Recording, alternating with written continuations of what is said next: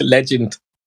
So, welcome back to the 24/7 Flat Earth Discord server. We do apologise for the interruption. If you guys are joining us on YouTube and you want to hit the Nightbot link and join the server, please feel free to do so.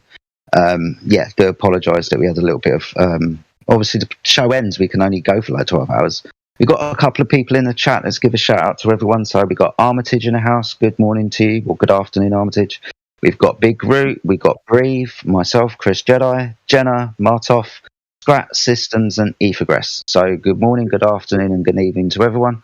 Welcome to the Flat Earth today. Is anybody new? Scrat, have you got any roles? Let's have a quick look at you. Don't know if we've spoken before. See if we can Scrat It's Flat. Awesome stuff. I've been in here several times. Awesome. Brilliant, man. Nice to meet you. Love you too. Good stuff. Right, so what we were talking about before the break, we were having a conversation with Donkey. He's now left the server. I think we went through pretty much everything apart from the Earth being a ball. We didn't really talk about much curvature, but it was a good conversation. We spoke about gas pressure without a container, gravity, all of the different types and why it doesn't exist. We talk about the non-motion of the Earth. Yeah, it was a good conversation. I enjoyed that. Has anybody got any points that they want to bring up or anything they want to say about the conversation or any conversations that anybody has had recently? Please help me out. Why did he leave the server? For shits and giggles. Oh, okay. Oh, what? Who? Are you talking about, me or Donkey? Oh, the person you were talking about. You mentioned that they had left. Oh yeah, no, they haven't. They didn't leave the server. Sorry, they left the station. Yeah. They just went back to sleep. Oh, okay, cool, fair enough. Sorry, I thought you meant they actually rage quit. Yeah, no, definitely didn't rage quit. Donkey's been on the server for just under a week, maybe just a few days. And I take particular interest with these people because they come in hot and heavy. They come in fast and rah, rah, rah. And slowly over time, if the conversations go right, they slow down and they start to think. Then they start to do honest things like go and ask other people questions, go to other servers, ask masters at school, teachers and so on, and try and gain information. So it's interesting when people like this come in because I like the way that they slow down. I like making them slow down. So it's good. We've enjoyed it. Yeah, I really enjoyed listening and getting involved in that combo. I feel like Donkey's genuinely investigating and it's refreshing to see. I think he's at level 2 at the minute where he's realised the arguments make more sense on the flat side and that there is no evidence on the globe side, and he's trying to come to terms with it, I think.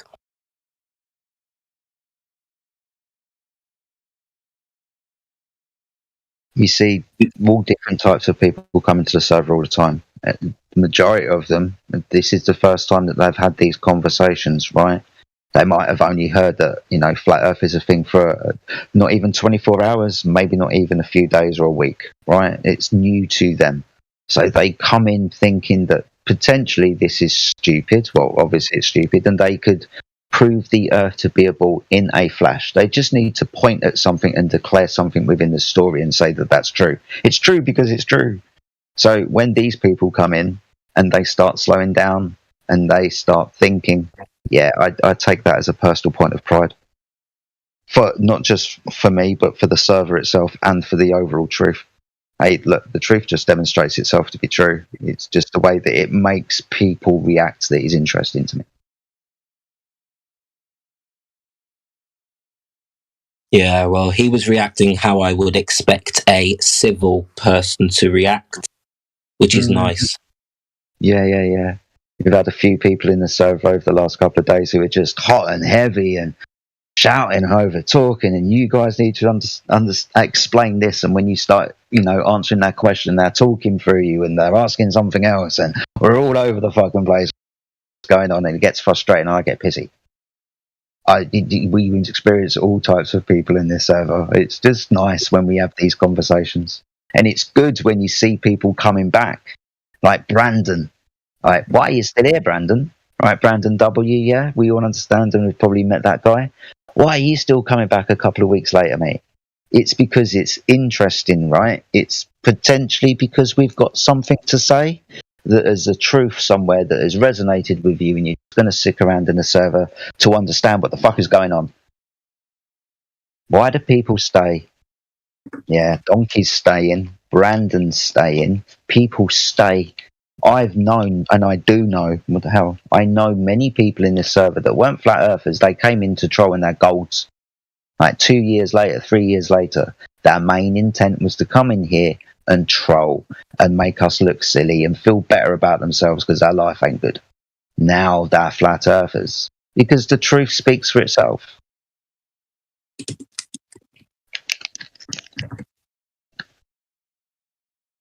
It sure does. It's a beautiful thing to watch.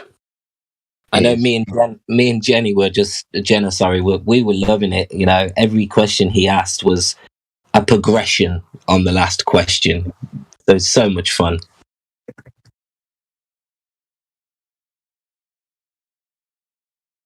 With which one? I'm sorry. What?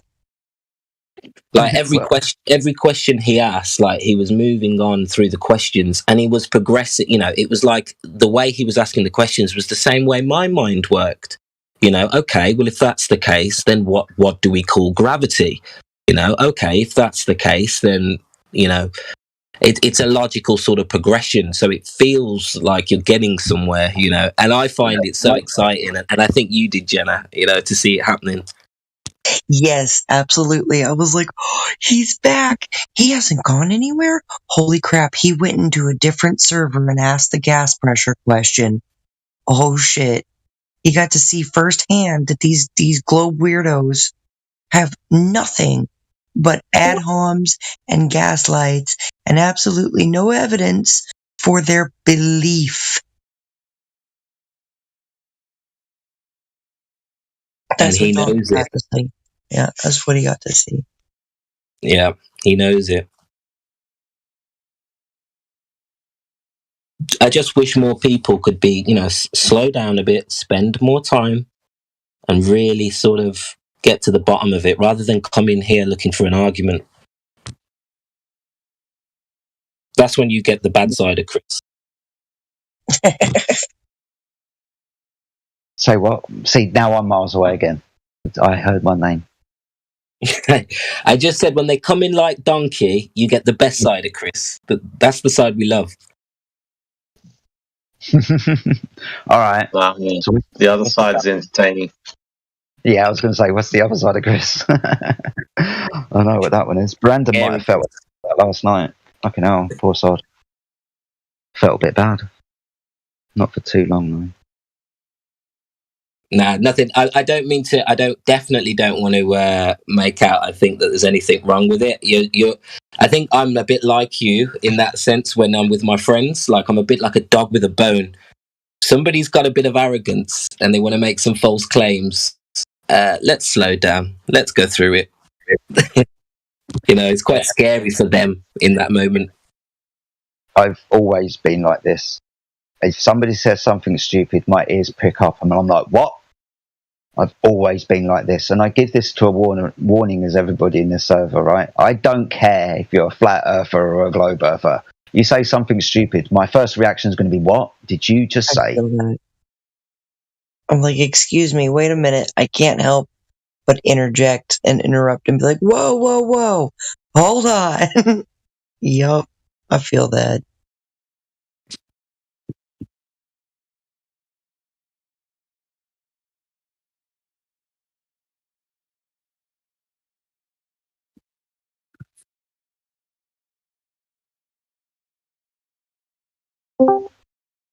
Good stuff, man. Elijah's jumped in. I wonder how bad your microphone is today, mate. It'll be pretty bad soon. I'm going to give you a 1 out of 10 for that. That's pretty generous, actually. See, the thing is, Elijah is one of... Shut up, Elijah, I'm talking about you, not to you. Elijah's one of my favourite people, and I wish that his microphone was like top-notch all of the fucking time, because what he says, you want to hear it. I love Elijah. Good morning to you, mate. Hope you're doing well.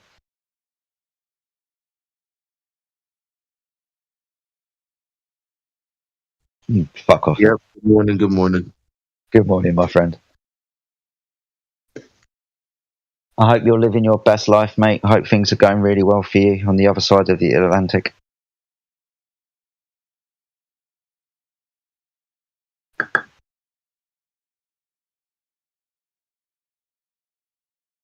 Yeah, man. Big things are happening. Things beyond my wildest dreams. Uh, and all that is me waking up one more time. Like I woke up to flat Earth. There are other things to wake up to, and I just thank God it wasn't too late for me. Because we think, oh wow, flat Earth is a dream, just to have knowledge, but people think knowledge is power. Well, I'm learning, no, it's the organization of knowledge for a definite goal. That's what gets you what you want, including riches. So, I am living my best life. Thanks, man. I hope you are too. But I'll tell you what, man, my life is getting better and better and better every day. So, yeah, I kind of concur with what you're saying. You keep waking up to different things, and life does provide the riches for you. Those riches might not always be gold. You don't need gold to survive. So, yeah, life is going really well for me. Thank you.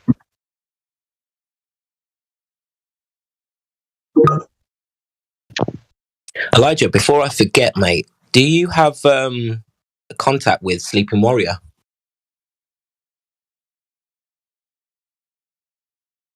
Like an email address or something for him?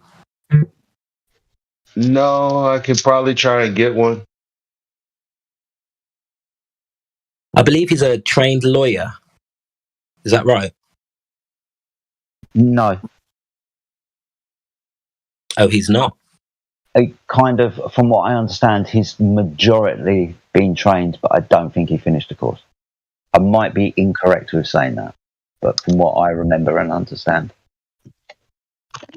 he has definitely had some legal training, though. Definitely had legal training, but I don't know whether he completed the training. I'm saying. Right. Also, Elijah, being as we're getting you to contact people, where the fuck's chocolate, man?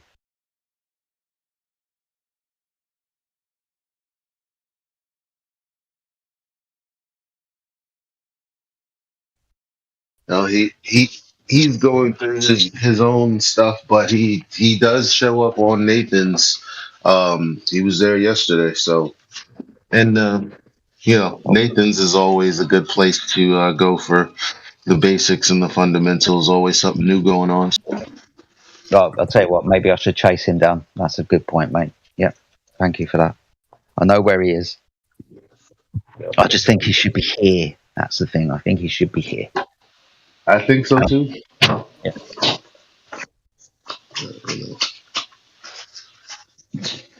If those Is Nathan back on Discord? Say that again, buddy. Sorry. Is Nathan back on Discord?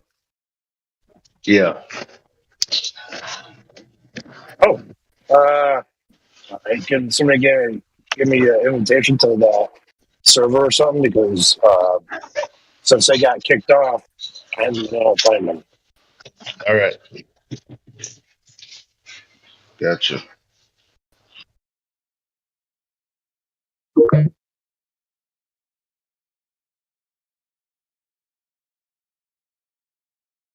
I don't know. I'm going to give you a heads up, Elijah. I don't know if you've met Donkey yet. I mean, he's got a longer name than that. I can't remember what the fuck it is.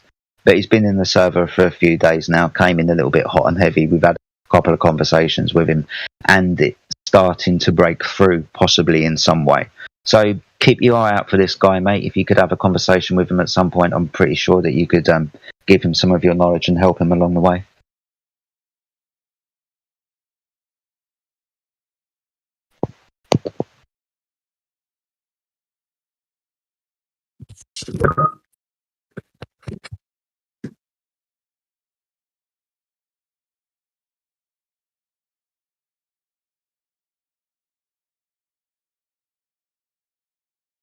I hate using Discord on the phone. I can never see the person who's right at the bottom of the server. It's really annoying. It's Ethergrass. Morning, Ethergrass. I hope you're doing well, buddy. Hope you're recovering. Hope you're getting stronger by the day, mate.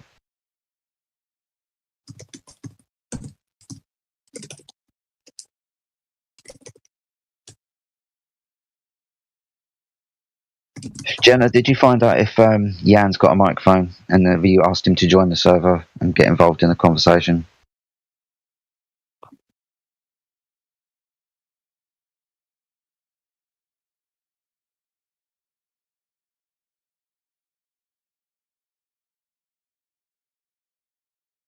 Yeah, Jan has a microphone. Hey guys. What up, Ether? I don't know why Jan is typing. Alright, I'm going to try and encourage him to jump in for a conversation. He's been around for a while. Sorry, Ethergrass, I know you're there, mate. Good morning to you, buddy. Yeah, I just woke up not too long ago. I'm getting situated. Alright, my friend, no worries.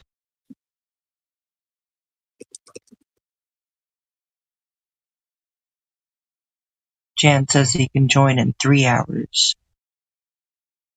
Okay. What if I'm still here in 3 hours?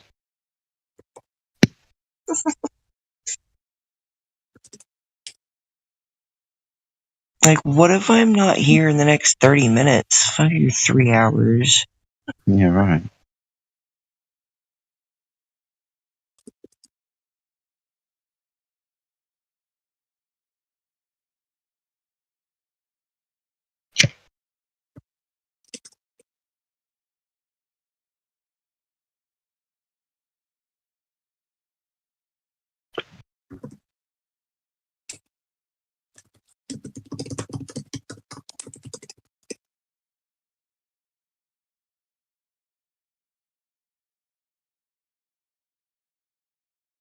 Elijah, do you remember when you taught me how the lunar eclipse works?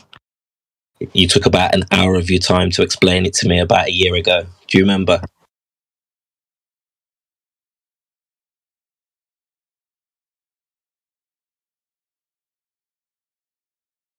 I was getting my ass kicked by the lunar eclipse argument, and Elijah spent a good hour explaining it to me. I was such a dumb fuck, and then I finally got it thanks to Elijah. It was a good day. What didn't you get? How a lunar eclipse works. What was What? the problem with getting your butt? I mean, how is it that you're getting your butt kicked? What was the argument that they were supposedly given? Well, I actually I think I was debating someone on Flat Earth, and they pulled up lunar eclipse as a proof of the globe, i.e., the shadow being the Earth casting a shadow on the moon. And I couldn't understand sort of how the actual lunar eclipse itself can't be the shadow of the Earth on the moon. And I just didn't even really understand how a lunar eclipse worked, and it was taking me so long to figure it out. But speaking to Elijah, I sort of understood how it can't be the shadow of the Earth. That really helped. When you say that you were explained how it works, do you now know how a lunar eclipse works, or do you mean something slightly different? Because if you're going to turn around to me and say you now know how a lunar eclipse works, I might have a conversation with you. Yeah, I was about to say the same thing.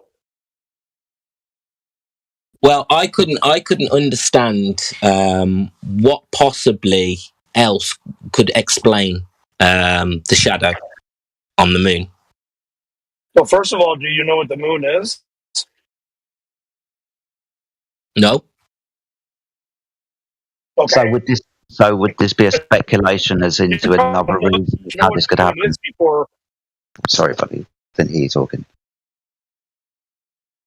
Just As I said, you should probably know what the moon is before you can try to explain what's happening with it. If you don't know what it is, you have no idea, and you can't tell anybody you just what you observe, and you can't explain how or why. Well, I understand now that the shadow being cast doesn't match up with where the the shadow can come from another direction than just from the bottom.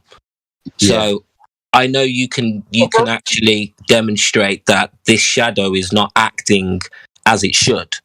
You know? Yeah, I get you. I think we're kind of jumping between two subjects slightly, Root. One is, you now understand how the heliocentric model doesn't work. It's when you said, I understand how it does work now. So you understand what a lunar eclipse is on the flat Earth and the cause of it? No, but I believe that the only way, please school me here, but I believe the only way that this phenomenon can happen is if there is a mystery object in the sky or something else. Okay, visible. Yeah. So something else is causing that to happen, but we don't know what that something else is. We can only speculate. But to speculate is on the understanding that we don't know what the moon is and we don't actually know. But we've got now more possible causes for this phenomena in the sky. Yeah. We understand how the heliocentric model doesn't work with, lunar eclipses and the Selenilian eclipse, for example, which is the one I think you're pointing out. But we still don't know what the actual cause is. We can just speculate. Something else has to be causing it, right? Why couldn't it just be a special phase of the moon? Yeah. Why couldn't it be this? Why? Maybe it's that without actually going there, having God's eye view, going to the moon and seeing these things and what they are, then we are just going to what? After 3, 1, 2, 3, speculate. We don't know. So that's the only thing that I'm jumping up and down on because, you don't know, and Elijah doesn't think is a speculation, and Elijah would obviously admit this as well. Because we ain't been to the moon, but we do most definitely understand how lunar eclipses destroy the heliocentric model, because we just have to point at some of them, if not all of them, and say, that don't work either. We can also go to moon phases as well. Well, and first of all, it can't be a shadow because shadows are red. Shadows are always black. I've never ever seen a red shadow. So when you can demonstrate a red shadow, then you can try to call it a shadow. But it's that rules that out. It's definitely not. Yep, definitely something else. Do you get that, Big Root? Yeah. Yeah, I was just thinking. I didn't know that it was red, because if a shadow is the absence of light, then how has it got colour? Do you know what a blood moon is? Right, you know that there's certain phases of the moon that are slightly different coloured, right? There's a pink moon, there's a blue moon, there's a red moon. I'm colourblind. Different colours moons, right? Now, like our friend just pointed out, shadow, absence of light, so black then. Yeah, we do see what would be a black occultation of light. We see a black area, but we also have red ones and green ones and blue ones. So just pointing this out means that it isn't a shadow. This is why they come up with the argument of the light passing through the atmosphere, and then because of the refraction of light causing a red shadow or coloured shadow upon the moon's surface. That's why they start saying that shit. I mean, yeah, maybe. I mean, we can possibly go with that idea if you guess. But then we have to come to understand that blood moons are predicted well in advance, and we're talking about the light passing through the atmospheric conditions of the day. Yeah, you're not going to be able to tell me in the future what colour the moon's going to be then, according to that fucking idea of light passing through the atmospheric conditions of the day. So, Chris, do they argue that the blood moon only happens under specific conditions, or is this an astronomical event regardless of the weather? Like, will they try and claim that the blood moon will only happen under specific conditions? Yes. Yes.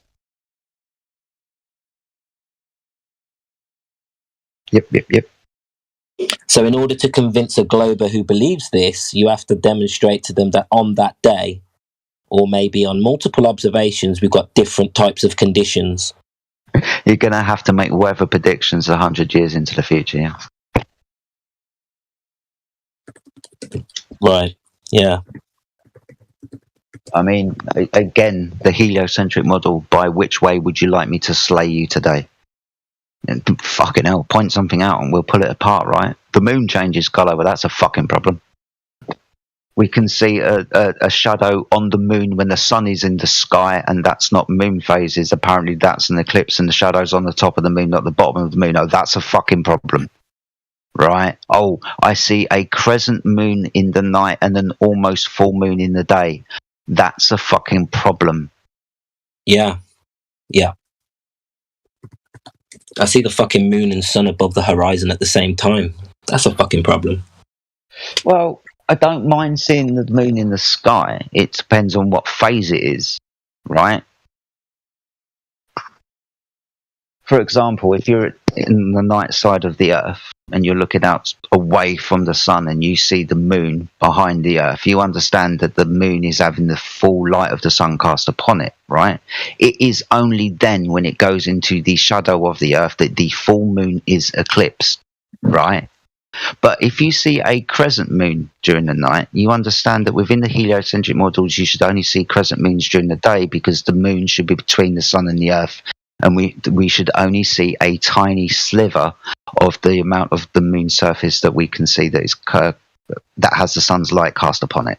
So to see a crescent moon in the nighttime is outside of that model, and to see a almost full moon or full moon during the day, you've got a problem with that one, because during the day means the moon is between the sun and the Earth in some area, right?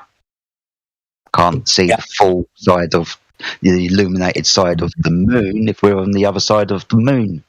So, yeah, by which way do you want me to fuck your story up today? We'll point at the moon for a while, shall we? Yeah, that don't work. Yeah. Beautiful. Nothing that they say about the moon works. Not a single thing. It doesn't fit reality.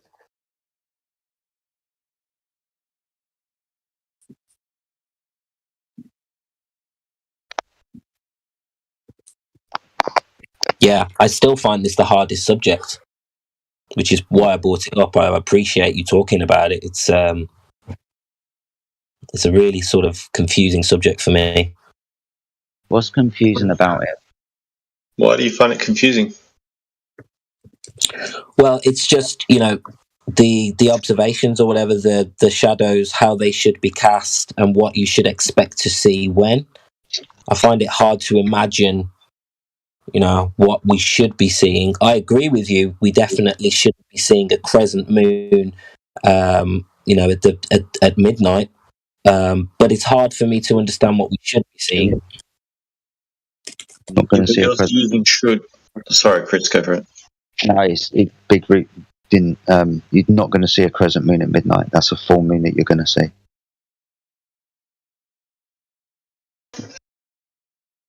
You can only see almost full moons, and full moons when the Earth is between the sun and the moon. Crescent moons, that's when the moon is between the sun and the Earth. You get that, yeah? Yeah. It's just maybe you just made a mistake with what you said, man. No, that's fine. I do that all the fucking time, man. No. I'm just figuring it out. I really do struggle to imagine what I should be seeing. I tell you what, to understand what they're saying, just quick YouTube search moon phases. Go for a child's one. You'll see a light, a couple of balls, somebody walking around in a circle. This is what you should see. This is blah blah blah. Then we'll look. Go on, somebody else. Sorry, I was just. Am I coming through, or am I breaking up? I would prefer it if you came through better and louder, but I can hear you, mate. You're good. You're just a little bit croaky. How can you ask what you should expect of something that you don't when you don't know what it is? If you don't know what it is, anything except for what you see. You don't know what it is. How can you expect something from it? Yeah, but nobody knows what it is, right? So, I mean, why would you think you can expect something from it when you don't even know what it is?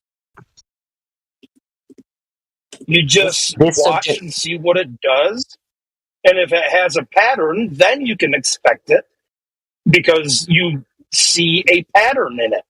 But based off of what you think it is, you really can't make predictions or expect stuff because you don't know what it is. Yeah. Agreed.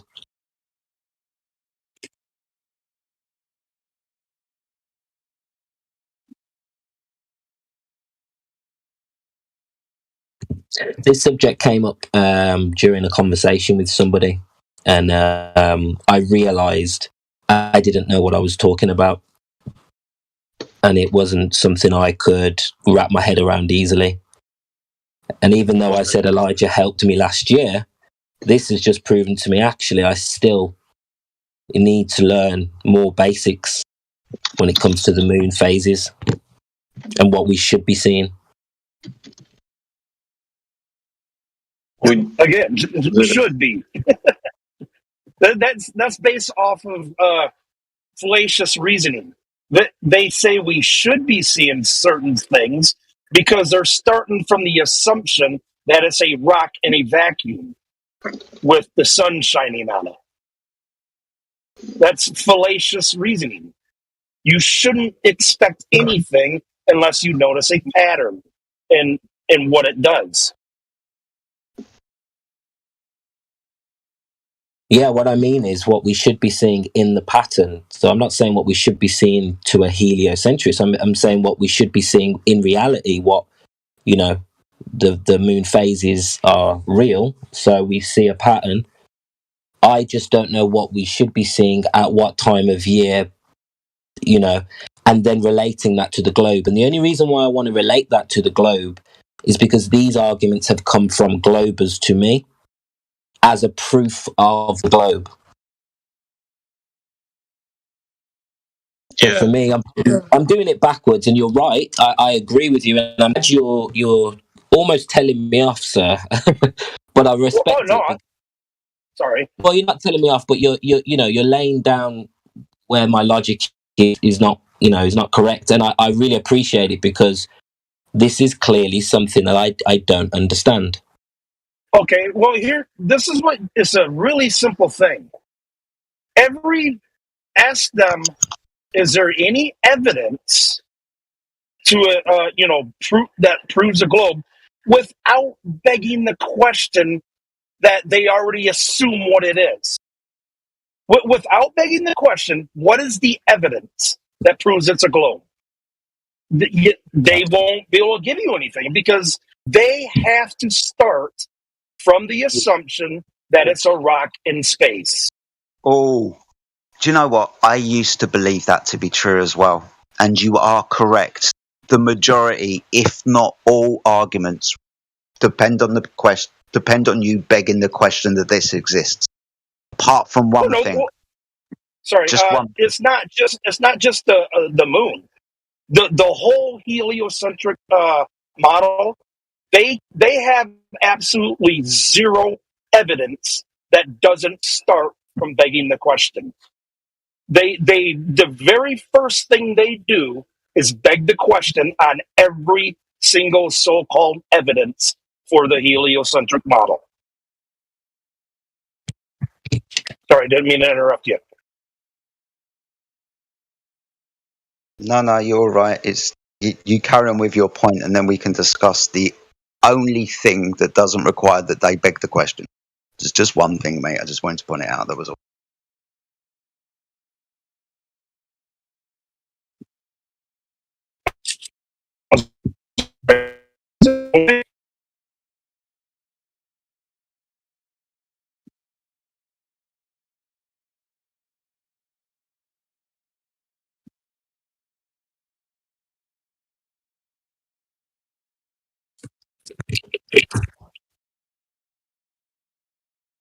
Yeah, guys. Yeah, no, guys. I'm away for a moment or two. Just got to read something. So yeah, continue your conversation, mate, and we'll pick up where we left off in a moment. Well, whenever I'm talking to a Glober, one of the first things I ask him is, okay, what evidence do you have for the globe without begging the question? And every single time they say something, it's a fallacious argument. It's like, no, you're begging the question. You're assuming this. And they have nothing without begging the question. Yep. It's like reverse engineering, right?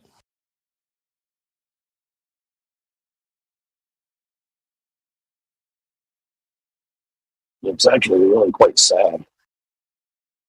If you have to beg the question just to find proof of something.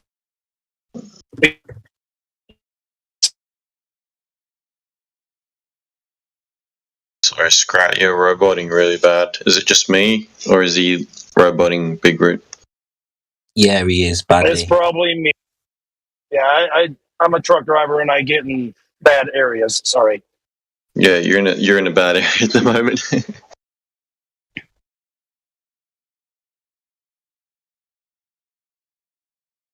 Sorry, Big Root. Was it a friendly conversation, or was it online, or was it a friend, or was it? No, it was about a year ago in Jem's channel, and after that conversation, I came in here and I was really struggling with the lunar eclipse argument. So I had Elijah. Elijah went through it, and it did click at the time. I mean, it's been a long time since I've spoken about it, and this convo has made me realise I'm very aware that they don't have any actual evidence. I'm very aware that they are begging the question, and they're looking for observations that match their belief. I'm very aware of that.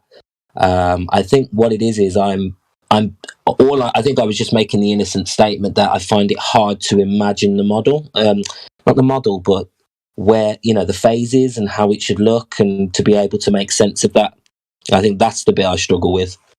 Well, but I mean, I need to go back to basics. I think definitely go back to basics. One thing you can do, which depending on who you're talking to and how perceptive or receptive they are to you trying to change the subject a little bit, you can talk about some features about the moon that are interesting. I've got three main ones I could tell you. The so-called craters, for example. You've probably heard this before. Have you heard one of the observations about the craters that are on the moon? Do you know where I'm going with this? Supposed to be craters. I don't think I know where you're going with it. Yeah, I'm calling them craters. So they're all circles. Yeah. So the impacts would have happened at a 90-degree angle from that particular circle, rather than on any angle. Right. Yes. And if the moon is facing, like in this supposed alleged tidal lock, then those craters should have come from Earth.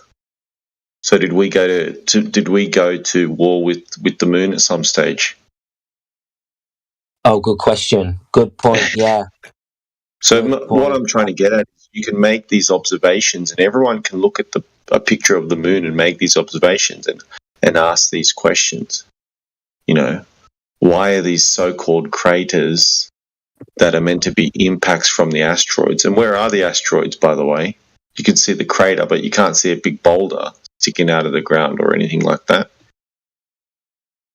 Yeah, that's really interesting. And as a someone before I was a flat earther, I used to think, and I don't know if I got this from Scientology, I used to think there was some sort of ancient war that happened in space.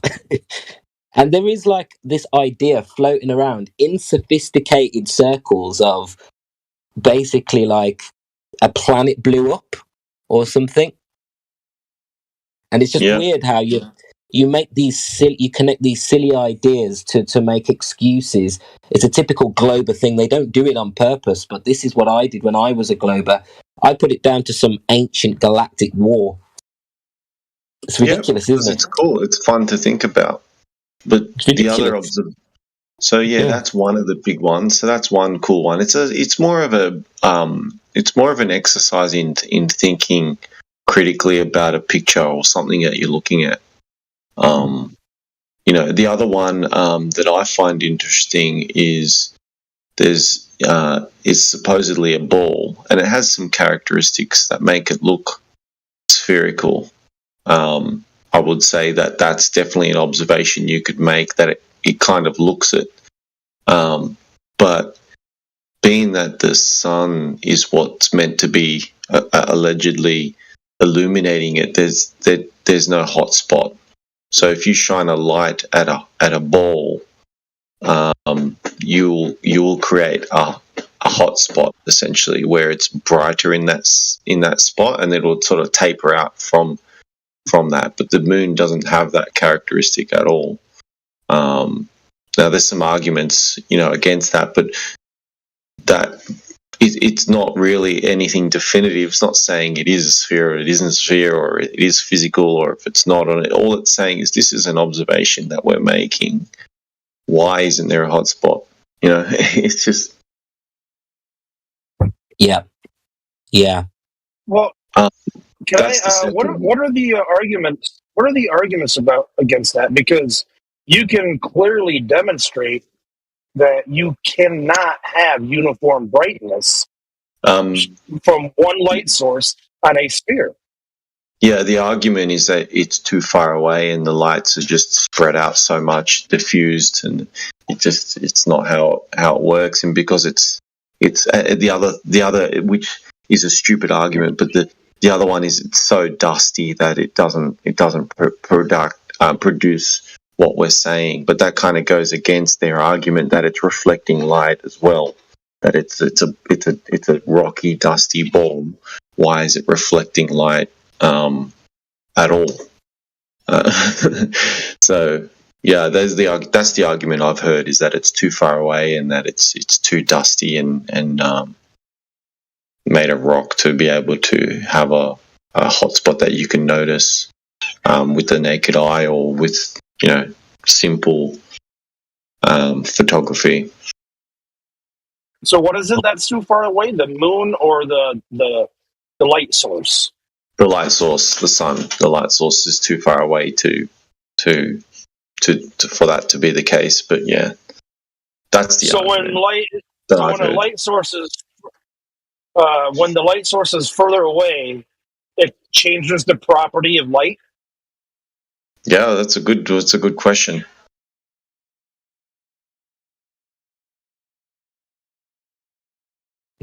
And also, if we get hot spots on the Earth, then why don't we get them on the moon? Yeah. Yeah.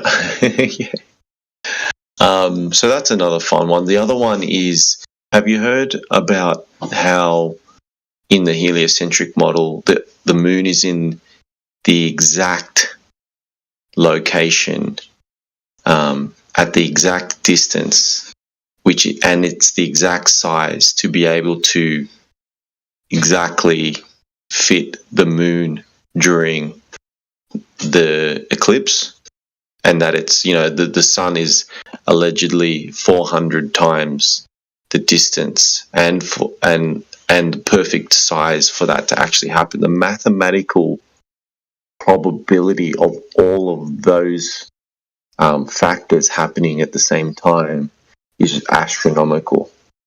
Pun intended.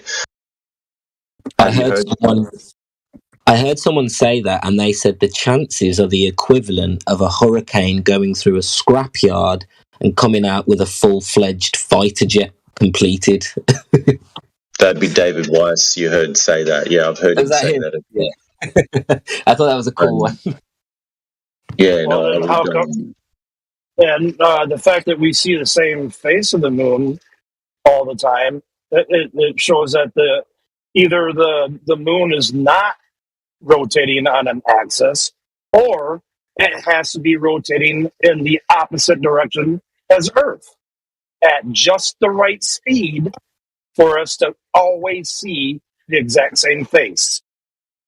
Yeah, it's perfect. It's too perfect. So it's more of an interesting fact. Again, it's not proof of anything, but it is some interesting questions that can get their mind thinking, hey, maybe the moon's not what I think it is, or where's the heliocentric answers to these questions? Now, with the tidally locked face of the moon thing, they will say that you do slightly see changes and it wobbles and whatnot. But so what? It's still probability-wise just ridiculous. Like, just the story is just ridiculous. So the reason I would say, sorry, go for it. Sorry. Well, I was just going to say, then you have the fact that moonlight cools. Moonlight what, sorry? Moonlight is a cooling light. It cools things off. Yeah, it's cooler in the moonlight than it is in the shade. Yeah, while I completely agree with you, and I've seen people do some observations based on that, that one's a little bit harder to talk to a glober about, but no, I completely agree. What's hard about it? I'm curious. Well, whenever you show them, say, a video on it, it's a guy, in his backyard doing some observations. Basically, it's never a like, they wouldn't call it, in quotation marks, scientific. From a glober perspective, that's the argument you get. Yeah, but it's well established, isn't it? Is it though? Yeah, very much so. I mean, you can Google and it will tell you that the moonlight. I'm sure I've Googled it and come up with mainstream articles that talk about it. Okay, well, maybe I'm wrong then, but yeah, like I'd have to go through that process. I've never done it. So, but I have heard some claims being made that the moon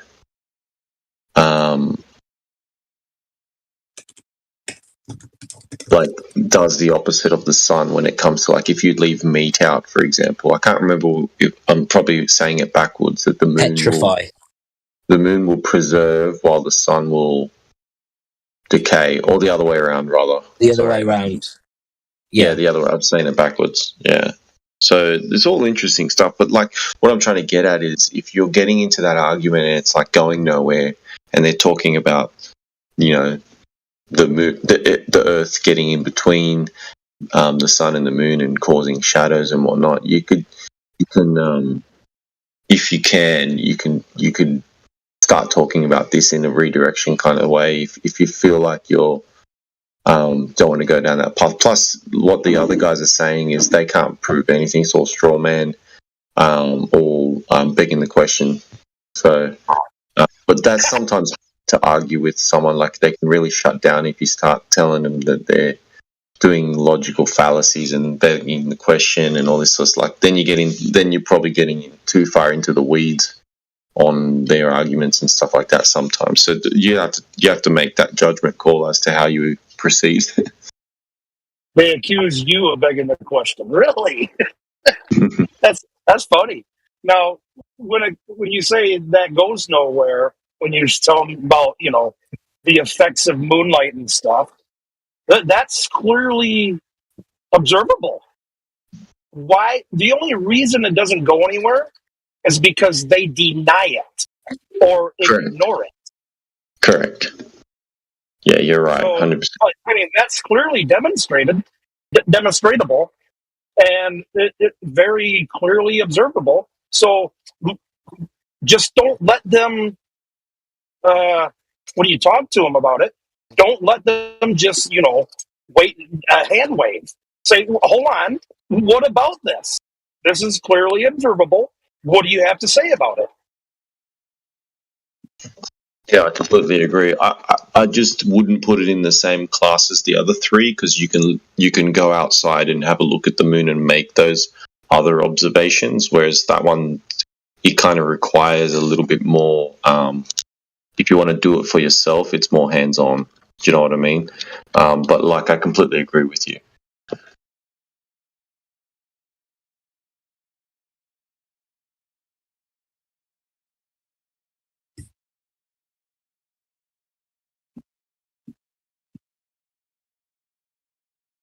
Yeah, so I don't know if that helps a little bit, Big Root. Sorry to kind of go into a different direction with the question. No, 100%, mate. Yeah. No. I'm enjoying listening to Stratis Flat's questions and input. Because that Moonlight one, I have seen that being shut down, and I do struggle to understand why it's not used, because if Moonlight's cooler than sunlight, then how can it be reflected sunlight? I mean, if it's cooler than the shade, if it's cooler than the shade, then how can that be a warm light, Yeah, it's a good question. Well, have you ever even seen a light source that cools? I never have. I've never even heard of it until I found out that the moon does it. What was that? Sorry. Have you ever heard of any other light source, any other kind of light that cools other than moonlight? Nope.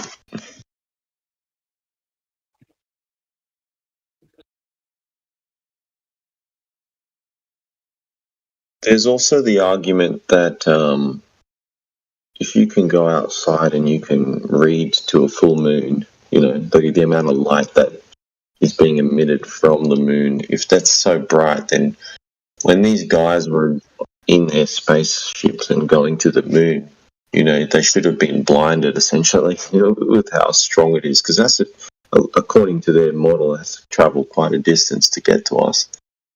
Yep, 100% agree with you. I've said this a couple of times on the server and I've come to the same conclusion, because when you get closer to a light, it gets brighter. So, by the light, you're going to need some sunglasses afterwards. Yeah, sorry, Chris, I know you were a bit busy. We just were going through some of the observations you can make for yourself about the moon to sort of get the critical thinking juices flowing for your globe of friends.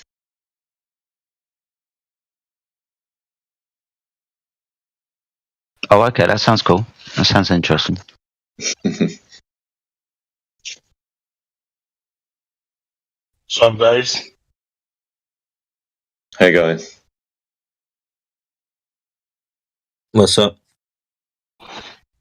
I'm good. I just want to chime in on what System said earlier about testing the moon's temperature would be not scientific according to the global's perspective. Isn't their own very paradigm like the Cavendish was done in a barnyard, something like that? No, the hypocrisy is something you have to battle with. Exactly. Yeah. Mm. So saying like the Cavendish, the way they explain it, like it's some guy in a barnyard, or the one where Newton was just sitting under a tree and boom, apple fell on his head, and that's not pretty scientific, is it? Definitely not.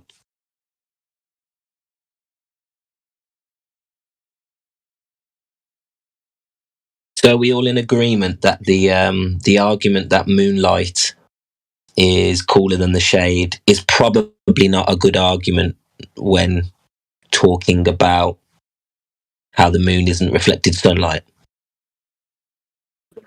I don't agree with that because I, I don't know why it's not. It's demonstrable that it is, and the only reason it's not a good argument is because people let them just hand wave it away. It's very easily demonstrable. So why is it not a big argument? This is my question. Yeah, look, it's not that I disagree. I agree. It's pretty straightforward and easy. The only reason I would not use it myself is because when you're talking about the moon, there's so much lower hanging fruit that you can just literally pick up a picture and show them. And yeah, that would be my only argument as to why I wouldn't use it. I would use it on someone only if they were being receptive. I wouldn't use it against someone who was hostile. Gotcha. In that regard, that's my personal take on that. Yeah. So probably not a good point for a debating situation. I would say it's definitely a good point to be brought up when you're trying to blow someone's mind as to why the moon is not what they think it is, and they're receptive. I would say it's a very good point. Yeah, I get you. I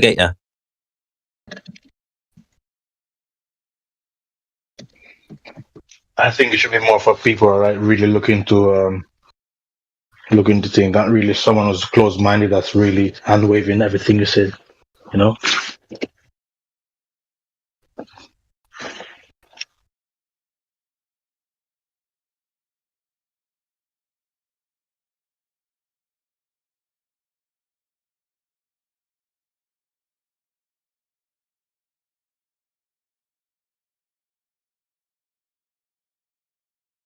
The moon's a pretty cool subject when you think about those, three, four main points. Especially if you're sitting around a campfire and you're talking to people about it.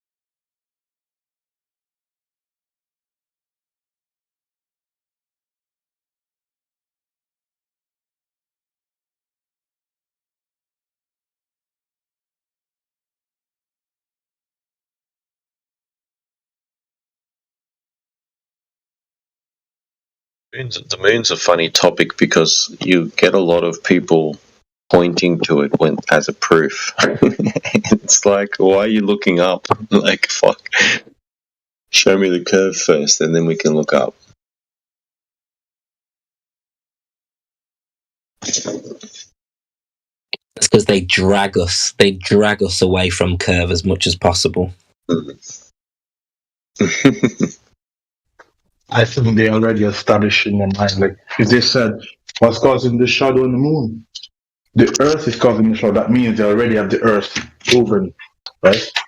So they don't want to argue the Earth. It's already established. Now they want to know what's causing the quote-unquote shadow.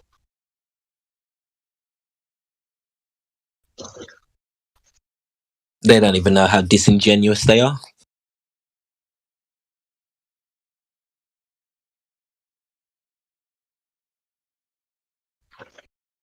I've noticed, I don't know if you guys are really frequent on social media, but I've noticed that even regular car company pages are putting out flat earth stuff, like talking down on flat earth. I'm like, what's going on? Everyone is like attacking it in every corner. There was a page on Facebook that has nothing to do with cosmology or anything, and it put out, I think it was advertising camera or something like that, and they said this is impossible on a flat earth, and they put out some picture that they took with their camera or something like that, promoting their product, attacking flat earth at the same time. I'm like, okay. Sounds like they're panicking. Exactly. So that's the conclusion I came to. Like, why are they really like talking? Everyone is like attacking it everywhere right now. Everywhere. Even the government, if the prime minister in what was it, Canada? Everyone is trying to talk about it now.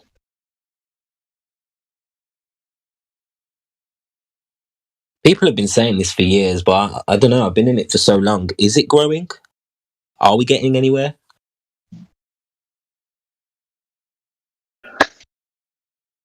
It's a good question. Yeah, anecdotally, it's big now in comparison to what it was before. If even 10% of the people in Australia have a similar story to me, that would be a lot. I know a lot more flat earthers out of the last 3 years than ever before. Like, it's new ones at that. Only in the last year and a half to 2 years started. Yeah, how about yourself, anecdotally? I've noticed TikTok's got a lot of them, and that's really new. I don't ban it now. I think I was told ban TikTok like they did with YouTube. Not really ban, but like shadow ban, something like that.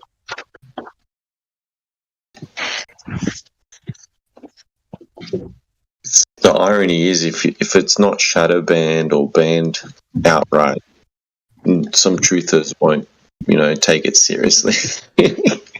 Yeah, there's a snobbery, isn't there, around that? It's like, why are you allowed on YouTube? You mustn't be talking truth. This. Yeah, got to be a shill if you're not banned. It's a bad metric, but I kind of understand it a little bit. Well, I get skeptical with anyone who can talk about. Some people get banned, and then other content creators can talk about the same thing, and they get away with it, and they're the ones I'm suspicious of. The V word and stuff. Some of them, like Russell Brand and stuff, they get away with a lot, man. No, it's greenlit for sure.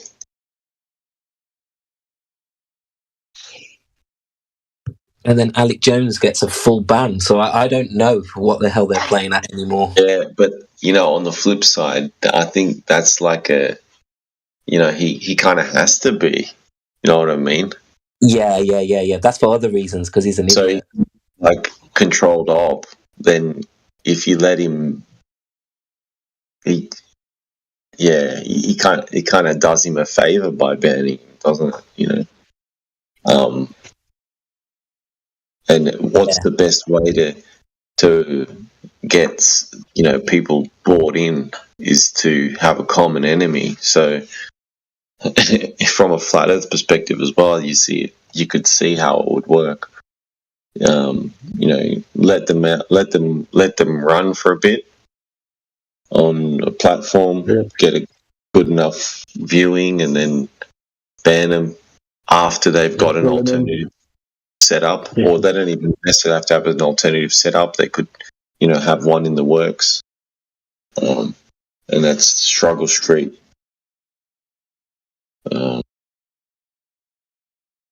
Classic is Steven Crowder's been saying that he's going to be banned from YouTube since 2015, and he's still there.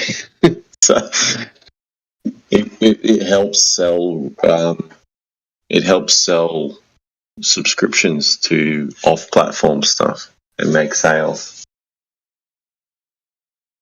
Yeah, it's a badge of honor now, isn't it, to be banned?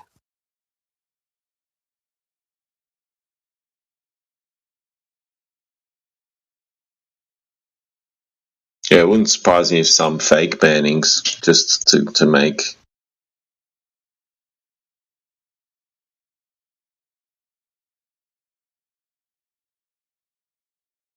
Yeah, definitely. Definitely. They have to control an opposition and they have to control Flat Earth. I think it's interesting how Concave Earth gets a complete pass. You're allowed to talk about Concave Earth, and people you look at the documentaries on Concave Earth, they put some money behind it as well. Oh, really? Yeah, there's some old school documentaries on Concave Earth, decent ones, and it doesn't seem to get any negativity. I feel like it's one of those distraction topics where they're trying to control the situation, and then throw you off again at the end. Have you seen the Godzilla movies? Is it Godzilla? King Kong? Yeah. Yeah, they went the hollow thing, like it's like an upside down, something like that. Yeah, that was interesting. Yeah, So I think the concave Earth idea is more moronic than the global. Yeah, the whole universe is inside of an egg, and you're on the shell of the egg on the inside. So, what's their biggest argument? To be honest, I don't know what their. I think it's mythology. It's their biggest argument. Yeah, it's always mythology.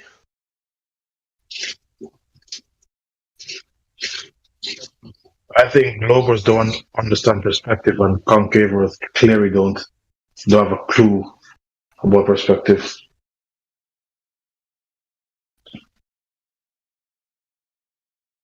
Yeah.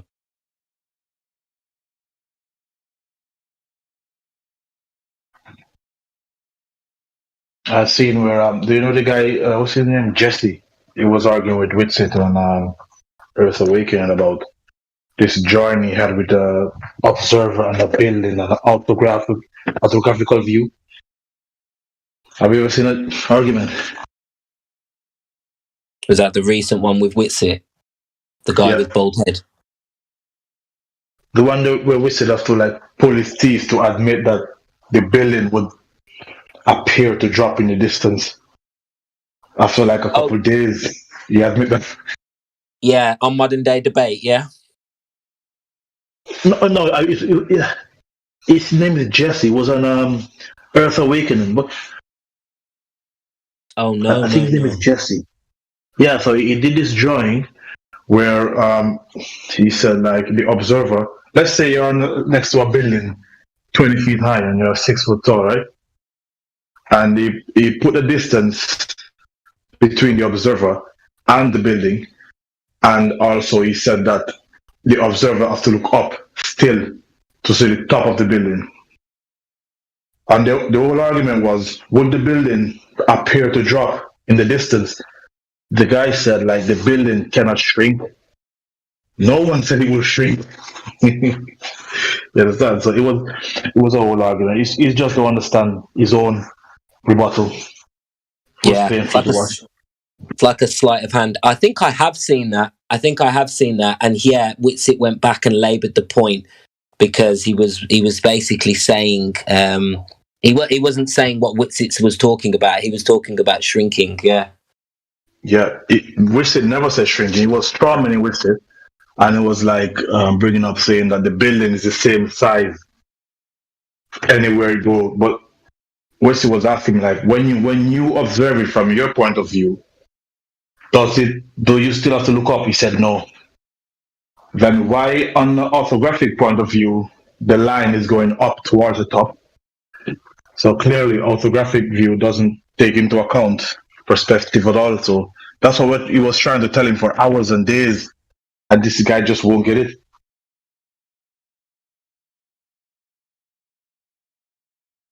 I think that shows that no matter how smart you are, mate, if you're indoctrinated, just things you just can't see. I don't understand. That's the simplest thing ever. He can't see it. My mind was blown. And it seems like a smart guy, Jesse. You're a smart guy. But he just can't put the pieces together. So if you're standing here looking out, the building appears to drop down towards the horizon because it's too far away due to distance. You apply that same thing to the orthographic view, right? You can't have the building at the same height, no matter what distance. This is why you have guys like MC Toon and what's the other one? Fight the Flat Earth, Mr. Sensible. They all try to debunk Flat Earth with orthographic view. All of them.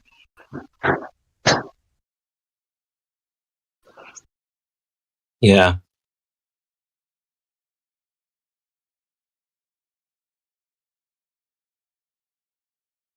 I think their hope is that most people won't understand this point, the point that you're making, so they can get away with it, really. Or it's just the presupposition, and they're doing everything they can to just make it make sense for themselves.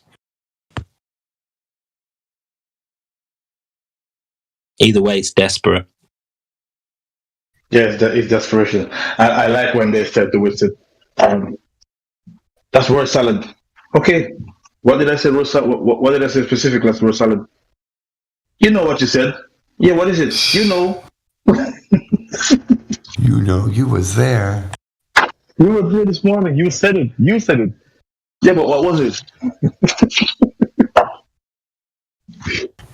These guys have nothing, man. How's it going, guys? He's good, man.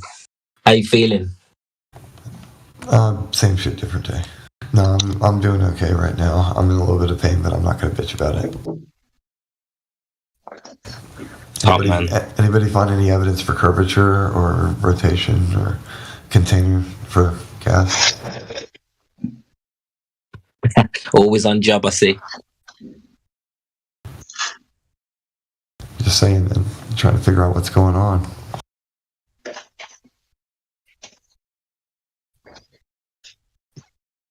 Got to keep everybody on task. No evidence yet, man. None. Well, damn it. We'll just try again tomorrow. You know what you do? Ask them for a demonstration. Like, for example, we both claim. Let's say I claim there's a container. Oh, dude. You're claiming there's none, for example, right? So, we both have to demonstrate. I have to demonstrate container with gradient. You have to demonstrate no container with gradients. So what if you came to me and said, listen, go outside. Why are you using the very thing in question? That's where I'm stuck with these people. The very thing in question that you should be proving, you're telling me to use. All right, how can you prove no container? Go outside. That makes no sense. So they say that you have to prove a container with gradient? Yep, I've this debate with what was it? Flatzoid and this guy named Mark. And Flatzoid was asking him, can you prove pressure without being contained with a gradient? And Mark was telling him, like, go outside. And Flatzoid was saying, like, listen, the very thing in question. You can't use that thing in question. That's the thing you need to demonstrate. If you have a dynamic system within that container, there would naturally be a gradient.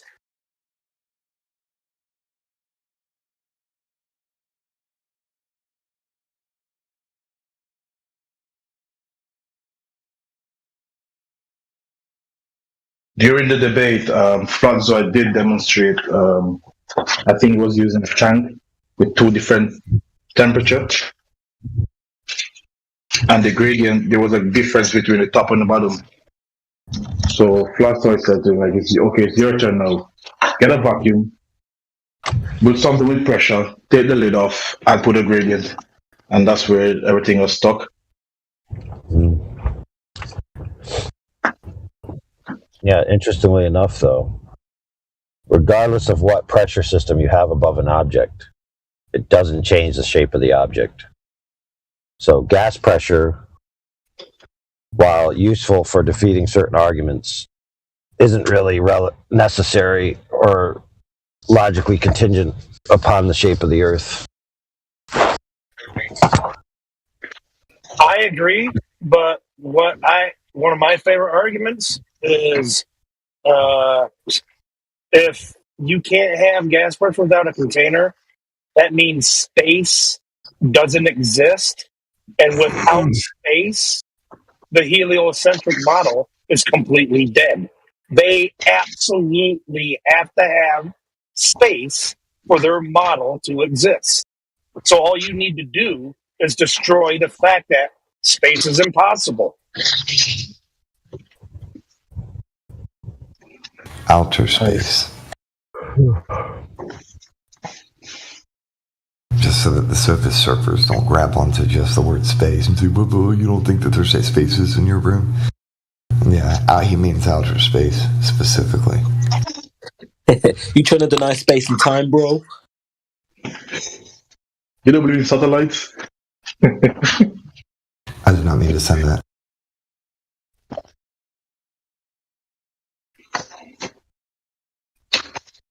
Yeah, if you destroy space, right, the whole body of space agencies out the window. Everything. Well, I like what Scratch just said. Can they prove space exists first?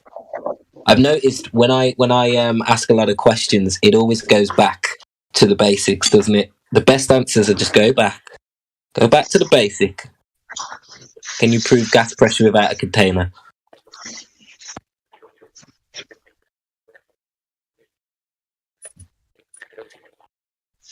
I have an idea how they could demonstrate that if it was real, like get a vacuum, although it's in a container anyway, but get a vacuum, put something with pressure in it, gas, like a can or a box, anything, poke it open and see what happens.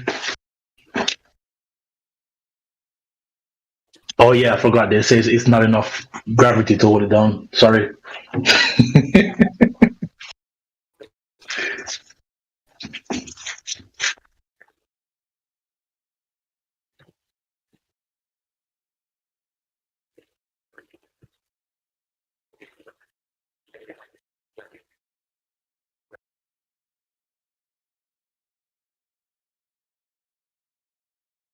Right, if you're talking, mate, we're not hearing you. Sorry, I'll be in a minute. I'm just getting stuff ready for work. 1 sec.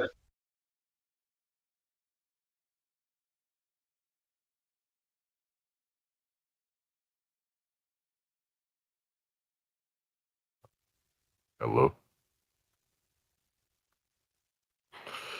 Hello. Hi. Hello, mate. Are you a flat earther? I would assume because you have valid role, right? I think most people in here probably are flat earthers. Okay. So, one of the claims that you guys make is that, which is a fact you could say, is that gas pressure needs a container, right? Yeah. Yeah. So that means that the Earth is not flat because it needs a container. Right. What? It's not a globe. I mean, I got distracted because I have a cat and it's just constantly annoying me. So it's not a globe because it needs a container. The gas within it needs to be contained, therefore it's flat. Right. No. The vacuum of space can't exist. Doesn't matter about the shape of the Earth. We're just removing the medium that the object, the Earth, is said to be in. To have these two environments needs a separation between the two. That separation doesn't make a. I will check this. I was referring to this image. Is this talking about the gas in space, or where exactly? Or the gases in the atmosphere, or what is it? Are you saying that there needs to be a container between space and also the Earth atmosphere, or what is it exactly? You need to have a separation physical barrier for the gas pressure to press upon and stop the gas dispersing into space. Yeah? What if the difference between space, basically what separates them is essentially the density of the gas, essentially the particles, basically. They just become less and less dense. Therefore, there's no need for a container. Could that ever work? No. No. Why is that? Because gas always expands to fill available space. If there is available space, I'm still talking. If there's available space above us, all of the gas will continuously expand to fill that space. There would be no atmosphere. So density it's not really important here, as in how many particles we have in certain space between the actual space, the universe, and also the Earth itself, right? That's what you're saying. I'm saying that there wouldn't be any gas here because it would expand to fill all the available space. But I'm talking about different densities depending on the levels where you are in the Earth's atmosphere. Okay, those densities are they comprised of compressed air? I'm not saying compressed air. I'm just talking about the particles of the atmosphere themselves, not specifically what gas I'm talking about, as in the particle itself. I'm not giving a definition, really. I'm not narrowing it down. I'm just talking in general. You know what I mean?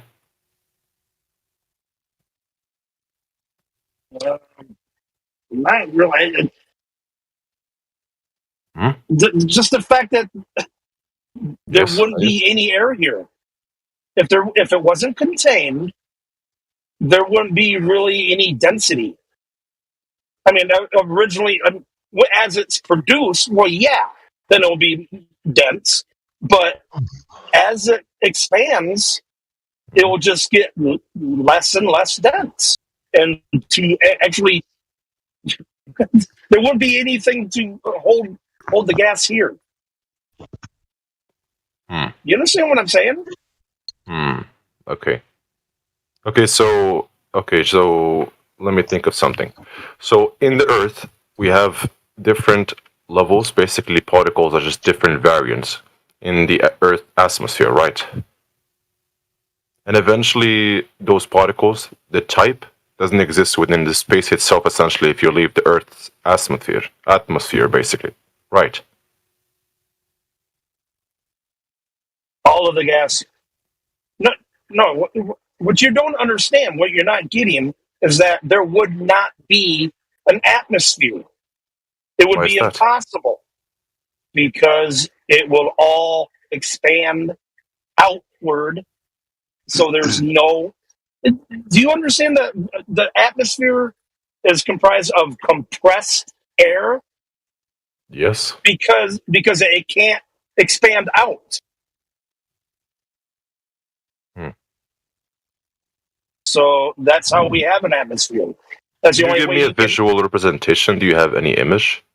Or you could maybe make some drawing on paint, perhaps. Visual representation of what? Gas pressure without a container? Well, sure, yeah. If you just because that's not possible. Oh, hold on, 2 seconds. Can you tell me the difference between an open system and a closed system, please, Dorb? I don't know. I'm just asking questions. That's what you need to understand. I know. Yes. Good. So I'm asking you a question because, that's how we learn things, Socratic method and all that. So something for you to think about. Can you tell me the difference between an open and a closed system? Well, an open system, I would assume it doesn't have something that makes it not open. So that would mean a container, I would assume. Yeah. So Uh-huh. one is an open system, uncontained, and the other one is contained. Basically, things can either stay. 1 second. Yeah, Chris. What I was saying is, if there is, say, an open system, which in that case will be space. This is all speculations because I'm ignorant. Okay, and there is a supposed closed system. What basically would make it a closed system is the difference between the particles within the Earth atmosphere and also space, basically density, as in how dense these particles are. Therefore, we wouldn't need a container because there's an actual difference. That's what I meant. Does that make any sense? No. Or is it illogical? Why is that? Slightly illogical. So we're talking about space. I mean, it's in the word itself, space between the particles. Now, natural expansion of gas means that if there's space between the particles, that other particles can move freely between that space. We understand that, right? It's kind of obvious. Yeah. So I'm trying to understand what you're saying. So are you kind of suggesting that obviously on the Earth's environment we have a gas pressure gradient where it seems to be denser here, but with altitude it is less dense? I guess. Is that what you're saying? Well, at least like almost where you reach space, basically, when you're almost at space level. No, basically. No. Okay. No. So it gets just more denser, basically, until you just leave it completely and you're in space. They are saying to you that there is 10 to minus 17 tour, and here is like, let's say on Mount Everest 13 point something. Okay. Trying to follow him, guys. Trying to follow him so he follows us. So the idea of gas pressure gradient, the idea that is more here, and after a while with altitude it runs out and we can call it a vacuum. So we have 10 here, 9 up there, 8, 7, 6, 5, 4, 3, 2, 1, 0 vacuum. Can that system work? No, that system can't work because the gas itself has got nothing to press upon. If there's nothing to press upon, there's nothing actually keeping the gas within a volume. No matter what the gradient is, the gradient has to be within a volume because all of the gas needs something to press upon. The vacuum of space means that ultimately there's less density between the more space between the particles. So nothing to press upon. More space for the gas to disperse into as per gas law. So we get the idea that gas pressure gradient, eventually it will run out. And can we have this system? No, because we have gas pressure, which requires containment. The next question might be, well, how do we have a gas pressure gradient within a contained system? That's when you start mucking around with the energy that you put into the system, and the Earth is obviously a dynamic environment with gases being produced and reproduced in cycles all the time, with wind's motion primarily to do with weather cycles and the heat influences of the Earth and the sun itself and cold and hot cycles. This makes a dynamic system. So you would obviously have a graduated pressure system within a container if you fucked around with all the energies. But you couldn't have a graduated pressure system without a volume or a physical container to press upon.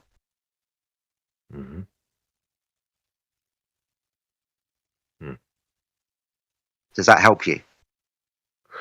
Okay. Can we argue that gravity itself can help keep the atmosphere from escaping into space? So that can somewhat emulate a what is gravity? What is gravity? Yeah, exactly. The force that science talks about. You don't have. You can look up the definition yourself. Trying to basically not seem smart or whatever. I'm just asking questions. I told you that I don't know anything. But science telling now that gravity is not a force. What is it that you know? Bending of space time. I left on accident. Yes. What is your definition of gravity? Bending of space time. That's the gravity what they're claiming today. How bending of space time keep gases on the Earth?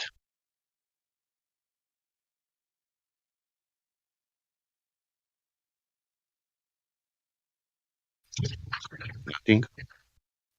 Hello? My mic cut off. Hello? No, we still hear you. Well, I just searched something. It says that it's actually the result of gravity. Right. Yeah, Maybe we. I want to According to understand what it is. Einstein's theory of relativity. So basically, the presence of mass or energy in space-time causes it Okay. to wrap and also bend, which affects the motion of other objects in the vicinity, basically. Yeah. Let's And put how it we like. can demonstrate? Hold on, Sasha. Sorry. Let's give him gravity. Doesn't matter which one he's talking about. Yeah, Yes. there's gravity. Which direction is gravity? How do you mean? I drop something. What direction is gravity? I'm not sure. Down, right? I drop something. Well, yeah, the object does go down, but I just Yeah. couldn't answer the question exactly because you weren't talking about giving me a frame of reference, basically, like an object as an example. All right. Okay. All right, no worries. So gravity is just and only the direction down. Which direction does gas go?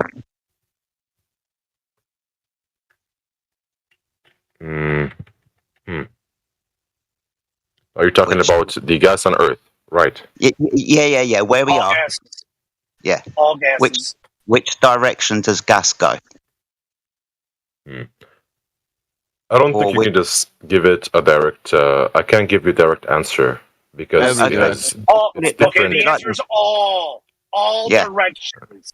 Yes, you could say that, and that's why I was saying that I can't give you a direct answer, basically up and down or right or left or a certain direction because of different vectors like temperature, pressure, concentration, and also other forces. You could argue, and also gases themselves they move from area of high concentration and also area of low concentration.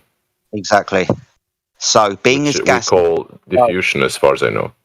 Yes, exactly. So being as gases move freely and randomly in all directions, and gravity, and we're giving it to you when we don't have to, is just the direction down, then observably gravity is not affecting gas then. How so? Because the gas is travelling freely and randomly in all directions and gravity is just down. Isn't that just on Earth? That's the only place where we are. And if you want to make up stories about places that you haven't been, I would ask you to go there to prove your claim. And it would just be an anecdotal story from an authority that you've got no understanding. No, I don't have any anecdotal stories. You don't make assumptions and just create scenarios in your head. And then assume or make it seem as if I'm making scenarios in my head. I'm just trying to use what I know here. Okay? Yeah. Bob, when you say on the Earth, yeah, here, not anywhere else, because we're only here. Right? You couldn't give me a story about somewhere else, could you? Well, anecdotally, no, of course not, because I haven't been into space. Doesn't mean that we can make speculations on Earth. I wouldn't say speculations, but what scientists have figured, of course. Basically, according to science, that's what I can say. No, according to laws of nature, this is what we're talking about. If we're talking about science, that would be the physical and natural Yeah, but the world. laws of nature work somewhat differently depending on the variables, you could say. You're correct. The law is nature telling that it will come the entropy and the high pressure will go to the low pressure. That's the law, natural law. So, what I'm saying is what we observe works differently based off of the context that is given. That's what I'm trying to say. As in the frame of reference, like on Earth or space. So we're here. Basically, like an object, if you drop an object, it's going to go down on Earth that we know of. But in space, it would definitely work differently, of course, based off of what you know, what space. How do you know that? It works differently. How do you know that? How do you know that? Because space, in the actual outer space, works differently compared to Earth. How do you know that? How do you know that? To gravity. How do you know that? How do you know what you know right now? I can drop asking me that things. question. I can drop things here on the Earth. How do you know how things falling into space? Please. Based off the scientific experiments that's been done in What space. scientific experiment? I can look it up right now, and you can look it up them right now yourself. I You're just cannot asking me look it up questions. because I never was in the space and I will never. You don't have to be in space to figure out something. No, you cannot It's like tell saying how that things you haven't falling been into behind a space. wall You to figure out what is actually cannot then behind the tell- wall. You cannot then tell how things falling into space if you wasn't in the space. We have people who have done it. That's what you need to understand. There was not in the space because you cannot have gas Guess pressure what? without container. Did you get that? No, I'm still arguing against it. I didn't quote unquote get that. I'm still arguing Is against space, it. is Sasha space a played. vacuum? Is space a vacuum? Fuck's sake, why are we doing this, guys? Observably, even if we give you gravity, it's not affecting gas. There's no observable phenomenon. Okay, so if you're saying if things go down on Earth, and what is your argument? Why? I keep like getting halfway through my fucking sentence and point, and you keep talking about something else. I'm trying to Okay, go help on. you, but it means walking down the logical path so you understand what I'm saying, and it will be a fucking question afterwards. I have to ask So- questions so I can understand totally what you're trying to say. Yeah, you understand that when we science something, we have to have an observable phenomena.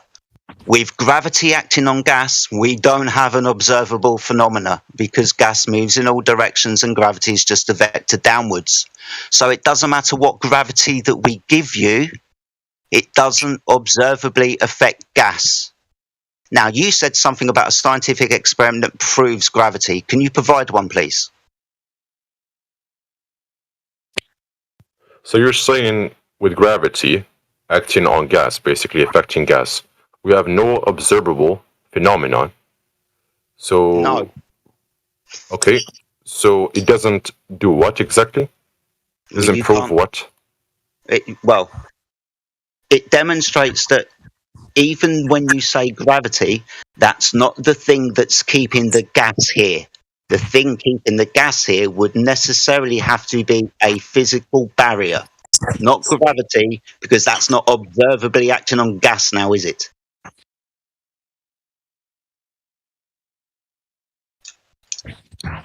Gotcha there.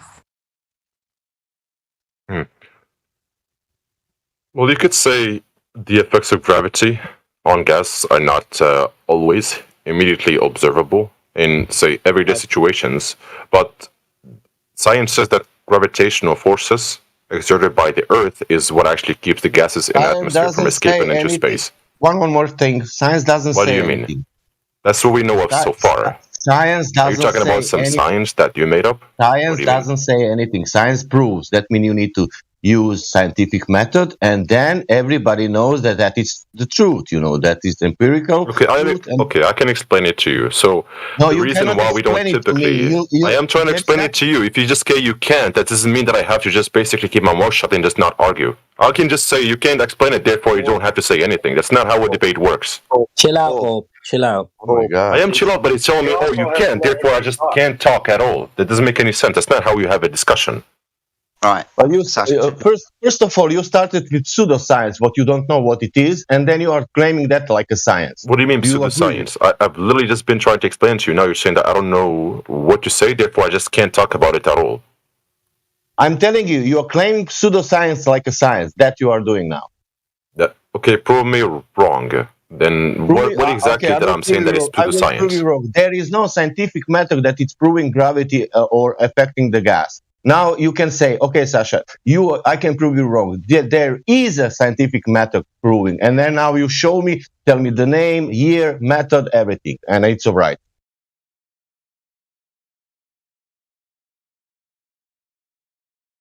Yeah. What gravity are you talking about, mate? Which one?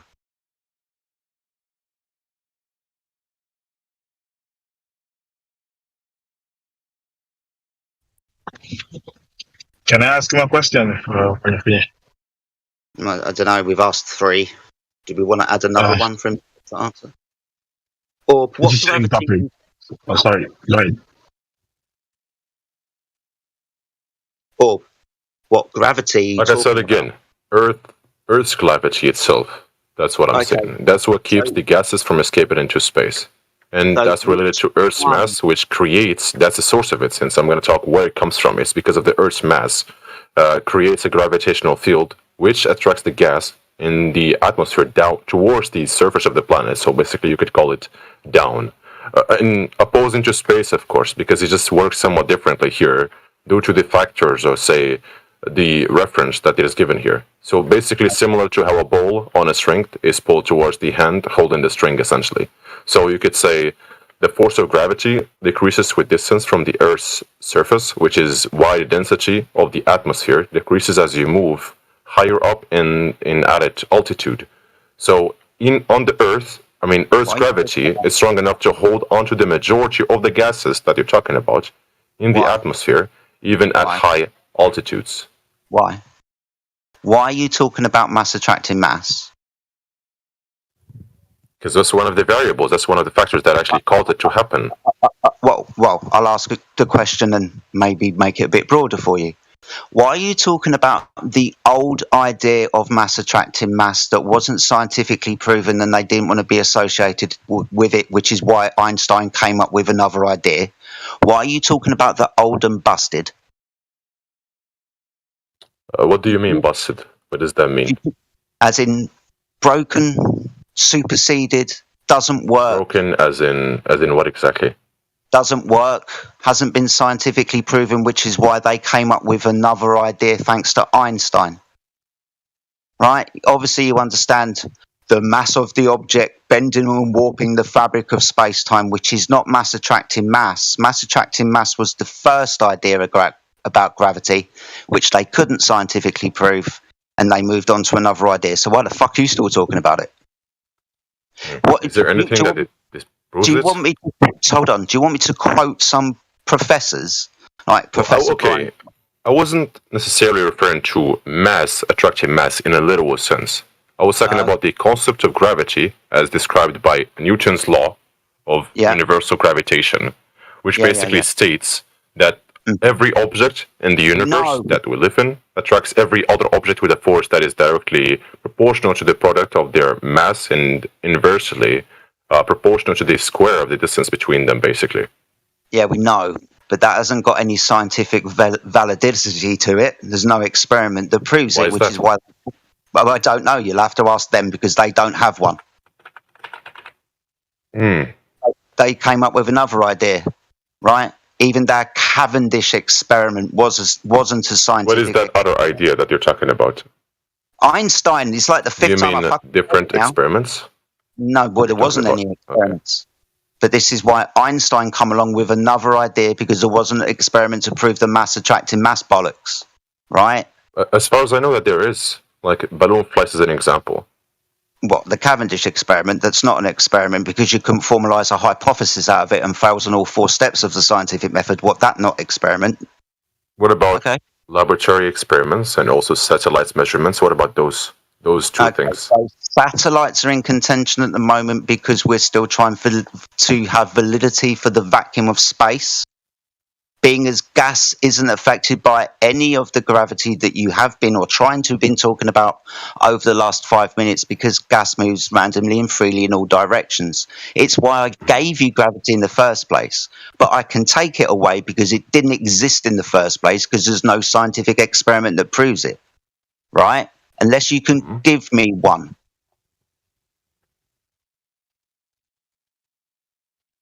Can you provide a scientific experiment that proves any gravitational idea, please? I can look them up for you. Cool. Let me see. Whilst you look them up, I will quote you from People of Science, Professor Brian Koch. Gravity is not a force. Right? These people who don't know what gravity is, purport what gravity is, don't know what it is, and they definitely say it's not mass attracting mass. Not to mention that Newton himself said that you'd have to be a complete moron to believe in mass attracting mass from a distance. I like that one.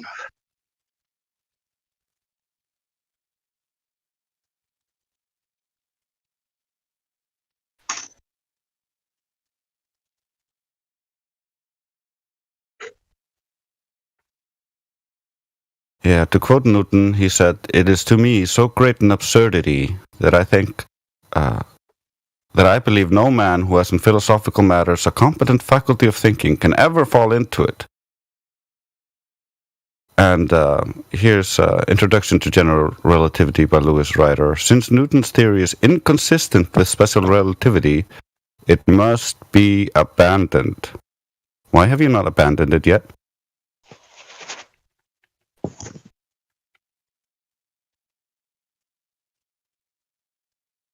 because they need it to hold the gas heat. I'm getting a call. Be right back. Nice talking to you guys.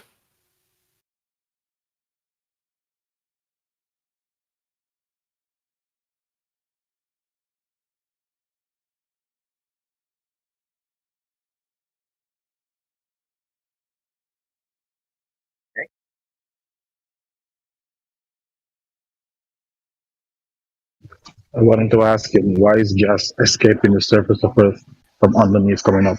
That's what I wanted to ask. Or shall we give him gravity in full? Because gravity is making water curving. Pulls water to the center, and then water is curving. That's gravity is doing also.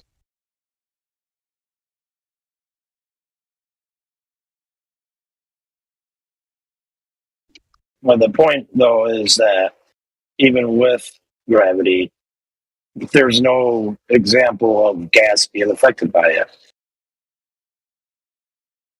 His argument is that it's gravity that's holding the gas here. That's why we have an atmosphere. But there's no example of gravity affecting gas.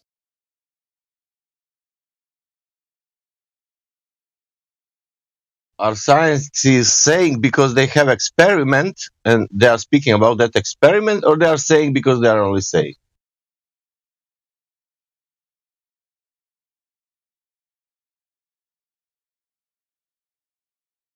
I personally think this problem is going to be endless because the current education system is pooping these people out. They just got told that mass attracts mass and Newtonian, and they haven't gone far enough in the education system to learn that that's all wrong.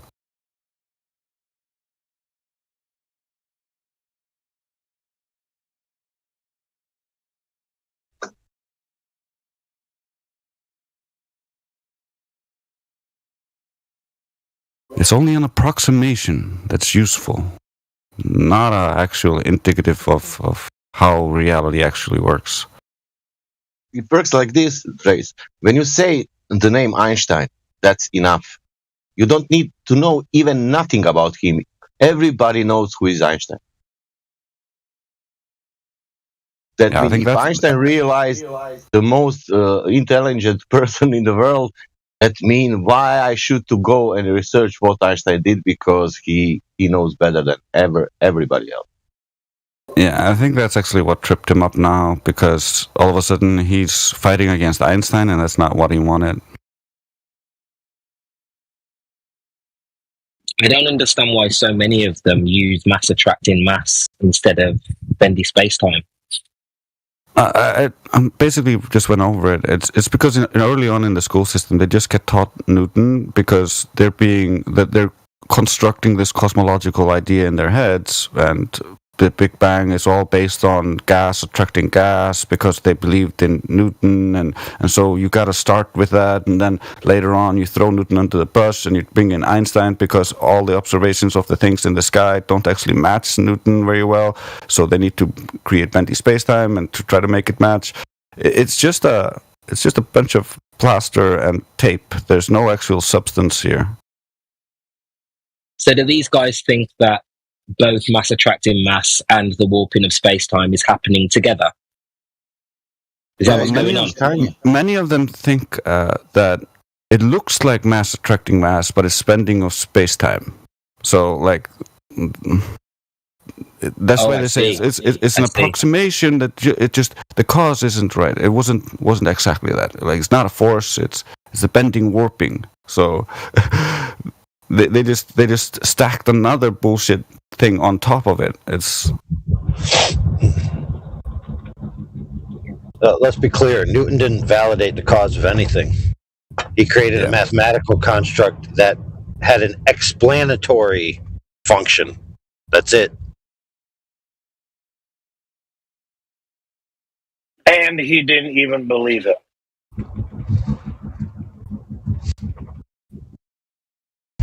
It's kind of like if you asked a really good mathematician to calculate out the strength and flight speed of Superman, and that's basically what Newton did for the globe. what Einstein did then. Well, Einstein was like, but when you look at the Superman from the future, then he's actually faster and stronger. So we gotta like imagine even more math. That's what Einstein did.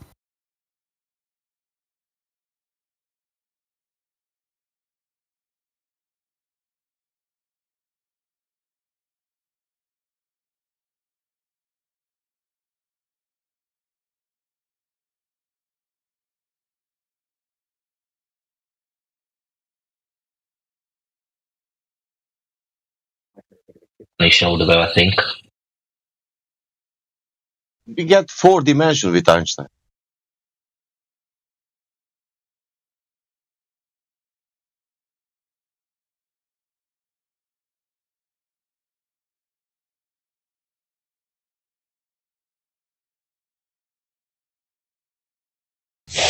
I find Einstein's inertial reference frames the funniest myself. In Newton, when he dropped an object, the object was moving, and he was stationary. So there were 2 different reference frames there. In Einstein, he flips it completely, and when he drops the apple isn't moving. Everything else is moving upwards towards the apple. What do you mean? Everything's moving upwards towards the apple. Hold on, don't say anything else. Doesn't that sound stupid? Yes. Right now, segue it to the flat Earth concept. Right, you've heard of the Flat Earth Society, where they have this idea that the Earth is a disk accelerating upwards. At the exact interpretation of what gravitational acceleration is. Now, a lot of people will say, hey, flat Earth is stupid because of this reason, not realizing that they're actually saying relativity is stupid. Yep. This is how stupid relativity is. An object standing still on your table is accelerating downwards at 9.8 meters per second, when the definition of acceleration requires distance to be traveled. You look up the definition, you'll see that I'm correct. Now, while this is occurring, your table is resisting it with the same acceleration upwards. So while your table is standing still and the cup on your table is standing still, they're actually both accelerating into each other. That has a sense.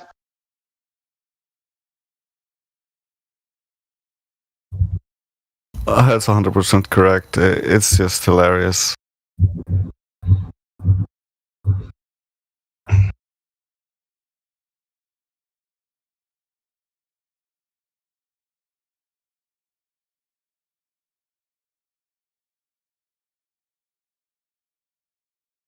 What's acceleration? Isn't it like a change, right, in rate of speed over time, right? Yeah. And isn't speed distance traveled over time? Yeah. So you can't be accelerating while you're not moving. Yeah. But they just imagine it's all moving, therefore. Didn't you say, like, when you throw something against a wall, the wall push back, something like that? Is that the same thing? Yeah. If you imagine that you're moving, you never can be stationary.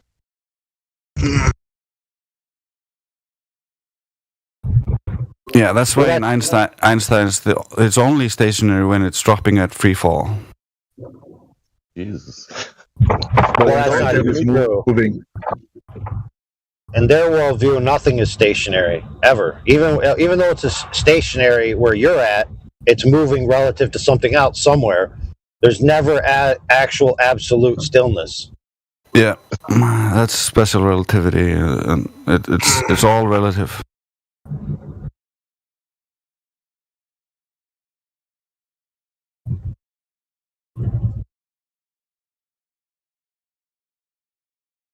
that's how they kind of compartmentalize it and allow themselves to not think about any of the other things, like the other motions. They just ignore it. So all relative. Einstein said so. Yeah, so there's a problem with that. So whenever you see a demonstration of space-time gravity, it's always a bed sheet with a big ball in the center that weighs it down and creates a slope, and then they put little balls that go down the slope towards the big ball, and they say, look, this is how gravity works. The problem is that they're already including the downward gravity to utilize as a mechanism to begin the motion, right, in their space-time gravity. Space-time gravity actually requires things to be in motion in the first instance, because it's the bending and warping of imaginary train tracks that exist in free space. And the object has no choice but to take the train track that's laid out before it. But regardless of the permutation of train tracks you have in front of a train, the train will not go anywhere unless the engine is running. So they still end up with a first cause problem for motion. Because in the traditional gravitational model, an object that's static and another object that's static, right? Neither of them are moving. If you introduce a third object, the third object will go towards one of them. The force will be created simply by the fact that a mass exists. No motion is needed in the first instance. It creates the motion. So Einstein threw out the need for motion to be created in the first instance, yet requires a system that needs motion to function. So his system is a first cause fallacy. It's also retarded because they say that it's working like Einstein says with this bendy space-time fabric, but when you look at all their modelings of how the planets are supposed to be moving around the sun and all this stuff, it's not in this cone shape of the fabric, but rather on a plane around the sun. That their ideas don't jive.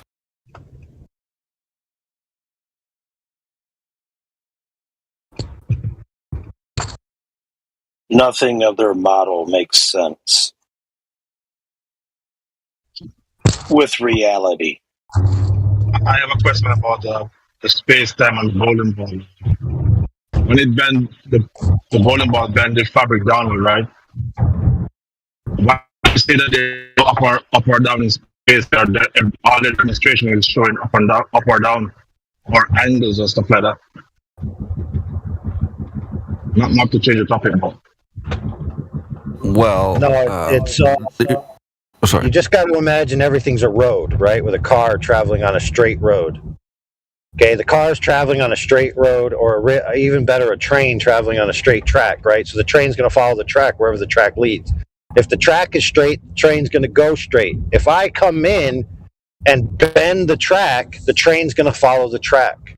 So there's no such thing in that sense as up or down. It's just a train following a track that's being bent. And in their view, the thing that's bending the train tracks is displacement from mass being present. So the same way you put a big bowling ball in a soup bowl or something viscous like, let's say, mashed potatoes. When you plop a bowling ball in mashed potatoes, it's gonna make a ripple of mashed potatoes, right? That's not circular. And you imagine those mashed potatoes as the train track, and now you have what used to be a straight train track is now curved. And so the train has no choice but to follow the train tracks that's been laid out for it. And space-time in their worldview is just like that, a path, right? Three-dimensional space, traveling, just like the train tracks. And when you put something big next to it, it bends it or pushes it outward,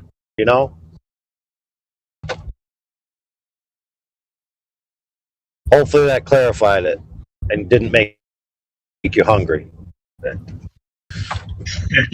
So let's say it's causing the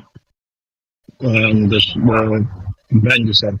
Will there be a pushing force or a pulling force? Because they said mass attracting mass. They always, when they come to atmosphere, they said the Earth is the gravity is pulling the atmosphere down. ignoring the fact that some gas came up under the surface regardless. But when it comes to space time, is that a pushing force, or how did they tie the knot between both? It's Newton was the pulling force. Einstein, there's no force there because the thing is just falling into the. There's no push or pull. Yeah. Well, It's see, the thing the going into it, falling it's not- is a misnomer. Falling is only the demonstration.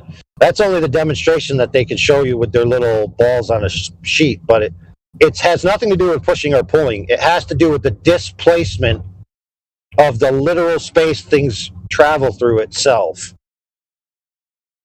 So if you walk, you just get outside and walk straight, right? You are moving air as you walk, right? The air is being pushed by your body, right? But what if somebody put two barriers on the left and right? You couldn't walk left or right. You'd have to follow the path of the barrier, right? And that's all it is. It's just a path. It's a path that the object in three-dimensional space must follow because the path is three-dimensional space itself. You have no choice but to follow the path. Yeah, it's kind of like they imagine it like there's an elastic band and a car on one side of the elastic band, and then you pull down on the elastic band and the car starts rolling down the hill.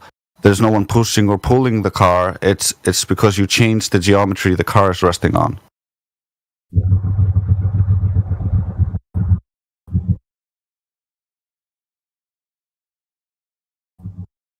It's all mental gymnastics, man, to be honest. Yeah. It's not an object, right? Like a plane where you tilt it and then a ball rolls down. It's not a force. It's literally space itself moving. And the object within that space is going to move with the space because it's in it. So when the space moves, the object doesn't stay where it is. How could it? It's in the space that's moving, so it has to move.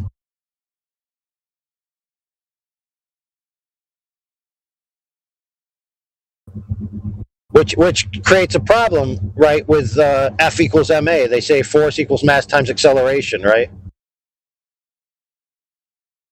So which comes first, the acceleration or the force? Because acceleration, right, is defined as a change in rate of speed over time, right? And speed requires distance traveled.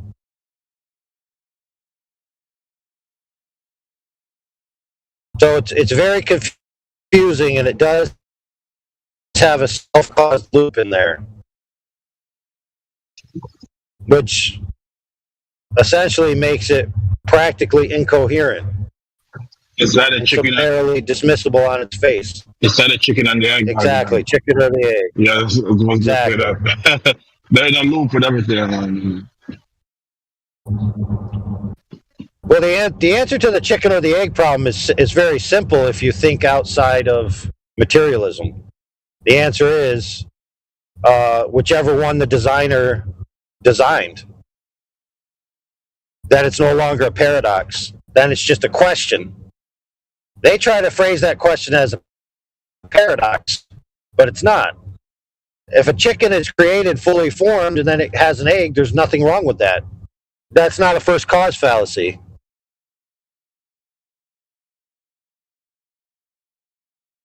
Now, you may not like the metaphysical implications, and therefore you reject it on philosophical grounds, but it's a perfectly logical answer to the question.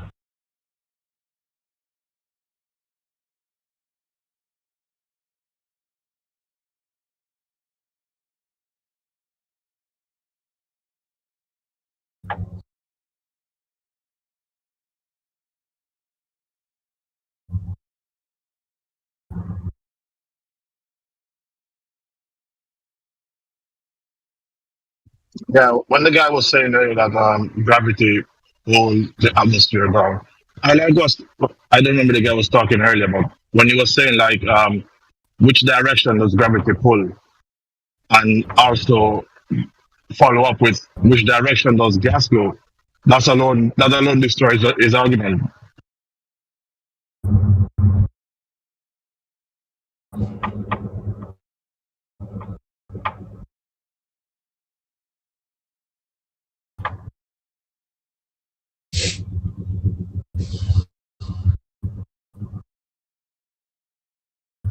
I don't know. I'm about to go back to, so I'm gonna have to tap out. I have to stop out. I'm getting work, so I'll talk to you guys later. Getting work now. See you later, Jamo. Later, man.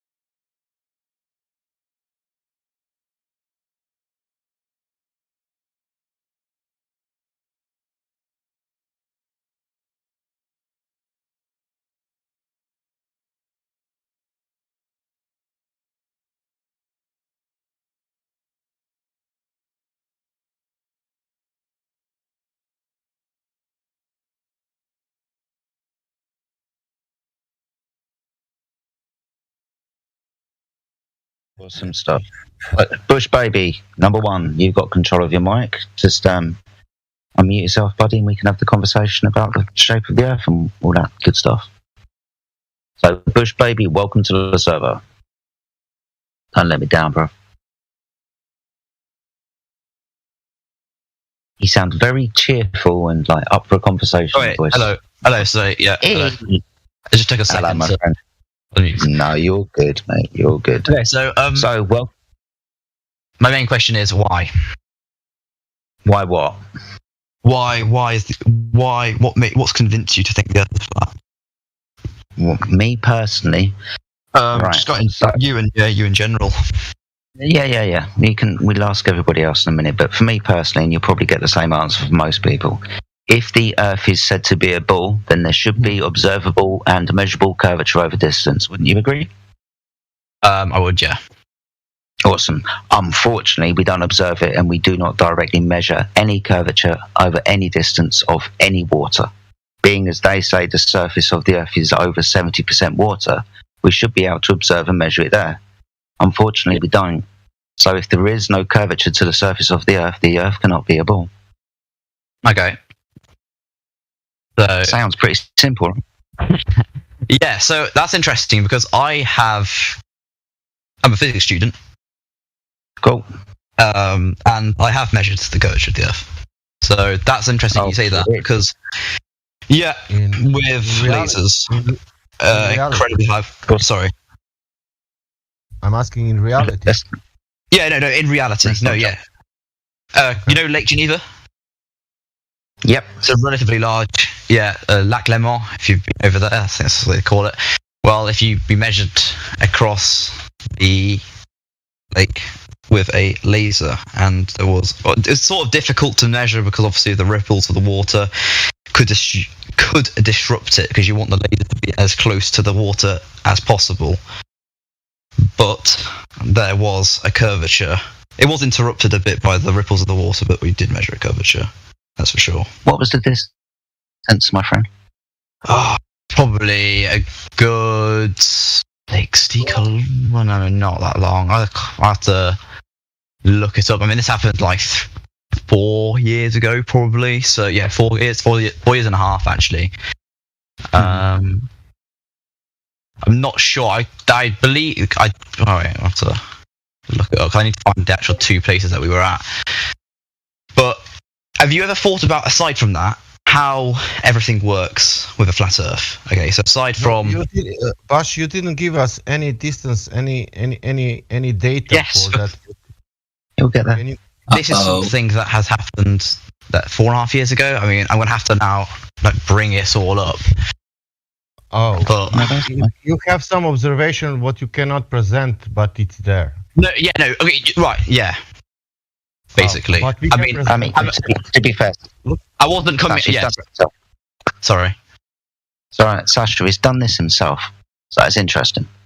Not myself in particular. With other people, obviously, it wasn't just me. I mean, it was a thing, not just me. I was with other people, 15 other people, decent group.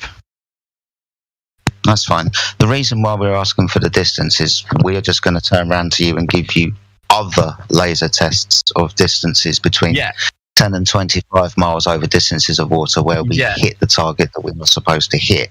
And then what we'll do is we'll point out military targeting systems that use lasers over distances of water over 100 miles using direct line of sight targeting to blow shit up, which is called applicable technology. So it's interesting you bring up one laser test, but you say you've measured curvature of the Earth. Sorry, you keep cutting out. I know for a fact the militaries of the world use direct line of sight laser targeting systems. So they don't measure any curvature. You're cutting, Jedi.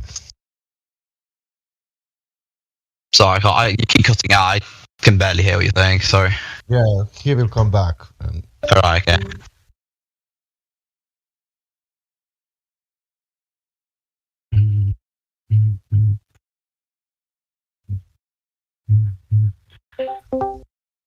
Hello?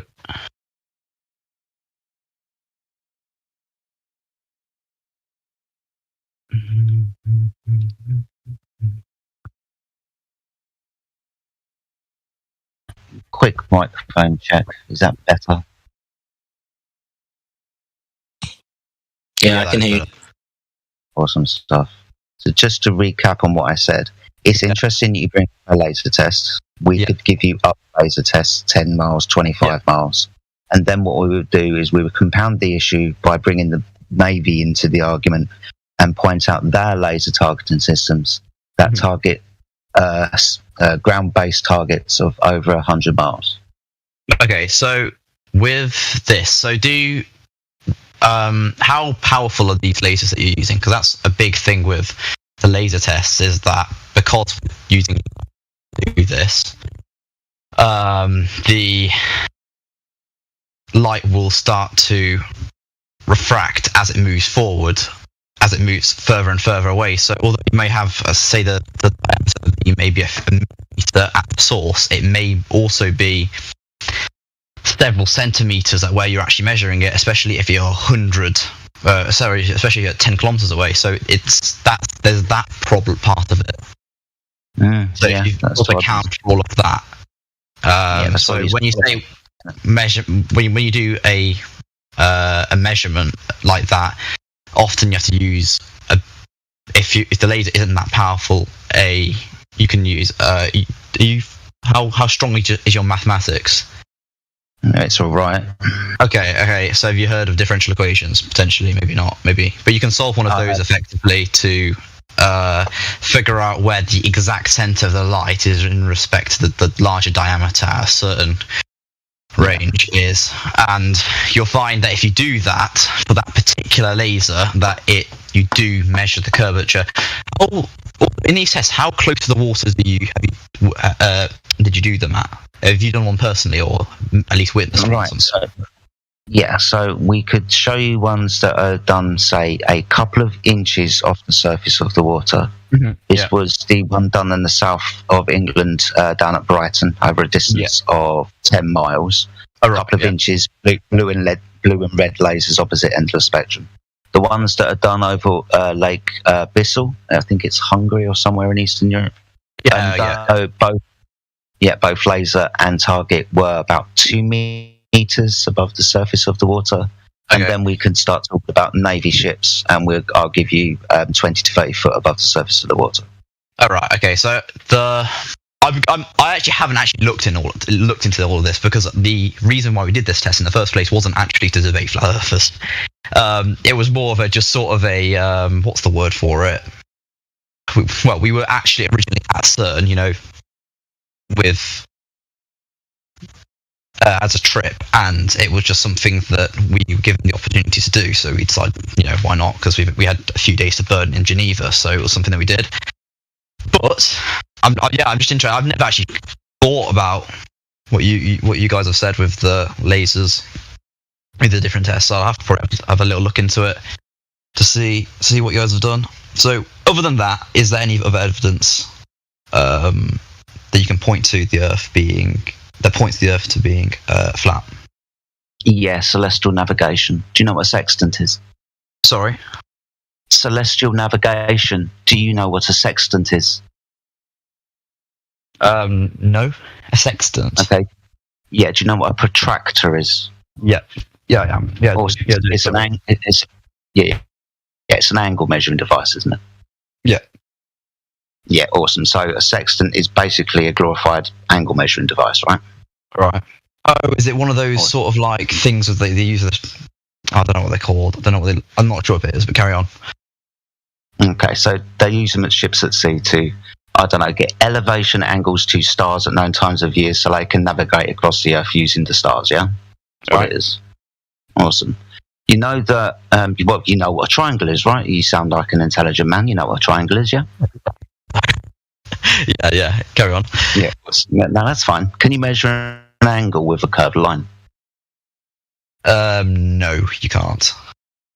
Awesome stuff. So understanding that a sextant is a glorified angle measuring device and it's used on the surface of the Earth to measure elevation angles to stars.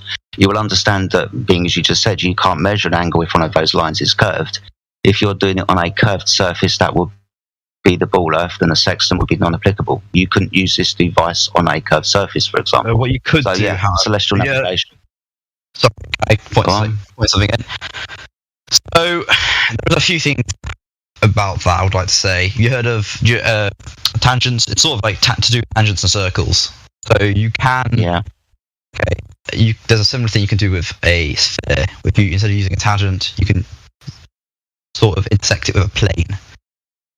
Now, if the sphere is huge, the Earth, the curvature at your point will be so small that I mean, I'd have to look into the map, but I doubt, especially with quite a crude measuring device. You know, is it the thing that you hold in your hand and sort of bring to your eye? Is that what you're talking about? Yes. Yeah, that. Well, then I doubt that the Earth's curvature will prevent you from measuring an angle from that. Okay. So, do you know what a GP is? A GPS, you mean? I think. Yeah. Did you say? Yeah. No, a GP. So, a GP of a star. Do you know what a GP? Yeah, a GP of a star is. Do you know what that is? A GP of a star. No. I'll answer the question. It's the ground position of a star. Okay. Yep. Now, the ground position of a star can be in excess of over 1,000 miles beyond the horizon. Okay. The ground position of that star has to be 90 degrees. All right. So, ground position of the star, 1,000 miles away, straight line towards you on that boat. Now, I understand what you said about tangent lines, but you'd have to understand how we use sextants in celestial navigation. In every single calculation, you will bring your... Well, I'm just going to tell you then. So in every single calculation, you will bring yourself down to the plane of the Earth. Yeah, you can draw your tangent line from altitude towards the horizon, but your next calculation is going to bring you down to surface level. So your altitude is 0. Understanding that you are looking for the ground position of a star that you've just got an elevation angle to, and understanding it could be over 1,000 miles away, means that the surface of the Earth must be level for every single boat at sea all of the time to use these things. So not just you, but another boat 100 miles over there, and another boat 100 miles beyond him. Every single angle is done on a flat surface. Every single calculation will take you back down to that flat surface after you've drawn your tangent line. Now, you also have to understand as well that they were using these devices well before the Earth was a ball. So they weren't doing ad hoc calculations because they thought they were on a ball. But the crux of the matter is you could only use this device on a flat Earth. You couldn't use it on a ball. And if you did use it on the ball, you would have to take yourself down to a flat plane. So laser transits and celestial navigation. Do you want some more? I'm going. I'm just carry on because I'm afterwards. I'm just gonna have a look at it myself and see if I can get the hang of it. But yeah, carry on. I'm just willing to listen. That's fine. Yeah, no, that's fine. I'm still waiting for your evidence as well. Yeah, no, I know a few. You carry on and then talk, and then we'll see. I mean, that's fine. We're just going to be talking about direct line of sight transits of signals as well. You know what a radar is, right? Yep. Awesome stuff. So you understand that was 2 journeys from the radar to the object and a ping back again, yes? Yep. Awesome stuff. Now you understand this is also direct line of sight technology used from boats at sea to other boats at sea up to a distance of, as far as I found, 450 miles.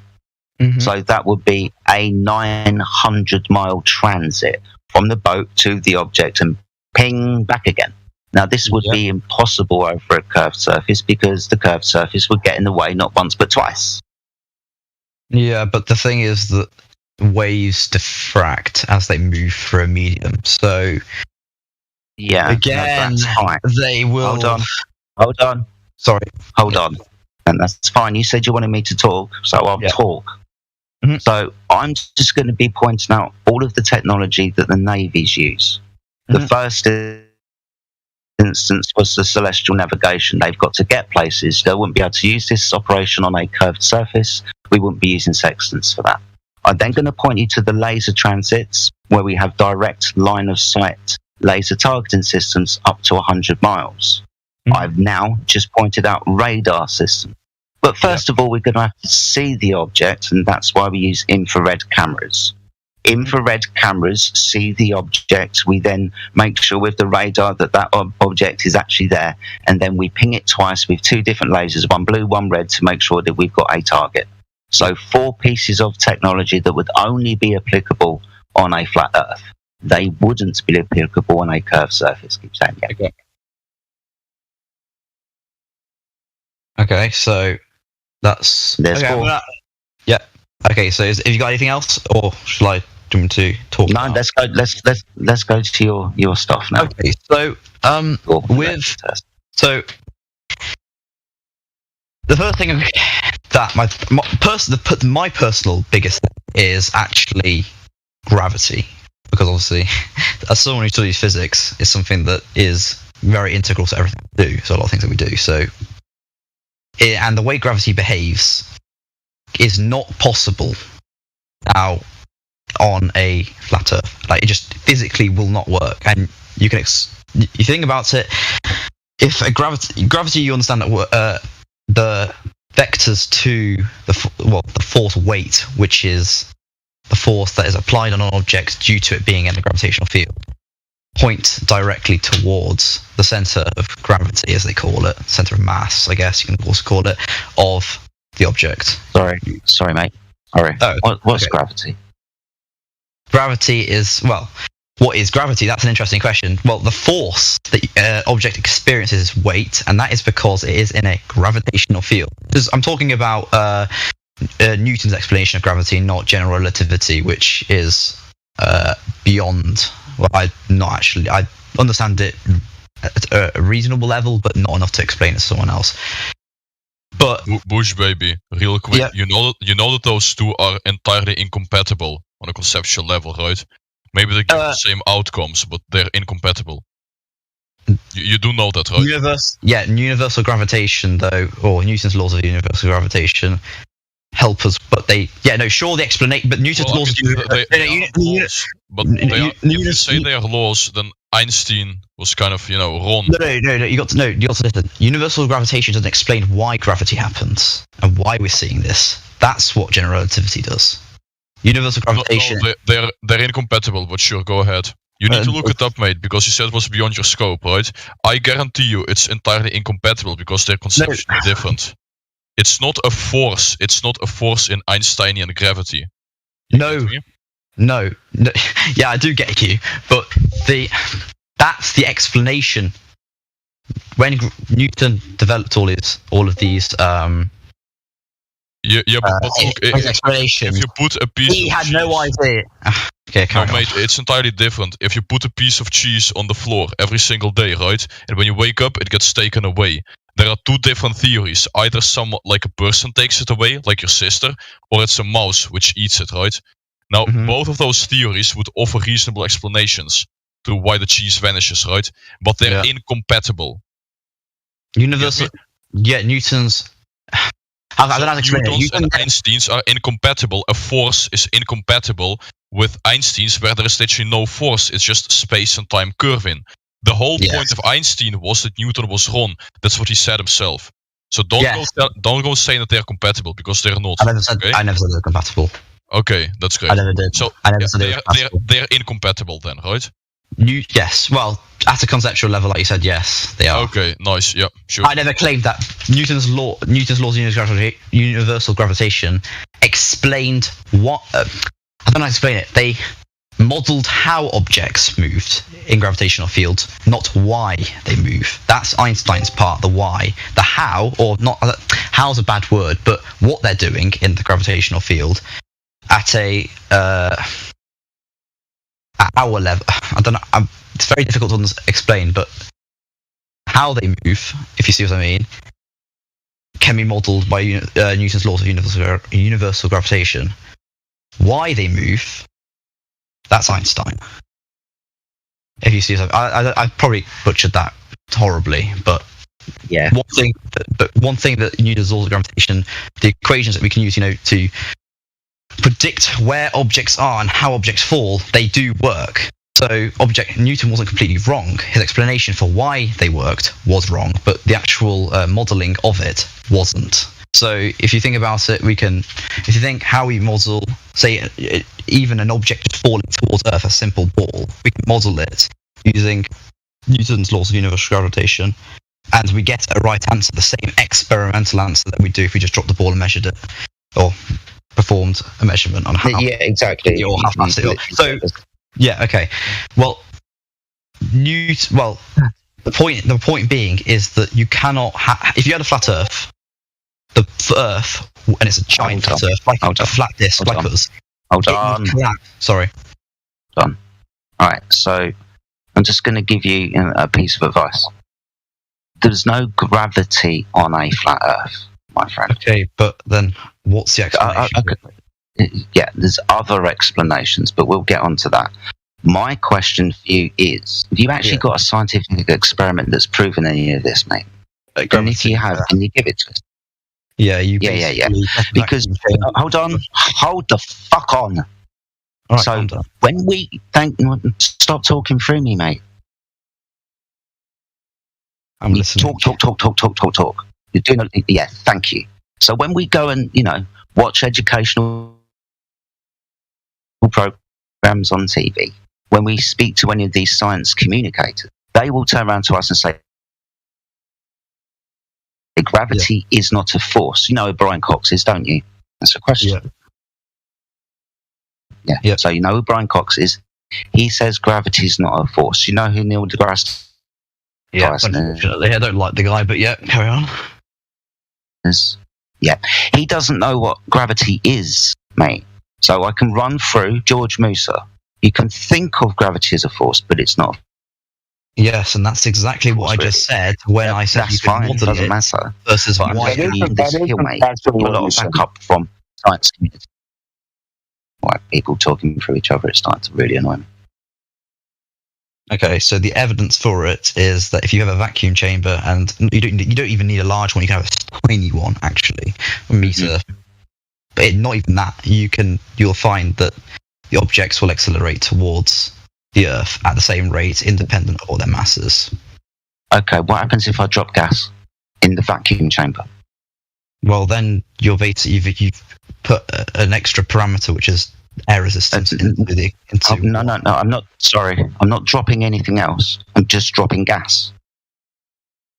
What do you mean? What happens to the gas vacuum chamber? Which? Yeah. So you said all objects. Okay. Yeah. Gas then, right? Yeah. So if I was to impart gas into a vacuum chamber, which direction does that go? How much? That's another problem. That's because then you get a thing called pressure, which also some gas. Some gas. How'd you get pressure? Because if you add. How'd you get pressure? How'd you get pressure, mate? If you add a fluid. How'd you get pressure, mate? What do you mean? How do you get pressure? Just so I understand, because you said pressure. So what is pressure? How do you get pressure for gas? Well, pressure is the the force that particles exert on the side of the container. Awesome stuff. Thank you very much. And we'll come back. Awesome stuff. We'll come back to that in a minute. But after I've imparted gas into a vacuum chamber, and gas moves freely and randomly in all directions, which way is the gas going? How much? Because that's that again. You can't just say I'm putting gas into it. How much? That's the question. And how big's the vacuum chamber? Tell me. Well, if you put very little gas into a very large vacuum chamber, it'll be accelerated towards the Earth. So it would fall down. No, not necessarily. Not necessarily. Sorry, it will spread out. Spread out. Yeah, it'll go in all directions, won't it?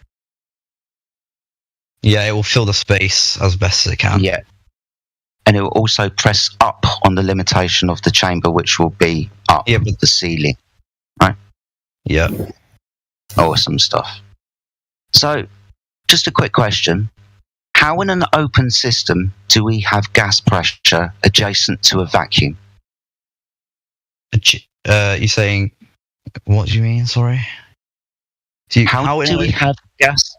Sorry. How do we have gas pressure on the Earth in an open system adjacent and within a vacuum?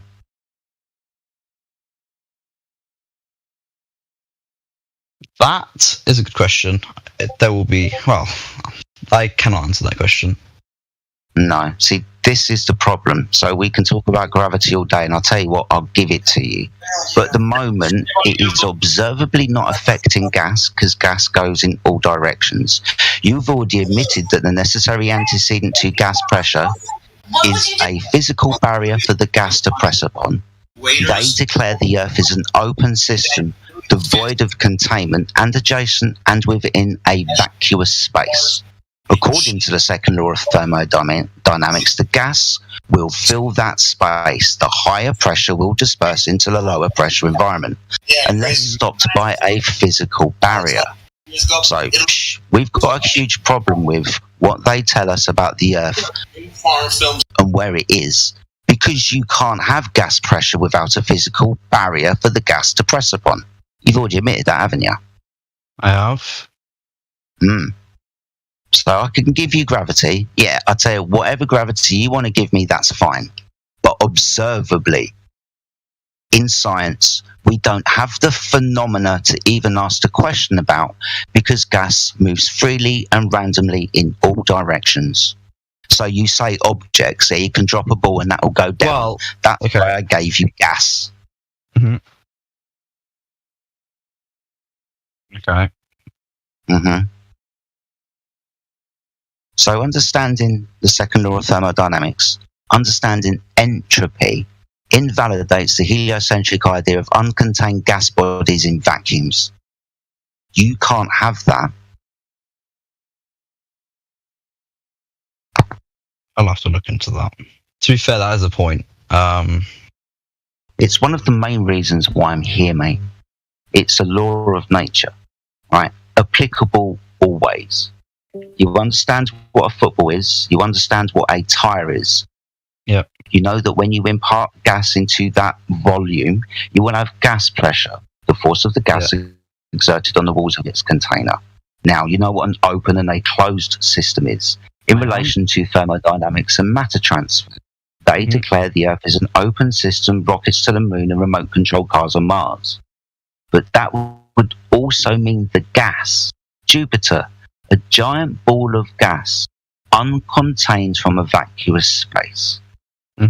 That situation could not happen. Laws of nature trump unvalidated pseudoscience, gravity.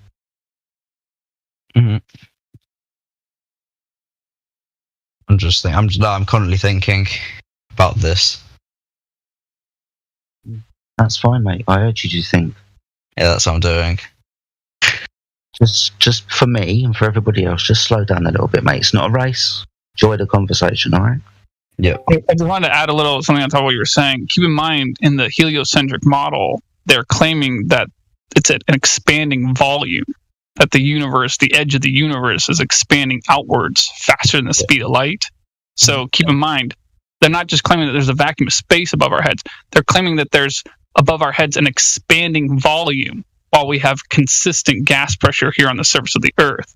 But, as far as practical demonstrations go, if I were to have 1 cubic foot chamber, a chamber that's sealed, it's 1 cubic foot. On the inside, we have ordinary 14.7 psi, at sea level. And if we were to somehow change around this container so that while it still keeps enough of a pressure seal, expanding the volume of it, it would be 7 psi. It'd be much less than 14.7 psi. So this is a practical demonstration of how volume and changing the volume has an effect on gas pressure. So it's just think about this practical demonstration when you hear them and their story, their fairy tale, like, oh yeah, the universe is expanding, but still have consistent gas pressure. Okay. How?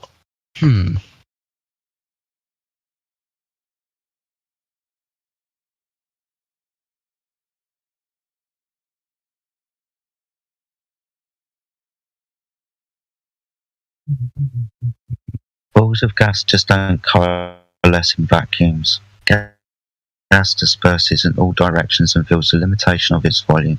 It will then press on the limitation of its volume and you will have the consequent of gas pressure. If you don't have a physical barrier, you will not have gas pressure and there will be nothing there to keep the gas there.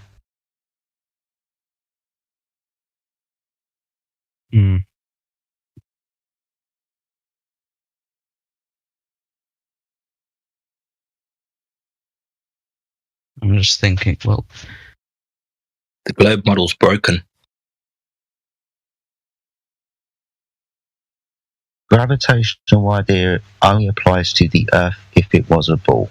Whether it is mass of the Earth attracting other masses to it, or the mass of the Earth bending and warping, a reification of concrete nouns, space and time, and that's not scientific, that's mathematical equations. But both instances do not have a fully verified scientific method experiment that's validated any of them. You can't do it with Einstein's shit because that's maths. That's not science. And Newton's idea, you can go to Cavendish, but that's not an experiment either. Not according to the scientific method. But gravity only exists on a ball. Doesn't exist on the flat Earth. There are other reasons why things go up and things go down. Scientifically, being as the only thing we very manipulate would be the density of the medium the object is in, then it's relative density in science. Explain like I how said, relative density works in your, because there's a term that's thrown around the flat Earth community. How does that? What's the how? Let's just put it. Let me put it like this, right? In science, the only thing that we ever very manipulate is the medium the object is in. Yeah. For example, if I was to have a boiled egg and I was to put it in a solution of water, the boiled egg would sit at the bottom, right? I add salt to the water, make the solution more dense, and the egg rises. Now, what have I varied and manipulated? Well, that would be the medium. I've made it more dense. So scientifically, that would be the density. We can have an anvil sitting on the top of liquid mercury, for example. Why is the anvil not falling through the liquid? Well, the liquid mercury is more dense than the anvil still. Yeah. Again, it will only be the thing that I can physically manipulate within a scientific experiment, which will be the cause. Now, there are laws of nature, things that are outside the scientific method experiment, that we literally get down to the one last thing and we just do not know. Like the cause of entropy, for example. Fuck knows why it is. It just is. Now, mate, I do not know why we have a directionality to our world. Don't understand that. But all I can do is very manipulate things within our reality, and they will go up, they will go down, or like gas, they will go everywhere. And gravity only applies to a spinning ball in space. Just think about it. I can drop a ball, and it will go down. Calculate the rate of fall. And within my mathematics, I can then say, I tell you what, there's a force that's pulling the ball down, and I can say that force is the mass of the Earth. There you go. I have the phenomena. I have the rate of fall. I can just do some mathematics, and there you go. I've just made up a force. I could equally say the sky was pushing things down. Just do some mathematics. There you are. Because the phenomena will still be the same. And then I can make predictions with it. But the phenomena is still the same because the ball will always go down. Mm-hmm. No, I'm just thinking. Sorry, you can keep talking if you want. You're fine, buddy. Just notice your speed has kind of slowed down as well in the last 5 minutes. We get this a lot sometimes. People come in here with a shitload of stuff to talk about and they keep talking and they won't listen to anybody else. They got 1 question, 2 question, 3 question, 4. Yeah. It's always nice when people slow down a little bit and listen to what is said. So I'm glad that bit got you, because it is something that is worth thinking about. And I guarantee you, mate, it's one of the main reasons why we're here. I've been in the flat earth, for example, for the last 8 years. This argument, gas pressure without a container, is one of the main ones. The other one is there is no measurable curvature to the earth, even though you're still yet to give us your laser test that you did in some place in Europe. I can't remember where. I do apologise. And we can look at that all day, that's fine, but we will just give you other ones. We'll give you long distance observations. There is, in our mind, no measurable, observable, or practically used curvature to the earth, which is why I brought up things like navigation and direct line of sight, because the curve of the earth would get in the way, or you wouldn't be able to use these tools if the surface of the earth was curved. Yeah. It's interesting as well, the majority of the evidence they will give you is from space. Here's a picture of the earth from space, it's a ball. Well, that's a bit of a problem, being as you can't have gas pressure without a container, which will kind of ruin every single fallacious story they give you from this place. We may as well just start calling Narnia. Yeah. Now, we're not saying the sky doesn't exist and, hey, that's not the moon, and Mars doesn't exist. We will just debate the story about what we are told about these things. They claim that this is a vacuum. They claim this, that, and the other. When we try to verify these, find out that they cannot be true. You can't have gas pressure without a container. Yeah. Right, I've got a call. Go for 5 minutes and call my child. I'll be back shortly. Thank you, guys. Right.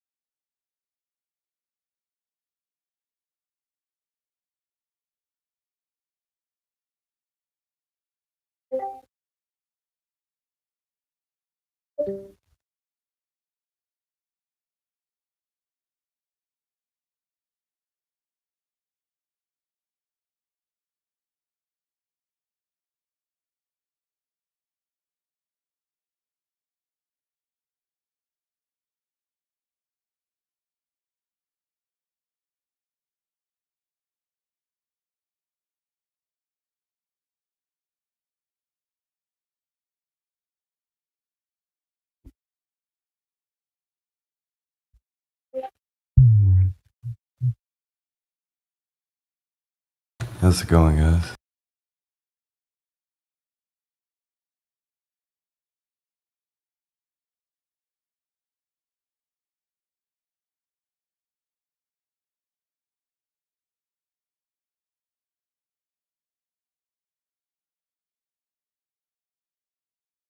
Everybody leave. What's happened? I'm here. I'm just kind of... Oh, I see Jan's back. Cool. Jan's back from the shop. Hope you're doing well, Jan. Yeah, I have my groceries, so I'm okay. Good stuff. We're just talking to Bush Baby at the moment. Yeah. But glad you're back from the shop, my friend. Sorry for jumping right in. I just had to give my child a quick phone call. So where you at, Bush Baby? Yeah, I'm just thinking about the atmosphere dilemma. I mean, I urge you to think about it, mate. For sure, but are you trying to come up with an idea of how you can have gas pressure without a physical boundary for the gas pressure button? Yeah, that's what I'm doing. Okay. Good luck with that.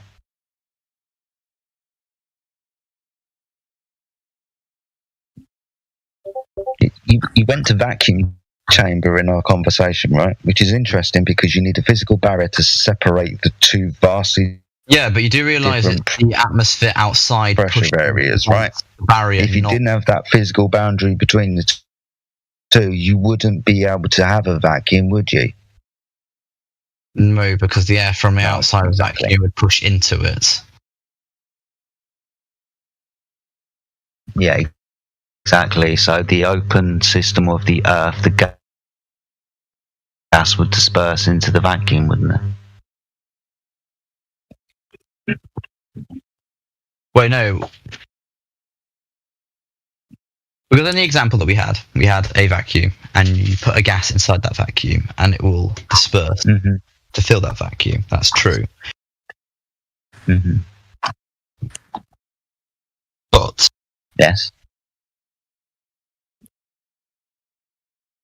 the only force, the force that's pushing against that vacuum is there is going to be a force obviously from within the vacuum, a very tiny one, but the larger force is going to kind of crush the vacuum from all sides. That's going to be atmospheric pressure, right?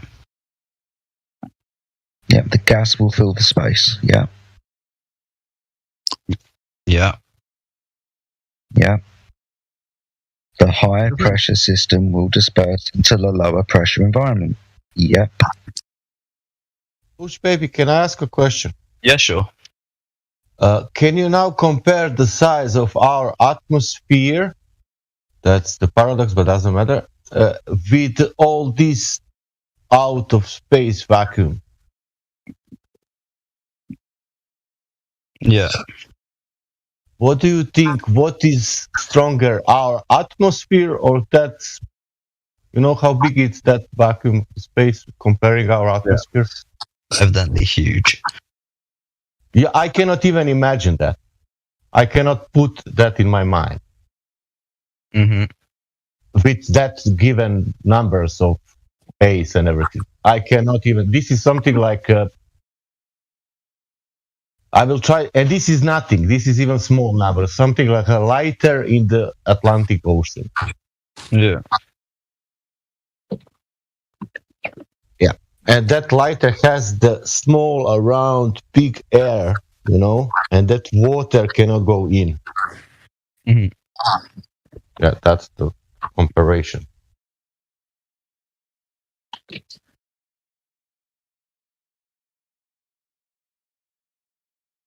Of this open system in this out of space. And plus, that open system it's going together with the Earth in orbital speed 66,000 miles per hour.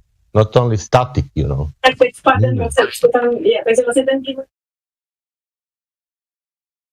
Sorry, what did you say with about 66,000 miles per hour? Sorry.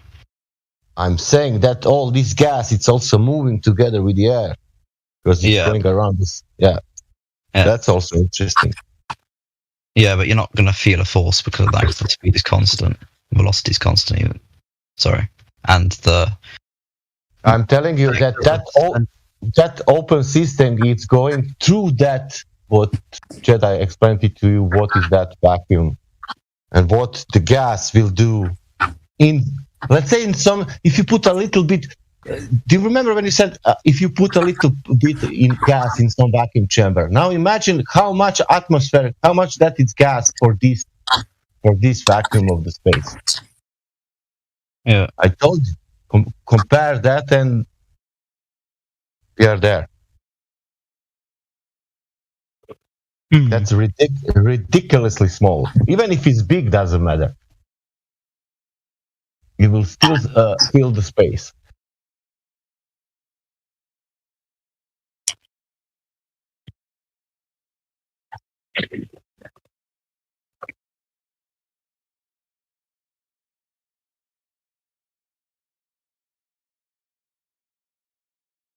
Problem is natural law. You can now deny the natural law and say, yeah, okay, I'm not agreeing with the natural law. That's the point. The size of the vacuum. Are you saying the size of the vacuum increases the force experience? The force of. Are you saying are you saying the size of the vacuum is proportional to the force? I mean volume or. Do you mean the volume of the vacuum? Yeah, the volume of the vacuum is proportional to the size of the force. Not necessarily. Well, then the argument about how big space is not relevant. Well, no, that's just an aside to compound the issue. Yeah, well, okay, if space is getting. Well, the size of space and how large space is and how large the vacuum is itself is irrelevant. I believe, it will be irrelevant to the force experienced by the particles pushing against each other and then effectively trying to push against and escape and move away from each other. Okay. Yeah, basically all we're doing is it's just an aside which compounds the issue. We're just saying the volume of the vacuum is increasing within the heliocentric model because of expanding space. But ultimately, ultimately it's irrelevant. But the point is this: out there is a vacuum. Down here we have gas pressure.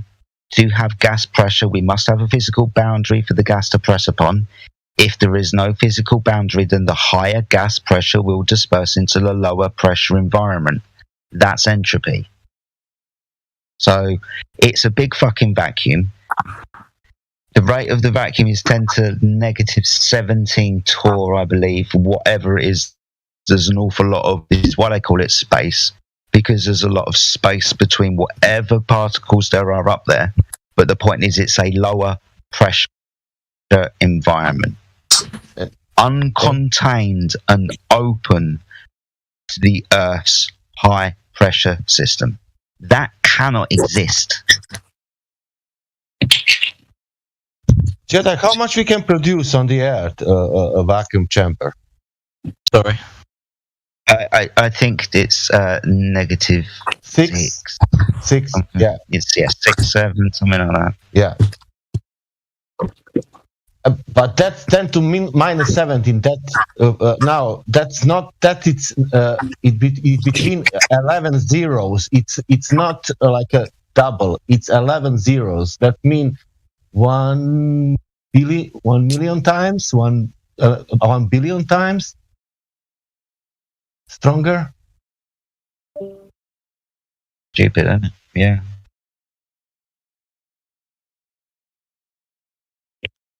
Okay.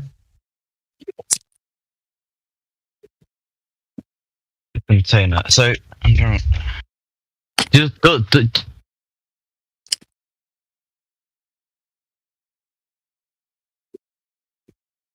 oh my days! I remember I hate fluid dynamics. Oh.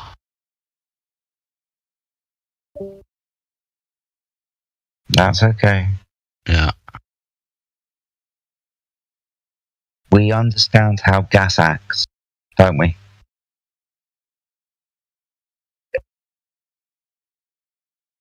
We understand that when we contain gas with a physical boundary, the consequence of that is gas pressure. To have gas pressure, you must have a physical boundary. To keep gas in a space, you must have containment. Gas will disperse high to low. This is why it's in the law of thermodynamics, because hot goes to cold. Yep. It doesn't happen the other way around. My coffee's not going to spontaneously get hot. Yeah, exactly. Yeah. And exactly the same in this situation. High pressure goes to low pressure every single goddamn motherfucking time. So when they tell us there's a space vacuum out there and the Earth is an open system, for those who have critical thought, you must understand that that situation can't be true. I don't care who says it, how many badges they've got, how big their institution is, and how many of them are jumping up and down on a bandstand saying this bollocks. If you critically think about it, you will understand that you can't have gas pressure without a container. Every single demonstration of gas pressure is with containment. You can't demonstrate this in any other way. Therefore, that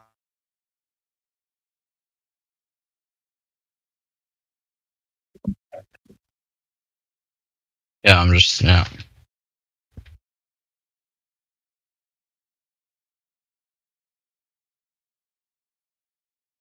probably at work or something, knowing him. If you're busy, my friend, it's me.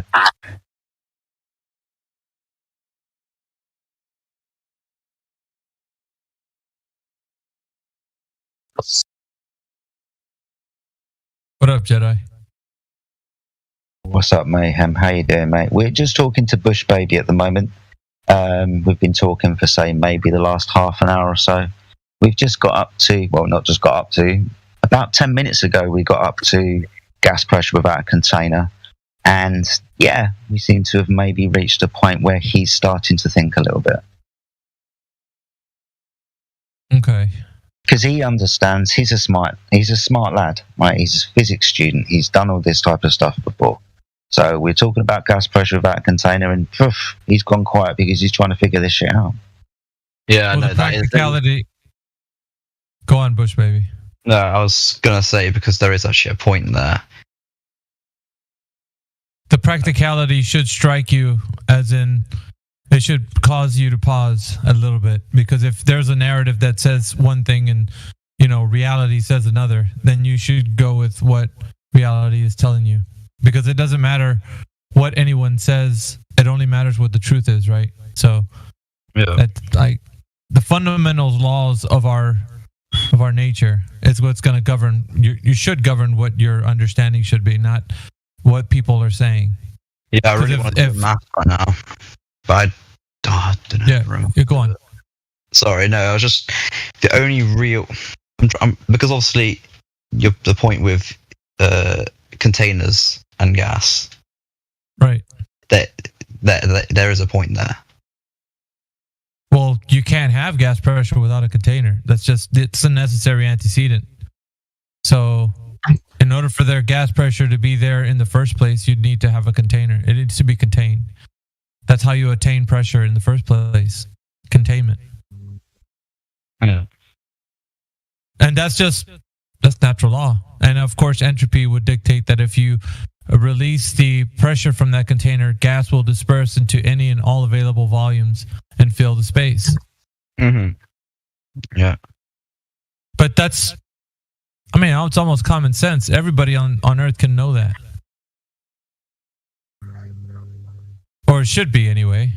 But it also, demonstration-wise, that can also be shown as well. So what we're saying can be followed up by demonstration. It can be falsified. It could be proven empirically.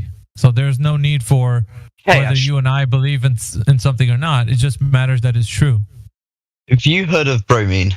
Or bromine, as in the BR2, the gas, heavy gas, very heavy gas. It's man-made gas.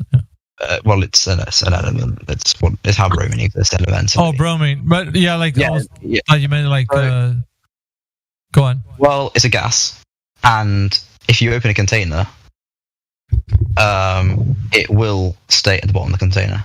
It will sink to the bottom of the container. How long will it stay there for?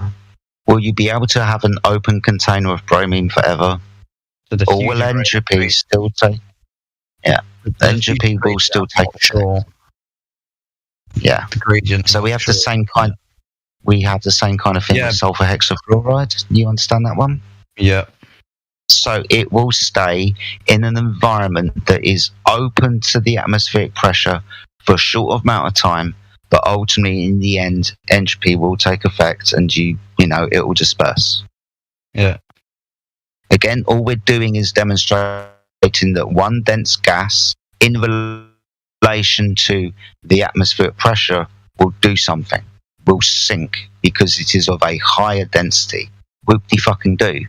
Let's put that bromine or that sulfur hexafluoride adjacent to a vacuum without a physical barrier and see what happens. Oh, it will disperse into that available space until it reaches the... Yeah. That's the imitation of its own. Going to have the same result. Mhm. Yeah, I know. I know, mate. I know. Look at that. Oh, this is actually really annoying now. This is what? I said it's really annoying now. Oh, why? Why is it annoying? I can feel it. I haven't ever thought about But like, hats off to you, mate. Usually at this time we're having massive arguments with people. Well, you got a beat on this because I mean, if you're in physics, then you literally work with these elements. Yep. Fluid dynamics. Well, that's the thing, though. Nothing that we're saying is like it's something that you could say. No, you guys are going against like the laws of nature. You're just that's not what happens. Yeah. So basically, we're just keeping in line with what everything could be discovered, like what we already know. But it's weird that we're saying things against.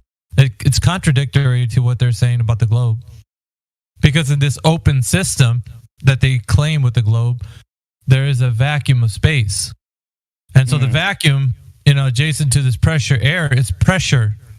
There has to, in order for the gas to have pressure, it needs to be contained. But you don't have containment in this open system because matter and energy can transfer in this open system of the globe Earth. Yeah. And that just can't happen when you have the dynamic system that we do have here with low and high pressures. You can't get these pressures if there isn't any containment. So it doesn't matter. Like you can have a gradient pressure and it shifts. The dynamic system that we live in, these pressures are always interchanging, low pressure to high pressure, and weather systems happen and so on. But like these are always mixing. They're always shifting, mixing. It's in constant motion. It's never something that's static.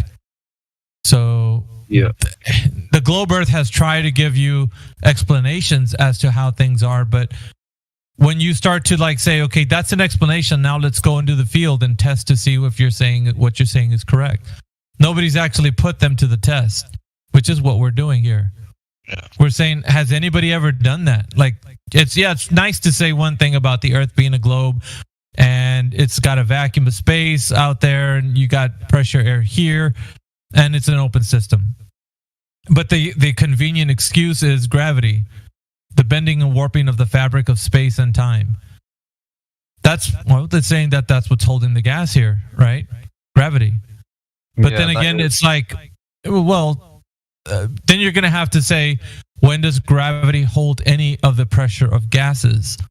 Which every instance, even the one you described with bromine, will seem to like have a heavier than air kind of dynamic within the air that it's in, but at some point it will disperse. It doesn't stay. I mean, you can even see that with liquid water. So water itself will be sitting in a cup for a while, and then that's very true. That's very true. It does actually. I mean, and this is kind of like what we're trying to tell you here too. This like, yes, they do have their physical properties, but they interact within the dynamic system that you're in to always be in motion. There's not a constant where it's like always a downward vector. Because if the downward vector were true, nothing would move into any and all directions, which is the nature of like gases dispersing into the available space. They would immediately, if you let go of the nozzle of a balloon, like when you blow up a balloon, if you let go of the nozzle, the air would just go straight down if gravity was holding everything down to itself. But you know that in every instance of containment with gas pressure, you open up a nozzle, the gas disperses into the available space into any and all directions, all vectors. So there's no vector of down. It does go down, but it goes up and sideways in every which way. And so this is just a practical means of looking at the applications that you use like in your line of work or whatever you're going to be using for your studies. It's like, we're not saying anything outside of real science, right? So if we are, then there's an issue with what we're saying, but there isn't. We're in line with everything that, natural laws dictate. Yeah. So hopefully that, like what Chris was saying, Jedi is kind of helping you along. But Not that you didn't know. It's just it's the indoctrination. It's what it is. You have this like educated idea of what people have been saying all along about the globe Earth. We all have, and it seems kind of like very strange that somebody would go against that narrative. And the reason why we stand against it is because it's not what reality dictates. Reality is that it's a flat and stationary Earth that presents itself to you, me, and everybody else. Yeah. And to say otherwise would be a grand claim that is unsubstantiated. And we're always asking, okay, if you have the evidence that the Earth is physically a globe by way of demonstration, go ahead and provide the evidence to us. I mean, if you're standing on a geometric shape, then that needs to be proven. If gas pressure is held down by gravity without containment, that needs to be proven. If the Earth is in motion some way and we can detect it, that needs to be proven. Yeah.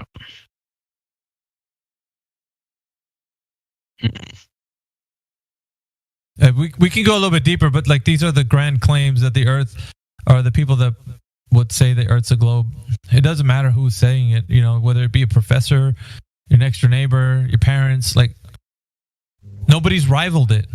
Everybody gets scared when we start talking about it. They get angry. Let's not talk about that. We already knew a long time ago the Earth's a globe. 2,000 years ago. Even. Oh, that's a stupid argument. You can never use that as an argument. No, that's what everybody's claiming right now. Foregone conclusion.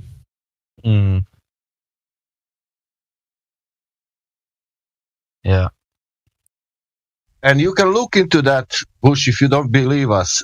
If somebody proved that anytime in human history, and you can look into that and you will find out that nobody proved that anytime. Yeah.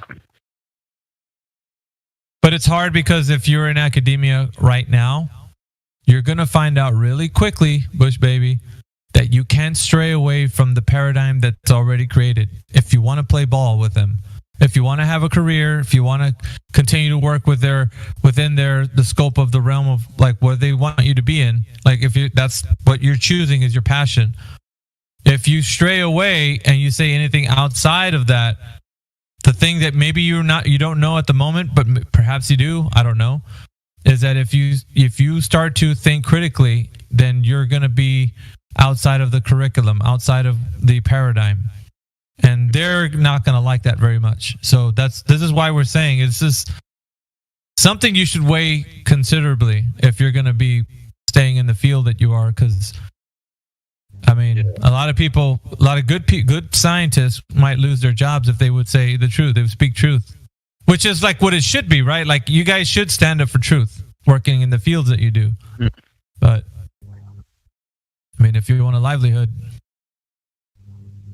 count the cost, I guess. I don't know. Like, it's a tough deal, man, I guess. Because it's like, well, stay in a really great career or speak the truth, like, I mean, I wish it could be both, but I don't know if that's the world we live in. Yeah, pretty hard to get that research grant renewed if you're going against the status quo. No. Yeah, no, you raised some good points. Definitely. Either that or just stay a closet flat earther for the rest of your life. Don't be flat earther ever. Let's see if we. One thing is that you can be very respectful. That's for sure. I was actually surprised. Try our best. No, I was surprised that you, because the representation that you guys get online is that you're angry, delusional. We can be. But not delusional. Well, we can be angry. It's more of a zeal, a passion for what we're talking about. Because imagine speaking to somebody about, your field, physics, right? Something that can be demonstratively true. That there is no, like, if you say that you're wrong by proving something that you're actually doing, then people are just batshit crazy because you're demonstrating to them in reality what's going on with physics, right? Like you're not just, there's not a theory, that you're working with tangible things. So if you're speaking about something that you've done with demonstration of, and you've maybe written a paper on it or something, you can demonstrate to someone how something works.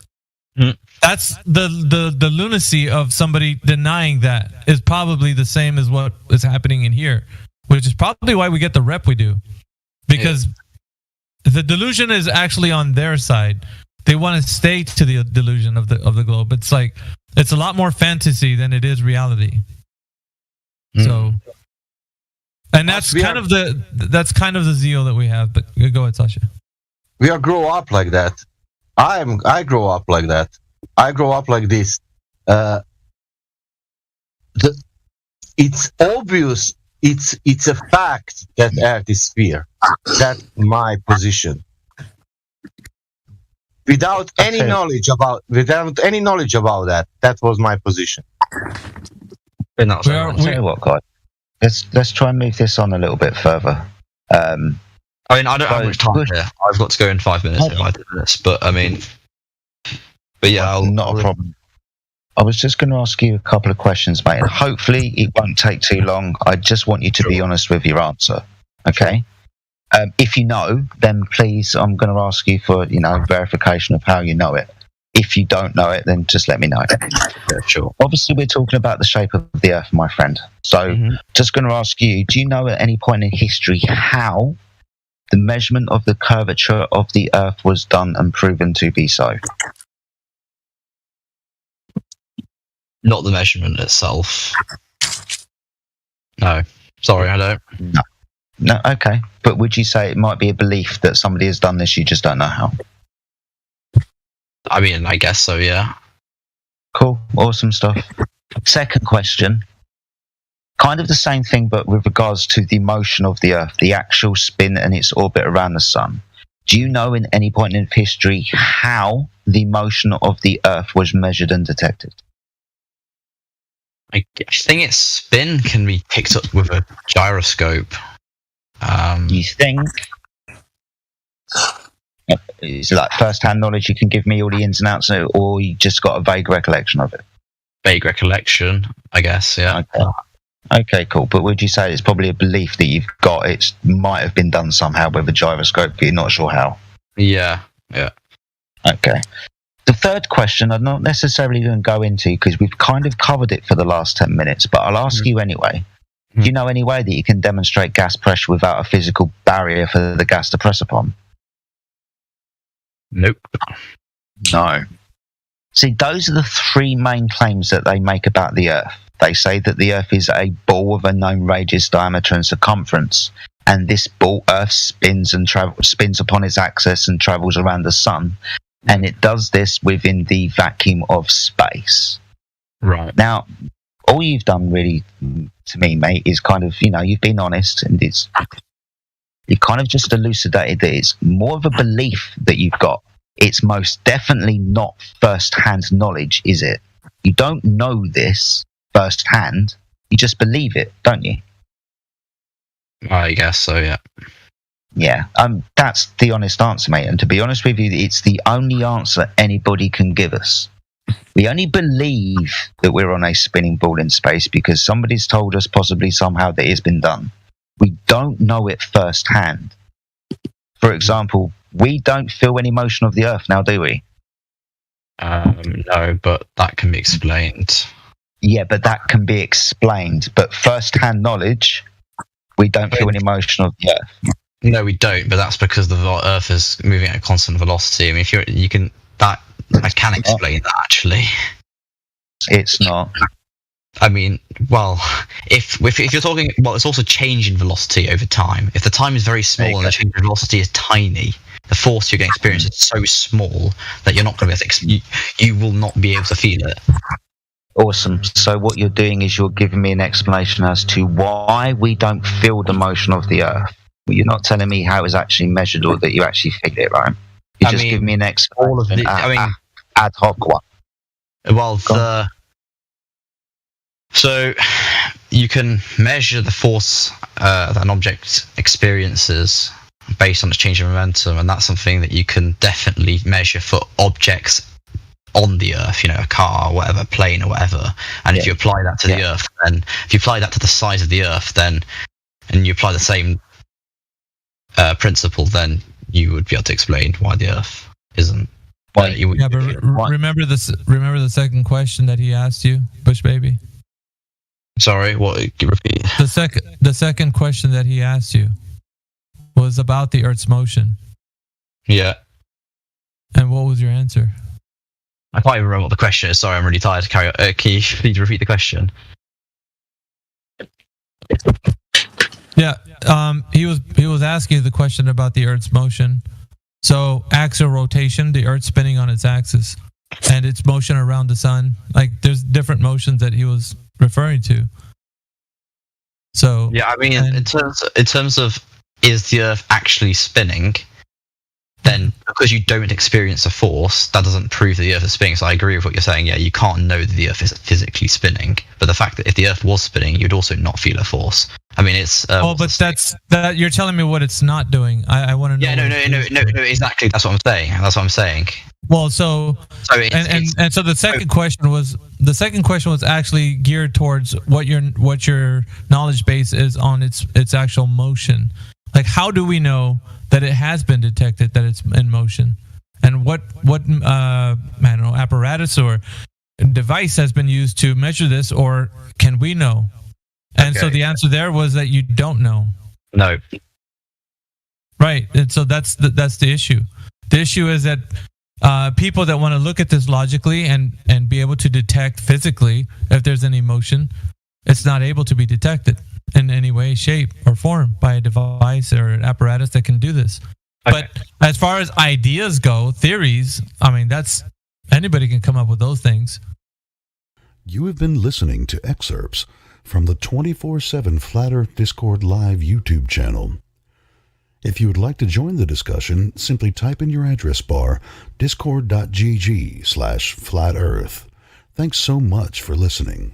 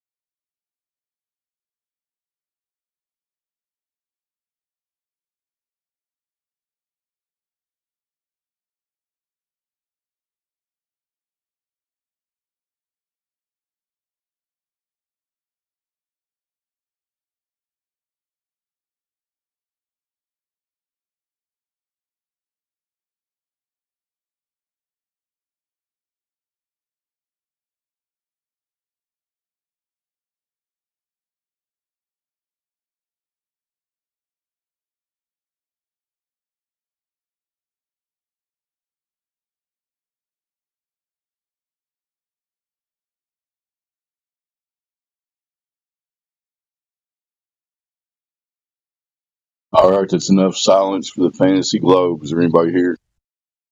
Dead Air Dave here.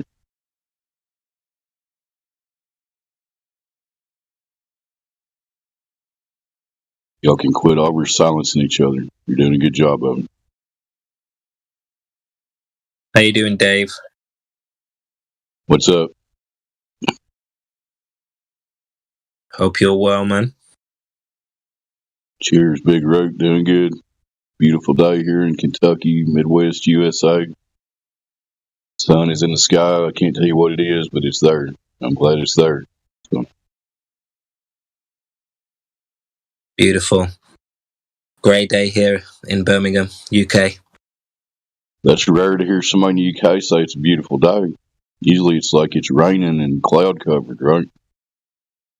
Yeah, we get about 2 months a year of sun.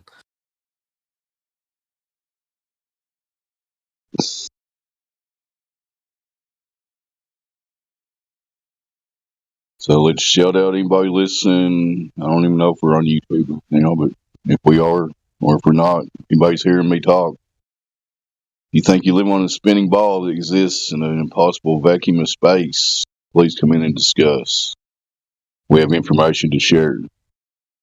We would like to have a civil discussion and supply you with some information that you may be able to think about for yourself critically. Hopefully I said that okay. Anybody else going to talk right now? And we can go back to silence. That's what I do. I'm Dead Air Dave. It was really busy earlier. It's just died down all of a sudden. Yeah, I mean, I thought I was just listening on YouTube. Was that a recording or something? Yes, it was, you know. Yeah. And to be honest, it fooled me. I've been on all day, and somebody started it right at the end of the last conversation with Chris. So Chris was basically in both the real and the recorded conversation. Yeah, it gets confusing sometimes if you're not noticing when the recording's playing, right? Kind of throws you for a loop. Yeah, luckily it was that interesting. I didn't try and get involved. Normally I would have. That happens all the time. I've done that myself. Try to start talking to the recording. I've done that myself in here. Then you wonder why they're not responding to you. Well, they're recording, so duh. Yeah, start getting offended. But thanks for chiming in, Big Road. Hopefully somebody will come in here and spur some kind of conversation. You know, we all used to believe the same thing that you may believe if you're listening to me right now. And then we actually put aside our preconceived notions and all the stuff that we've been taught by men, and we actually examined the facts of reality as they present themselves. At least I did. And when you do that properly, I don't see how it's possible to come up with a spinning ball in a vacuum of space. I mean, if you want to try to prove me wrong, come on in here. We're talking about objective reality. How does it present itself to you? If you go out to a lake and you see the still water sitting there, laying level, do you really think it exists on the outside of a spinning ball in the vacuum of space? It just can't. It's physically impossible. Dead Air Dave, shutting up.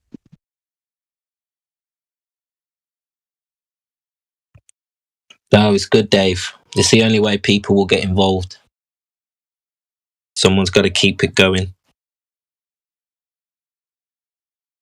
I was interested in the last convo about the guy, the Glober, who was saying that the explanation of why we don't feel any movement is the constant velocity, the constant movement. Yeah, the constant velocity that we're going at, apparently. Right. I find that an interesting convo I want to learn more about. Well, that goes into their convoluted explanation about relativity and all that, because they get people mentally to the point where, well, it's logical that you wouldn't expect to feel any movement. But how did you get there? How many illogical steps did you take to get to that realization That's not really realization. It's just an explanation, right? They're just telling you why you don't experience something. Yeah. Makes no sense, really. Yeah. Yeah. They don't understand that we only care about, they can explain away why we don't feel anything, but they can't explain how, you know?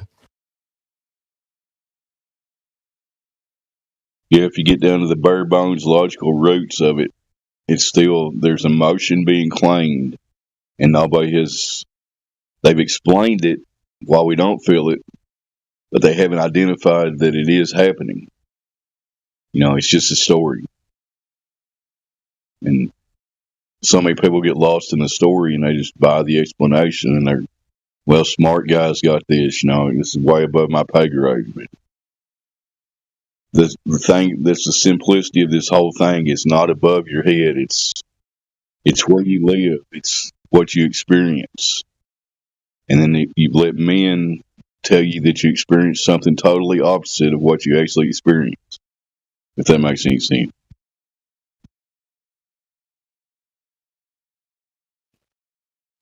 Yeah. Amazing, Dave. Just give me 1 minute being talked to. All good. I'm just feeling dead air. That's why they call me Dead Air Dave. Any new people on here? Any old people? Any people in between?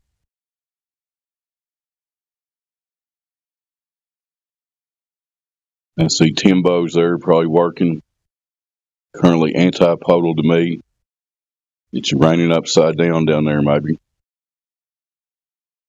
Does that make any sense? The rain's going upside down compared to me. Nah, it's all relative. I forgot.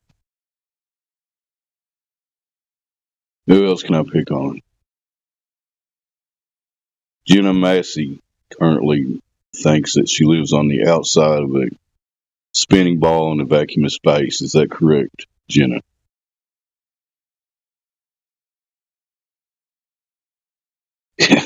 Let's not be near her microphone. I'm 0 for 2.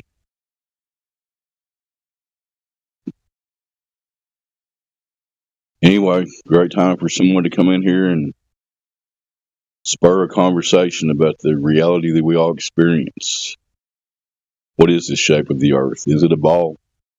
Is it really a ball? Have you ever really thought about it? They tell us it's 70% water. Surface of water, when not disturbed, it lays level. Does not display convexity. So how's a 70% water covered surface? How's that forming a ball?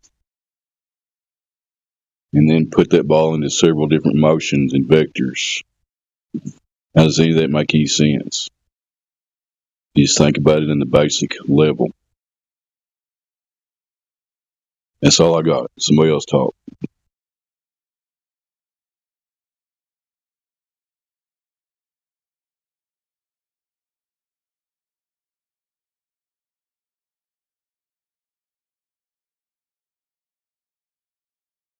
Or don't. That's another option too. Fair enough. May click the link, come in here and start talking. Wide open airwaves. Thank you.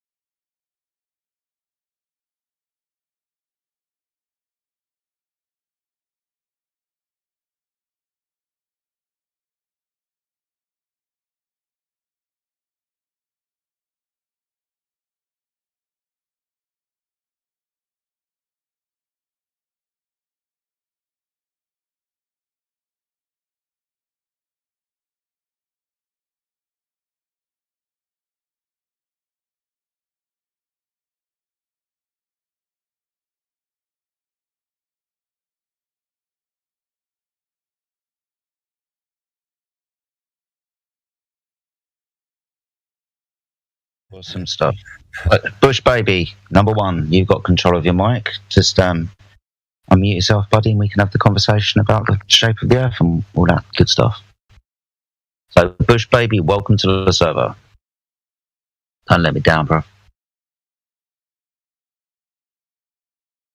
He sounds very cheerful and like up for a conversation. Oh, wait, hello. So yeah, hello. It just took a second. Hello, my friend. No, you're good, mate. You're good. Okay, so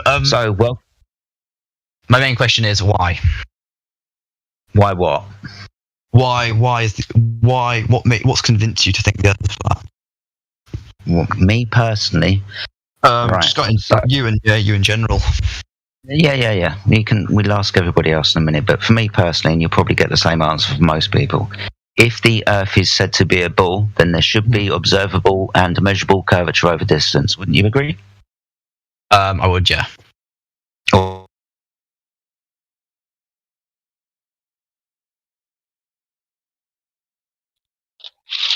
Hey, so I'm sorry. I feel All right. I just joined the server, and I was looking to speak to some legit, actual, flat earthers and stuff. Hey, welcome to the server. I got my friend here, Witsit Gets It. You can ask some questions to him. Yeah. So, my main question is, how did you get into, the flat earth, theories and things like that? What made you guys, interested in it?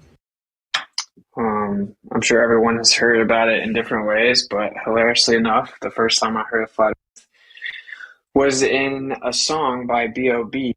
in the Elements mixtapes.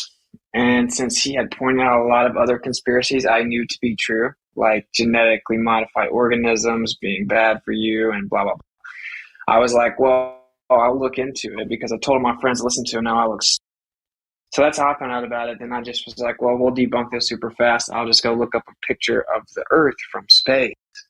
And then I found out that the famous one everyone had been seeing, the infamous blue marble, was admittedly not real. It was CGI. NASA admits it's not real. So I'm like, wow, so this is not a real picture in the 21st century. It's a cartoon. That's kind of weird. So then I found out that the only supposed real picture was all the way back in 1972 during the moon missions. And since I already knew the moon missions were fake, I immediately knew something was there because there's no real pictures of the Earth from space. That's how I got into it. Then I just deep dove in information pretty much nonstop for the last 7 years. You know what I'm saying? So that's yeah. Oh, okay. Anyone else? Anything like that? Yeah, I can tell you exactly the same story, but in a British accent if you want. I mean, if you want to. But, I can tell you the same story, but in Spanish if you want to hear it. Yeah, I mean. Yeah, okay. I mean. Okay. Oh, sorry, go on. Go. Oh, no, I was gonna say I'm new to this whole thing. You said you thought the moon landing was fake, right? Yeah. Yeah, at this point, I don't know what to believe, but why do you think it wasn't real? That's a pretty loaded question, but yeah, I'll try and can I just get quickly. So go ahead. Can I just very, very, very quickly get in here, dude? Just to let you know that the moon landing is it's such low kind of quality discussion for this kind of room. Oh. If you want to know about the moon landings, Witsit's gonna be fine with it, but I'm just saying you might want to ask a more important question than that. Well, I've only asked that because I'm just curious. Okay, yeah, so their whole story doesn't add up, and then JFK came out in 1961 and said we're going to go to the moon in 8 years. And then 7 years after that, one of the astronauts that was supposed to go to the moon, he got on national TV and said, dude, we're not going to the moon. He's like, we can't even get to low Earth orbit. Do you have that video? I'm sure someone can find it if it's not been scrubbed. Bro, if I see that video, I will believe it 100%. Okay, that wouldn't be smart either. But so he says, there's no way we're going to the moon next year. We can't even get to low Earth orbit. Do you know which astronaut said that? Gus Grisham. How do you spell that? That's his name. Can you guys vouch? I don't know. Gus. Yeah, Platter has typed it in the live stream chat. Yeah. Right. Gus Grisham. Yeah, I've heard a lot of cool. So, go ahead. Well, just to finish that point real fast. So he said that we're not going to the moon next year, dude. We can't even get to low Earth orbit, and we can't even communicate within our own buildings. And then shortly after that, he mysteriously died on NASA's facilities doing a routine checking of wires because for some unknown reason, the door was sealed from the outside and they accidentally pumped way too much oxygen in there. So he like incinerated, like burned to death, just like so. That's what happened right after he said we couldn't go and hung a lemon on the lunar module, which is like if a dealership sells you a lemon, they sell you a car that doesn't work.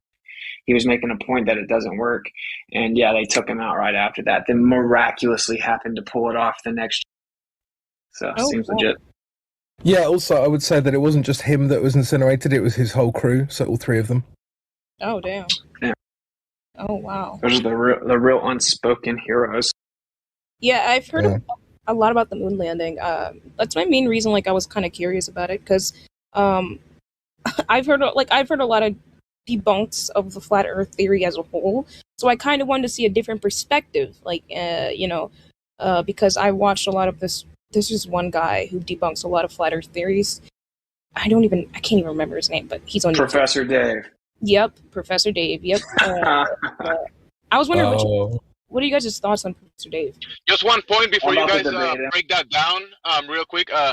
There was actually the YouTube algorithms have been fixed. These people were in NASA in Congress talking about conspiracy theories. So Congress was asking some officials of YouTube about what they were gonna do about conspiracy theories, including flat Earth. And YouTube said they're gonna put algorithms that are gonna discourage those type of searches, and they're gonna give you these boxes that will kind of give you the real information, discouraging people from searching conspiracy. So they give you the debunking results instead of giving you the real information. All these new people are going to ask the same questions that Professor Dave thinks he has a got you for us on. So. Oh yeah. I the YouTube algorithm. They're all effortless. Yeah, the YouTube algorithm is most definitely pushes down a lot of conspiracy theories, which I hate. They usually put like I'm a naturally curious person, right? I want to know more about things. I don't, I want to see both sides. So like when they push down, like they just put Professor Dave, which I do like him, but I also want to see the other side. It's better to see the person's actual argument before the rebuttal. I mean, or like the right. Just letting you know. 1 second, my bad. This guy Whitsitt answering questions for you. Professor Dave is scared to debate Whitsitt. So just letting you know. Oh, okay. I just wanted to ask, Not Joy, what is it that you like about Professor Dave's content? Oh yeah, he talks a lot about like certain things that are just like a little goofy, like he talks about like horoscopes and stuff like that, and I kind of got into that, and his charisma, things like that, like debunks and a lot of other stuff. He talks about a lot of interesting things that I'm just I want to see both sides of. Gotcha. Hey, what would you say? What would you think if I told you that when he gives that presentation so arrogant, talking about how easily debunked flat Earth is and how stupid it is. What would you think if everything that he said in the video was actually a straw man against what flat earthers actually think? Yeah, wouldn't you think that's kind of like telling that he couldn't argue the actual position? Yeah, I'd actually like what arguments have he strawmanned? Every single one that he says is a straw man. Like, can you give me like an example or something like that? Yeah, it'd be cool. How about you ask us some questions about flat Earth? That's what's happening, Helio. Yeah, just let it flow. Yeah. I'll let it flow. Let yourself flow. Look, I mean, if flow there's and low, that is the tempo. Like Helio, bro. said. Yeah, I just want to ask, Not Joy, you know what a straw man is, right? Yeah. Not like okay, cool. 'Cause, I'm not trying to patronize, but some people don't know this stuff. Yeah, of course. Yeah, so for example, one thing that he's shown is a diagram, like this little cartoon diagram diagram. For one, this little cartoon diagram is a straw, right? Like no real flat earther claims to know exactly what the Earth is in the perfect map because we've been lied to about the Earth, and it's illegal to privately travel past the 60th south latitude or to the North Pole. So we literally couldn't. So right there, fundamentally, every one of his little cartoons he shows is just a straw man fallacy immediately. So, but even beyond that, one of them he shows like that little animation, right? The flat Earth with the people standing, and then he shows 3 people like in a triangle on that circle map, and he shows them looking out to the edge, and he says, "The Earth can't be flat because all these people can see the Southern Cross at the same time." Right? But on a flat Earth, they'd be looking in all different directions. Look, and he shows the map. Right now, in reality, all 3 of those people can't see the Southern Cross at the same time because it's literally nighttime at different times for those people. So if it's not nighttime at both the places, they couldn't both see the stars, right? So he just blatantly misrepresents reality and is dishonest. That's just one of everything he's ever said. There's a story like that behind it. Yeah, so let me just clarify. I'm not, coming into this, I'm not very knowledgeable on astronomy. I'm not very knowledgeable, right? I'm not very, but I do know that I have made a lot of arguments. Like, I've made been in a lot of debates in my lifetime. And I wouldn't necessarily say this would be a straw man, because there are certain people who do believe in these certain arguments, right? Like, oh, well, no. Yeah. Well, maybe not. I mean, but there are certain flat earthers who aren't able to conceptualize certain things when it comes to astronomy, as well as I am. And but you could. I'm sorry to interrupt you, but I just want to let you know that's a reasonable assumption. But the truth is that when you see these straw mans, like, so if you Google flat Earth and you see like a disk in the solar system with other planets on it, there's literally not one single real flat earther that I've ever met, and I've met thousands, who ever thought that. So just so you know, like, the mainstream version is literally not what any of us think. Like, all right. Yeah. Just so you So what version of flat Earth, like, do you guys, subscribe to? So more specifically, the Earth is a plane. It's a topographical plane. So we have topography, mountains, and valleys on this. Okay, they say that 70% of the Earth is water. Of course, we don't agree with the percentage because there could be more Earth. We don't. But all the oceans lay flat. That's why they're called sea level. And that's how we get elevation, is we take that horizontal line of sea level and we measure a distance above. Okay, so our position is that all the oceans are level and horizontal, and water finds its level. It's called fluid static. So we just know that there's land that measures as a plane, and there's water that measures as a plane. Effectively, the Earth is like the basement. It's like the bottom floor. We are not out in space with planets. No one thinks that. It makes no sense. Why would we be the only flat disk in a solar system of planets? But what we actually think is that the Earth is just the bottom floor, and everything in the sky is just above us. And those are lights in the sky that move over top of the Earth, but they're completely different than the Earth. It's like if you had a light bulb on your ceiling that doesn't somehow make your house a light bulb, right? So that's kind of the basic there. We think that there has to be a container on the Earth. Now no one knows what the container. No one knows what the container is. No one knows where it is. No one knows what it's made of or what it is, anything like that. We just know that the Earth has to be contained because we have gas pressure on the Earth, and the antecedent or requirement for gas pressure is a container. So simply, we know that the Earth is a topographical plane and that all the water is level, that the Earth is contained, and that the Earth is stationary, that the Earth does not move, only the sky moves over top. So that's the fundamental breakdown. So I'm guessing you guys know about the Big Bang Theory, correct? Yeah. Oh yeah. Yeah. Do you guys like believe in it? That's kind of my opinion. No, none of us believe in the Big Bang Theory. It was actually proposed by a Catholic priest. It was proposed by a Catholic, so it's ironic that all the atheists love it. Yeah. But so the Big Bang actually says there was a pre-existing energy. So it actually just kicks the can down the road and still invokes a God, which is why it was proposed by a Catholic priest. But long story short, it's just an idea that makes no sense whatsoever. Everything can't come from nothing. It's purely speculative. Almost half of astronomy doesn't even agree with that anymore. So it's like people, well, that might be a little high because of the cosmic microwave background. People are starting to leave it. So anyway, just the idea that everything came from nothing, a singularity, and then expanded in all directions, it's literally just the best theory someone could come up with. It's called Big Bang because someone named Fred Hoyle, a very infamous astronomer, called it that as a derogatory term, like the Big Bang, like very remedial. So no, none of us believe in that, and there's not even evidence for it, and they can't even decide if it's expanding or contracting or why it's expanding way too fast. It's not even agreed on what that even means. Yeah, it's just pseudoscience. So can I add to that as well?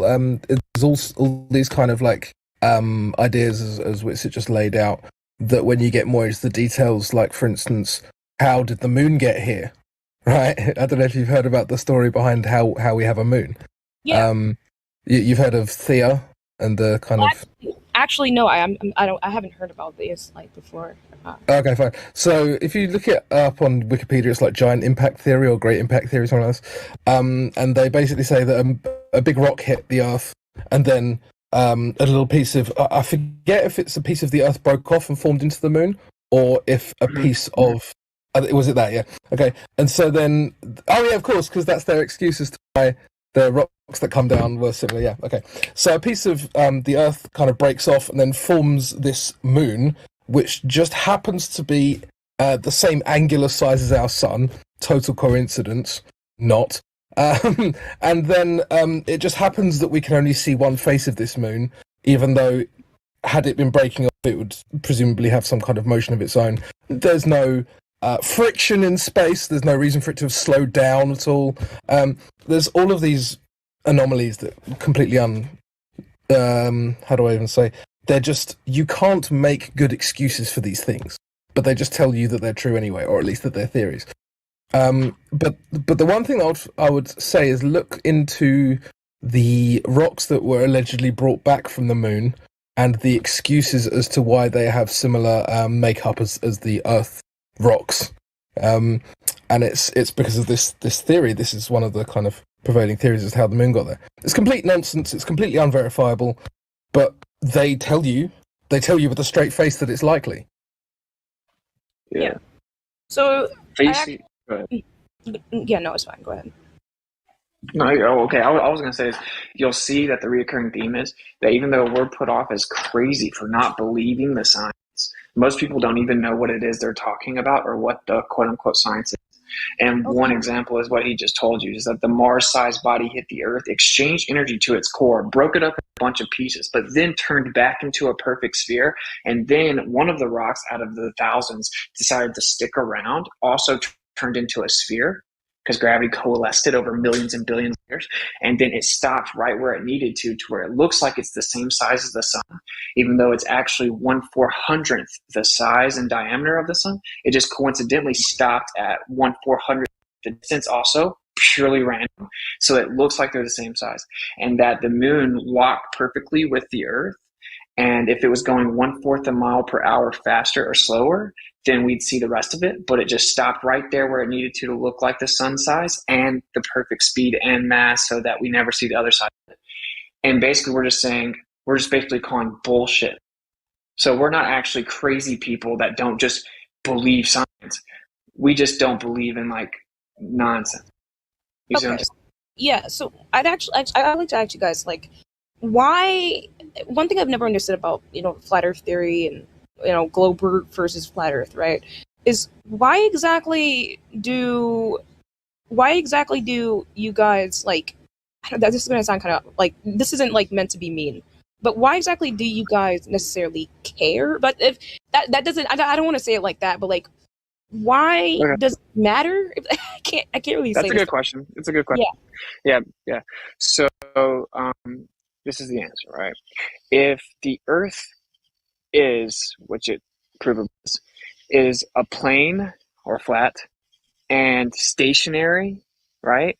Then that would mean it's called geocentric, meaning that the Earth is the center. So if the Earth is the center of everything that moves in the sky, it's the center of everything, then it would have had to be placed, because like there's no other way. Like random chaotic happenstance could not place the Earth in the center of everything that moves around it. Like everything that moves around it, right? So one reason that it definitely matters is it throws atheism out as even like viable. So it forced a bunch of us to kind of swallow our pride and be like, well, it does look like the Earth may have been created. And so that's a big reason. So why else does it matter? Like they drew a circle around us called the 60th south latitude, and it's illegal to privately explore past, right? So if you've ever seen the Hunger Games and they keep everyone locked up, literally like in their little sections, that's what they've done. And this is whether the Earth's a globe or not. There's a circle around us. But the reason it's important is because on a flat Earth, there could be a lot more stuff outside of that circle. And on a globe, they know exactly what it is. It's just an abandoned ice cap on the bottom of the ball. There's nothing for you to see. So they've literally shut off part of the world and put us in a little place. And you can't go to the North Pole either. You can't just privately explore the North Pole or towards the quote unquote South. So that's a fundamentally huge reason. Right? They've literally like told us we're not allowed to freely explore the Earth. And of course, I could go forever, but NASA gets $60 million a day. And if they're lying about going to space and just showing us cartoons, they're getting $60 million every day of our hard-earned money to deceive us and to lie to us and to give us propaganda, which is unacceptable. Of course, the government always does that, but that's not really the point. And then fourthly, like from the age of like 5 up, you've been told this idea. So like they don't give us an option. They don't say, well, look, here's the 2 options. Here's what the evidence is. Here's what we can prove or not prove. They just tell you it's a fact that the Earth's spinning. And so you grow up thinking that, oh, this magic thing, gravity, holds me to a ball. I can't understand it. I can't trust my senses. I see the sun and the moon move. But actually the sun and the moon aren't moving. During the sunset, I'm falling backwards 1,000 miles per hour. And it just makes the sun look like moving. And then, oh, I can't feel like I'm moving, but I am actually spinning 1,000 miles per hour. And I never see the stars change, but we're shooting through space millions of miles per hour. And so, when I never see the Earth curving, I see I see horizons that are horizontal, but it is curving. So it has a drastic implication on you psychologically where you can't trust your own senses and you have to always turn to an authority to tell you how to interpret the world. And so there's like four or five pretty substantial reasons. Yeah. Can I answer the question in a slightly different way? I just wanted to say that what you asked Witsit there was kind of an unintentional straw man. And what I mean by that is we don't really care about the shape. Like we care that the shape is being lied about. So it's the lie that matters to all of us, not specific. Like we're not just like, oh, I like flat things more than round things, right? It's not like a personal preference. Like we care that there's a serious lie that's happened there, and for all of the reasons which named and more, truth matters. So the main reasoning is the lie, right? So you guys heard of the Matrix? I'm most definitely guessing you guys have heard of the Matrix, right? Yep. Yeah. Yep. So in the Matrix, right? A lot of people say, I want to, take the red pill, right? Oh, red pill, right? I want to know what the reality is, right? So my question is, the reason why I asked, does it matter, right? It's because if we've never known anything, like if you say you're in a space where you don't know any better or know anything, right? And you start to speculate and you start to make, you start to make judgments or, like why the government's lying to us? The government's lying to us, which everybody knows the government lies to us, right? Can I ask you something simple? She's talking. Yeah. So in a second, like just right after this, I'm sorry, but like my question would be like, if you are in a space where you don't know a certain thing and you speculate whether or not something is real. Say for example, the Earth is flat, the Earth, or reality, or whatever, the Earth is flat, and you guys get your money back and stuff like that. What does that change, in your opinion? Like, what would that change? Yeah, I just explained one of the major ones that changes is it means there has to be some type of design to the Earth, like it had to be placed there, and that changes everything. And what does it change on a personal level? Well, that's got to be arguably one of the biggest things that one could ever discover in life, is like the fact that where they live is undoubtedly created and there's no scientific way around it. So that's a pretty big answer. In addition, I actually know how to interpret the world. So when I go look at meteor showers, I know they're not random rocks shooting in all directions and they all go one direction, because they're just a cycle of electricity in the sky effectively. I know that when I see the sunset, the sun's moving. I can actually understand the sunset and understand what's going on. Whenever the news tells me an asteroid's about to come hit the Earth, I don't even lose 1 ounce of sleep, because I know that's not real. That's not even real. When they tell me that the ice caps are going to melt and everyone's going to drown, I know that's not real. I know there aren't ice caps on a ball.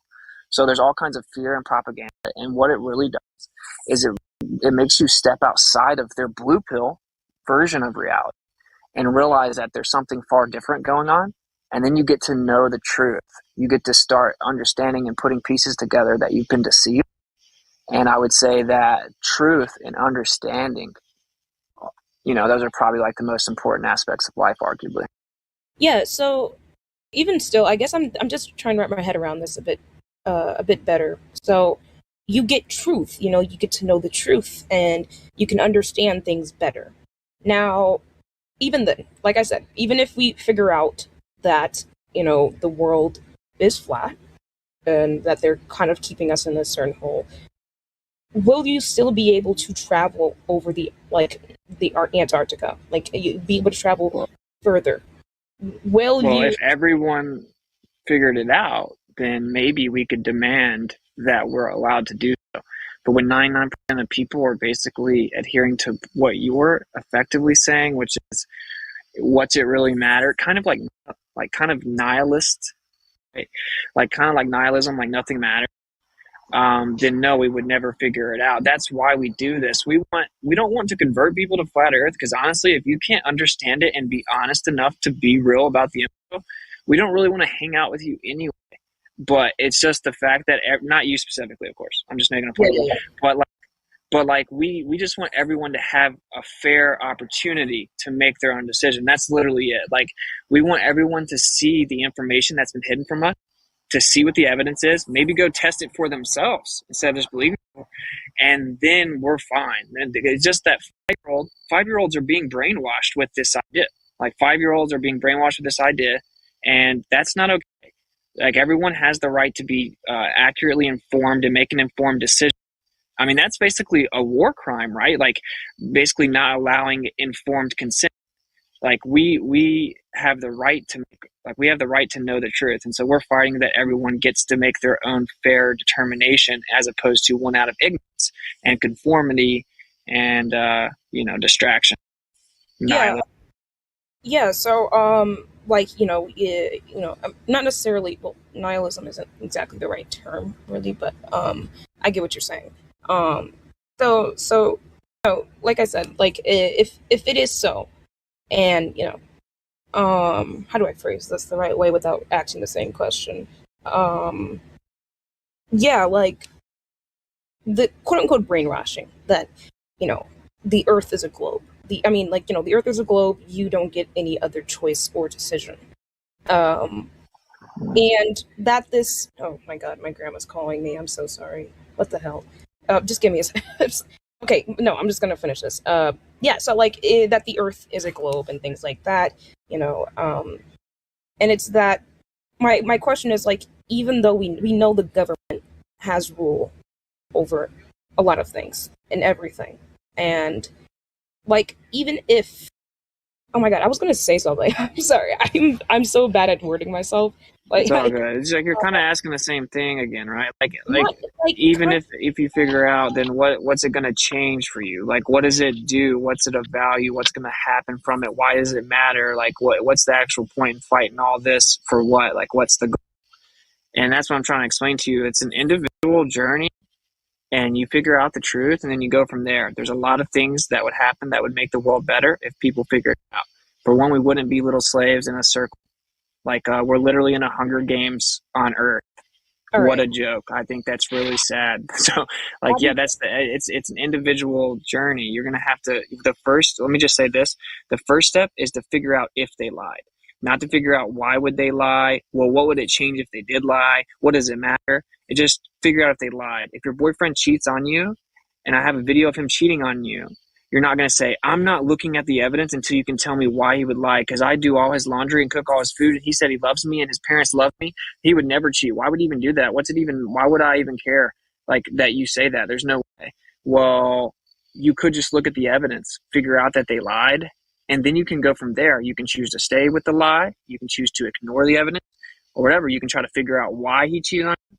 But the first step is always just to look at the evidence honestly without bias and figure out what the truth is and then go from there. You're getting a little ahead of yourself. Yeah, of course. I meant before I have to go in like a few seconds, but I'll be back. But before I go real quick, so my last question would be real quick is I just want to ask, like, oh my God, I always just lose my fucking thoughts. I can't. This is so annoying. Oh my God, wait. Hey, talk to your grandma, and the things will come back. Just speak to your grandmommy, and then come back. She was calling you. Tell her the answer. I can help you. I can help you with one question. Shut up, Sasha. I can help him with one question. Him? She said she has a call from her grandmother. That's a good thing, Sasha. Just wait till she's back. Yeah, but if he wants. Yeah, by the way, everyone, I'm actually, just from my experience, kind of like addressing these overarching things is the actual path that wakes people up. Like that just, everyone else can do it their own way. If you're kind of getting triggered that I didn't just like jump in and say, radius. I'm just from my experience, which is anecdotal, it's like, it's actually, if you're honest, it's reasonable to ask some of these questions. Like it's reasonable. Like people were kind of confused when they first heard flat Earth. Like it's confusing. Like you don't even know how to take it in at first. It's just so off the wall and kind of confusing. So like, it's not about winning a debate. About a thing that doesn't exist.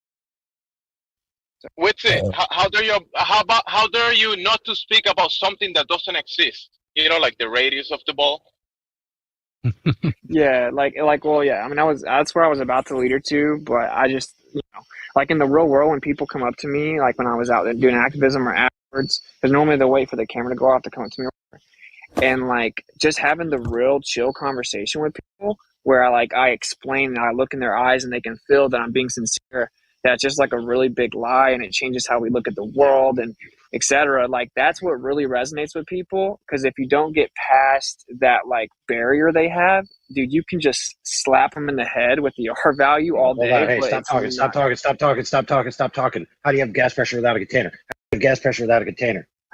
I obviously did that. I obviously did that for dramatic effect to prove a point. Yeah, you did. Recently, I spoke to 2 family members. James, I want to say, I want to say, can AI? Come on, guys. We don't need to talk over each other. AI, do you want to finish? I was just saying, like when you're having that heart-to-heart type thing and someone's being led, the most inappropriate thing to do is just jump in with an interjective question that's off the topic thread or the string of logic. Absolutely. You're just going to defeat all the work that was done, usually. Yep. Yeah, to Witz's point, on that point, I recently spoke to two family members, and I didn't mention flat Earth. I just spoke about water level, containment, and I just brought them to a simple conversation. And then the curvature of the Earth, they realize it's not there. They never seen it. They never experienced it. The movement of the Earth, they never experienced it. Just talking about basic stuff like water level and that kind of stuff. They just realize it in their own, basically. Because he doesn't want to ask this question. What is that information? What are you telling that you have, for other people? And then, like, what is that information? What Witzit has all the time saying about? I have information about flat Earth, but we are not coming to that information. Nobody want to ask, what is that information, what you have that you think that Earth is flat? And nobody's asking that question. Yeah, well, that was one of the things that I noticed first when I was kind of answering a lot of questions, is that people don't, they ask some weird straw man or some kind of half gotcha question or like a loaded question. Like, they don't come with the, so why do you think it's flat? Don't think I've ever heard that. Which is kind of odd. Like, they might ask you, sorry, just to elaborate on that, they might ask you, like, how did you get into flat Earth? But they'll never actually say specifically what is the evidence. They just, like, it's like you have to force them to ask that question, which is really weird. Well, that's exactly why I like those 3 points, because if you strike up a conversation with someone about this subject, and you do so by asking them the 3 points, I mean, they pretty much have to, on purpose, try to avoid, focusing on the evidence. They have to be full retard to not focus on the evidence if you just ask them the 3-point questions, because then they'll just focus on the evidence. If they're going to ever get it, they'll get it then. If they don't get it then, they'll probably never get it.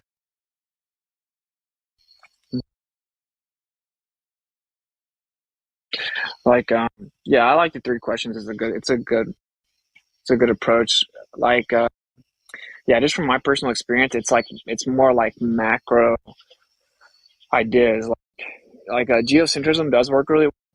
Like, have you ever heard the idea that actually the Earth is the center and everything moves around? Like, that works well. What you'll find out is you don't have to ever say the word flat Earth. It's like even with the 3 questions, same thing. If you're just asking about the globe Earth, they'll always bring flat Earth up. Like, you don't ever have to say it. I'm talking about in the real world. Like, this is a flat Earth server, but I do encourage people to talk to people in their real life. Like, even if it's just people they're kind of close to or work with or anything like that. Yeah, everyone's different. Everyone has, like, I can come off a bit assertive at times, and so like I have this own little realm where I have to work my personality into talking to people, and I think everyone's going to be a little different. Yeah, so I've discovered with the 3-point questions and asking them to people, but without ever saying the words flat Earth while asking them the 3-point questions, I've come to the realization that it's not the subject of flat Earth that, scares people and pisses them off. It's just questioning the globe that scares them and pisses them off. Yeah. Questioning accepted reality, for sure. It makes people uncomfortable. All right, I'm that's back. The real. Hi. So I was thinking about it while I was doing my chores and stuff. So my question was supposed to be, actually I don't. Okay, wait. No, Joe, do you want I can help you with one question. Then you can go with all other questions. Right, yeah. I have a lot of questions. I'm like, I can help you with first one, and you can go really.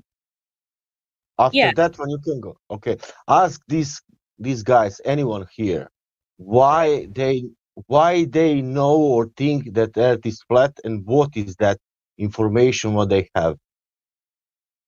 Yeah. That's my first question, really. Okay. Yeah, that's a good first question, right? Because that's what it all comes down to, the evidence. So this is why the Earth supposedly has a radius value. So the distance from the center to the edge, like a line drawn from the center to the edge of a circle or a sphere, 3,959 miles. Okay, so anyway, blah, blah, blah. It's just a number. It's a specific number. And so that means that the Earth has to curve at a certain rate if it's that big.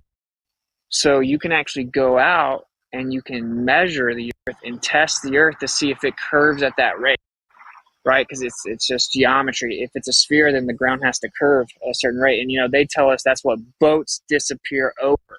They say that boats go off in the distance and then go behind the curve of the Earth so we can't see them. So there should be a curve, right? So based on how high off the ball you are, that's how far away you'll see the curve. Because as you get higher, you can see further, right? So, like, for example, if I'm 1 foot off the surface of the Earth, I should see the curvature of the Earth at 1 mile away, 1.2 miles away, specifically. So what we did, we went out and actually made measurements and tested for ourselves using lasers or, P900 high zoom cameras, etc. And we found out that radius value that they claimed literally cannot be true. We falsified the radius value. And that's when really the rubber hits the road, if you will. Because if that number is wrong, which it is, we proved it's wrong. If that number's wrong, the entire model is also wrong because every part of the model uses that number. So this is really, if we want to find out if it's actually a globe or if it's flat, we need to go straight to testing the R value because that's going to answer the whole question. Well, we did. I almost fell off my... So we did that. And like I said, we falsified it. I'll give you an example. We saw mountains from 273 miles away. And based on our height, if the Earth was a ball, the mountains in the distance should have been blocked by 3 vertical miles of Earth curvature. 3 miles in the air should have blocked the mountain. But we can see the mountains all the way to the shore from almost 300 miles away. They should be behind 3 vertical miles of Earth curvature, though. Okay, so another question I would want to ask you guys is, what are your thoughts on like the videos on TikTok of like NASA astronauts, like in space?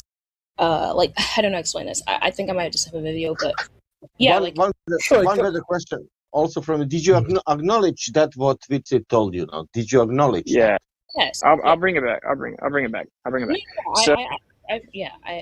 To answer your question, so we don't believe stories from NASA because, like I said, if you really look into the moon landing, it becomes really sketchy. And they were founded with Nazis. And in fact, the first person put in charge of space exploration for NASA was an SS officer of the Nazi regime named Werner von Braun. They've notoriously lied. We've caught them with air bubbles in space. We've caught them changing all kinds of their stories. We've caught them photoshopping the Earth in a picture, and then we call them out. Then they take it out. They change articles as we call them out. They've just constantly shown that they're dishonest and not trustworthy as a source. And of course, the government is notorious for lying, as you alluded to earlier. So if the government is notorious for lying, and then this is an agency within the federal government, and we've already caught them being dishonest, and it was founded with Nazis who were famous for propagandizing and lying to masses of people, we don't take anything that they say seriously at all, right? So we don't consider that evidence at all. It's unverifiable from the government, and that's not real evidence. So that's what we think about it. But none of that's going to change my first part. Like I said, the whole conversation boils down to the radius value. Like, there is no skating, like you can try to skate past it, I guess. And I'm not saying I'm not trying to have like a serious debate with you. I don't mean it like that. I mean like individually, you can choose to just try to ignore it, but it's going to go nowhere. And the whole conversation comes down to that. So the first question that you actually need to actually answer honestly is, if the Earth were flat, would you want to know? Honestly, I to be honest, for me, like I said, I don't really, like, how do I say this? I don't really care about the curvature. I don't like, me personally, I don't care what the Earth's shape is, right? But I do care about, trying to see and understand how other people conceptualize, their beliefs on what the Earth or whatever is. Because I already know the government lies, right? I already know the government. I don't even believe in a lot of things NASA says. I am very skeptical about. Like, for example, dark matter. What the fuck is that? They don't know. Yeah. But like a lot of things, I am also skeptical, right? I'm very skeptical about a lot of things, and it's, for me, I don't really like, even if the Earth is flat, a sphere, a donut, whatever the fuck, right? My real like objective in talking to you guys and stuff like that is just seeing how other people to understand our perspective. Yeah, just to understand your perspective and why, like, globists and flat earthers argue so much about this in general. Okay. And I know that like people don't like to know, they don't like to know that, you know, that the government's lying. But when they do find out the government's lying, there is an uproar, right? There is a anger that comes with it, and people start to go down certain paths that get a little, you know, crazy and stuff like that. I'm not talking about like flat Earth, past flat Earth, you know. Okay. Real fast. Let me just. Okay. So all I asked though was like, if it was flat, would you want to know? And basically, I could have just paraphrased the question and said, if you were lied to from childhood, including everyone that's close to you that you love, were all lied to and lied to about where they live and what the earth actually is, where they live, and then not allowed to explore that earth or know what it really is. Would you want to know? Not really. Like I said, I don't really care. Like I really okay. If the government told me one day, guys, we actually are living in a simulation, I'd be like, okay. But still, you know, like you're waiting something like this. Listen, we killed all these people. We are sorry, but we could not say that 1991. We are telling now 2040, but we killed them all. It was only 100,000, but sorry, we will be good now. What are you talking about? Anyway, you remember when earlier you kind of corrected my use of the word nihilism? Well, I didn't improperly use that word because specifically as it comes to the earth lie, materialism would be a better word. But I actually sensed nihilism, which is why I said it. And you just point blank, you know, exhibited nihilism when you said you really just could care less or you don't care at all, and you use other language to describe that. So it's like, that's nihilism, bro. I'm just trying to explain to you that nihilism is bad, because if you want to have a slave state of people that can't think for themselves and can't innovate and can't improve society or even establish sustainability long term, if you want controllable flocks of people that are brainwashed and just watch like 30-second clips all day long and can't think for themselves, you would really want them to have a view of materialism and nihilism, because if nothing matters, then what's it matter? It's much easier to have a slave state whenever the slaves are apathetic. Yeah, so the reason why I said that your idea of nihilism wasn't really pertaining to what I was saying is because, like, the definition of nihilism would be either extreme skepticism, maintaining that nothing in this world has existence, or the rejection of all religions' moral principle in the beliefs that life is meaningless, right? And that's not what I'm saying. I'm not saying that, you know, it doesn't matter. Like, I'm not saying that, no, this matters, this is all stupid, this is all meaningless, you know, I give up, right? I'm not saying none of that. What I'm saying is that the specific subject of whether or not, you know, this right here, and also this subject right here really matters. That's what I was really asking, right? This right here? Sorry. I'm sorry. But yeah. So. But also another thing, what you said nihilism is bad, and I'm not necessarily a nihilist, but I want to understand what is you guys' definition of what is you guys' morality? Like, what are you basing upon what is bad or what is good? Right. So none of us have a monolith. I was waiting for quite a while. I wanted to get in with a specific question for Roy, if that's okay. I don't know if you don't mind. Just basically, I wanted to ask you. You said that you don't trust the government or anything. I don't know then why your default is that you trust them that the Earth's a globe. I mean, like, in general, like, if, like I said, like, if I don't, a lot of things, like, certain things I don't believe with the government, right? I don't believe. But there are some I can believe. Like, I'm not saying I don't trust them all. I have one question for the young lady, and then I'll shut up, because I know, she hasn't finished answering the one I just asked, so why don't you let that happen first? And I have a follow-up question, and then I'll shut up. Because I was waiting for a while, that's all. Sorry, Karen.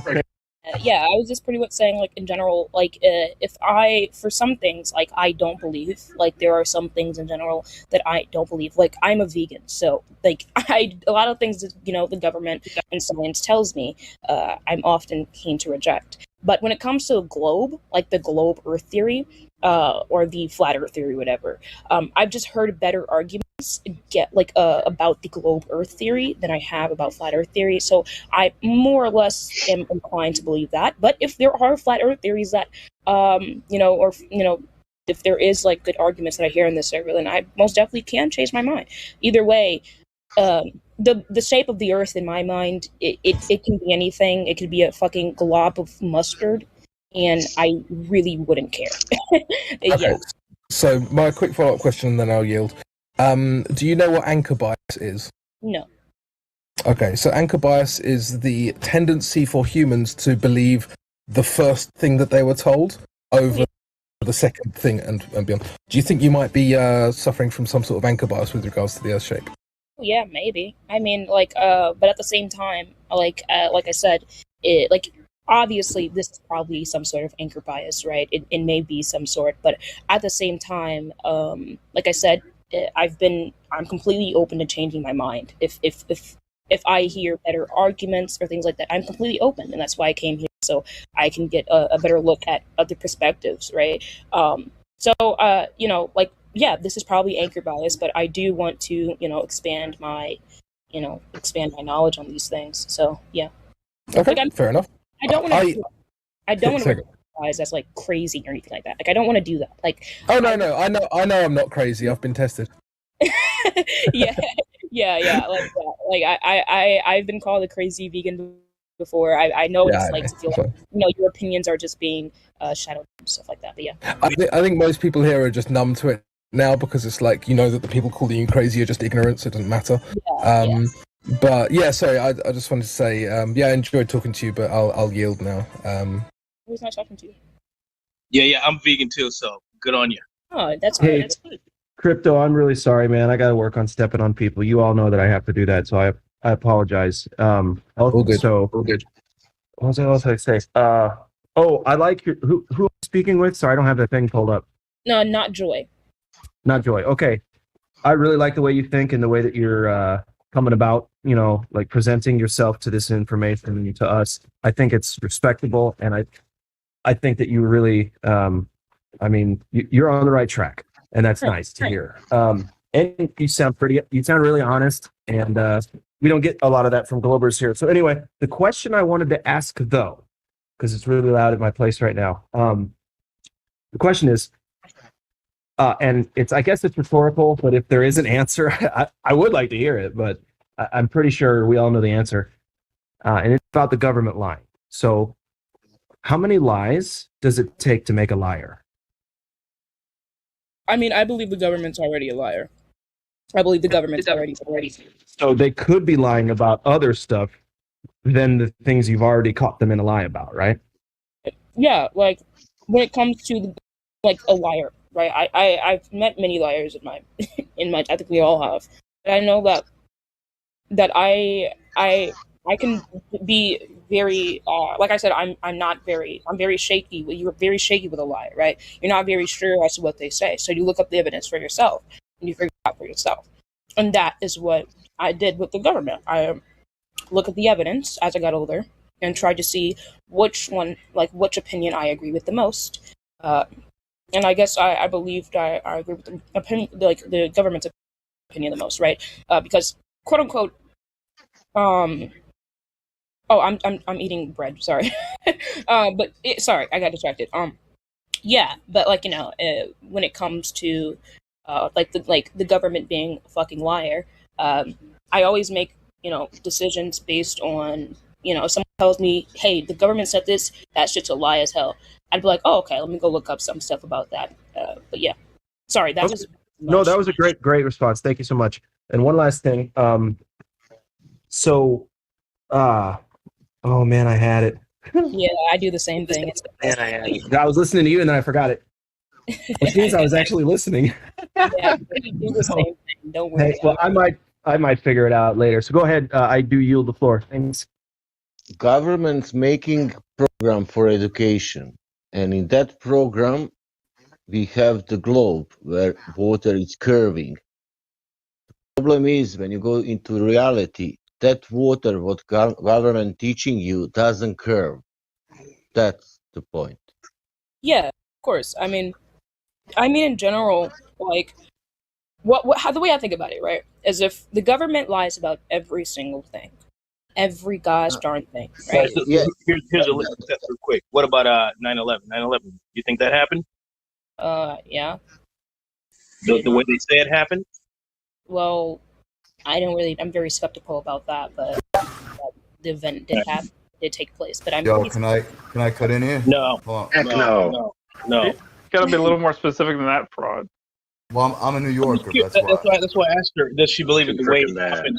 The way they say it happened. That's what I was asking. Well, here, Fraud. Let me help you with a specific example. So part of the 9/11 story, the official story, is that these legible, like readable and actual, identifiable passports fell out from the buildings of the airplanes as they were burning up, and they landed on the street in Manhattan, and that somebody picked them up, and they were the passports of the terrorists who hijacked the airplane. So do you think that the terrorists who hijacked the airplane had their passports not burned up but fell to the ground? Someone found them? That's the official story. Yeah, I think that's goofy. I don't know how. That's so odd. Like, if there was, so when the plane hits the fucking towers, it's an explosion. Like, and the first impact that would happen would be I believe the cockpit, which was, unless I'm incorrect on that, but I believe the cockpit was the first thing that hit the towers. But if I'm wrong, look at live stream voice text. It's the nose. The nose of the plane supposedly hits first, and obviously the cockpit and all that follows. Fuselage, etc. Yeah. So my point is, like, how actually, let me just ask you guys this question first. What do you guys believe? Sorry. What do you guys? Sorry, Joey. Just before you move on, Davey wanted to get in and he didn't have the opportunity, so maybe Davey can get in on this one. Yes, go on. Well, yeah, only because I'm a New Yorker. I was 12 years old when it happened. I remember it like yesterday. Honestly, what I believe is it was a demolition job. Okay, if you just look at how the buildings collapsed, obvious demolition. Okay, and what's it called? Just look at Building 7, bro. How do you think Building 7 collapsed? It was a demolition job. So, yeah. 100%, 100%. Yeah. I'm saying that as a New Yorker, okay? Mm-hmm. Like, it's like if I told any other New Yorker that, they'd be like, they go crazy. So, yeah, that's my, that's what I think. I think that like a lot of the stuff, but a lot of like major events that happen or occur within history can be very falsified by the government, most definitely. And that's why I'm even skeptical about even the moon landing, right? Like, but the thing is, I want to be open to these. I remember getting high as fuck once and then thinking like, is the Earth actually just like a plate or some shit? And I was like, damn, I got to get more into this. So like, but yeah, like, I mean, pretty much my thing is like, probably the reason why I believe the Earth is a globe pretty much is I've seen better arguments for it.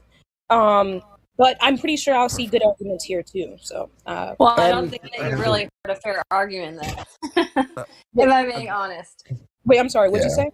Okay. Oh, I'm just saying, if you think that the globe has better arguments, then you just haven't really heard a good flat Earth debate yet. So, oh yeah, definitely. I probably haven't. And you just haven't looked at the evidence that Whitsitt was talking about. Yeah, you tend to breeze over a lot of things that he said without actually taking. No, I'm not saying that's a bad thing. That's just how it works, right?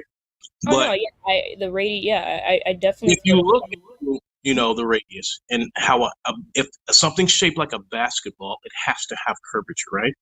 So if you look at that intensively, and subjectively, objectively, and take your time, you will find out, well, okay, this is some really damning evidence. That one piece of evidence, just the curvature, is enough to throw the whole thing off kilter. Just that one piece. I just want to say, it's kind of like you read my mind because you mentioned it again. I wanted to ask you, since you think there are some good globe arguments, can you recite one that you think is good or that you think is the best globe argument? Yeah, recite, most definitely not. I have a bad memory, but I do know, like I said, I like Professor Dave and stuff, and mostly the best argument I've heard in general is when the quote unquote Big Bang Theory happens, right? When things are clashing in the universe and things like that, it tends to roll. Things tend to roll around. And when things clash together, roll around, you will sooner or less get something very similar to a sphere. And that's the thing. I believe in the Big Bang Theory. And that's the main reason why I'm more inclined to believe that theory, is it makes more sense that the universe, like gravity in general, would, like, things roll, right? Things roll when they're being clashed into. Cars will go over and roll when these things are. Now, this is probably a goofy argument because I can't read. This is why you need to understand gas pressure laws. Well, no, wait, no. What I'm saying in general is this is one thing I heard, like one of the main things I've heard in general. But there's probably more. I probably think I might make a list of things, a list of arguments. Yeah, you need to look into the 3 points. You just need to look into the 3. Somebody needs to really explain that to her so that she can. Yeah, we can do that a little bit later. Sorry, go on, Aaron. I'll go. We could just address what she said in the present moment instead of wondering and speculating about other things that are ancillary or secondary. Right? And you want to address the Big Bang Theory? Oh, if we can I have a question about it. Well, we did earlier, actually, to be fair. She asked about it earlier, but Witsit kind of gave an answer. I don't know if it's worth going over that same ground again or not, but... But yeah, he was talking about the people that came up with it, but I had a question about it itself. Okay. I mean, it's just something to think about. I mean, when have you ever observed anything coming from nothing? Okay, I didn't interrupt to yield the floor to you. Capiche?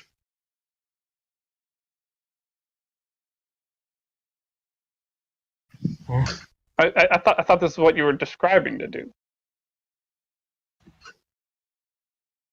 Well, do you want to go ahead or talk about it? Yeah, fair. You took it as I said, go ahead and do that. Yo, shit's going down. But the main point about the thing about the Big Bang and this idea that things roll around, that's not even how they explain it in the Big Bang Theory. They use the term gravitational accretion, which is the particles after a certain amount of time started to gravitate towards each other. Now, the problem is that they tried to model this and they couldn't get it to work. They had to add an additional factor that isn't found in physics. They called it the stickiness factor. Oh, yeah. Okay. So this idea that you hold to is speculation at best. It's not a good argument at all. So I yield the floor back to my friends. Yeah, I just wanted to mention Dude came in earlier as well and wanted to get involved. And it's to do with something that Witsit said earlier that kind of glues what you said and what Dude said. Now, what Dude was talking about was the moon landings, and I said, the moon landings are kind of low level for what we talk about here. But the one interesting thing about the moon landings is that, in my opinion, it gave them an excuse to have a picture of the Earth as a ball in the first place. Because before then, like in the 30s, right, you used to be able to watch like a Universal Studios film or whatever, and they've got a perfect ball shape. But of course, they couldn't tell you in the 30s, oh yeah, we went up to space and took a picture, because they hadn't landed on the moon at that point. So that would have been a very obvious lie. So they had to kind of stage this event where they went up there and, oh yeah, it turns out that we were right all along. But what's really interesting about that is two things. First of all, when you look at the Universal Studios, and I don't know if someone's got a meme of that, but when you look at the Universal Studios globe, it virtually perfectly resembles the globe that they only allegedly took a picture of like 30, 40 years later. So, I mean, how would they have known? How could they have known? And the answer is they can't have known. It's ridiculous. It's they've taken the model and made like a studio model in the 20s and 30s or whenever it was, and then they've just made the same model to present to you later on as a quote-unquote photo from space. That's all that's happened. They just needed an event excuse for that to then present it to you as fact. Yeah, so I don't really know necessarily a lot about the earlier stages of like space travel. Not necessarily. The main thing that I don't know about is I just didn't understand as a young kid how they were able to like get to the moon, but they were still having issues even making a fucking laptop, like, or a computer. Like, how was it even possible? Great point. That's a great point. Yeah, that's something that kind of confused me for a very long time. And another thing Did you is, take the word of an astronaut? How about a word of an astronaut concerning your concern that you just had right there? I'm sorry, what'd you say? I said there's an astronaut who had the exact same concern you did. Mm-hmm. Yeah. Okay, yeah. so his name was Gus Grissom, and he's on the record saying that the technology that they possessed at the time was not sufficient to get them to the moon, and that the idea they would get to the moon and be able to communicate or even survive was ridiculous.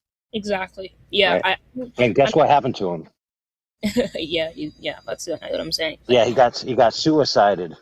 Yeah. One thing that I would like to ask you guys is, what is your?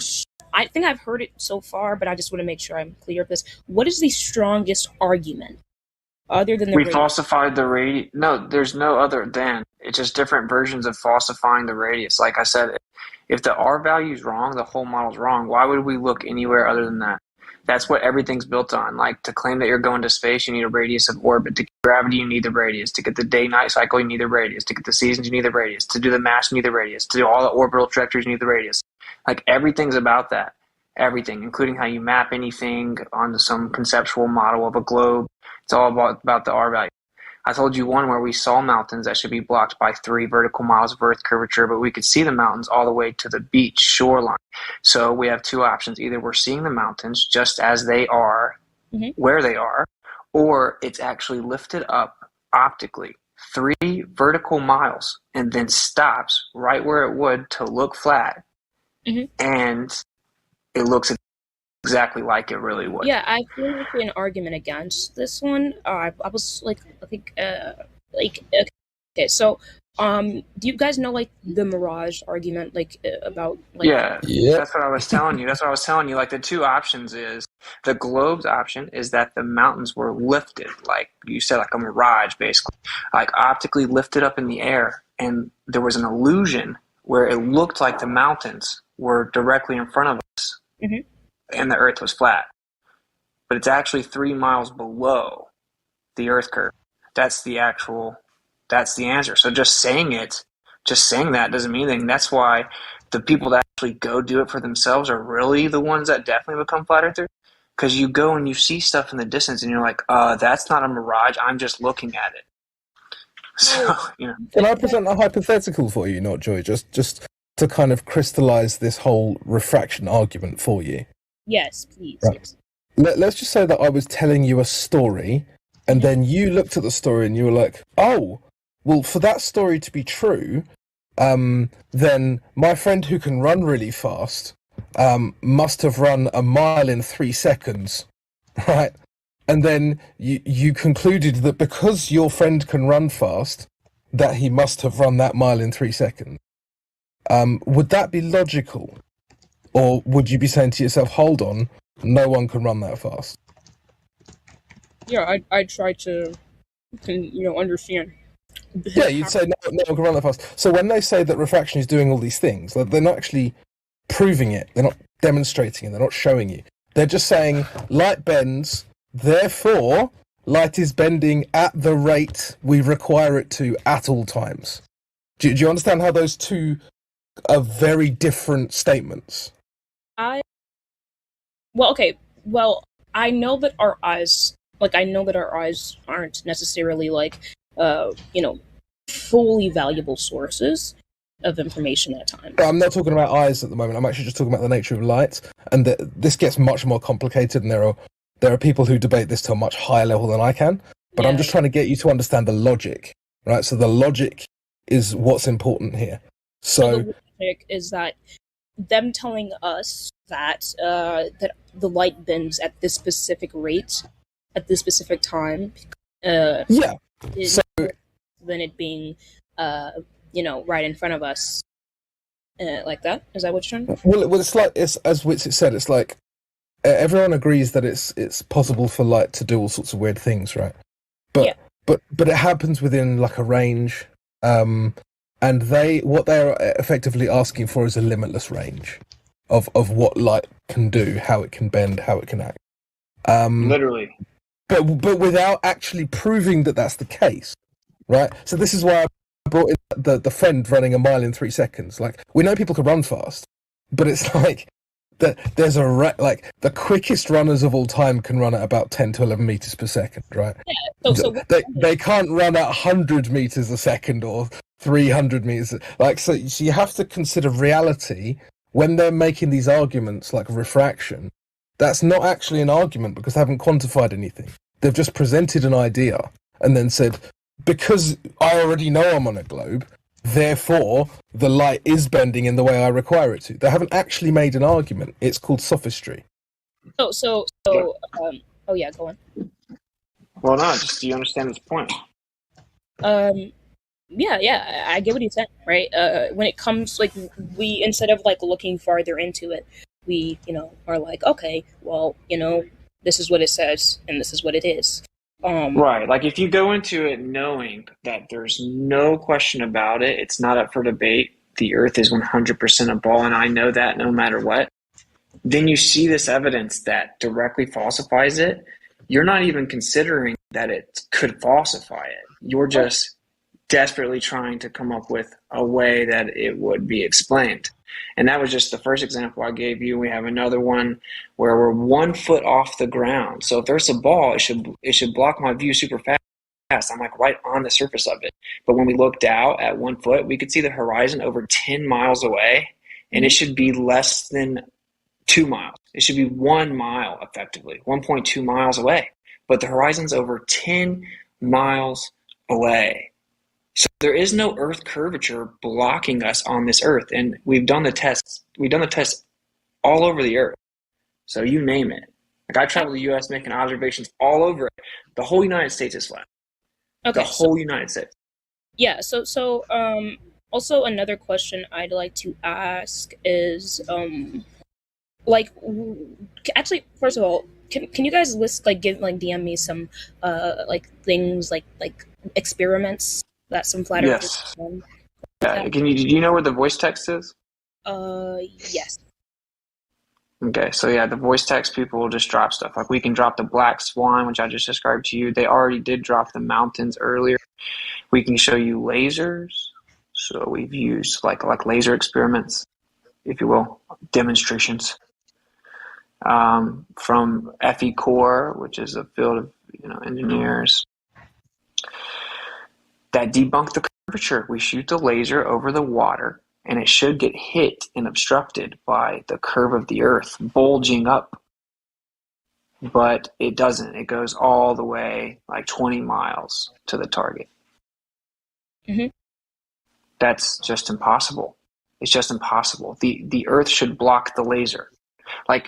Can you, if you're standing on one side of a hill, like a mound of dirt, can you see me on the other side? Oh, no. I don't think so. Right. If I shoot a laser at that hill, can I shoot it through the hill and then get to you? No. Right. So if I'm able to shoot it straight and horizontal like that, like aimed at you, and it gets to you, there is no hill between us. Mm-hmm. Right. Yeah. Well, that's what we did.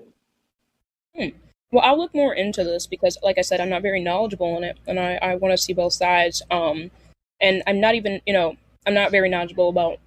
I do know that, but the main thing I do know is that the reason why I think I'm more inclined to believe both that your eyes will deceive you is because I'm more inclined to believe that than my brain conceptualizing and saying that the shape of the Earth is different. So I think I'm just trying to fool myself into thinking, which I know that, like, although like I'm teetering, like I'm like, okay, well, it could be this, but it could be that.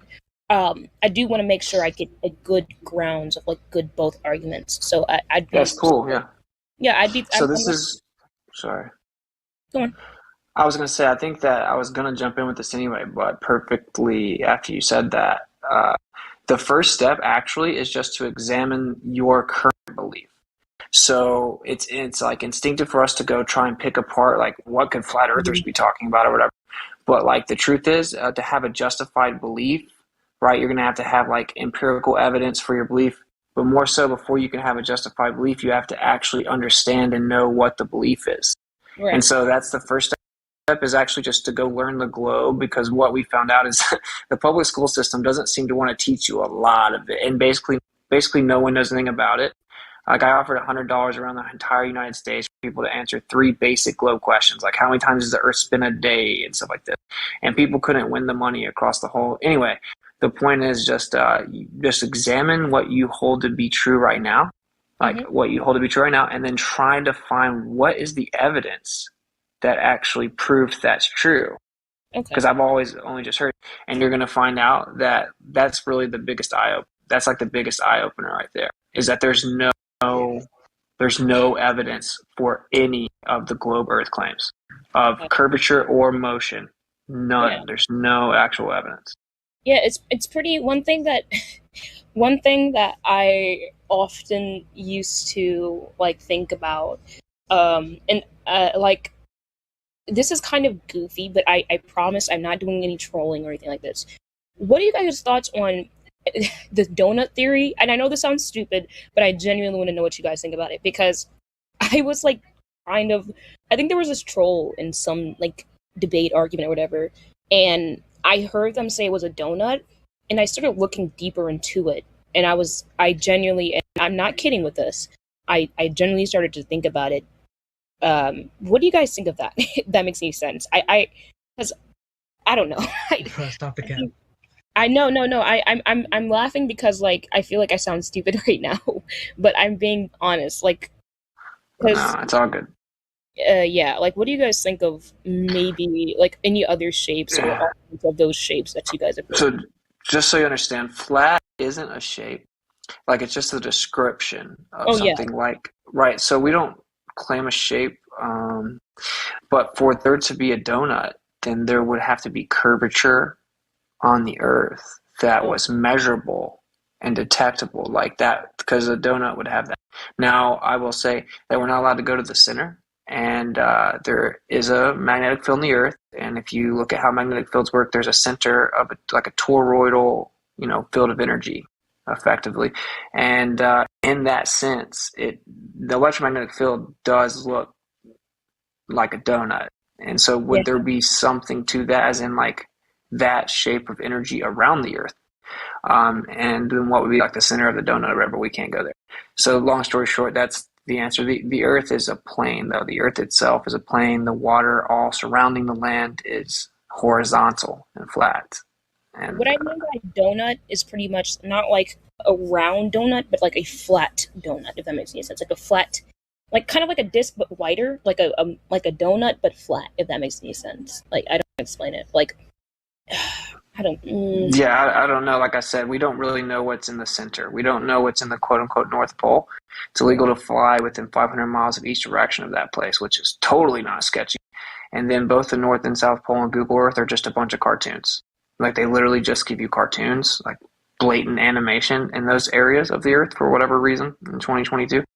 So they basically say nothing's there, but we can't go there. And so I don't really know. I mean, we aren't sure. It's a very interesting idea, though, knowing what we know about magnetism But we don't know. We simply can't get to the center. Is it possible in that sense? I think all the flat earthers in here that are being honest would have to say, yeah, that's possible, as in we don't know what's in the center.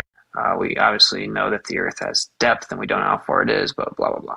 Yeah. Yeah, I mean, one thing I would add to that as well is that you get a lot of these kind of troll Earth kind of things. There's a bunch of memes that we've made, like there's a dinosaur Earth and there's a bunch of other stuff. Yeah. People come up with this dumb stuff. They think they're trolling us, but we actually find it kind of funny. But at the same time, it's not conducive to like a proper discussion about the shape of the Earth. Like Witsit said, the main takeaway is that there's no curvature. So any shape like that involves curvature has no evidence. Past that, who knows? I have my grandma here. I was wondering, Nana, what are your thoughts on like what did they teach you in school about the globe? About who? The globe, like of the Earth. Okay, what are your thoughts on? What did you think about the what do you think about the flat Earth theory? Flat Earth theory. I think the Earth is round. All right. Okay. It's what? All right. Did you say? Yeah. So are quarters. And tables, flat, round tables. And pizza. And frisbees are flat and round.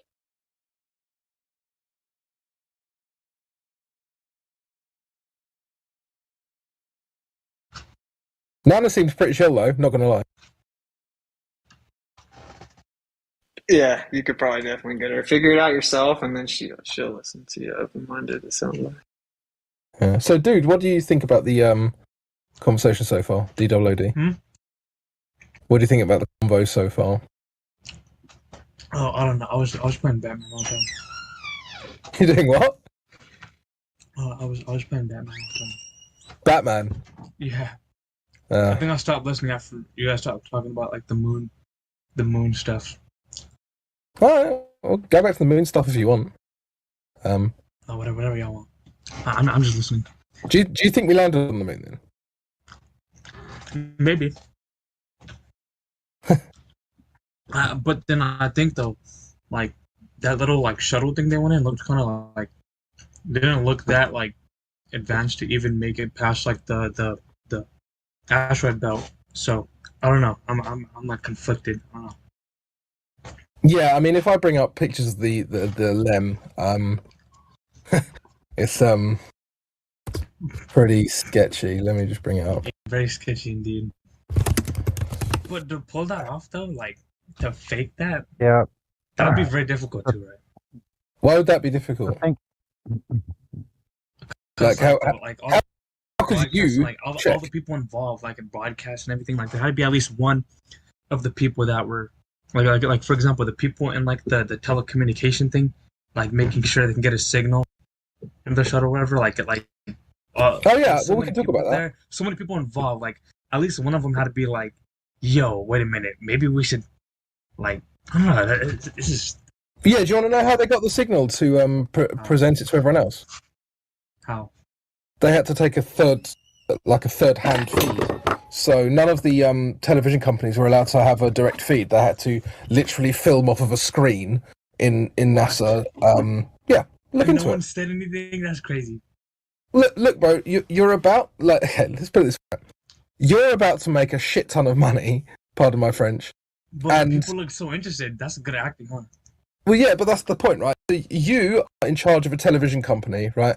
And so there's like only 3 television companies or whatever. I don't know what the landscape was back then, but you're about to make a ton of money, and or you've been given this unique opportunity. Maybe I'm not sure what their motivations would have been individually or collectively, but you've got this amazing opportunity, right? And they say, all right, all you've got to do is you've just got to like film this.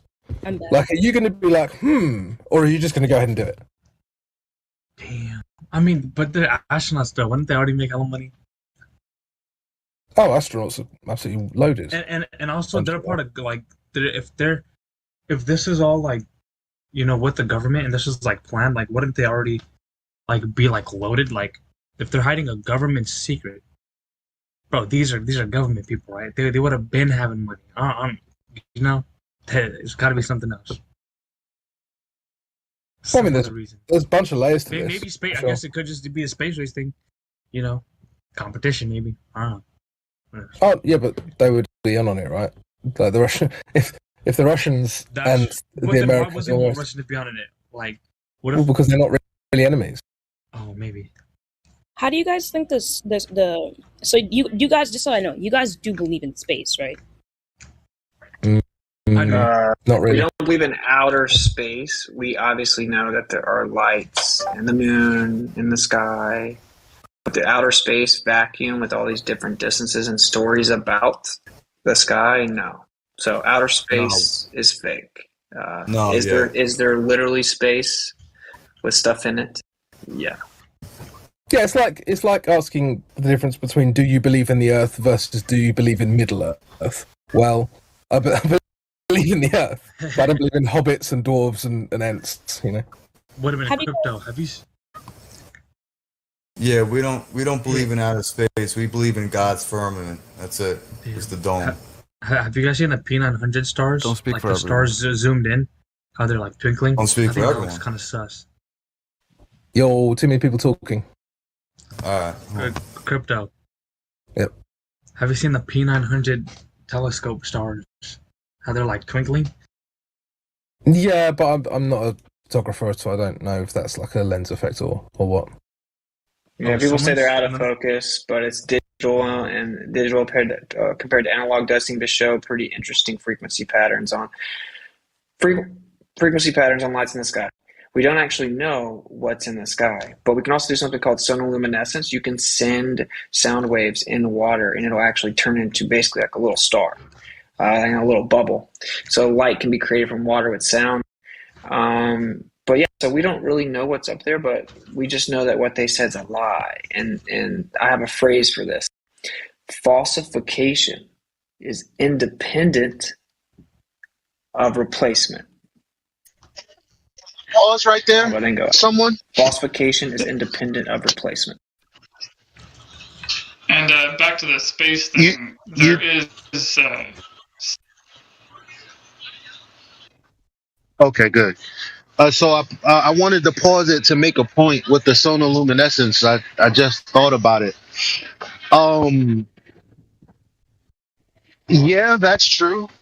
You can do the whole sonoluminescence thing but the thing is, stars that twinkle. Well, we can't confirm what that twinkling is or what that is specifically because here's the thing. You know what else twinkles in the distance? All lights, pretty much. All lights terrestrially. You get what I'm saying? Like if you're on the road at night or on a hot day and you're looking at the lights and it's twinkling. If I zoom into lights that are in the distance, they look like they're twinkling, but they're actually not. So I'm not saying that the stars aren't twinkling. We have no idea whether they are or not. They just look like that from where we are, but we don't know what they're doing. That's all I wanted to say.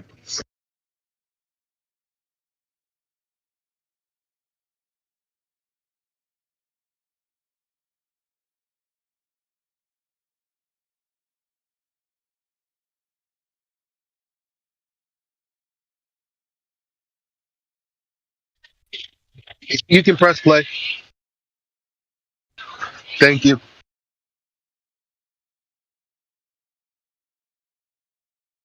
Space and matter, but there's no matter in space. So between you and That's a bar. but air isn't nothing. And we're saying that there is no evidence of balls of matter falling around each other in a vacuum magically in the vacuum of space. No, that doesn't exist. Yeah. Which, by the way, they don't even know what's going on. Like, okay, in mainstream quote-unquote science in the heliocentric model, they don't know, like you said earlier, what dark matter is or what dark energy is.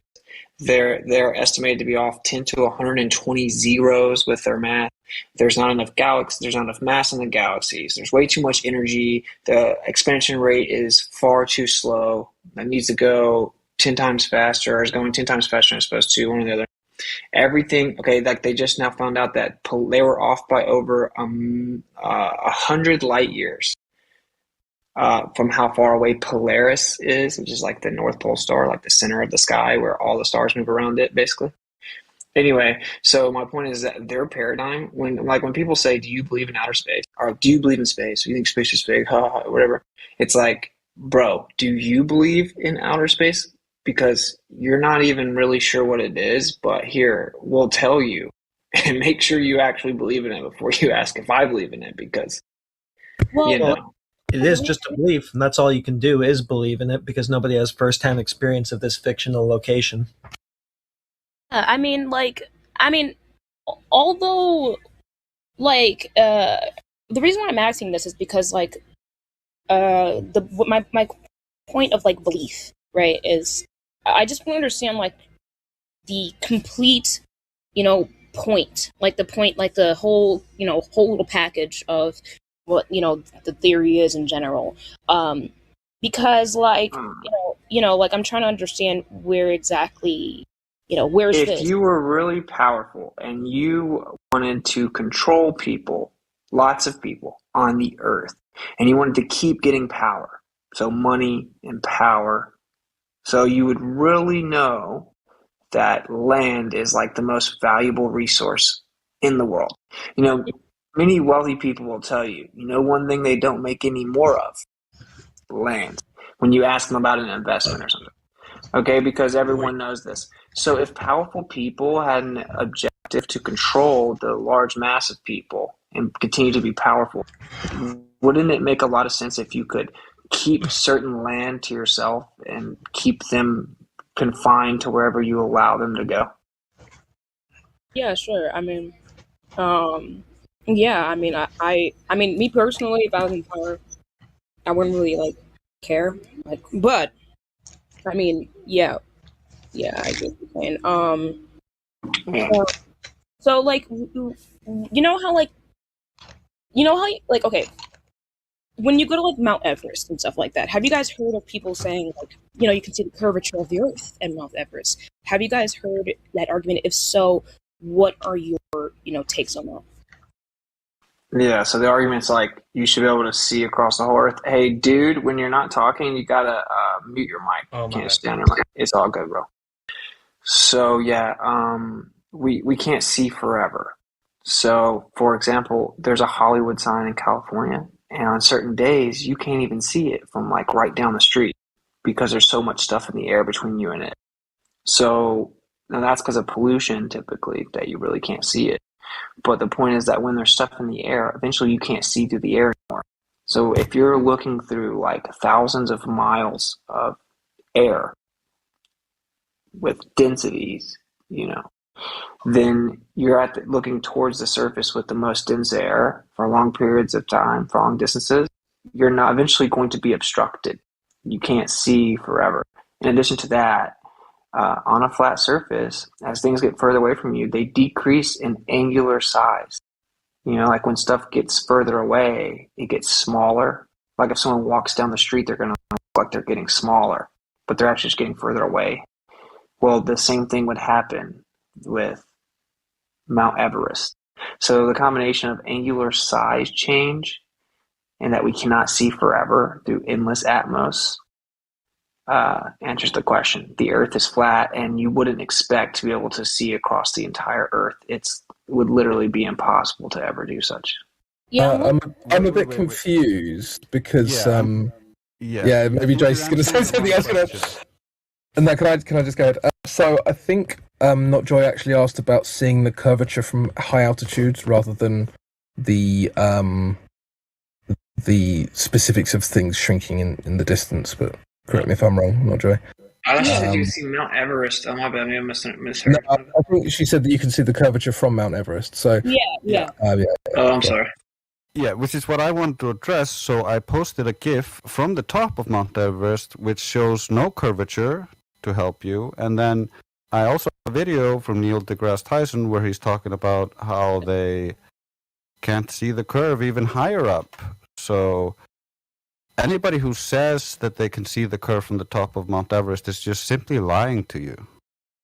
Yeah, and I would add, if you look in the live stream voice text, Not Joy, and Dude as well, if you're paying attention, have a look at what Critical Inception has posted, and what you'll see there is I think it's that Darth Vader, Darth Vader attached to a high altitude balloon, right?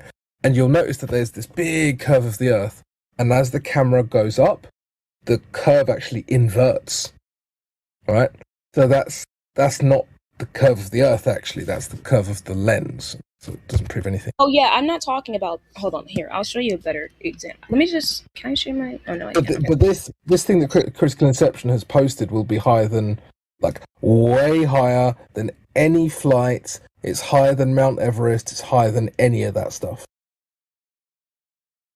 Here is where, because I'm trying to figure out what, like, if pictures and video are not sufficient evidence, how am I supposed to, like, I know because a lot of flutter. I know where you're going. Can I help real quick? Yeah, All you got to do is go out and observe and measure it yourself. None of us should be able to convince you, 100% either way. What I like to do here, and I hear a lot of people doing here, in my opinion, is trying to get people to start thinking a little different and perhaps more critically about their world, so that they can go out and use their senses.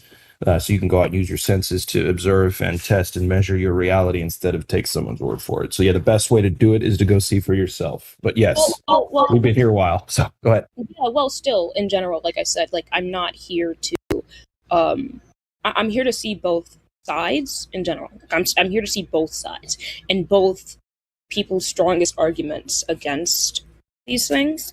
So for me to go outside and to measure, whether or not the Earth is flat or whatever, and be like, aha, it is flat, whatever. What I'm here to see is people's responses to what people do, how people respond to someone measuring, that's what I'm trying to see. I'm trying to see it from more of a, like, what's it called? Third person perspective? Something like that. Yeah, like, trying to see it from, like, because, like I said, for me, although I'm a little inclined to believe, like, oh, the Earth may be flat because I've heard certain arguments for it or whatever.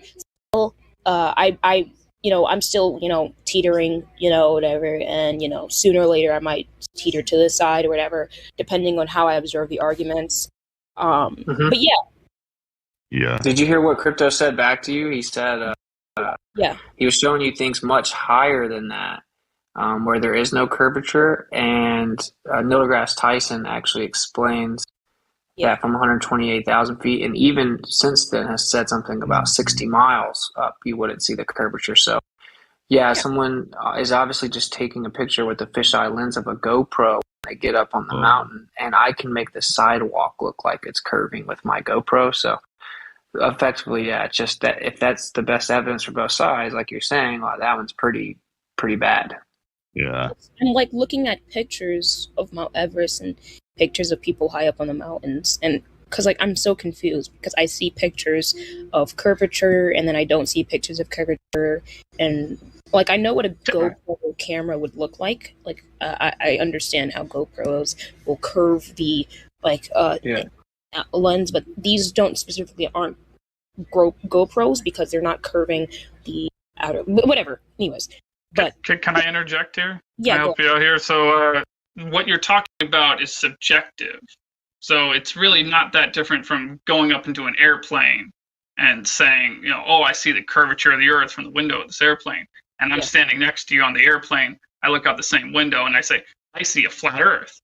So you see the problem there? It's just your word against my word. It's just a subjective thing. It's not like either of us are really proving it to be one way or the other. So what we would need to do in that situation is we need to land the aircraft and figure out a reliable method we can both agree on to directly measure the Earth and find it to be flat or curved. And we've done it with lasers. We've observed shorelines and targets over bodies of water we shouldn't be able to observe horizons further than they should be. So what I'm saying is I'm not opposed to the idea of the Earth being a ball. fact, I can think of at least a few reasons why I'd prefer it to be, but what I want to be reality and what is reality aren't necessarily the same thing. So, yes. If what I'm just saying is like, you observe, I observe the Earth to be flat. I haven't climbed to the top of Mount St. Helens, Mount Everest. I haven't gone that high up, but I have gone to 7,800 feet, which is Mount St. Helens, much shorter mountain. And from there, the 2 times that I climbed it, it seemed very, very flat. So I can say that our base axiom is that the Earth is flat, the Earth is stationary.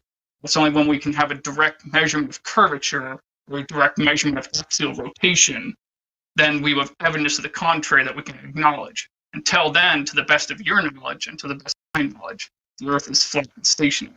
Oh yeah, of course. I mean, like, from our perspective, in general, the Earth would be flat from our observation. Yeah, but you can drop the perspective thing, because it's not perspective. Perspective has nothing to do with what I was just saying. The point is, it's to the best of your knowledge, the Earth is flat and stationary until you have evidence to the contrary. And by the way, if you ever find that evidence to the contrary, please bring it here, because I'd like to see it. Oh yeah, I mean, also one thing I have a question about. So the idea of the Earth, that it's a plane. Why exactly? This is a genuine question. Why exactly would there be a circle of ice around us?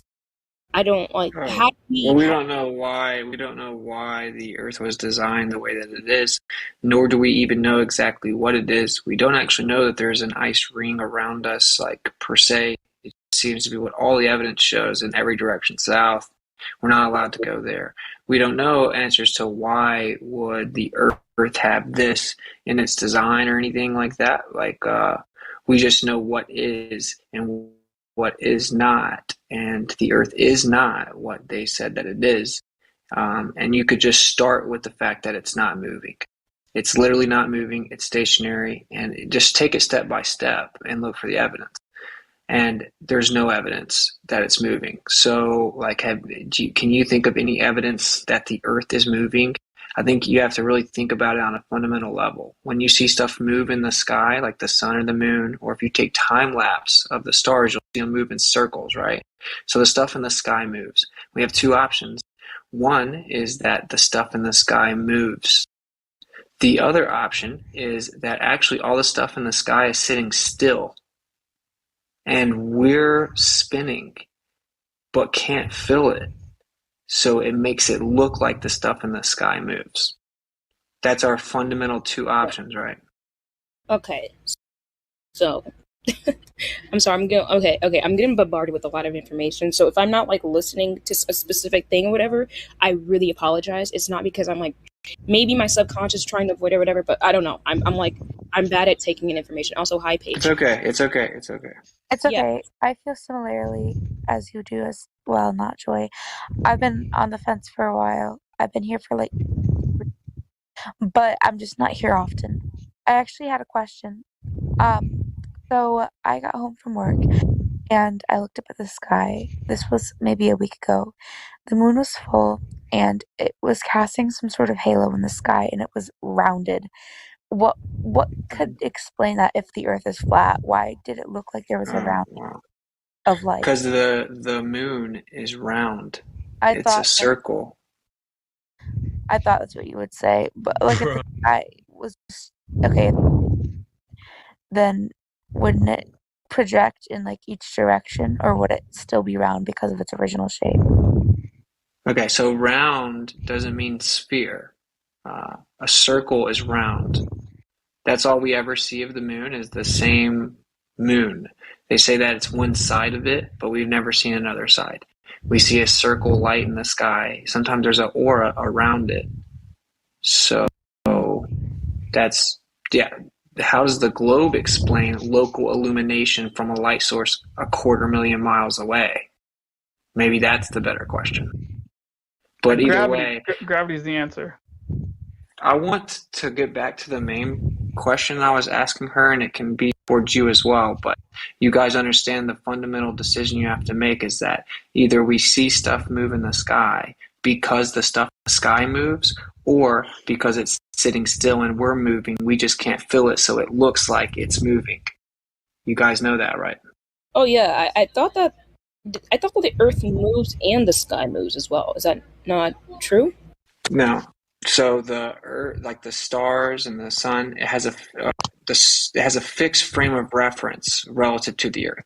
So technically, the sun is shooting through space as well, dragging us with it. But in our reference frame, it's still like we don't. It's still relative to us, meaning that like the sun moving is an optical illusion because we're moving. It doesn't actually move in the sky, according to the globe model. Same thing with the stars. The stars are treated as a fixed frame of reference relative to the Earth. I'm slightly okay. So, oh my god. Okay, so it's yeah. So it's sorry. Go ahead. No, it's fine. I'm sorry. Like no, I'm just trying to help. I'm trying to help you. Like I'm not sure what. Okay, so if you see a sunset. Okay? No, I see what you're saying. I get what you're saying. Okay. I'm gonna send what I was talking about into the VC. I drew a picture of what I meant because it might have been a little confusing. So the white line at the bottom represents me standing. Okay, so that's the ground, and then obviously the little cookie is the moon, and then it was literally casting like this yellow halo all over it. So like that yellow halo, everything below that yellow line was also illuminated in the sky. It was almost like Local illumination. How does that work if it's 238,000 miles away in a vacuum? I don't know. I'm not right. that So stuff. it doesn't work. It doesn't. That their story's a lie, and we're just acknowledging what we do know. We don't know the answer to everything. Everyone's kind of expected to get the answer to everything because they claim to have the answer for everything, but we don't know. And I'm just asking you guys a fundamental thing because you guys are kind of putting the cart before the horse, where you're like, oh, okay, well, if the Earth's flat, then how does everything in the universe work? And that's not the way to go. Okay, like the way to go is to actually test your current belief. So either the sun moves away from us in the sky and gets lower and lower in the sky as it gets further away, like streetlights do when you see them down the street, or during a sunset, the sun is sitting still and I'm falling backwards so it makes the sun look like it's moving. That's the two options, okay? Now, what we feel and experience is that we're not moving and the sun's moving. That's what we observe. So we need evidence if we're ever going to claim that the other thing is happening. Oh, I see what you're saying. Okay. All right. So what we need to look at, what I need to look at is like, how exactly do we have evidence that the Earth is moving? Is that what you're saying? Yes. Yes. Okay. I see. Yeah. I'm actually going to look more about that while you guys talk because I'm actually not sure if we have evidence about that. You can look at 31 minutes after the hour. By the way, Quantum Eraser, you have an inertial frame view of the moon and the stars. Stationary drone in the inertial frame. Guess what's moving? The moon and the stars. The entire heliocentric ball-tard spinning space monkey religion dies right here at 31 minutes after the hour in 18 seconds. All right. Good? I'm looking at this. Okay, so what it says is... Oh, sorry. So, I'm sorry. I'm like all over the place right now because I'm like... That's all right. I feel like I'm in like a college classroom right now. You are. I am. Yeah, I am. I'm learning a lot, and I like it. So that's why I'm kind of making sure I'm like trying to absorb this as much as I can because I feel like my brain is going to be. I have ADHD, so my brain likes to hear certain things but push away other things and doesn't like a lot of information. So I'm sorry if I'm like not. Like I'm not listening. If that makes any sense, because I am trying. I am trying my best. Yeah, just Boilermaker some Adderall. Yeah, I wish I had.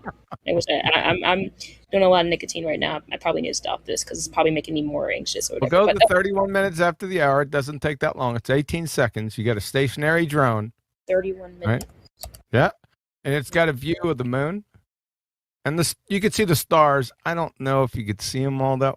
I bet on the main video right here that I posted, you could see them. They're like a 3, 9. They're all over the place, but all you have to do is watch the moon. As soon as it moves, the heliocentric ball tard spinning space monkey religion dies. The entire thing, it's dead. All right. I'm looking at the video here. Yeah. It's over. So, okay.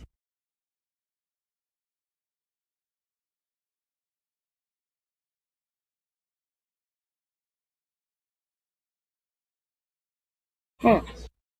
Okay. I'm gonna look into that. So the 31. Okay. Just so I understand, the 31 minutes after the hour means what exactly? Today at 31 minutes after the hour, my name is Quantum Eraser and live stream voice text. If you scroll all the way down to 10, I say 31 minutes after the hour because many people are on different time zones. Oh, that's what you mean. 11:30. Okay, I was like, what do you mean by that? That's what I had a little control. Are you on the East Coast? I'm in Michigan. That's all I know. You're in Michigan. Are you Central time zone? I think so. ETC. I don't even know what time zone I'm in. What time is it on? What time is it on your clock right now? ETS. It's EST. I'm in EST. Yes. Okay. It's 11:35. 11:35. So 11:31 today at 11:31 in live stream voice text. There's a short video, 18 seconds. Okay. Under Quantum Eraser, hit play. Okay. And then in 5 seconds, the whole heliocentric ball tard spinning space monkey religion dies.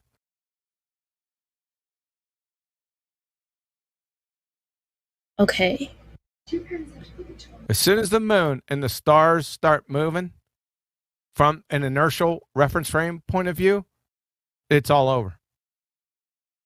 Oh, I see. So the moon starts. Why does the moon start to move? It shouldn't move because if the Earth was rotating, it shouldn't move. So now that you're in the inertial reference frame because you're in a stationary drone, that means the drone has no momentum or angular velocity whatsoever. It's It's hovering. That's what hovering means. It's stationary. Mm-hmm. So as soon as the moon and the stars start rotating, that means the moon and the stars are rotating and the Earth is stationary. Follow? Okay, I follow. Okay, let me look up more about this. Yep. All right, so now that I see your point of view, I'm going to look up what my quote-unquote side says about this. So I look up your side. My side, yeah. I don't want to say that, but that's kind of how it has to be right now because not my side, but like what the Globers say. There's nothing to say to this. So there are no sides. It's just what it is. Yeah. Okay, so this is what the globalist or whatever says here. Scientists use the movement of pendulums. Scientists, this isn't a scientific topic. Okay, either way. They use pendulums to provide evidence that the Earth is rotating. A pendulum is... No, that's not an answer to this. Sorry. No, I'm not trying to answer it. I'm just wondering, what does, I'm not sure what exactly, because I'm trying to understand, what are pendulums? What is, Who cares what a pendulum is for right now? You have inertial moon and star rotation. It's over. I'm a little confused. Yeah, it doesn't have anything to do with pendulums. I don't have stationary pendulums floating here. They focused. Okay, so... Because I'm trying to, like I said, I want to make sure, I understand what Globers are trying to say. Yeah, to be fair, I did say to her, I think the first step is that you look into the evidence that we're supposedly moving. But he's trying to get you to really soak in this point right here. You're not going to be able to Google a rebuttal from the Globe side to this right here. Or we can kind of go through it. They do have one that they'll try to say, I guess. Right. But it's he wants you just to really soak in this point, the magnitude of this, which is that, what's going on here if the Earth's a ball? How would that work? Because we don't have to go much further if we discover something impossible on a spinning ball, right? I mean, okay, so let's look into this a little bit more. So So pretty much that in the video, the moon starts to move, but the Earth is stationary. So is it that like I'm trying to figure out of this. So is Yeah, it is well, if I'll help clear it up. If the Earth was rotating, right, then this inertial everything would spin. Oh, I'm sorry, it would stop. everything would stop? It would stop. There would be no movement of the moon and the stars. Now, since the Earth is not spinning and the drone is in the inertial reference frame, the same reference frame that the moon, sun, or the moon and stars are here, it's rotating. The inertial reference frame. Okay. Follow? Sorry about that. I mixed you. No, it's fine. No, I'm trying to like make sure I get this. Okay. So what I'm sorry if I sound stupid. I'm sorry if I'm not like if I'm like asking the same question over and over again or something, because I want to make sure I get this like straight. I'll make sure I want to make sure I want to get that. Oh, okay, I get it moment. So what exactly is the inertial reference frame? Inertial reference frame is a reference frame that is not moving or constant velocity, as opposed to the non-inertial reference frame, that which the Earth is supposedly to be, that has angular velocity. Okay. So it's constantly accelerating, whereas the inertial reference frame is not accelerating, to be more blunt. So okay. I feel so goofy right now. Okay. I'm trying to think through this a little bit. So it takes a little while. Why don't you just ponder it, take it home with you, and ponder on this for a little while. All right. We can move on. No. Let me just ask one more question. So the Earth is the Earth isn't moving. Just to pretty much boil it down, the Earth isn't moving. The sky is moving. Correct. Correct. The stuff in the sky moves. Yep. Okay. All right. Why is the Earth stationary then? Like, why is it stationary? That's non sequitur. Who knows why it's just stationary? Yeah, remember I told you earlier. Oh, that yeah, you don't know why designed is a certain way, right? Yeah. But like, Yeah, only science knows. so like everything else is moving, but the Earth. I think I'm reading a bit too deep into it. I think that might be the issue, but because why the hell would? So like, why would they lie? No, I'm trying to figure out like why the hell would everything else be moving, like Jupiter or whatever the fuck is. Well, they're saying everything else is moving as a result of Earth rotating. That's you standing on the Earth, you having, along with the Earth, an angular velocity. That's why things are moving. But if you punch up into the inertial reference frame and everything else is still moving, then it's the inertial reference frame that the drone is in and the stars are in. They're moving. You're stationary. Okay. How about that? Is that a Does Star help Wars or reference? confuse? Does that help or confuse you even more? I think it's just because my brain is still developing, so I'm like, that's okay. No, you're okay. Take it home with you and look at it. Thinking about it. It's pretty interesting. Like, well, you've been I'm just trying to make it I quick. feel like you shouldn't force any ideology onto anybody. I think everybody should do their own research. That's what I'm saying. Take it home with you and try to figure it out. Yeah. So let me just make sure I get these main points down. So the main thing that main things we have here is, one, the Earth cannot be rotating. The sky can be rotating. Two, the radius. What is it called? The radius. The radius of the Earth has been falsified. The radius of the Earth has been falsified. And what else? Make sure I understand this. The government's well, not Yeah. but yeah, but there's not exactly we have space. gas pressure on the Earth, and Mhm. so the Earth has to be contained to have the gas pressure, and we are not sitting next to some vacuum of outer space that is fake. Okay. All right, and make sure to tell your audience that it's not a belief; these are facts of reality. Yeah, and also I got a question. Nacho, you said your brain is still developing. Yeah. Yeah. So, I actually have a suggestion for you if you wanted to develop quicker is start eating meat. No. Or less sugar, better yet. Don't worry about that. Like, if you want to get into that, I promise you, I can. Although I'm not on this, but I can Yeah, absolutely. don't just make sure don't stunt your growth eating too many veggies. Yeah, remember, it's impossible to overdose on cholesterol despite what the television says. You won't catch me. Next. You won't catch me.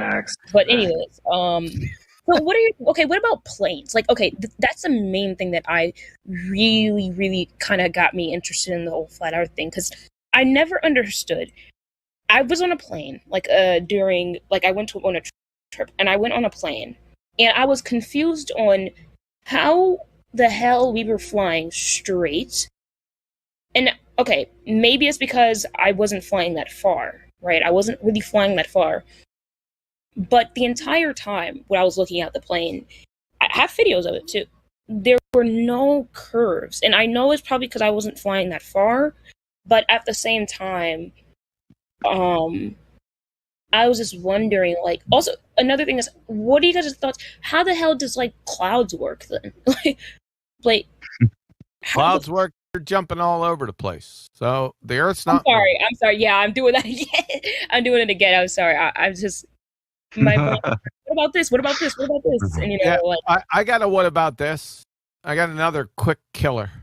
All right. Globe killer. You ready for this one? You know what an Let's hear it. elevation angle is? Mm-hmm. Did you know that you cannot acquire an elevation angle without the prerequisite of a flat plane baseline? I'm going to need you to dumb that down a little bit, because I'm going to be asking a bunch of questions. So, prerequisite. Yeah, that means it's required to attain something. Required. Okay. Yeah, So, it's pre-required to ascertain any elevation angle. So all of celestial navigation using a sextant proves a flat Earth. The moment you take an elevation angle from your feet to a celestial object, whether you're doing celestial navigation or not, the moment you do that, you immediately invoke a flat plane baseline. You can't get an elevation angle from a curved surface. okay. That's a How about meat that? eater brain right there. I tell you. Yeah. Please. That one's got teeth. Yeah. And I'm trying to. Yeah. I'm trying to understand the terminology, because I'm a little confused on the terminology here, because, like I said, I don't really know much about those words necessarily. Also, I have a question. Why don't balloons rise if they're in a container? I'll just roll over. Why? Say that one more time. Actually, no. I'm gonna focus. I need to focus on one thing at a time. I'm thinking about several different things right Why now. don't balloons fly in a container? Or No.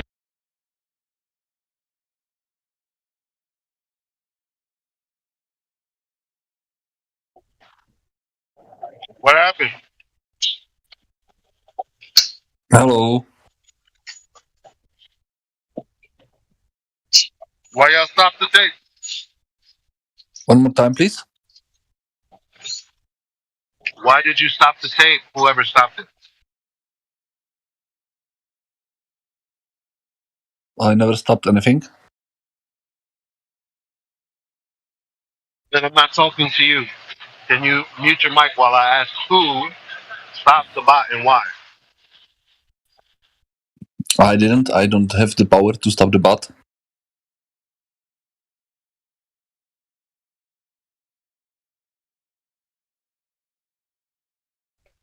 That's good, sir. You're on server mute until I can get my question answered. Who stopped the bot?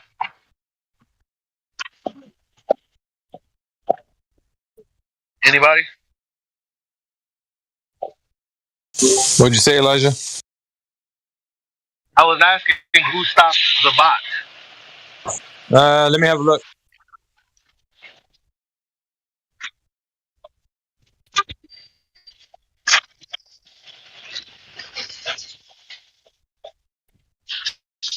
It was breathe entropy.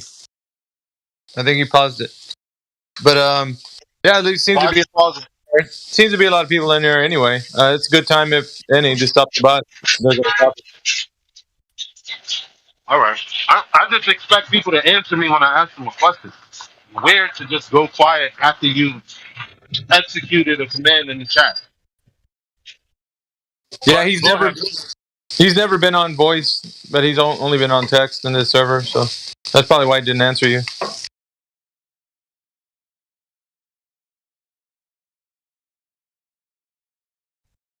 Fair enough. All right, I'm about to take you back off mute, Jan. Who are you gonna mute? Am I missing something? Hello, everyone. Yeah, he's unmuted now. Go ahead. Hello, everyone. What up, John? Nothing much. How are you? Very well. So you guys all believe the world is flat?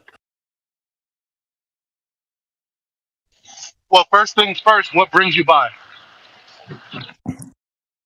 Well, I was waiting for someone to come here, and since nobody came, so I have to go here first. First things first, what brings you by? What does that mean? Well, you came here. Why did you come here? For what purpose? Well, it's about 8 a.m. here, so I have not much to do. 8 p.m., sorry. So I don't have much to do.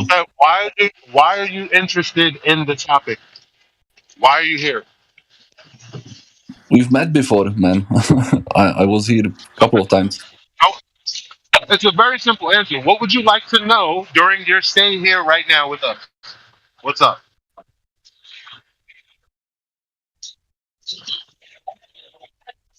I don't know, maybe it will come up from the conversation. Well, I don't know. You said so. All of you guys believe that the Earth is flat. Doesn't Yes. sound like you've been here, but why are you here? Well, because I would like to talk with people who have the same worldview as I have. Okay, and what is your worldview? You should be more friendlier to people who come here, first of all. Great. Great. I'm asking you a good question. What is your worldview? Just answer his question, John.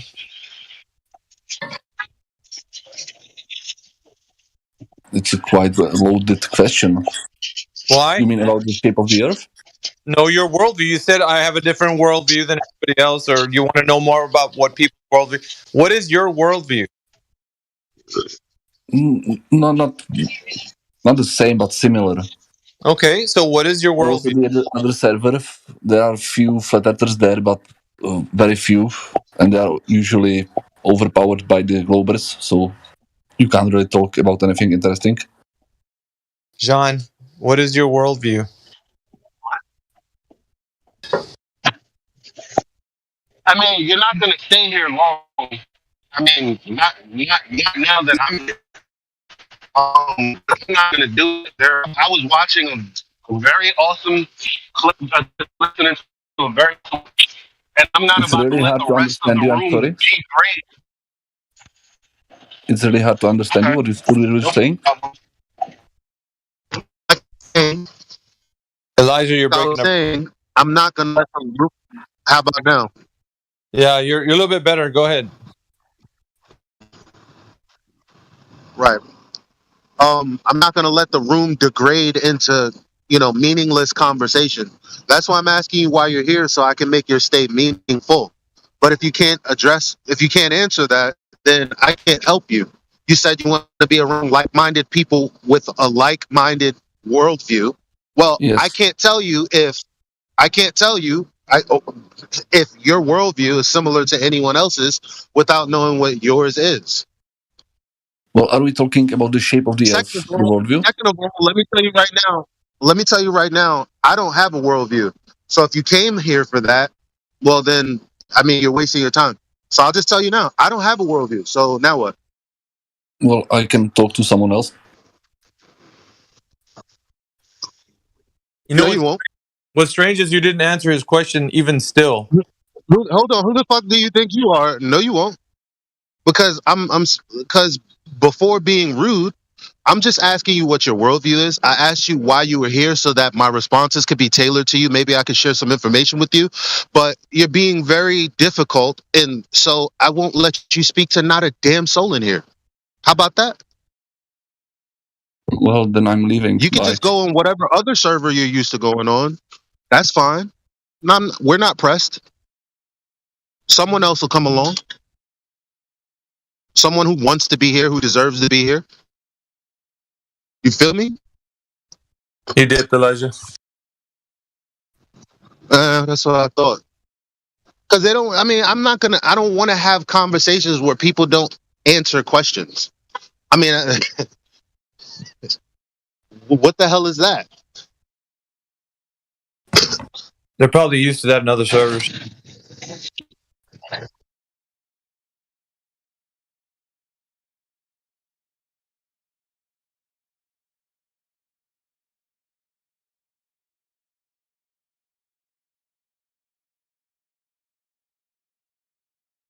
Who else is in here? Jenna's in here. Ethergrass is in here. WhatsApp is in here. Flat Earth Professor. It's too early in the day for you to be in here, unless you were in here overnight. Flat Lloyd Wright, what's up, bro? Did anybody, you guys didn't find my questions too unreasonable, did you? Not my response to him not answering, but him not answering. Were my questions unreasonable?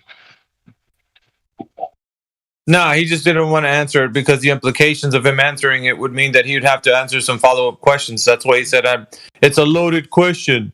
That's why. It's a game they play. Yeah, you just sound scared. What's up, Yeah, guys? What's up? Who's that? Is that Sir Vagabond? Flat Lloyd.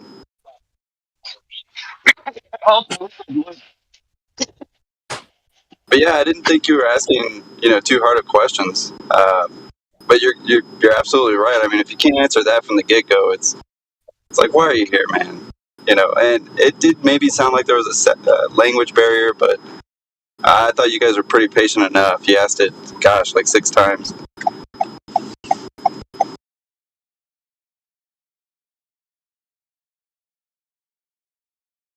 Well, Miggy, I have exciting news.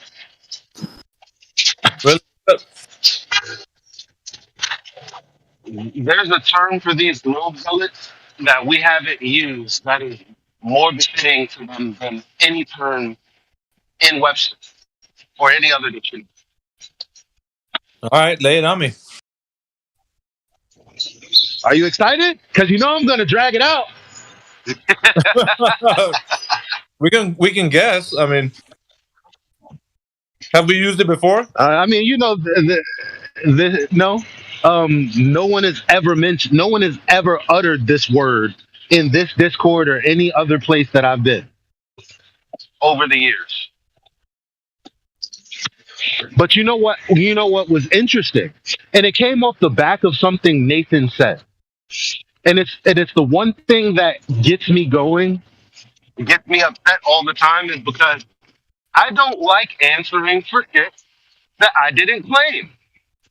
Isn't that all of our problem? Yeah. They do that. Well, check this out. I got on Facebook, right? Because I'm like, oh, I got time today, cuz, right? And well, let me set up my better mic because I want y'all to get this. All right, y'all can hear me, right? I can. Okay. So here's the thing. I posted because I'm like that. If you almost every flat Earth group that you find is actually just full of anti-flat earthers. The moment you say, "Hey, I'm new. I'm just trying to, get some more information on flat Earth," you don't even have to be a flat earther. It's like, "Ooh, derps don't flurfers. The only reason you can be a flat is if you live in your mom's basement." You guys have heard it all, right? Yep. So let me read my post to you guys. This is juicy because it has it because the proof of the statement that I made is self-contained within all of their, not all of their responses, majority of their responses. So the post goes as follows. I like how I correct people for what they say directly, citing sources and etc. But I love how globe earthers correct flat earth in addressing me in general, bigoted fashion, but are rarely willing to challenge what I say or what I rebut directly. It only exposes the truth of it all. So, where's this chick at? She's one of the funnier ones. A million posters on it. So, it's not this. Let me find her post. Blah, blah, blah, blah, blah. It's got to be one of these.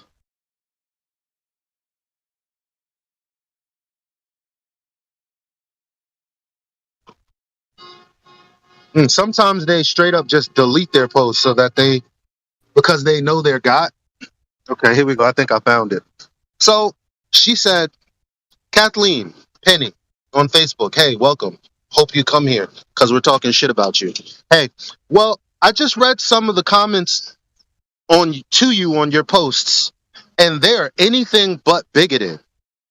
Now pick a side, flat or globe, and stick to it. You want to know what the next poster said? What's that? Gotta lie to Flurf. Damn.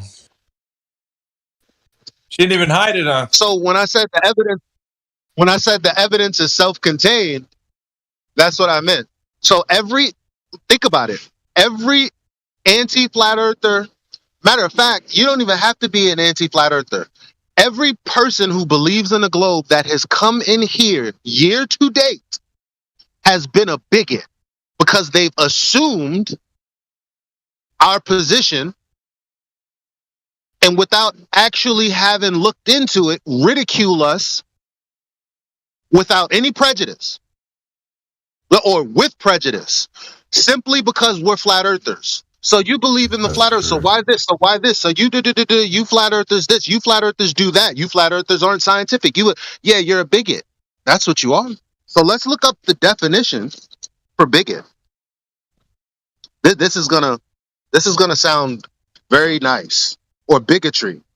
Obstinate or unreasonable attachment to a belief, opinion, or faction, in particular prejudice against a person or people on the basis of their membership of a particular group.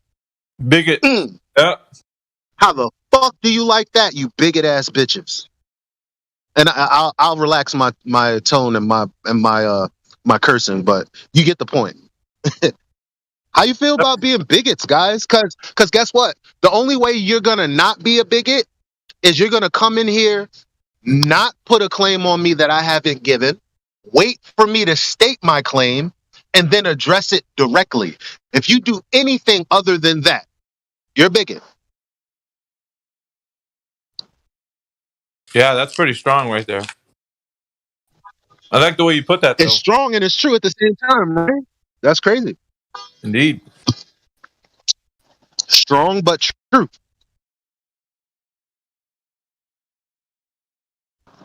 Am I a bigot? No. A globe earther comes in and I'm like, okay, why are you here?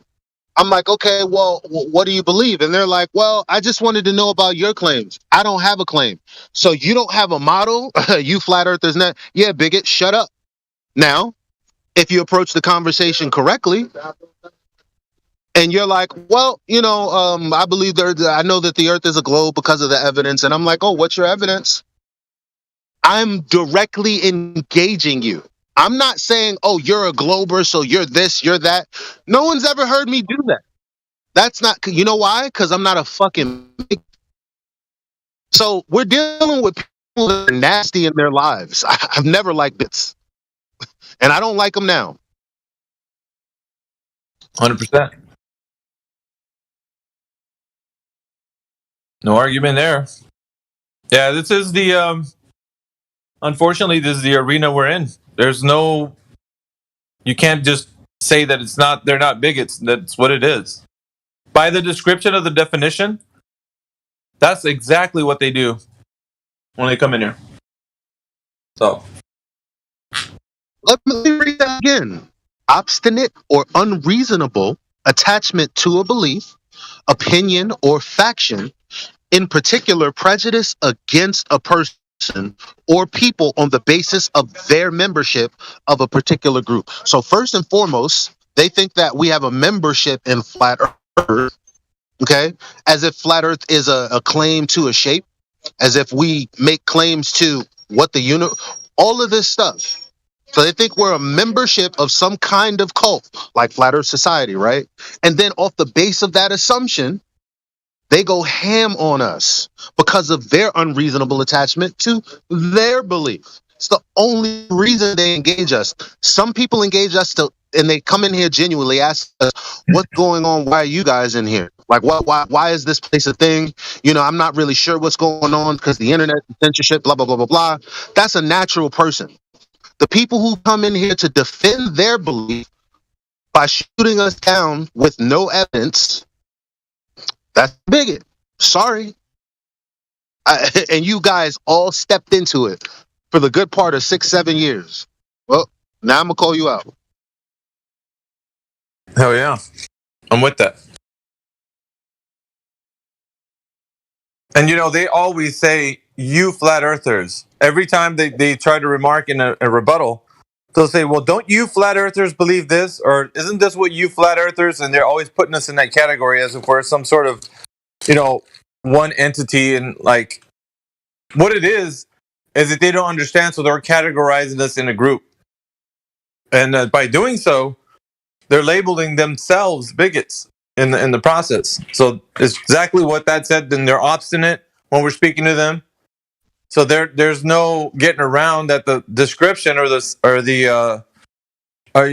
like how it's described, what a bigot is exactly what they are.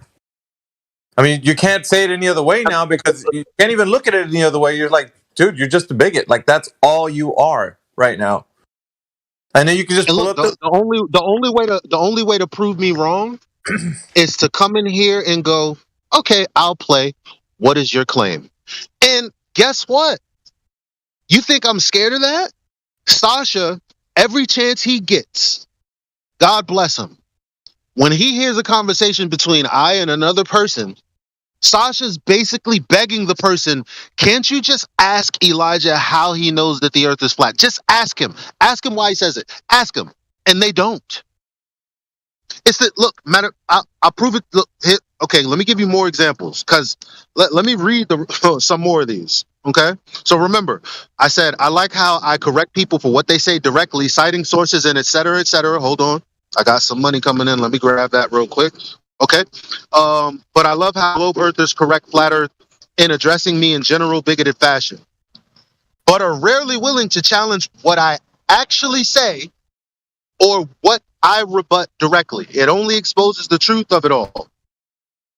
So Dusty Miranda says, if you want to appear intellectual, use proper grammar. Citations and et cetera is incorrect. Leave out the quote unquote and. Some people reading these posts and comments are educated. Okay? What's the next comment? I'll have a quotation. The flat earth, is it? A, stationary, or B, flying backward. Flat Earth is an ice wall, a dome. If the C doesn't, A, sit on top of an ice wall or go around. These are 7 different theories to choose from here. If these ain't right, please feel free to add your own, but please tell me. Thank you very much for you, STE Umpbop Brand, for attempting, probably with every fiber of your being. Maybe it was because you're a genuine individual. I don't know. You're the only person that actually attempted to engage. You're like, well, I heard from flat earthers. Fine, I won't pin anything on you. You tell me. That's one example. Here's another one. Why don't you publish it? Seeing you're super duper smart, proving you're flat earth, write a book. I can give a similar name. It had nothing to do with geometry, the shape of the earth. Elijah, I like you're breaking how up, bro. you can use Is he lagging editing for on anyone else? Elijah, you're lagging right now. All right. So let me cut it short. Oh, you better. Go ahead. Somebody messaged me, right? Okay. And he says, hit me with your best claim. Now, this is what we want. We want you guys to ask us what we think. We don't want you to tell us what we think. We want you to ask us. So he asked me, he said, hit me with your best claim. I said, no. It's not that it's my claim, it's the fundamental claim of the earth being a sphere. Upon seeking validation of this claim, I found that it's not the case. And he said, that's easy. The reason that the horizon appears to be a straight line, so I didn't read any of it. I said, non sequitur, I'm not contending with it looking flat. Try again. So he said, what? You didn't even read it. I said, because the premise is false. So then he said, if you stand on top of a high place, you can see the curve. And I said, if you're to deal with my claim or the geometric claim of the globe, your response is not it. So the only place he has to go is to continue down my line of reasoning or to become a bigot. Isn't that cute? Because he has to go, well, what do you mean? Because he can't just tell me what he means and then go on calling me stupid, right? Because it's about me. He hit me up to ask me what I think. I don't give a fuck what you think about the horizon.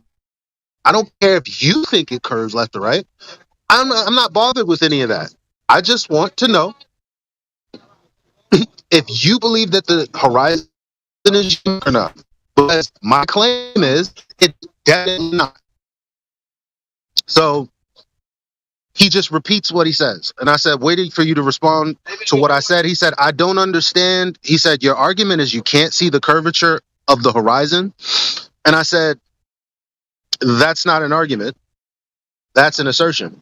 Because I told him if into the distance is the curve of the earth, then it's not that. And he said, so that's your argument? I said, no, that's my claim. You have to ask me what the argument is for that claim.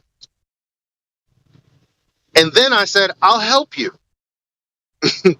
A person makes an assertion, me. Opponent demands validation of assertion, you. Then I validate my assertion. So I said, I'll even make it easier. I screenshotted from Washington State. How far away is the horizon? They have the diagram and everything, and they tell you from Washington State, when we stand on the shore with our feet just at sea level and look out at sea, we may ask, how far away is the horizon? We start by making simplifying assumptions that the earth is a sphere with a radius r. There you go. That's what I'm talking about.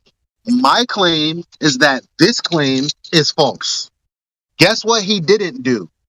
Respond, yes, you are indeed a very smart person. Because you had no other options. Hey Elijah, I would like to apologize to you. I didn't know what was the question about, and they explained I it to don't me want in your the chat. apology, bro. If you get out of pocket, I'm gonna be again. I don't really care for your apology. Just everyone welcome here. Just abide by the rule and you're good, man. Okay, thanks you. Yo, Elijah, what was your assertion though?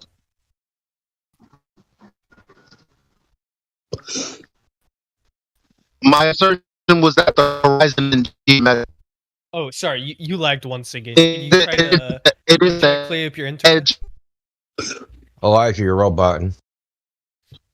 Yeah, I know, but my assertion was that the horizon isn't the geometric curve of the Earth.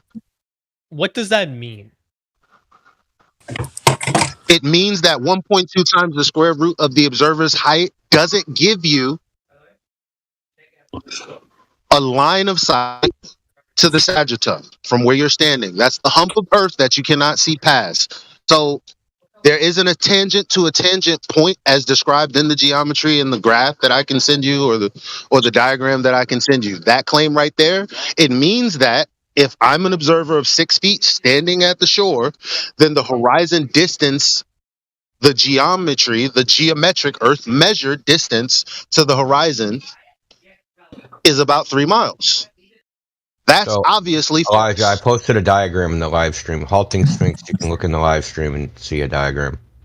What the horizon is. I got bad reception, so you guys could take it over for me. I appreciate it. Okay, so what is this like? What is this graph telling me, right? Like, elaborate upon it. You don't understand this graph. No, I do not, which is why I'm asking. Are you joking? It's hard for me to believe. I'm sorry. Like, it's hard for me to believe. No, I mean, no, I'm being very serious. But I will. But I'll explain it to you. Yes, please do. So, see where it says eye camera on the left, top left? Yes. Okay, so there's a green line going from that point, right? That would be your eye. So your line of sight would be... Why is it going downwards? Well, I mean, do you want me to rotate it? Because it assumes you're on the top of the ball. It assumes I'm on the I'll put it upside down if that makes you feel better and you can think you're in Australia. I mean, it just doesn't make any sense to why it would be like an angle down. Why wouldn't it be straight? Real quick, are you scale of what I'm showing you? Because this isn't our claim. This is just the claim of geometry. This is all right. Go ahead. You got it. Well, I mean, why isn't it straight? Because this isn't to scale, right? Because if I did it to scale, I mean, I can give you a graph to scale. Hold on, give me a second. Please do. I'll give you one that's to scale. Luckily, I have one. And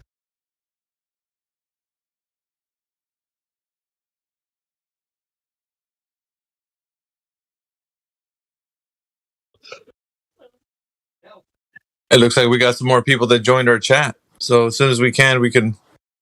I just find it hard to believe that you don't understand this. Well, I'm not the one that made it, so I wouldn't have like this in-depth insight to us, and I haven't had it explained to me yet.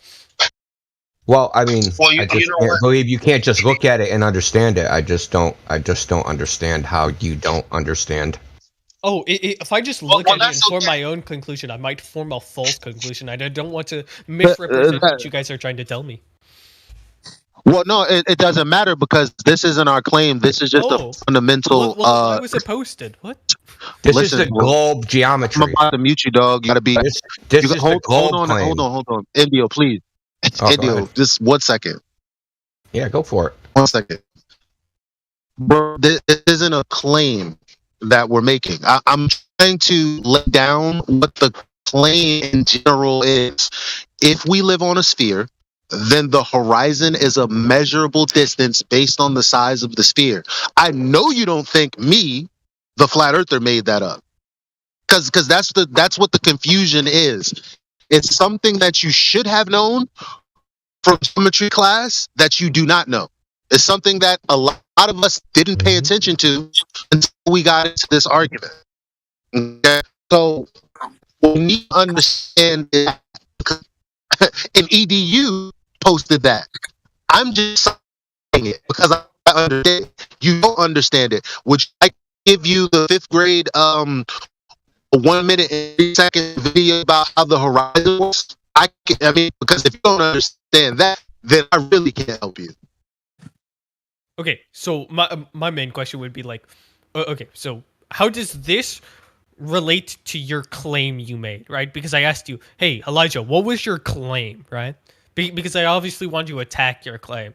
I think that would be very interesting. I'll tell you what his claim is. His claim is that the horizon does not match the globe prediction. That's what his claim is. Oh, why? The horizon distance. Because there's Because you can see much where it doesn't farther than match. you can see on globe Earth. It's pretty easy to understand, I think. Yeah, so the globe Earth makes a certain prediction. The prediction is that the horizon distance is 1.22 times the square root of the observer's height in feet away from you. So whatever your height in feet is, it's the square root of that times 1.22 miles. Okay, so I guess my first question would be, is this accounting for the Earth being a perfect sphere, or is it accounting for the Earth being a slight Doesn't matter. shape? Doesn't it matter would because matter. the difference, it does. I'm going to explain to you why it doesn't matter. The difference is less than a millimeter. So you think the size of the Earth in its like totality is only like a meter wide or a meter tall? No, What? difference between one horizon distance, right? If you take the polar radius versus the equatorial radius, the difference in those horizon differences is like 8 millimeters.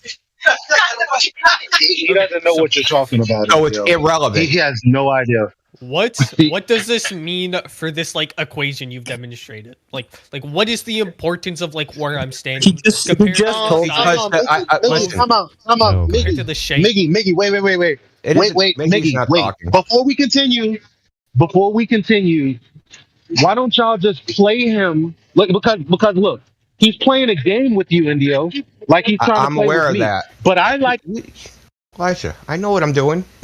So I want the audience to hear the 5th grade explanation of this chart, and then I want you to tell us that you don't understand it. That's what I would like. Can you not You understand it. This is a sea lining troll. math This is Elijah? obvious. It's the obvious sea lining troll. Yeah, we're aware of that troll too, dude. Like, Yeah, Google it if you don't know what it is because you're doing it.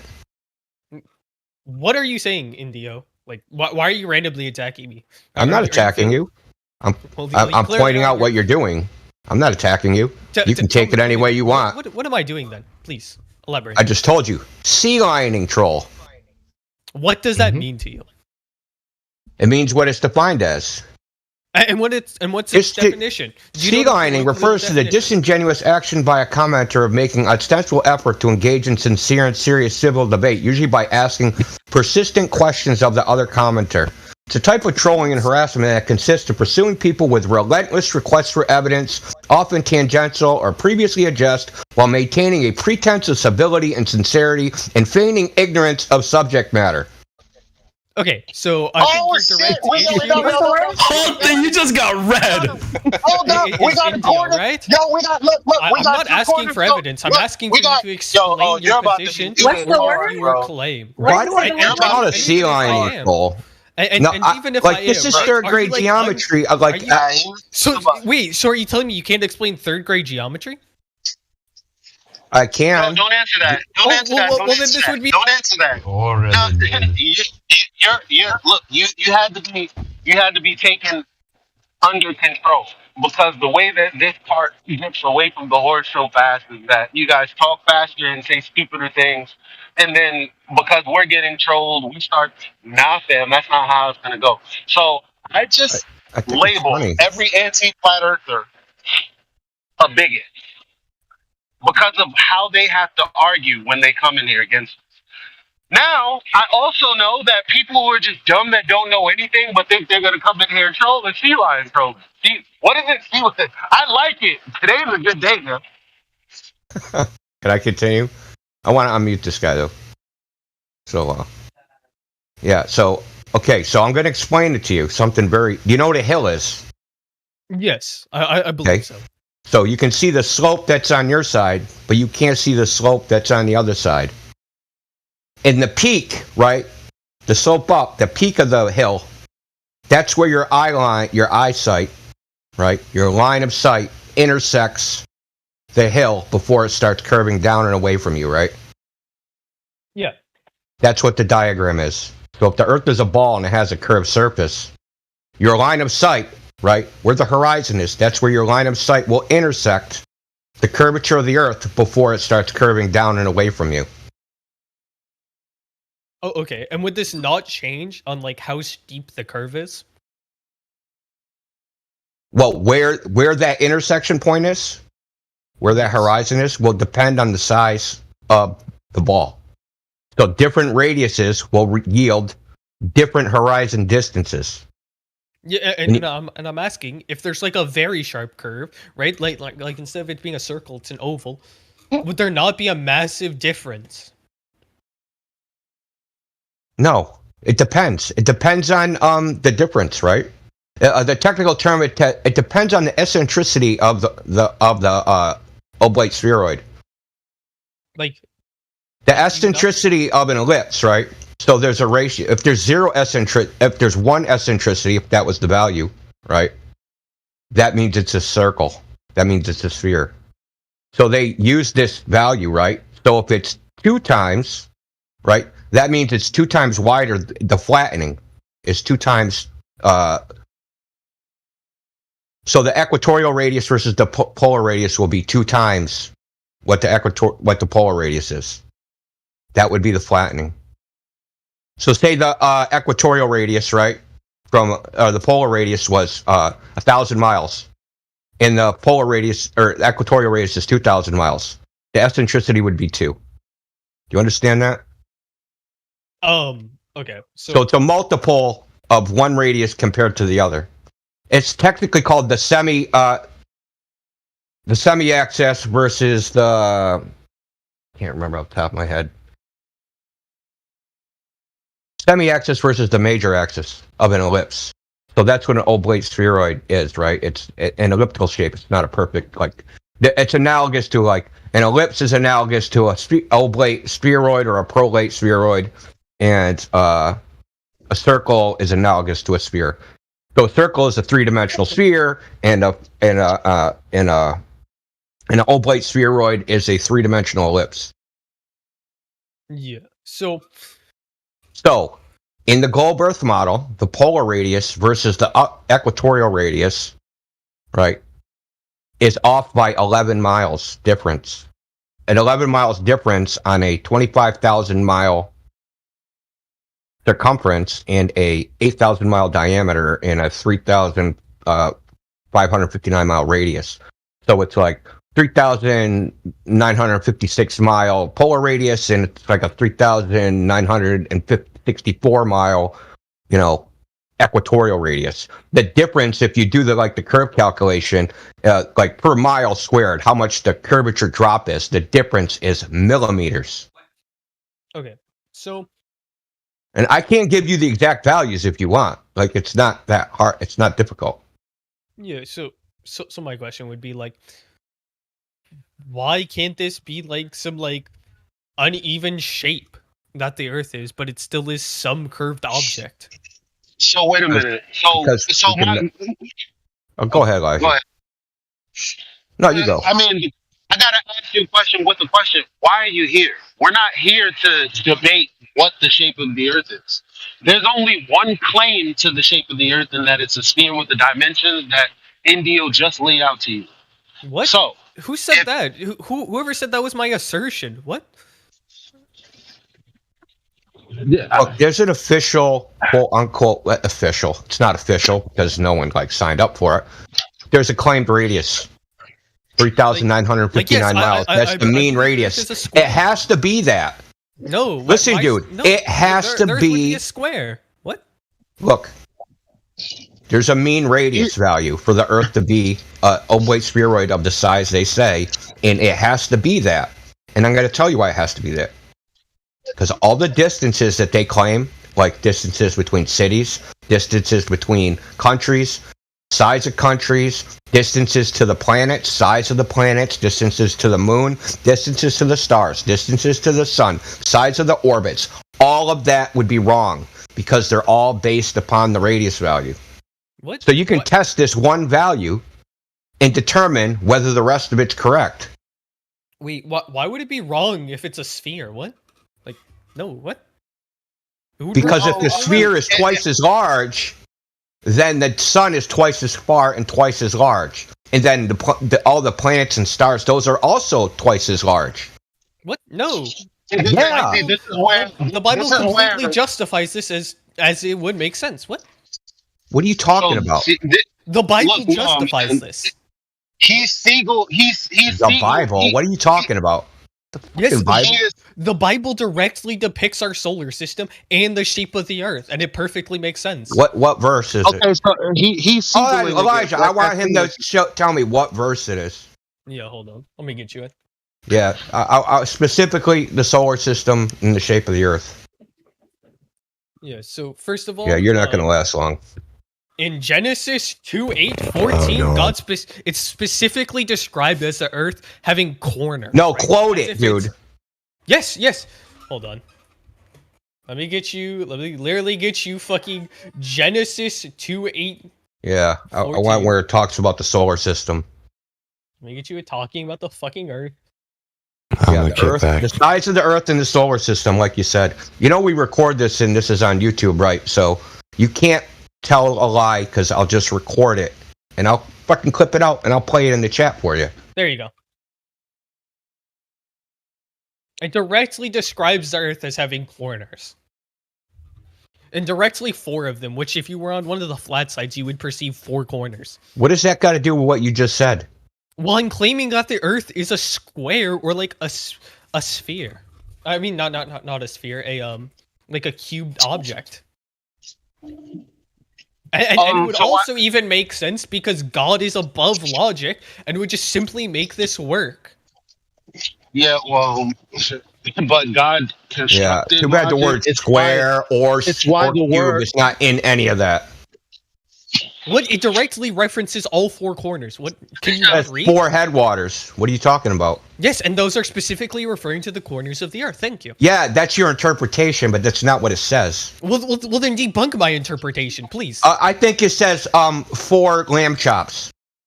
Okay, well, why would your assertion be superior? to What mine? is this? Listen, dude. Doesn't say what you said it says Well, at you're all. not debunking that. All you're saying I is am, it but could it be doesn't this say and what you that. said it says. You debunked All you're- yourself. all You you're said doing it is says appealing to XYZ. possibility. You posted the text. It doesn't say XYZ. Well, then debunk it not saying that. I just did. No, Your what you did text was you debunks appeal- it. What was your debunk? I'm going to read it. Please go A on. river watering the garden flowed from Eden, and from there it was separated into 4 headwaters. Yeah, debunked. That's No, not corners. Headwaters and corners don't mean the same thing. Do you know They're not analogous. They're not synonyms. They don't mean the same thing. Do you know what a headwater is? Headwaters are where a river starts. Do you even know what that means? Yes, and it means that there are 4 different sides to this river. So it's telling you that No. there are 4 different sides of Earth. Dude, the headwaters could all start from the same direction. Well, then you would have to demonstrate that. What? Why is that more plausible? Okay, demonstrate it. The Mississippi River, the Ohio River, the Colorado River, and what's the other one? The Hudson River. There you go. Their headwaters all start in the same direction. Well, no one in the Bible was in the United States. Yeah, shut Obviously, up, that would dude. I'm make just sense. muting you. You're a retard. I'm done. Thank you, India. I mean, Is that your retarded friend, Punk Rider? That was funny. Is that your retarded friend, Punk Rider? Unfortunately. So Oh. that is like I don't even know, the most desperate Hail Mary Dunning Kruger nonsense I've heard in a while. Hey, let me have fun with some of these guys real quick for my YouTube content, Indio. I'm gonna turn on my video and I'm gonna unmute them as soon as I'm done. I'm just gonna give a quick introduction. I'm only gonna be here for like I was wig snatching, man. How you gonna have that in video? probably like 35 to 40 minutes or so, but I'm gonna try to get on right now. So just give me like 2 minutes or less.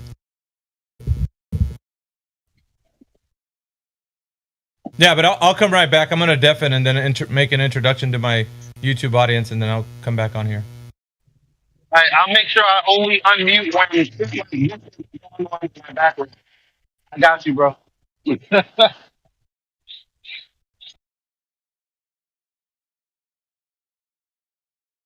Yeah, and that also says the 4 headwaters of Eden, and Earth isn't Eden. Eden is on Earth. Eden And is and in just the like I east. said, and here's a picture, supposedly, of they all start upriver from the port, up from the Persian Gulf. But here's the thing: if Eden is in the east, just in the east, then how the fuck? I don't even know. Forget it. Yeah, that was terrible. That was very terrible. And this is what, like, don't you guys feel? Here's what I would be feeling if I were a globe earther that woke up this morning so sure that the Earth was a globe. I would be cursing my friend out because I wouldn't know what was going on and why the fuck these flat earthers have the upper hand. Yeah, you guys should feel very uncomfortable.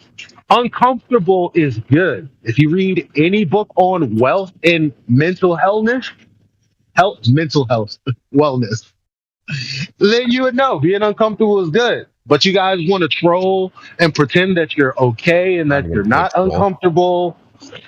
So, I mean, it is what it is. But you're gonna get a better mic in a second with Miggy. He's just setting up shop. Yeah. Well, the sad part about this is they do this is because they don't want to take in any information. This is like coping. Think, oh, I'm going to come there and troll. He didn't listen at all to what I said about the horizon. And how the horizon doesn't match the globe model. He doesn't even care. Because he saw Star Wars. And he saw a TV set. And he saw balls on a TV set. Probably not the only place he saw balls, but whatever. You can't really go any more simpler. Easy on Star Wars. Horizon. Star Wars is the first movie I ever saw. Yeah, it's really good. Well, it's not a matter of being good. It's that there's a level of, call it indoctrination, call it whatever you want, right? So there's this idea that there's outer space and that there's balls in outer space and that you can go between them in a magic ship. This idea pushed on, well, the Western society, I'll say. I don't know how big it is other places. All right, I'm back, and I've already made an introduction, so for everybody there is, I put the link in the live stream voice text for everybody wanting to join in. Yeah, so I just want to, let me finish up for a second, Miggy. So, yep. Elijah was bringing up this thing called the horizon, the thing that, for like 2,000 years they've been saying this is proof of the globe. Ships sail away, and the bottoms disappear. Then a little bit more of the ship, then a little bit more, then the top of the mast, and they disappear over this hill of water, down the slope on the other side. The horizon is that dividing line that's supposed to be cutting off these ships. Well, it has to be in a very specific location for the globe model to work, to be true. And it can't be anywhere else. Now, you'll have people claim refraction puts it here, refraction puts it there, whatever. But it's been observed to be at least 10 times farther than the globe prediction, and that would only match an Earth whose radius is 315,000 miles and has a circumference of 1.6 million miles. Fraction can't explain that away. Right? These are not like little discrepancies. Like, oh, it's off by a little bit. Maybe there was a weird day. It's off by a lot. That's what somebody said to me earlier when I told them. When I said basically exactly what you laid out, he was like, "Yeah, but you guys don't understand little centimeter here and a little centimeter here." I was like, "Yo, there's a difference between 2 centimeters and orders of magnitude discrepancy." Like you say, but they don't understand it, and it's crazy because the anti-flat earthers that come here, they do understand. When I talk to people out there that are still arguing from their 2013 bag, I actually feel pity because I don't even know how to connect with them. Yeah, so the radius is off by, the horizon's off by 1 order of magnitude, but that that error amplifies when put into formulas for radius and circumference, right? So it becomes 2 orders of magnitude error at the radius, and then it becomes 3 orders of magnitude error at the circumference. Right? All so right, is there? Yeah, go ahead. No, I just wanted to gonna get say, I wanted to get some evidence into the record other than just like the clownery. Yeah, let me see if Halting's Phoenix, I'm gonna mute you. If you can respond, I'm gonna go ahead and because I have a viewing audience as well that I want to save for on the YouTube. So if you don't mind, just if we can have a back and forth real quick, I'm gonna mute you right now. All right, Halting Phoenix, you're unmuted. All right, hello.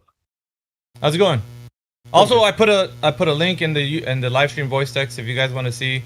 I'm live streaming right now so that you guys can, you're gonna take part in being a small snippet in the live streams that I do. So, are you of the mind that the Earth is a globe? Perhaps I just want to know from your perspective before I proceed. I don't know where your stance is or what you think. The Earth is. I follow the stance that the Bible gives us of it being more of a cube. Okay, but you don't say that the Earth is a globe, right? Like, as in, everybody in the world thinks the Earth's a globe. No. Okay, so that's you're going basically off of biblical writings and such, right? That's Yes, what you're correct. based on. Okay, but anything that's in the Bible, can it be verified? Like, as in, it talks about certain things that things that we can't see, right? Would you also describe those as something that is visible, that tangible? Or because I'm trying to figure out if there's a description that's given in the Bible, are we able to then verify it in reality, like as we know it, like tangible reality? Can you go somewhere and see that this is exactly what you're saying that it is? And in your case, like it being a cube. I mean, we would already have the consistency of like all knowledge originating from the Bible, so it would be accurate. Yeah. Yeah, but the accuracy of something written versus something being investigated as a empirical evidence, let's say. Would you then say empirically we can falsify the claim that it is a cube? I mean, we wouldn't challenge our core axioms of knowledge, would we? Well, that's the thing, right? Because if I'm telling you that it's something based on a biblical principle, and then I'm just saying take my word as the truth because the word is truth, and then I'm not giving you an example in real life to see, then I'm only telling you to believe on faith-based accordance. Wouldn't that be correct? I'm not telling you to believe on like purely faith. I'm telling you that like yes, the Bible would be the origination of all knowledge since God is logic and we are to believe in axioms, right? Do you not think that like the law of identity exists?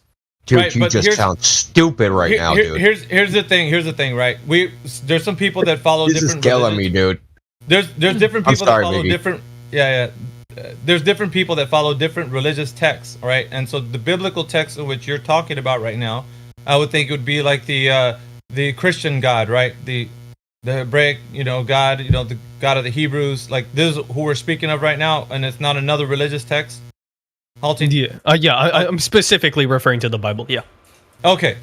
So that being said, and you're saying, God is of logic and of reason, like for us to understand, like, based on this information here, we're going to gain more knowledge about what logic and reason is. But at the same time, do you think that he's not going to give us an imprint on creation to then refute somebody who's then telling us the earth is something that it's not, or the earth is a donut, a cube, inverted, hollow, curved, concave? It doesn't matter. If somebody's telling us that, does God give us things in tangible reality to refute those who would make these claims? He specifically gave us logic, which would allow us to understand and even refute these things, right? Such as the law of identity. Yeah, but you're not addressing what I'm saying. Would he give us things in tangible reality to then refute anybody to give us, like, I don't care what claim you say the earth is, because God already put his creation out there on display for everybody to see. Do you understand that? That's the main point. If it's on display for everybody to see, then nobody can fool you on giving you an idea of what the earth is versus what it actually is. Like, do you understand that point? That's what I'm getting to right now. So if that's true, what you're saying about God giving us this logic, and we're not able to apply that with known reality, then what are we doing? In essence, we're believing a story, right? And that's like What if Do you agree want to- that there's an Earth? Do I what? Do you agree that we have an Earth? That we have an Earth? We're on Yeah. Earth, yes. Okay, well then there's God giving us like tangible evidence, right? In the very beginning, God says, in the beginning, God created the heaven and the earth was without form, and then he gave it form, right? So specifically, God makes a claim and then gives us a tangible form to this idea that he has made Okay. which is the earth specifically. Yeah, did he say though that he made it into a cube? Specifically in Yes. let me get you the specific verse where once again he references here you go. Go ahead. Well, while you're citing the source, I want you to And cite it's the King source. James, by the way. Yeah, that's fine. Cite the source, halting Sphinx, and also tell us intangible reality where that verse correlates with what you can observe in natural reality. So cite the source, that's fine. But then after you do that, I need you to point out where we can find this information to be on display for everybody to check out. Like you need to do two Well, things. we've already right? Cite the demonstrated source. Earth, and we've also demonstrated that he gave us didn't. logic. We No, wouldn't we need didn't. more. Listen, hang on, Paul team. You don't We think didn't- God gave us Earth? What? Listen, No, we you haven't didn't demonstrated anything. Listen, we didn't demonstrate that God made the earth into a cube. What we've demonstrated here is only, first of all, the citation that you're bringing up, and then we need to look at intangible reality, how we can falsify the claim. So it's not just reading something off the Bible, it's also then going into reality in creation, right? All of creation, and then realizing that creation is also showing us what you're talking about. Not just you saying it, but it also displays it as well. Can you understand what I'm saying, or is this getting confusing for you? I mean, I just completely disagree. I don't think God needs to do much more than make a claim, prove to us the baseline of the claim, and then extrapolate upon his. Yeah, we're waiting for the proof part, dude. Yeah, we're that's waiting the for thing. that proof part. Here's the thing: we're not just dealing with people who don't believe that the Bible is true. We're dealing with people all through the spectrum of reality, which they are all different religious backgrounds, and also people who don't think God is real, right? So, in order for you to actually bring this to light, you have to show them intangible reality that what you're saying is not just a verse in the Bible, but it's also reality itself. Like you can go somewhere and demonstrate that what you're saying about this scripture and that God is saying is also demonstrated in somewhere in some part that somebody can look at. And if you can't do that, it's not going to hold merit. It's just going to be you in your own head saying that this is right. Do you understand? You can't bring it forward into creation and then say it's right there. Go. I want you to take a trip and go to this place, and you'll find out what I'm saying is true because you'll see it. But if you can't do that, then you're not going to get anywhere with what you can do it till you're blue in the face. Is all I'm telling you, and you're not going to get anywhere with making somebody believe what you're saying. You're just going to be regurgitating the same thing. Why don't you guys see what I'm saying? Because people are going to tell you haven't proved the information of what you're citing. You cited something that's great, but go and show us where we can see this for ourselves, where it's no longer just a scripture, but it's actually something that's real. Yeah. So, first of all, I guess we can make the consistency argument here, right? So, do you know what the law of identity is? You keep bringing it up. You know what logical diligence is? What the law of identity says is it says everything is attached to itself, right? Such as an apple is always an apple, no matter what happens, right? Does that make sense to you? An apple's an apple. Yes. Yeah. You are yourself, right? I am halting Sphinx, right? And then we can also say, do you understand what the law of non-contradiction is? Yeah, we know, dude. Get on with it. But yeah, This you is just keep boring, going. man. Yeah, keep going forward until keep going forward until you get to the point where we're actually now saying that the source that you cited, right, which is the Bible, that it actually goes into reality, and you said, okay, this source is pointing to this reality right here. We're gonna go. That's the part I want you to connect. I don't want you to say, well, we have to think about it like an analogy. I want you to actually tell me. Oh, I'm not trying to. I'm specifically bringing up that. Right. Okay, so since we know that the law of identity and the law of non-contradiction exist, we have to say that all evidence is derived from an ultimacy or an ultimate source, right? And then we can say that yes, since God claims he has logic, it would make perfectly logical sense that he is able to make these claims, such as he made the earth, and then second all, he's able to make claims on the earth, since we've already established he is truth, he is logic, right? We don't need to really go into any further. You never with it. established and any to of say that. Oh wait, how haven't I? How haven't I established God is You're logic? making a lot of claims, but you're not presenting any evidence for the claims. Oh, I mean, I can go grab you the Bible verse if you want. For Yeah, God so claiming his the logic. Bible verse you already posted that said You've four already corners posted of it. the earth. Yeah. And that I actually can in also- the Hebrew it means extremity. And still, We'll even if prove that. What? Halti, hang on. Prove that, I'll post it. You've never read a Bible in your fucking life, dude. Yeah, hang on. I don't know why you're randomly attacking me and interrupting mine and his debate. Listen. Even if that were true, let me get to all right, please calm down while me and Mayhem debate. I am calm. You're phony. Mayhem, I'm so sorry. Please go on. Listen. All right. So even if this was the source, the site, if you cited something and it's exactly what you said it was, right? I'm going to entertain you. Even if it was exactly what you said it was, how can we go and verify that it's exactly what you said it is? Because based on your knowledge, you say that God is, logic, reason. Like we're gonna come to an understanding of what reality is based on just the scripture, right? But then how are other people who are not from the biblical context gonna be able to see what you're saying? Because they're not gonna believe what you're saying. So how can you then tell them that this is true when they're like, I don't believe the Bible's real. I don't believe anything what you're saying or what you're citing is even close to real. So then you're gonna have to show them that it's not just in the book, it's also in reality. You're gonna have to take them somewhere. They're gonna see it for themselves, and then they're gonna say, "Well, it's true now because I can see it." But other than that, your whole logical way of putting this together is not gonna make sense to them. And it doesn't matter how much and this is what I'm trying to tell you, okay? Because I'm coming from the biblical stance myself. But I'm not going to be able to then do what you're doing and then say, well, you guys are just going to have to believe me because God is logic and reason. Like, you're just going to have to believe me. You can't do that. You have to show them what it says in the word and then demonstrate how this is a truth in reality. That's the point about him putting truth in the Bible, is that it's demonstrated in reality as self-evident. You don't have to be the one who tells somebody the scripture in and of itself is self-evident to reality. That's the point. So you can't get somebody to think about something and then say, well, this is logic and reason, because they're going to be like, I'm from a different religious background. I don't believe your words in the Bible. And so they're not going to see that. The point you're trying to make is not going to come across. So even if it says four corners and you say that it's literal four corners, you can't take them to four corners and they can see it for themselves. So in no way are you going to be able to hold grounds in a debate that's going to make somebody outside of religion that you're in is going to believe you. It's just that simple. So I'm asking you right now, if this is true, then you can take me to the four corners and I can see it for myself, and then there won't be no doubt. It will be self-evident that what you're saying is true because God did put it in creation, and now we can all affirm it. That's what I'm saying, Halting. And that's the most important thing when you're getting in a debate and you're talking to somebody about this and they're from a different position. They're not going to see yours because they only see their own position. They're going to be like, no. I'm Muslim. Your words right now are not falling on me. So, and somebody might say, I'm an atheist. I don't believe in what you're saying at all, period.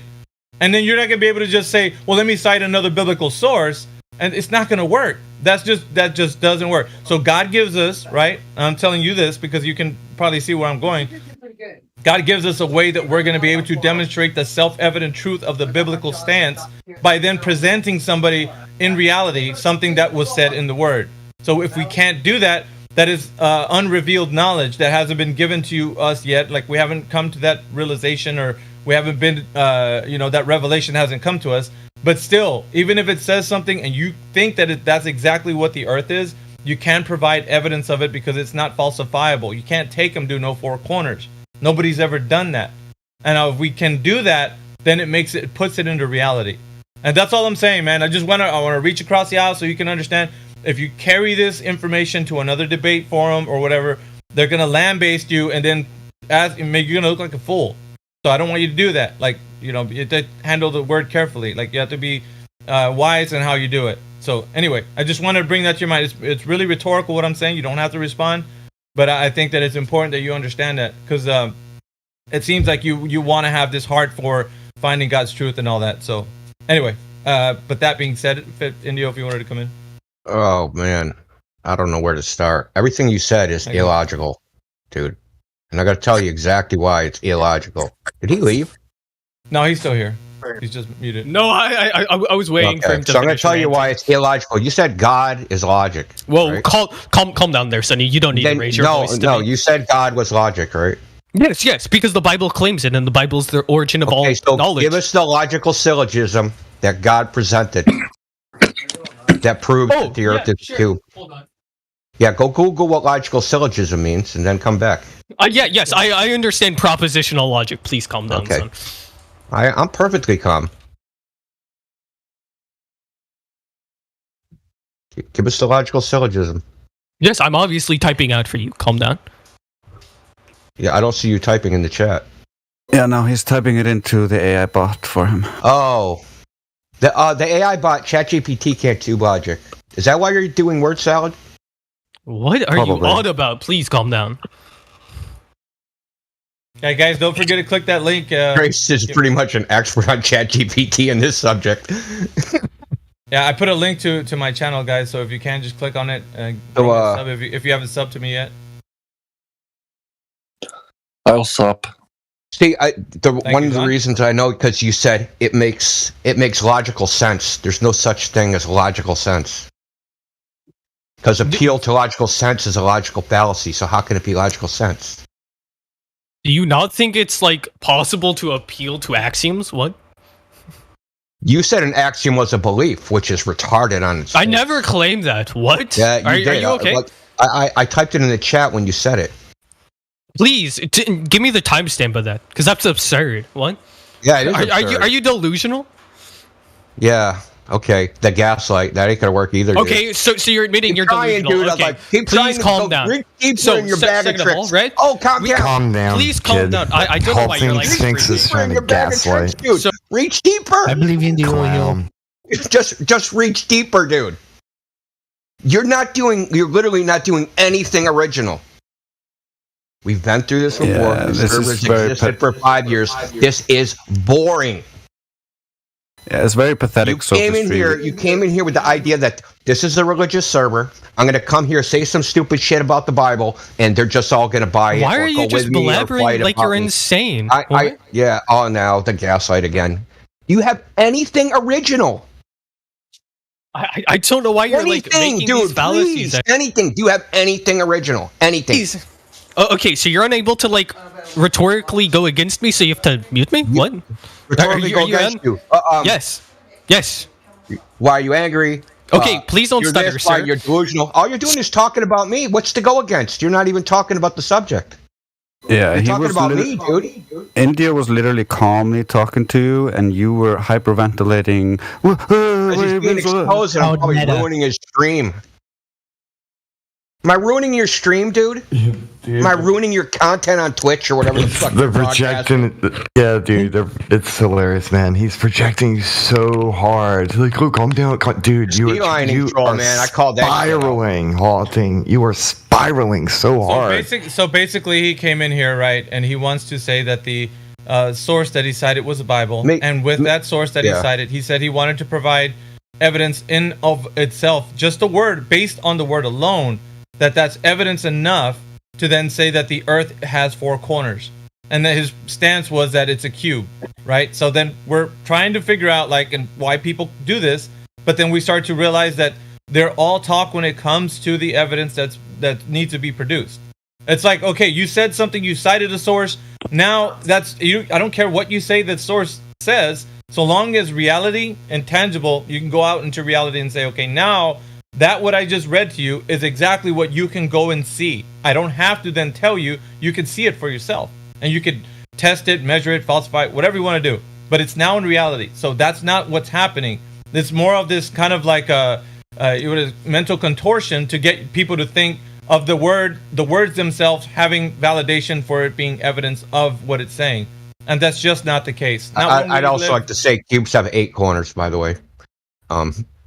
Just saying. Yeah, and with whatever he thinks that the Earth is, it doesn't matter, because we've had people come in here say that it's a concave Earth, it's a hollow Earth, it's a donut Earth. And I've given examples when I was telling Velociraptor Earth, toilet Earth, like whatever. They come up with all these ideas, and we're like, okay, you're saying this, now prove it. Put it into tangible reality where we can all go verify what you're saying is true. And whenever we do that, these people don't know how to answer the question. They don't know how to say, well, let me put something together where if we're going to take a trip, you're going to see this exactly thing that I was talking about. So the source that I cited is going to coincide with the truth of reality. That never happens. So we get to this point where we're just bickering back and forth about why this isn't true, what it says in the word. That's not the case. We're always going to take it into reality. That's why these guys, every single time, they fail, because they don't have the evidence to back up anything that they cite or anything that they say. And that's all we're asking for. That's pretty simple, right? Just show it to us in reality where this is where you cited this thing, it's actually tangible in reality where we can see it. So if you don't have that, what's the use of you wasting your time and pulling out another verse or another scripture or something else that's cited somewhere that you don't have any evidence for? So that's the most important thing. If you guys can realize that, then we understand what needs to happen next. We need the tangible evidence. That's it. Tangible evidence. That needs to be produced, nothing else.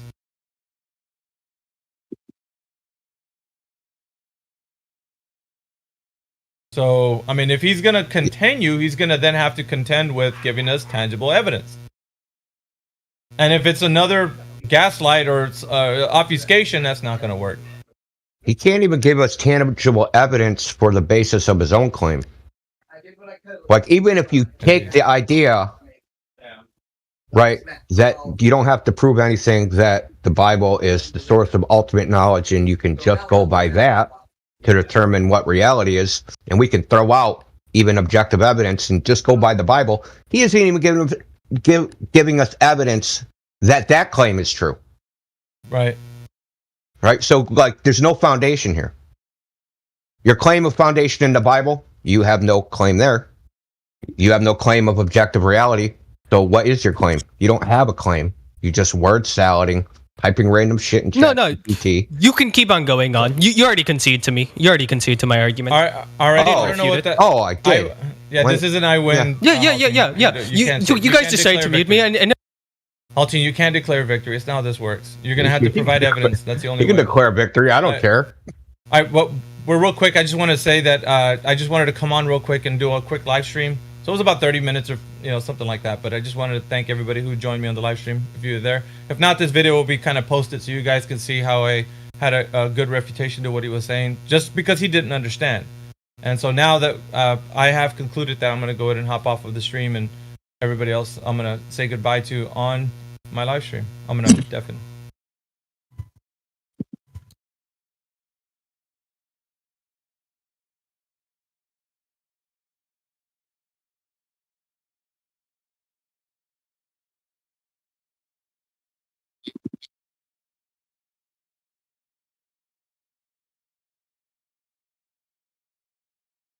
What is it? LARP hour? Are we? Yeah, it must be. I unmuted Clown Show over here. So, Clown Show, do you have anything intelligent to say, or are you going to keep down this line? Oh, well, you've already conceded to me, so I no longer need to speak with you, sir. Continue oh my God. on. Yeah, my ego's still bruised. I conceded to a retard. Yeah. Go, keep going on. Yeah, go on. Yeah. You're really going to well, thank you for not even refuting that, so thank you. Yeah. So, I don't have to concede to you because there's something called Hitchens Razor. Oh, well, it's already on the recording that I made an argument and you did not refute it, so thank you. Without evidence. I don't need to prove you wrong. Well, my argument directly entailed you not responding as a concession, so thank you. You haven't made an argument. You just made bare... Yeah, I did. While you muted me, my argument was that my claim does entail an axiom, right? And if you don't refute this, you will concede to me, and you didn't refute it, so thank you. What axiom is that? Well, the debate's already over, so we no longer need to go over that. What? You never refute my claim. You want to run because you have no argument, little man. You're like running while he conceded to me? Thank you. If you like sniff all the Drano under the cabinet or something, dude. Okay, calm down, Sonny. I don't know why you're trying to act hard after you just conceded. I'm calm, dude. I am calm. You're just a yes. Please stop stuttering, sir. No one wants to hear you stutter. It doesn't make you sound any better. Let's keep going. Yes, this is so boring, man. This kind of childish behavior is not helping you. It's not making you impressed. You're not gonna.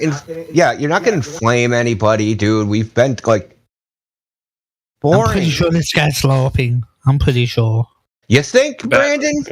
You're quick. And I'm on the opposite end of these guys, and I agree with them. You agree No, with that guy? you agree with him. He thought the Earth was a cube. No, you. I agree with you guys. I'm on the opposite of you guys. I agree with you. Yeah. This guy. Whatever, dude. Yeah, Brandon, this is how little globe proof there is. Instead of bringing any, they have to do this. There's an obvious streamer mode he's in, man. You're right, Indu. He's probably getting flamed by his own chat and trying to save any kind of face by being a fucking idiot. And he hit rock bottom and he started digging. Thanks for the little snippet there, Indio. I wanted to go ahead and capture that moment. It's the fucking saddest thing to witness ever, man. Yeah, it is what it is, man. These guys. Like that video with the fat kid, like pretending he's using like a broomstick lightsaber or something, like falling all over himself. So great. So great. Alright, yeah, I encapsulated. I'm gonna share this is the video that I just made right now. Put it here of me talking to these guys. This guy. Punkrider, your friend needs to step up his game, man. This is kind of like not you guys, but the guys that come in here and troll around and hop around. It's entertainment, not you guys. Look, I really don't know why, like, what y'all are thinking. Like, you're poorly researched. Like, you could have just went, like, in YouTube, looked at how many episodes there are, looked at how long this chat has been, and to come in here and think that, like, you can use that low tier of a troll to any effect it's mind-boggling. Like, you think you're going to come up with something better than, like, the thousands of people that came before you? I don't think he's I'm being called Glober and Troll all the time, and I'm neither.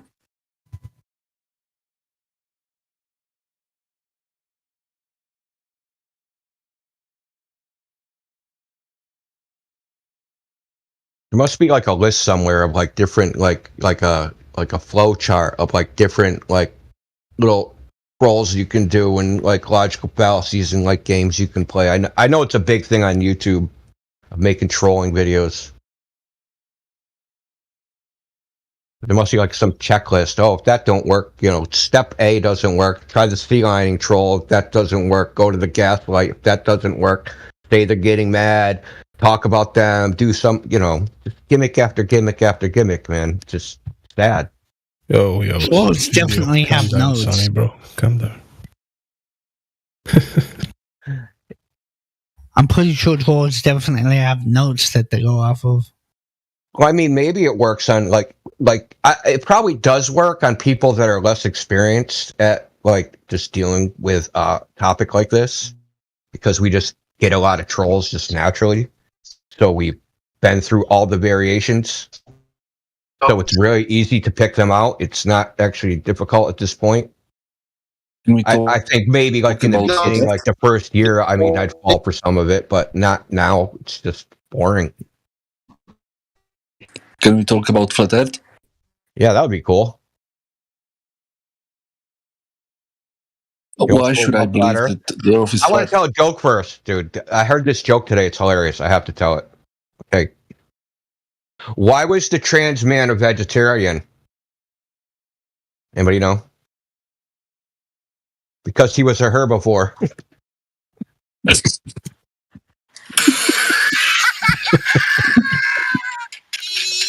Oh, jeez. Yeah, that's funny. Maybe it's just funny to me. Oh, but what it is psychology. Remember, we're under psychological warfare.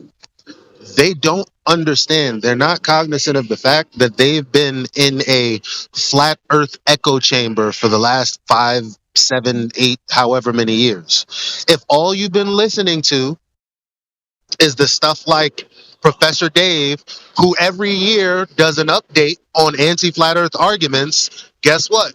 You've stayed in a bubble. You've been in a bubble for years, and you actually have no idea what's going on. And that's why they come in here arguing, because they've been in a bubble. They think they know what they know. And it's actually a psychological war on them. And it sucks. Well, nobody watches Professor Dave unless it's about Flat Earth. You can see that from the views. He has over 2 million subscribers, yet he had only 4,000 views on his videos. Yeah, you're just as bad, dude. I didn't forget, but we'll let you hang around. Well, hopefully.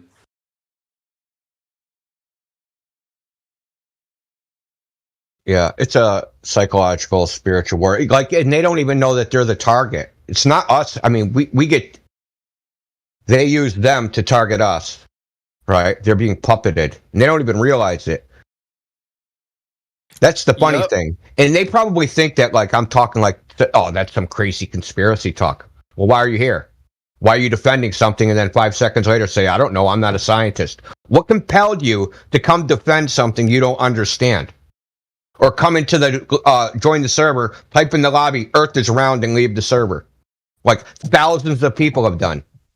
Like, what is that shit? It's because of what I said. It's exactly because of what I said. Indio, did you miss? Yeah, no, that's I'm just like reaffirming what you're talking about, dude. That's like giving my take on it. Oh, so you did hear the term that I gave them. That's befitting for all of them. No, what was the term? Oh, man. Wait, nobody say shit. Let me tell them when I get off the train. I got like 10 minutes. Oh, you got a special word for him now. No, it's the only word that describes what happens when you know what? I'll tell you now, and then I'll come back to discuss with you. Look up the first definition you can find for bigotry and tell me that that's not exactly. Because if you come in here and you don't allow me to tell you what I'm claiming, and you come in here guns blazing, arguing against a particular group and what they believe before they've said anything, guess what that makes you? Yeah, you have a point. Yeah, that's exactly what it is. A bigot.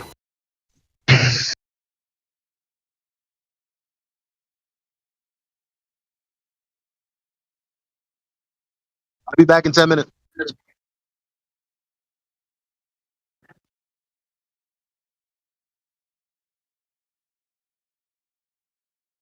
Bigotry to me is always motivated by fear. Yeah, exactly. It's always motivated by fear. Bigotry is always motivated by fear. I agree. Fear of a flat planet.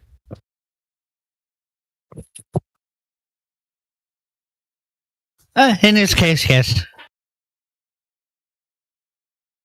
Well, that was like, y'all are too young, man. Fear of a Black Planet was an album by Public Enemy.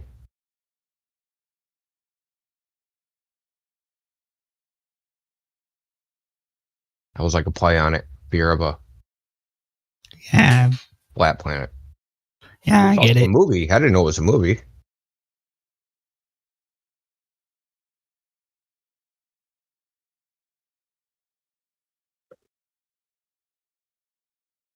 And I watch some others and I'm like, man, that is stinky tofu. But then I watch some others and I learn some things. You will learn more by chewing on what you disagree with and working out. Why do I disagree with this so much?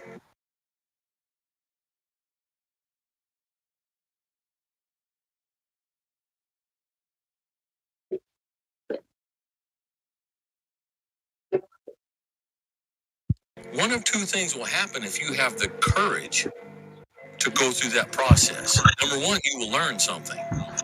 Or number two, you will walk away much more settled, much stronger in your original belief. Because you put it to the test and you came out the other side of the test.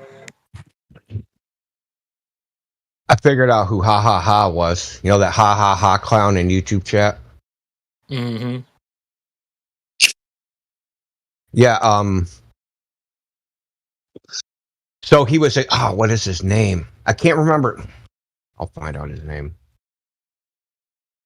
I don't remember his original name. But I ended up banning him because he said, "Oh, my brother's a furfer," and he just said some ridiculous, crazy stuff. I'm like, dude, you're full of it. But you guys, he was in VC for like 3 seconds, got kicked. Then he was in lobby for 3 seconds, got sent to Cogdis.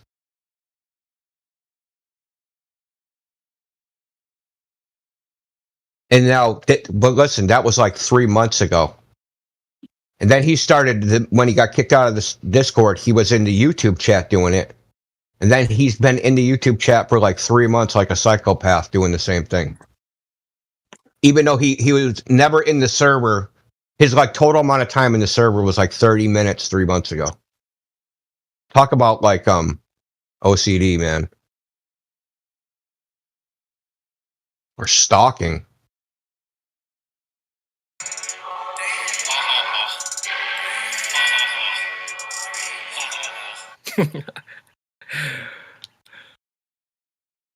So, can you guys tell me why should I be a flat earther? Because you left the house. You went outside and you looked around. And that house that you just left doesn't move.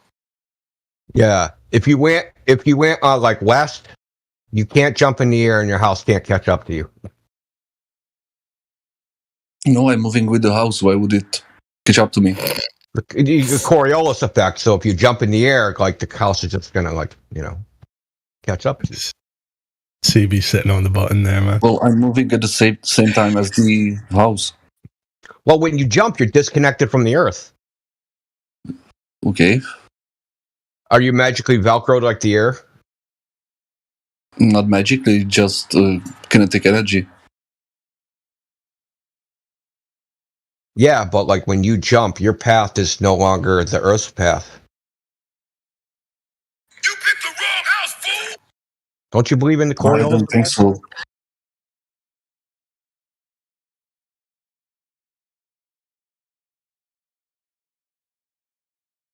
Oh, you think that like you're magically stuck like to the ball by gravity, right? Oh, yeah, that's right. No, not gravity. You're a flat earther. Are you a flat earther or Goldberg? Like, which one are you? Does it matter? Not really, but if you really want to know why, like, there's no reason you should be a flat earther. It's not. There's no like motive behind it. I guess if you want to talk, my point was, what are the arguments that prove that the world is flat? How long have you been here? I'm just asking for people who I'm gonna are not ask you, used how long for have so you long. been here? I don't want to repeat to somebody that's been told 100 times. Like, why am I going to do the 101st time? I'll let somebody else do that. I don't feel like wasting my time. Well, because I understand your point. So measurements, it's real simple. It's simple logic. Surface of the Earth has to curve for the Earth to be a ball. If it's not curving, it's not a ball. Measurements of the surface of the Earth show it's not the water's not curving. The Earth's surface is mostly water. Therefore, it's not a ball. It's real simple logic. It's a logical progression. Well, if it was big enough, you will not be able to measure the curvature. If it was big enough, how big is that? How big does the Earth have to be until it is immeasurable? Well, until there is any. I'm not talking about looking at it. I'm not talking about looking at it. I'm not talking about just like looking at the world with your eyes. I'm talking about measuring it. Exactly. If it just has to be as big, so it can't be measured. I don't know. Yeah. At what point are our measurement tools, the things that we can measure the Earth with, are they insufficient? Right. That would mean the curvature is too small, and we don't have an instrument precise enough to measure that amount of curvature. Yes, exactly. How big is that? I don't know. Oh, well. Is it like smaller than a proton? Is it smaller than an atom? Is it like, because we got the measurement device, right? So we're going to measure, right? I don't think you can measure atoms, so it has to be much bigger than that. No, listen. So I have a measurement device, and I have an amount of precision to the measurement device and an uncertainty on which I measure. Yes. Okay? So the difference between curved and flat, that difference, right? That's going to have a value. Now, say a mile, it's 1 inch. Can I measure the difference of 1 inch in a mile span?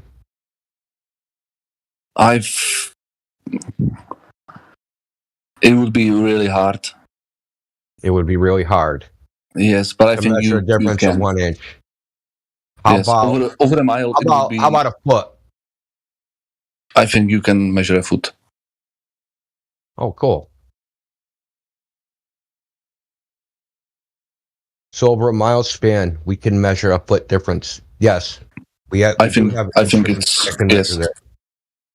We actually have instruments that can measure the inch too.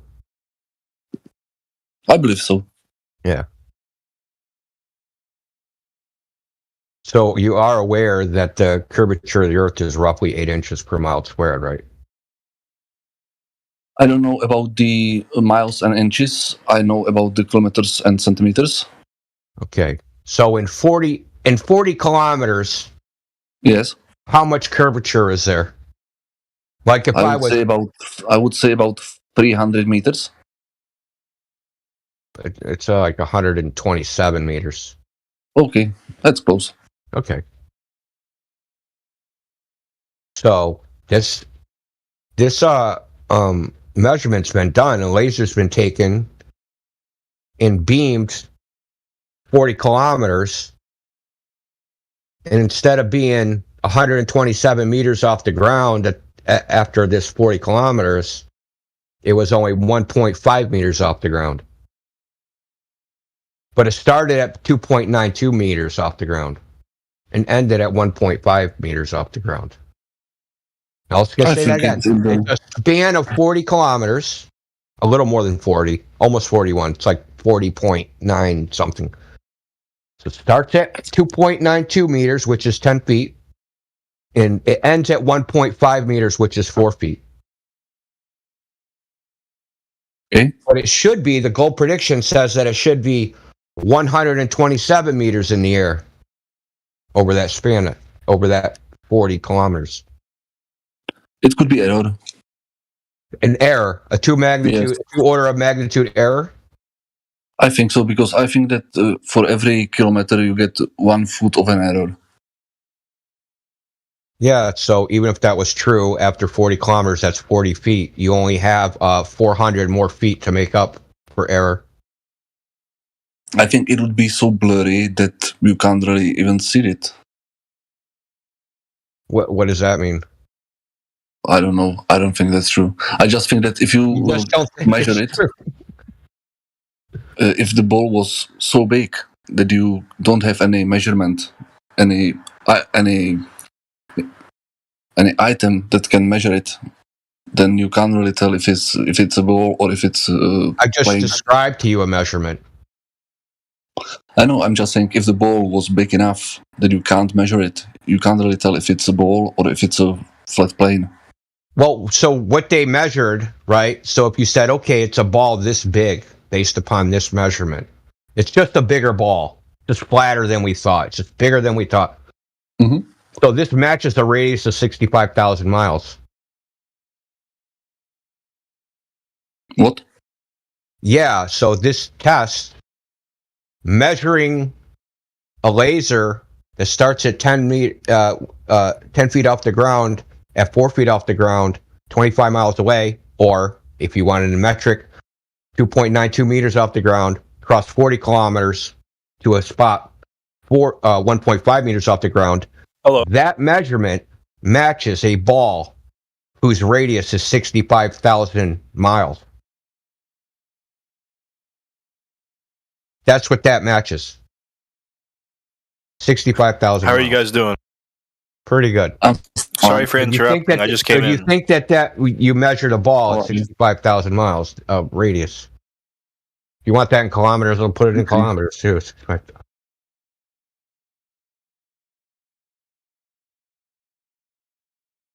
So that's 104,000 kilometers.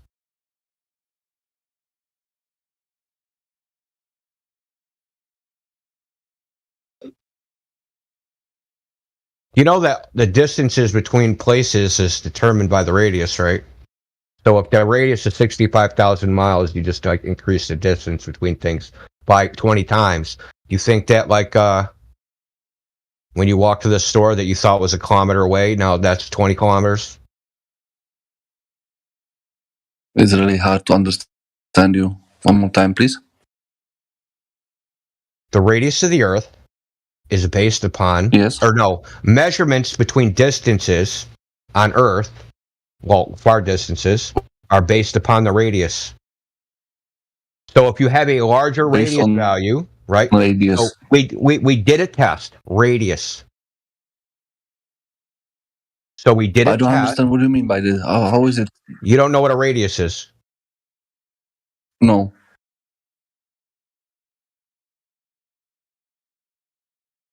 You don't know what the radius of a circle is? Do you not mean know that word in English or something? Exactly. Oh, okay. What's your native language? Czech.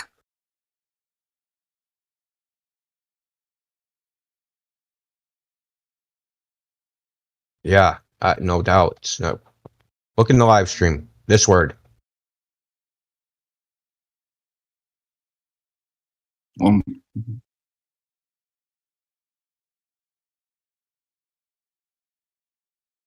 Radius. Yes, radius. Okay. Okay. This test that I just described. So it's the curvature of the Earth is the radius. No, you find the curvature of the Earth from the radius. But distances between, say, New York City and London. So you let's get say you get the latitude, the distance the in launch. miles is 2,000. I'm looking at your picture. When you have the distance in miles, there's 2,000. So the radius is 542. Okay, that's the radius. I don't get it. No.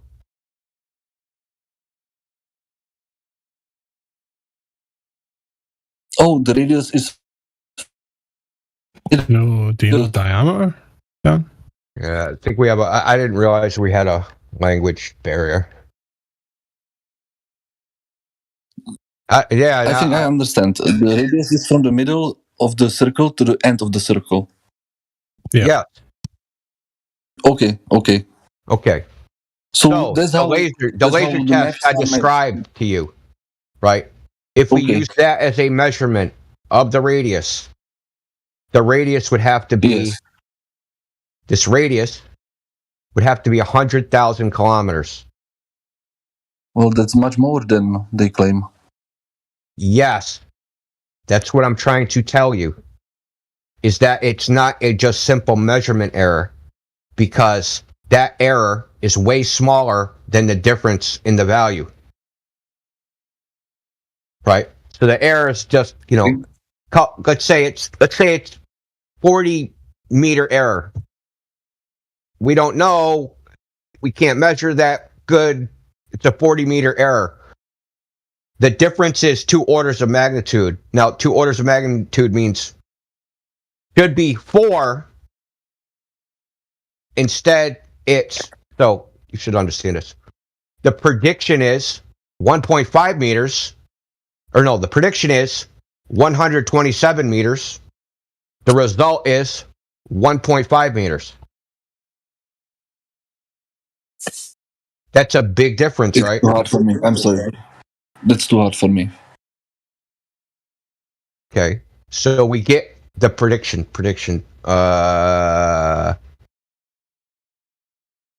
That's why I don't believe that there is some space or something like that, because the explanation is too complicated. That's why I don't believe in globe and this stuff. Well, it's not. This part isn't really that complicated, but whatever. To me, it is. I thought they had. I thought Czech was like a highly educated country. I thought you guys had a lot. You guys got a lot of smart people. Aren't you one of the smart people? I don't think so. I'm pretty. Oh, are you from Czech? Czech. Yeah. Yes. Do you speak Polish? Oh, not really. I can understand some of it. I know you speak. I know you understand like 70% Polish. I know you do, dude. Swear them in Polish and see what happens. I'm not going to swear at him in Polish because I guarantee you he's going to understand. He knows the Polish swears. I guarantee you that 100%. I can. He can probably swear in Polish. Absolutely. Well, the swear words are basically the same, so yes, I can. He is an expert. Yeah, and have you ever been to Poland? Yes. Do you like it there? No, Why not? because I'm not from Poland. Do you like Czech? Not really. Where do you like? I like where I live. Where do you live? In Trinet. Where? In Trinet. You live on the internet? We are on the internet because our team is ready to win the hockey playoffs.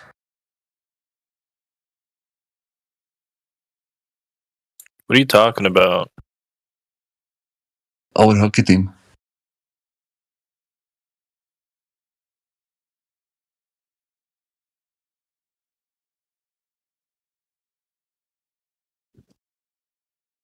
What the hell did you just say? He said, I live on the internet.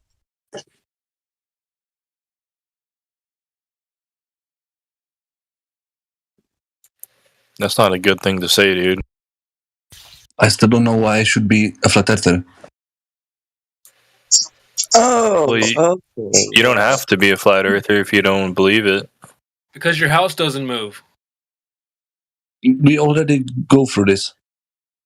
You have the free will to make your own still doesn't decision. move. Level water. No Earth rotation being detected whatsoever over hundreds of years and multiple experiments, and nobody's been able to successfully detect any Earth rotation. Water's going to be level on its surface. Okay. Yeah, so let's check this out. If you can't understand the tests and experiments, right? If you I understand it. Huh? You do understand I it? understand or you don't? it because I understand so it what's because, the problem then? well, nobody can measure the rotation or movement of the Earth, so that's why I don't believe that the world is a globe. Yes, nobody can measure. Do you believe the Earth? Hold on, you just asked why should I believe the Earth is flat?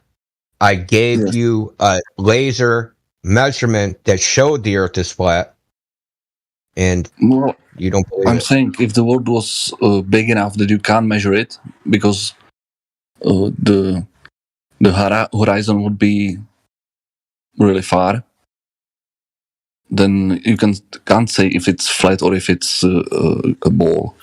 Nothing Well, just your subjective interpretation. we do live somewhere, and you can use.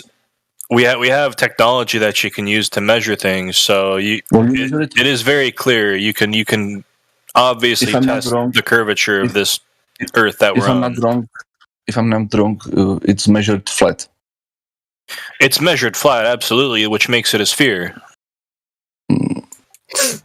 What? John, what do you think? What do you think the nature Didn't you know of Earth that? is? John, No, why don't you tell us? it doesn't make it a ball. What do I you know think it is? doesn't look like it's a ball, but you just have to reject all your senses and just believe what you're told. Yeah, And if Jan, you do that, not then it's a only is sphere. not only is it measured flat, it's navigated as flat. Yeah, you're given mathematics that conform to the sphere without any proof. Well, but the measurements are limited. You don't. Absolutely. Like any kind of technology, there are limits to it. Good morning, everybody. And what measurements are you referring to? I think he means like laser measurements or like, any You're kind of limited test for that a would measure reason. curvature. There's no requirement to measure the entirety of the whole Earth, John. Okay, but look, so he made a claim. So could you provide the one instance only of what you're talking about specifically? What test and what part of it is the problem? No, I'm saying that Wait a minute. measurements are. That's not the answer. No, is not the answer. So do you have that? Because you obviously had a contention with some tests. You had something in mind. I'm just curious what that is you had in mind about what test and what specifically challenged your idea of it. He's thinking I don't that the have any requirement is to problems measure with the the measurements. Okay, duly noted. Notice that this person did not answer the question, and I yield. Well, Jan, I was just going to say that you seem to have this idea that you need to measure the entire Earth to know if it's flat or not, and that's just not the case. No. Okay. Well, when you said they're limited, it seems like you're saying, well, you need to measure more. And that's not true. That's what I was asking. Which ones are limited? In what way are they limited specifically? Thanks. Honey, I told you. He's saying that they're limited because we're not measuring the whole Earth. Are you serious? I'm just trying to help him understand that requirement that you might be holding isn't necessary. But is he serious? Maybe not. I am. You are serious that if you cannot measure the entire Earth, then all the tests for obstruction over distance are invalid? You never heard me say that. Okay, no, I'm asking you to get clarification so I understand, because right now I don't understand what you're trying to say, and I'm asking for clarification. I don't understand what he's saying. What do you mean by that? I'm saying that I believe that the measurements of the world proves that the world is flat. Oh, okay. I was going along the wrong lines. I thought you were saying the Earth is a globe, and you were scrutinizing our whatever tests have been done. So you're of the mindset that Earth is flat, stationary, plane of some sort. Yes.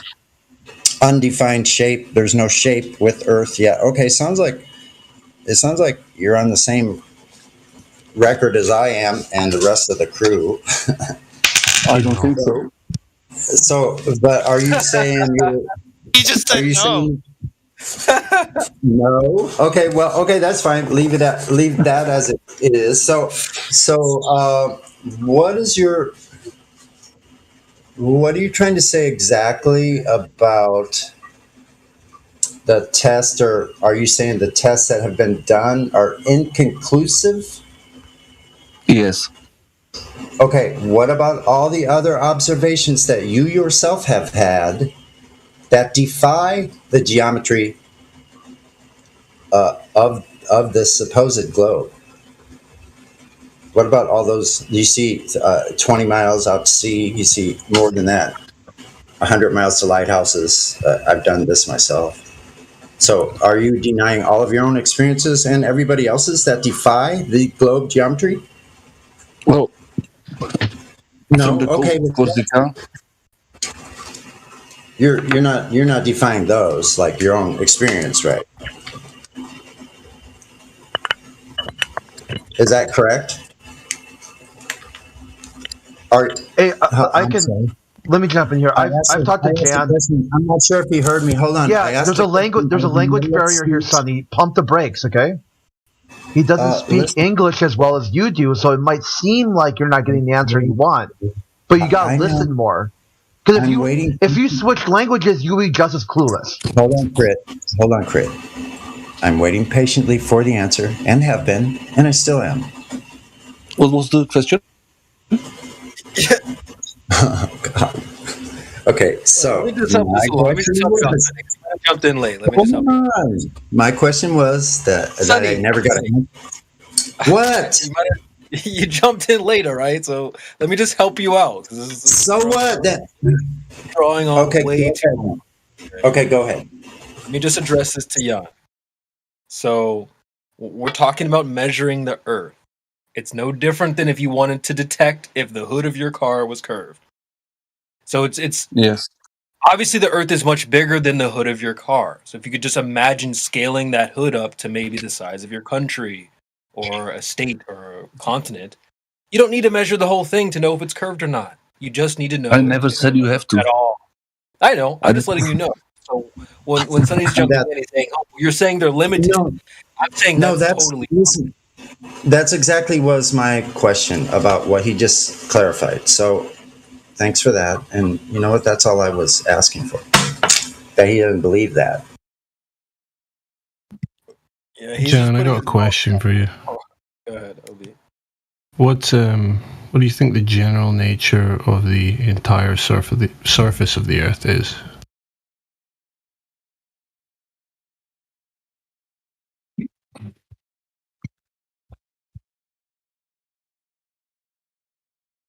still here, John? What was the question directed to me? What do you think the general nature of the entire surface of the Earth is? I think it's ultimately unknowable. So you don't have a position? I can't have a position. Are there some things you could know about it? Because I would say it's not moving. Well, I would say that the parts where I live are very beautiful. When you ask, tell me why I should be a flat earther, are you talking about a label? Not the label, the belief that the world is a flat plane. How much water we have on the? It's not. It's literally not a belief if it's been measured and tested, just like you would a table for flatness. Sorry. Yeah.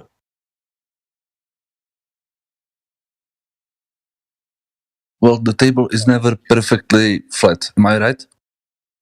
But that's not required. Well, that's why I asked you the general nature, so you couldn't say things You're like talking that. about, you're talking about a subset of flatness. You're missing the point. Flat and level plane over water. The mean level of all the water, excluding the waves, right? Peaks and troughs. So the mean level, which is right in the middle there, right? So you're talking only about the part where we live as a humanity. I can go anywhere and show you that the Earth is not a globe looking over water. Very simply. Anything from 5 to 10 lines. You can go behind the 16 southern line. So what is it going to start curving over there? Water's still flat. No, that's the Antarctic Treaty. Okay then. Hold 1 minute. Are you saying the water is not flat? I think it measured flat. How about it's used practically flat, navigation wise? Navigation. Yes. For practical purposes, it's definitely flat. So it can't be curved, or you would never use but for practical purposes, let's say it's flat. Let me just finish 1 second. You couldn't use it practically with using right triangles and successfully navigate your way to little pinpoints 10,000 miles across the Pacific.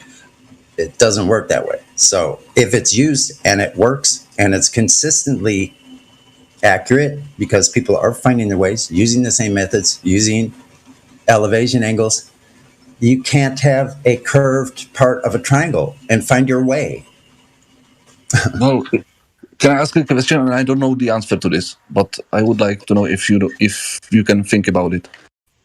Think about what if the sky was flat and the earth below it was a ball, and I was infinite as I am?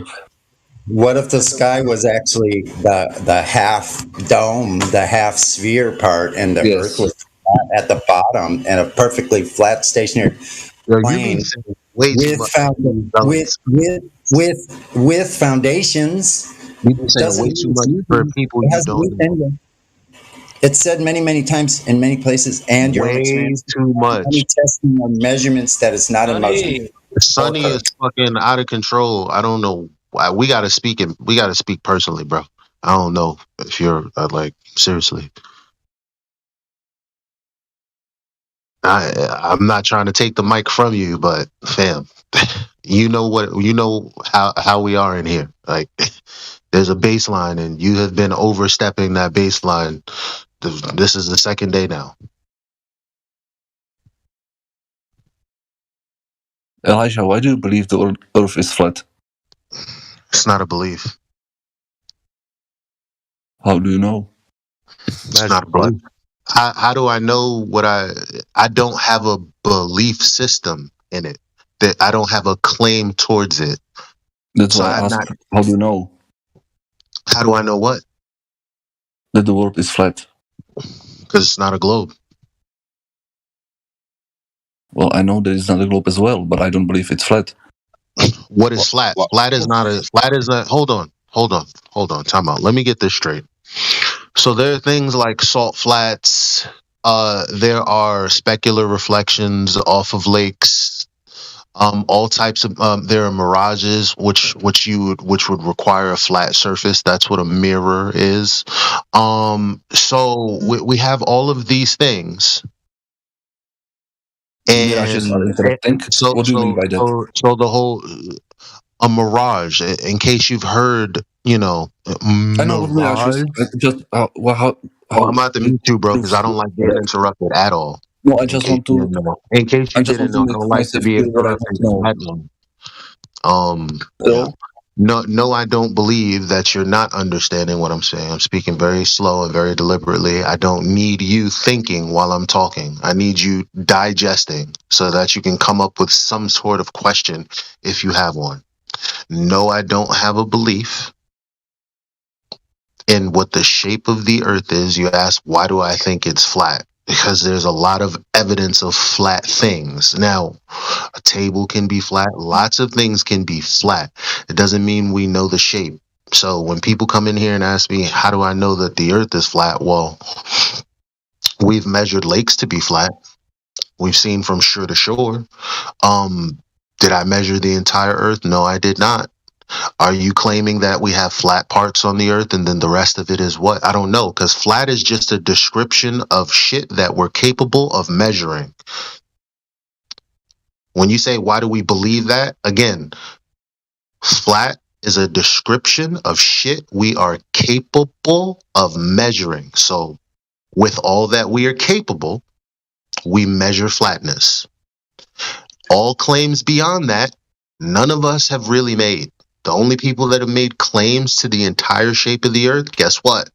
People like globe earthers. Don't know what you are, but if you have a belief or a worldview or an image of the entire earth in your mind, you think you're going to prove that somehow, I'd like to see you try, because none of us in here have any belief or under any delusions about the shape of the earth. Nobody in here knows that. We only know that aspects of it are flat, like I just told you. If you don't understand that, I am not going to take you back off mute, bro, because it's not that hard, and I'm not going to spend all day talking to somebody I know is actually just jerking my chain. So the ball's in your court. Either you want to learn and be a part of the conversation, or we can do this however you like. It's going to be more people coming in anyway. Yeah, he claimed he didn't know what a radius was, which I found kind of unbelievable. I didn't understand the word in English. Oh, okay. Well, then why are you here? Go to an Indonesian. You've been here a while, man. Like, it's really just hard for me to believe that you've been here this long and don't know what the word radius is and never bothered to find out. Yeah, he did understand Elijah. He's feigning ignorance because right now he's held to a point. So he's not going to answer the question only when it's convenient and say, "Mi no hable." That's their excuse. If he knew that this was going to be a hard thing for him to do, he would not be in here. But he understands, and Elijah was speaking slowly, so it wasn't like he was speaking fast, and it's very clear English too. So, and like Elijah was saying, if it's too difficult for him of a task for him to listen, then he can. There's other servers, or maybe he can join in a language that he can speak to. But we're not going to keep playing the game. And Jan Dvornik, in that language, what will be spoken, it will be mentioned in the radius, maybe in miles, maybe in kilometers, and the rate will be the same in any language. You can use Arabic language, you can use my language, you can use Italian, and the radius will be the same. Yeah, he's been here 6 months. I just looked it up, and like, how can he be here 6 months, 1,600 posts, don't know what the radius is yet?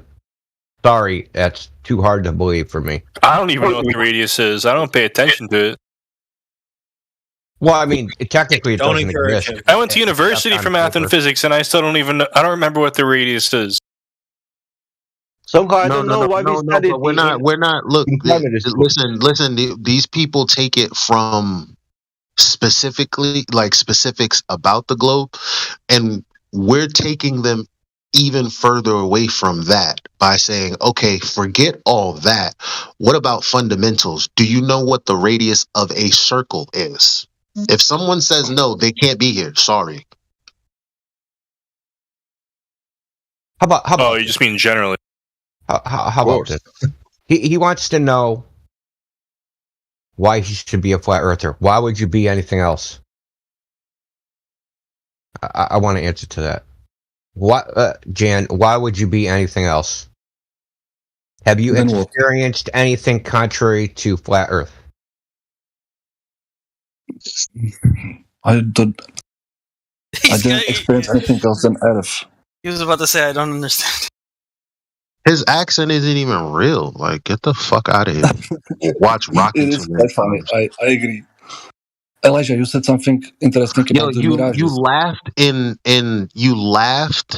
in American accent. Shut Yeah. the fuck up, dude. You're not smart. Yeah. Elijah, you said Yeah. something interesting about I the have a mirages. I feeling would that like to Jan know more. understands everything that we're saying. It's just, He just went out of character there. I don't know if you guys caught it. yeah, I caught it.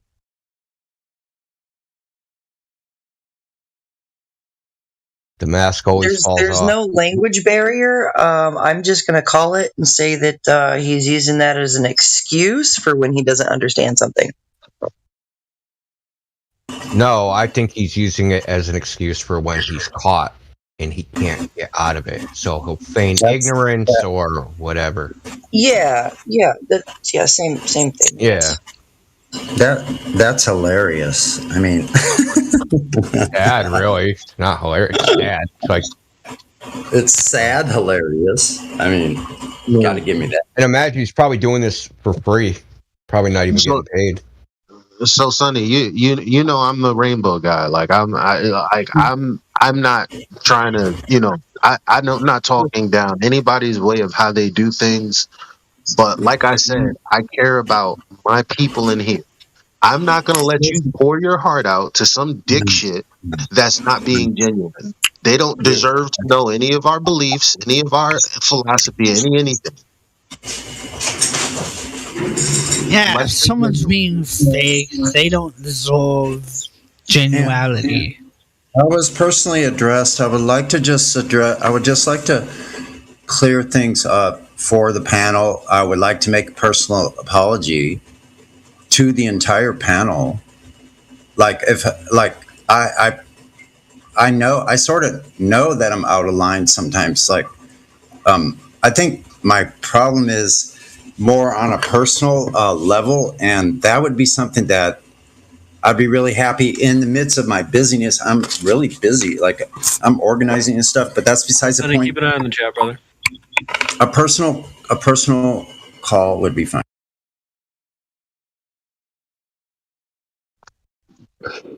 No doubt, man.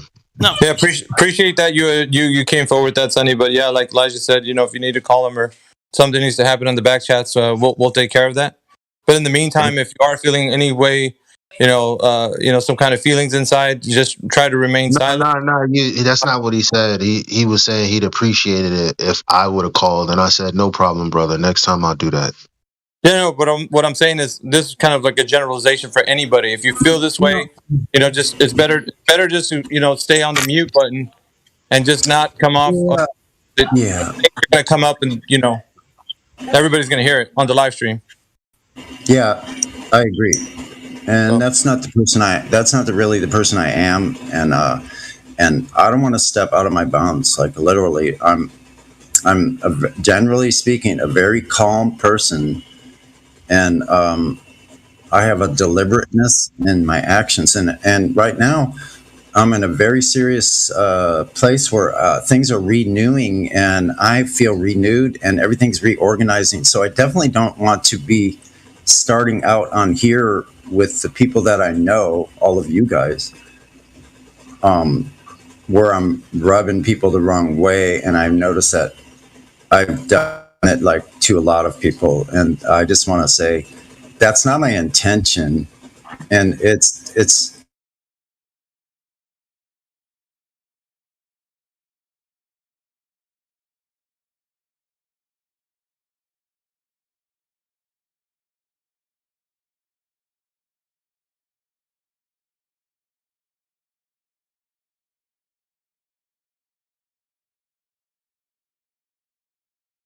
of you because I understand what you might be going through other things, and this is how I know it's not really about your personal life at all. It's that you've been dealing with that. So being away from here and dealing with that, you are now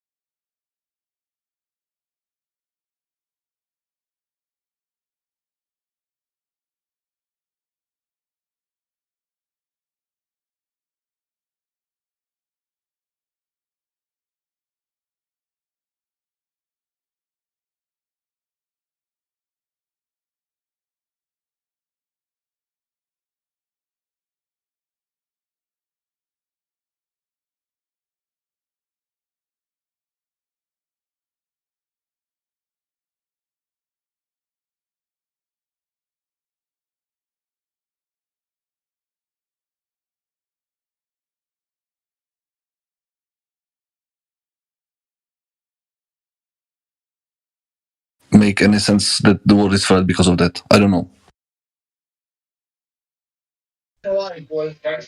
how about you figure out how mirrors are made? I didn't understand one. Like, I didn't understand. Well, Elijah was talking about mirages in desert, and he said that they are something like mirrors, and then thanks to that we know that the world is flat.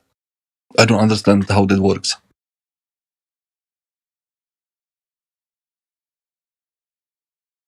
Because it seems interesting.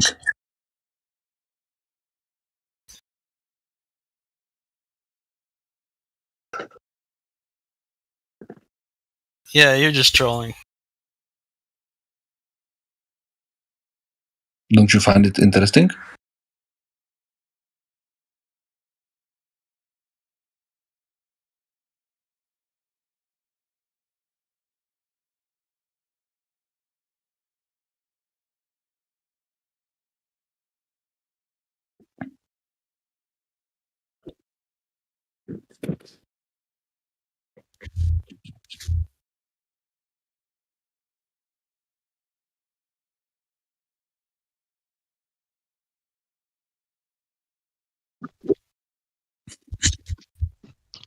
Oh shit, was I on mute that whole time? Yeah. Wow. Do you know what a mirror is? Yes. Good. Okay, good. There you have it. A mirage is a mirror effect. Well, so stop thinking about really, the Earth. Stop thinking about the Earth. Move the image of the entire Earth out of your head and listen to what I'm saying. A mirage is similar to what happens with a mirror. Okay? You have certain angles of light, okay, that are reflecting off of the flat surface that are projecting another image above the surface. That's why you have two surfaces. That's why you have two. That's what a mirage is. You have an inverted image and the image itself. Oh, the mirage is always inverted? The end. There are different kinds. or there are different kinds of effects when you look out into the distance. But when we're talking about mirages, typically, yeah, if you Google it, like inferior mirage, you will see two images of the same thing.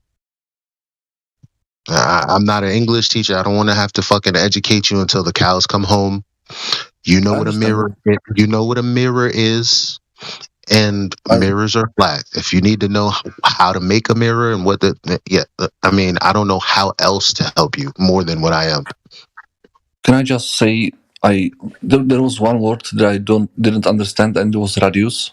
And you are making me like I don't understand anything you are saying. You are very clear. I understand everything you Well, said. yeah, me, what does a mirage have to do with flat Earth? And I said, stop thinking about the Earth. You didn't go, oh, okay. Well, I know what a mirage is, so a fair point. You didn't say that. I would have just left it at that then. But Okay. you're telling me you don't understand, and I'm saying something I know is simple, so I'm a little annoyed. So, but I'm not cursing you out. So what? I'm annoyed that you don't understand what I'm trying to relate to you. I'm still doing it, aren't I? I understand you perfectly well. I have no problem with what you are saying. All right. So again, take the Earth out of your mind.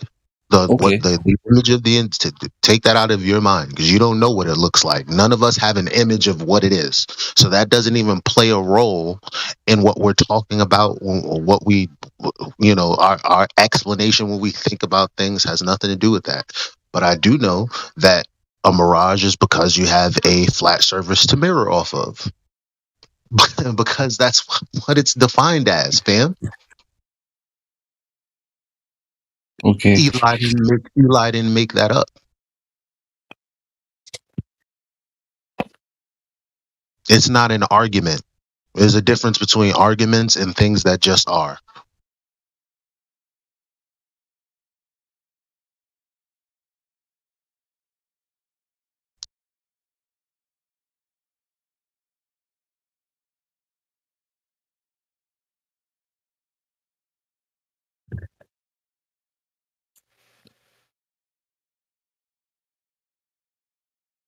How you doing, Elijah?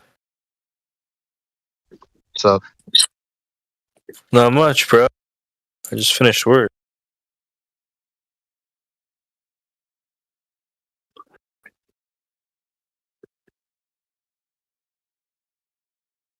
I've been coming in here a lot.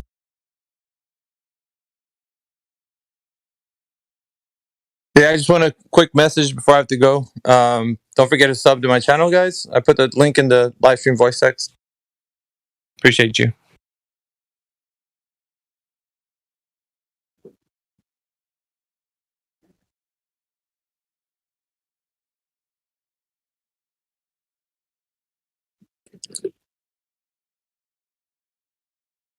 Yeah, thanks for going live. You guys should hit that bell notification. If Miggy's going live, you know something's going on in the live stream. So that's why I popped in today. So yeah, go give him a sub. Good channel. Love the setup. Thanks, bro. Means a lot coming from you. Also, yeah, it was encapsulating today's discussion with the guy who was in here. So it's worth a listen. 30 minutes.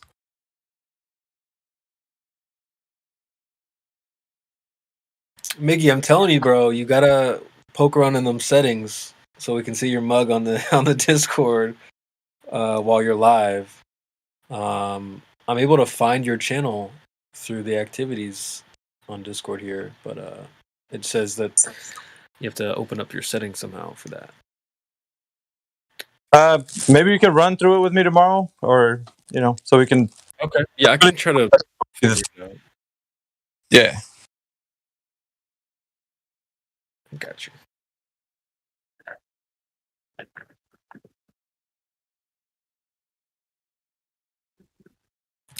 I got Flat Earth debunk videos running in the YouTube activities. Anyone wants to watch along. What do people think about organizational skills and categorization of useful objects? That it's useful in itself.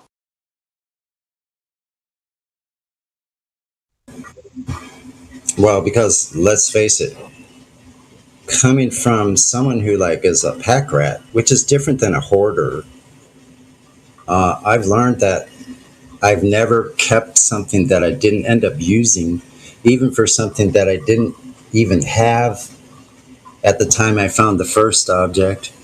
So the thing is about having all these things is if they're not organized and you can't find them, absolutely useless. So constant inventorying needs to be done. This goes for like physical objects, as well as the way we think about things. I like that sort of discussion because I've discovered a few things just recently about organizing and keeping things in order, as if you were on board a ship and you didn't know where the useful items were, a tool that you needed in an emergency. It could be all over. And not that things are that serious in real life, but they can be, because if I keep putting things in my way, I'm going to end up tripping over them.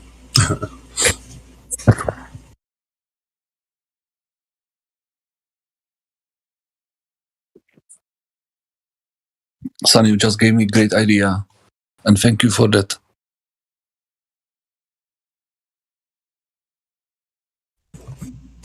Yeah, because I've been off base for a while here. I have some really useful information that helps me along the way of keeping things organized, and that keeps me more efficient. And it also clears away a bunch of free time, a bunch of time and space around me that I can utilize to a better end and become a more useful individual in any way you would like to measure that. So I think I could actually give master classes on this topic. I just need to be able to follow my own recommendations and advice instead of balking at it at every turn. Something inside me says, pick that thing up right now. Look, it's right there. You've passed by it 6 times today and left it there. Oh, so I can go, well, shit, 7th time. No. So when I notice something, there's a reason for it. That's whether I notice it, a characteristic in another person or in myself or in my surroundings. And let's face it, in this life, we have a complicated life. Think of how many objects you could collect. And it doesn't take but a few days until your whole table, countertop, or workspace is cluttered the hell up and you forgot what the purpose was. I digress. It will be fun to sort it out. I like that as well. Yeah, so if you're on a ship, let's say you're on a sailboat and you're sailing along. Oops, all of a sudden you got all your sails up tight with the halyards. There's all these different parts and stuff. I won't get into that. It's quite complex. But if you want sailing lessons, could do that in another chat as well at some time if anybody's interested. Anyway, so what if your halyard snaps at the masthead? Uh-oh. Because that means your foresail, your jib, is going to fall back down to the deck, still attached at the foot and to the sheet. So you have no sail. So a couple things involved there. You need a new halyard now because your halyard fell through the mast all the way down to where it comes through. Now, if you're lucky, you have outside halyards going up to an outside pulley. Yep, that's the way to go.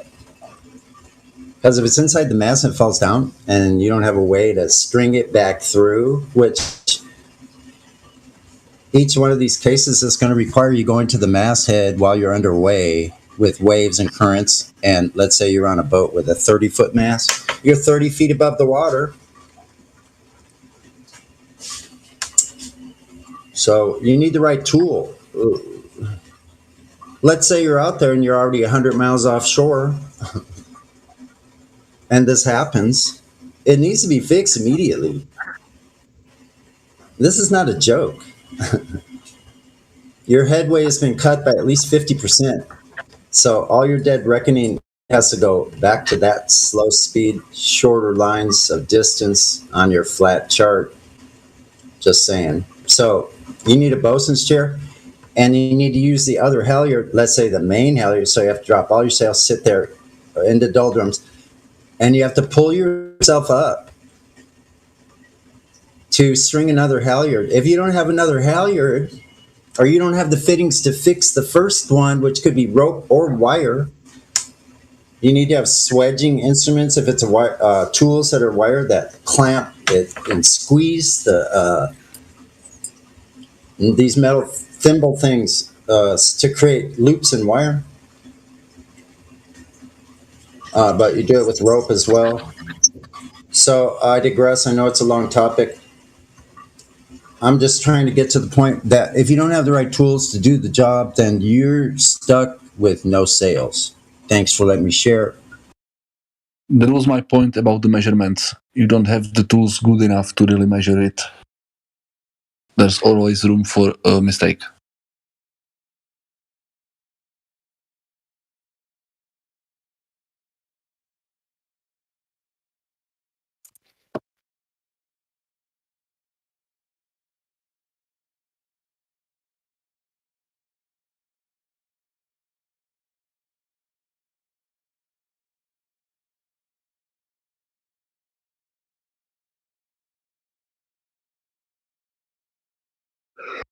Why is it so quiet, man?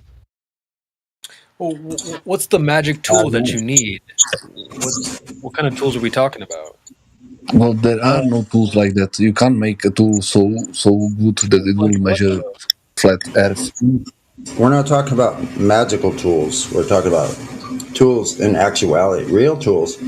And Oh, he's saying you don't have the tools. What tools are you talking about? Let's see, a swedging tool. Measurements. No, I'm asking Jan. I'm asking Jan. He's saying we don't have the tools. Even the ones you listed, Sonny. He's saying we don't have the appropriate ones. So, what are the tools that we talking about, Jan? What do you need to measure the horizon? Do you agree with me that the tools we use are not perfect? That they have errors?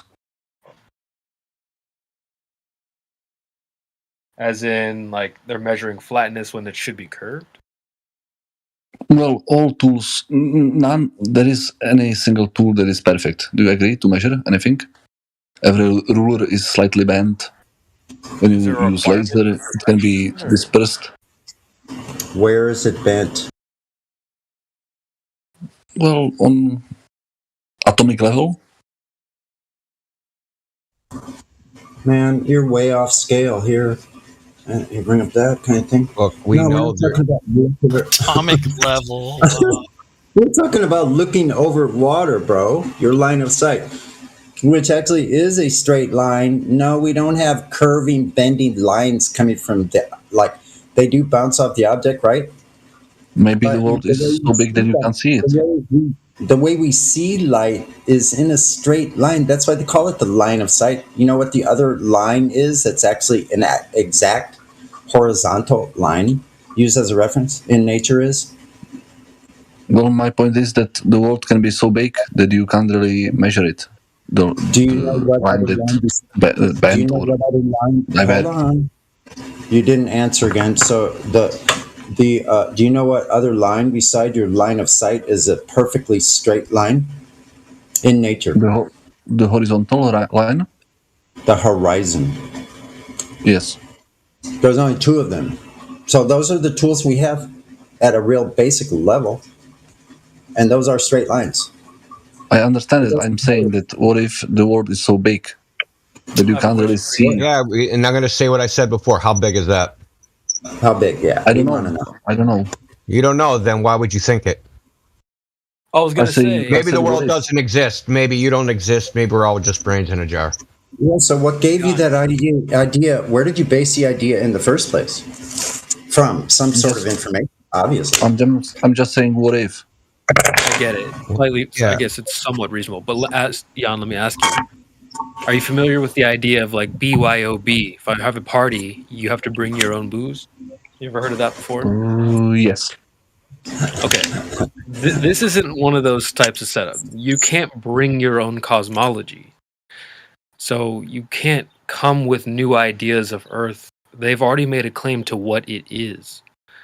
So it's claimed to be a specific size. So we can't say, well, maybe it's just bigger than what they say. It's just not what they're saying. Especially on the really is level, because otherwise we could do this all day. We're not talking about something that's like, well, if the Earth was so big, wait, if it's bigger than they said it was by like 10 magnitudes of error, then no, we're not talking about that. We're talking about what really is when you go outside and look over water. What's the error in that? Where? Tell me. I don't know. Well, keep saying you don't know. You're saying the Earth could be too big that you can't measure it. Okay, so what size would that be? You don't know that. So why don't we just say, maybe at some point the Earth just turns into a gas? Maybe. Well, I have no evidence for that. Let's just make up things in our imagination and entertain all possible imaginations that I can have in my head. Yeah, that's like the impossible toolbox fallacy. Yeah, well, You're saying, until I get some ayahuasca into your neck, dude, and just like have a day. You're saying until I have a perfect fit without any variables at all, a perfect fit for my imaginated idea of what Earth is, which probably is false to begin with. It's not just that, Sonny. It's all possible. You have to prove not only that, but that all other configurations of reality that he can ever possibly imagine in his head are also incorrect. Yeah, so this falls in the category of this fallacious line of thinking is like, well, it's kind of all or nothing. But what it is more is that, man, I just have. I'll think of it. Give me a second, no problem. My problem is once you start making the ball much bigger, all of a sudden all of the known land masses and everything is just a tiny little flat spot on this gigantic ball.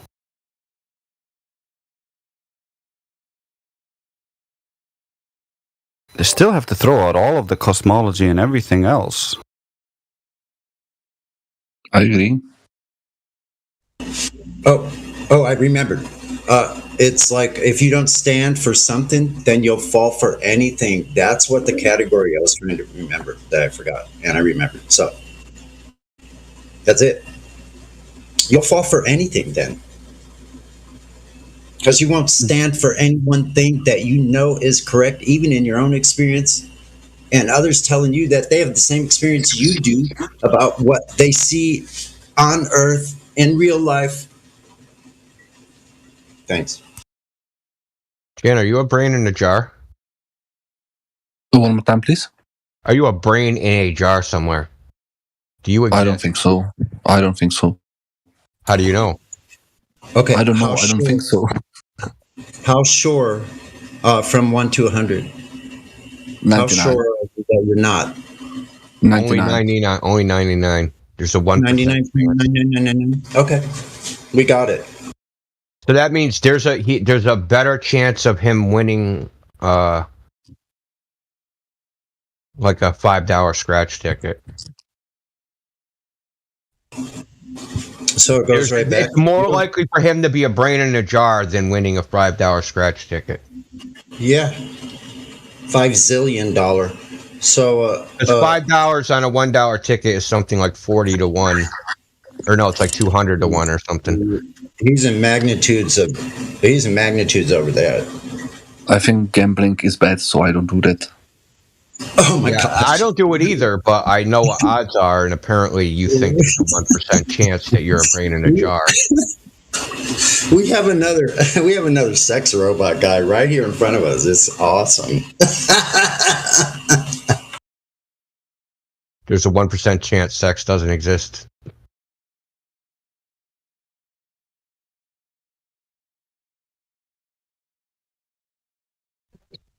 Hey, Jan, let me ask you, do you believe the current heliocentric model that's been presented to you in school? Absolutely not. And so, what are your ideas after being in this forum and hearing all of the evidence? Well, my feeling is that you all believe the same thing. I tend to agree with you more with the Globers, so I much rather spend time with you than with them. Perfectly acceptable answer. All right. Thank you. Why do you spend time on this topic at all? I think it's an interesting topic. I think that many people will be very surprised if they found out that the world is not a globe. So I think it's fun topic.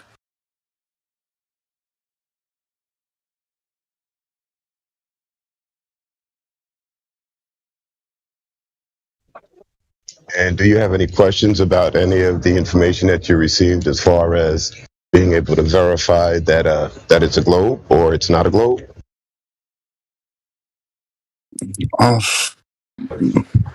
I don't think so, because most of the arguments I already heard from somewhere, because I've been noticed about the shape of the Earth for about 7 years, so I know all the arguments. Bro, but I'm looking for something new, something challenging. Well, listen, you said it's an interesting subject, but is that all it is? Is only an interesting subject? I think it's much more than that. But I think saying this is pretty nice. For you personally, what makes it more than just an interesting subject? I have personal relationship to it, because I loved space and everything. I read all the encyclopedias. I watched all the documentaries. I didn't really pay attention in school, to be honest, even in physics or chemistry, because it's boring. But I loved space, and then you realize that it's all bullshit. Then you are quite dissatisfied. It sounds to me like you're definitely part of this crew. I think I could say that quite positively. And welcome to the fold. Like, I don't think we've had a conversation before, but I love having these conversations with new people, or even the people I know on here. Just having generally the conversations can be quite different and interesting and captivating, and not only that, changing. So it doesn't get boring to me. Like, it never gets boring, because if I'm bored, that means I'm not even paying attention to what's going on in my own mind about thinking and things like that are just coming into, like, we receive and transmit. That's what I know, and I will say I know that. So anybody can question me on that. How I know? DM, whatever. In person, live video calls. These days, I'm going to be game for presenting who I am. I'm tired of running. When the only thing we can ever run from is ourselves in the first place. So that's just stupid. I'm going to stop doing things that are stupid, like my mother would say, and I'll be just fine. I always have been. I hope so. So I've made it this far. Those moments of not being stupid have kept me alive. It's freaking amazing.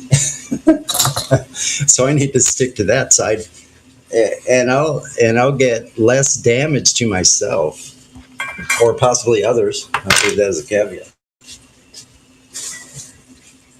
Yeah, so it helps me to be organized And I'll make a class or a video or something on these topics of organization and have it pointed out real simply and clearly that anybody could understand. And I think you understand my language here, where I'm coming from. I'm full of information because I've done nothing but be a sponge my whole life, because I truly believe that I'm some sort of recorder of these things, including my own personal life and at a family level at a very early age, from the age of 2 or 3, or even before I could walk. So I remember these things like a movie. I could pull them up as if they happened right now, 5 minutes ago, and I would see that just as clearly in color as the day or the moment that it happened. All of these things, like I'm a recorder for some reason. I don't know why that is. But I digress. I think we all are, Sonny. I'm waiting for you to put out that video with the organizational tips. I really need them.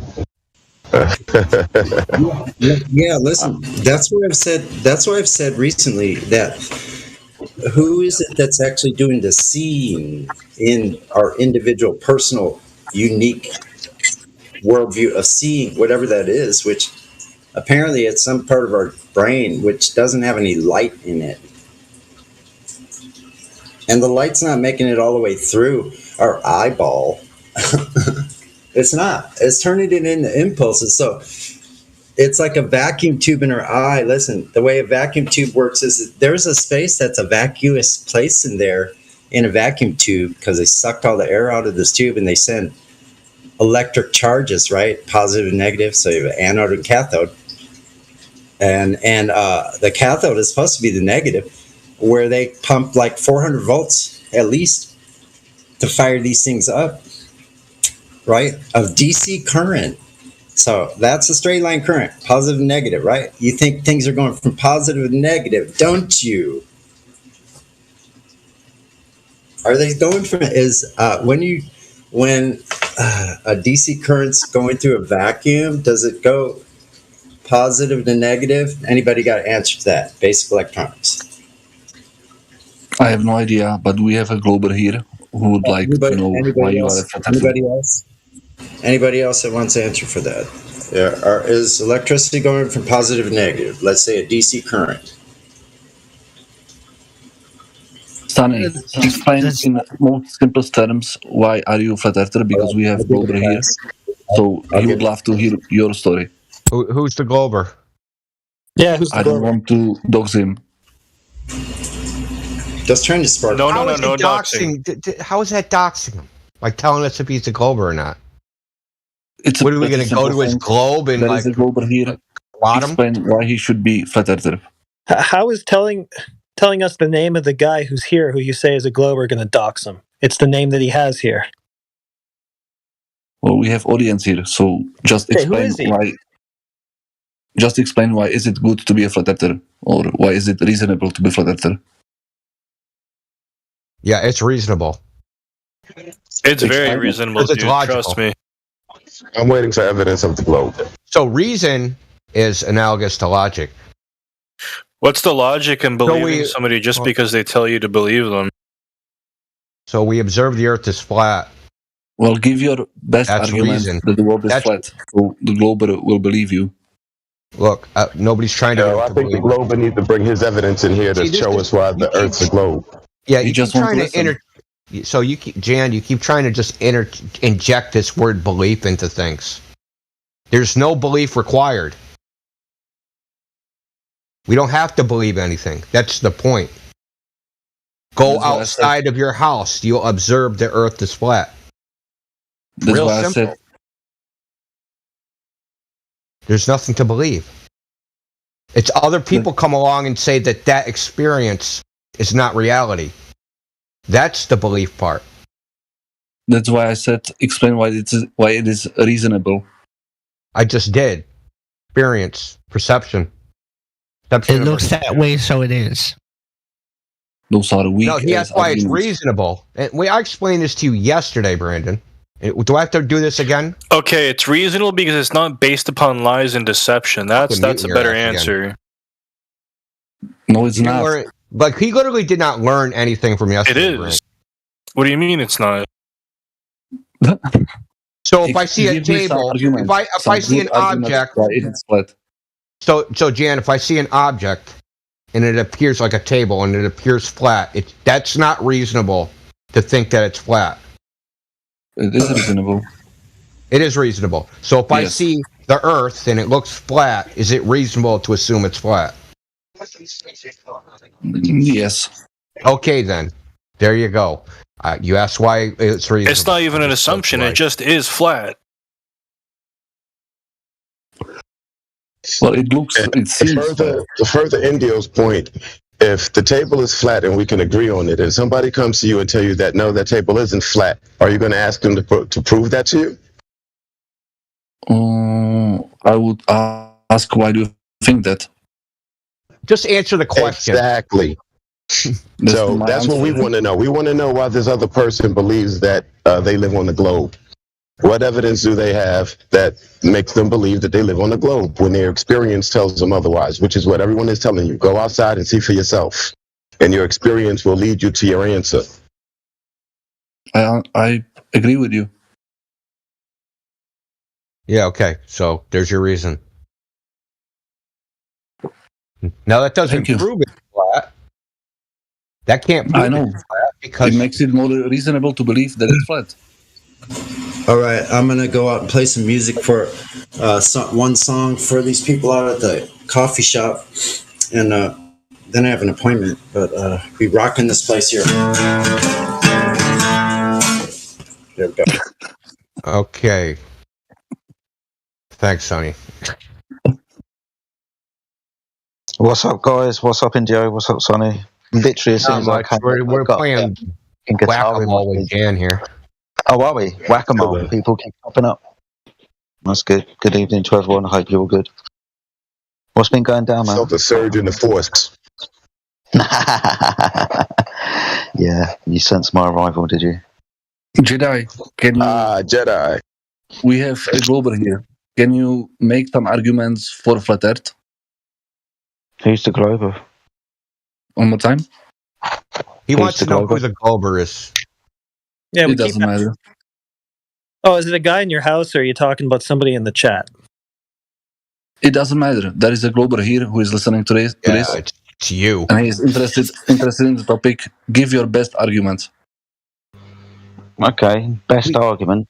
What, do you want one thing, or do you want me to make a statement? Best proof, or if you want to make a statement, make it short, please. Because when you talk too long, people tend to lost in your speech. Yeah, I got it. The Earth exhibits no observable, measurable curvature. Thus is flat. That's nice. I like that. Yeah, I could say the Earth is observably, measurably, and practically used as a flat stationary plane. So obviously cannot be a spinning ball.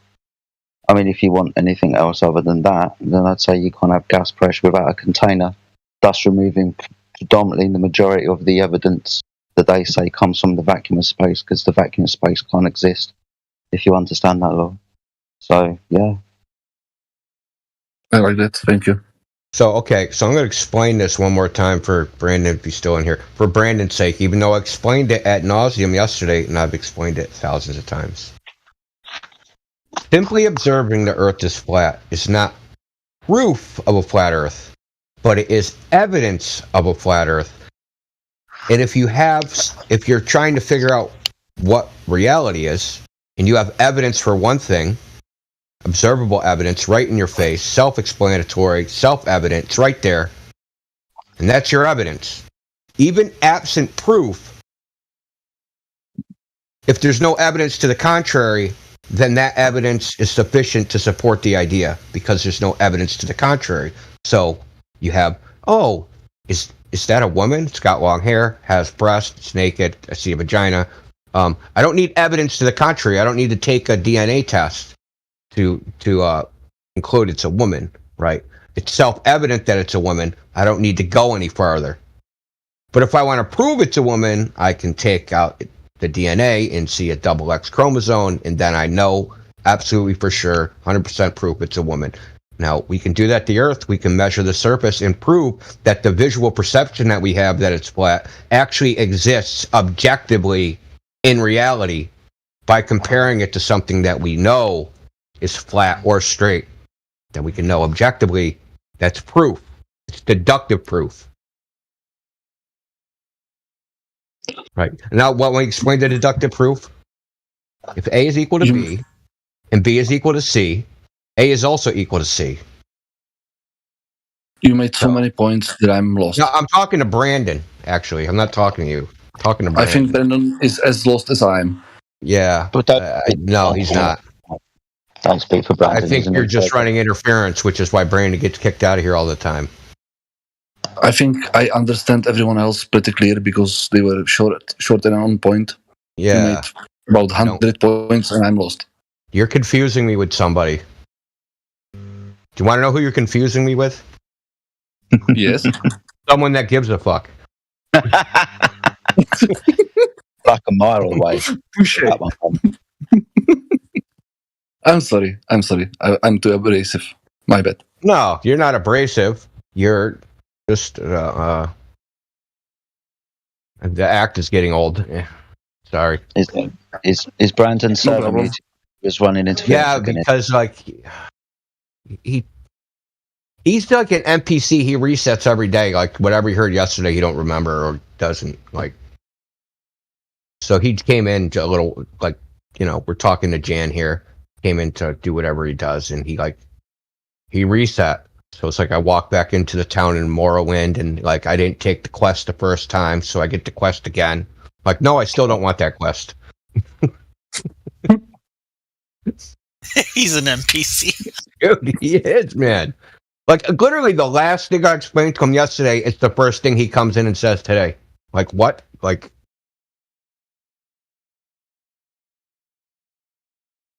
bad script. Why was Brandon running interference? What was the conversation? Oh, yesterday he came in. I don't mean to make this all about Brandon. That's right. I don't mind. Yeah, I'm just saying, like, he came in and he's like, your evidence, flat Earth evidence is that it looks flat. I said, yeah. No, he didn't even say evidence. He said, flat earthers claim that the Earth is flat just simply because it looks flat. And I said, no, that's just evidence it's flat. Like I just explained. That's evidence it's flat. It's not proof it's flat. Exactly. Yeah, so evidence of something is not proof of something. So you prove something deductively. Evidence of something is just evidence. It's facts that tend to prove a proposition. That doesn't mean they've proved it. They tend to prove it, right? So they point you in the direction of the proof, but they're not the proof itself. I don't know, Indio. It gets a little bit confusing for me, and I think it's a lot to do with semantics when you talk about proof and evidence, to me. And you can explain it further, perhaps elaborate and clarify it for me a little further.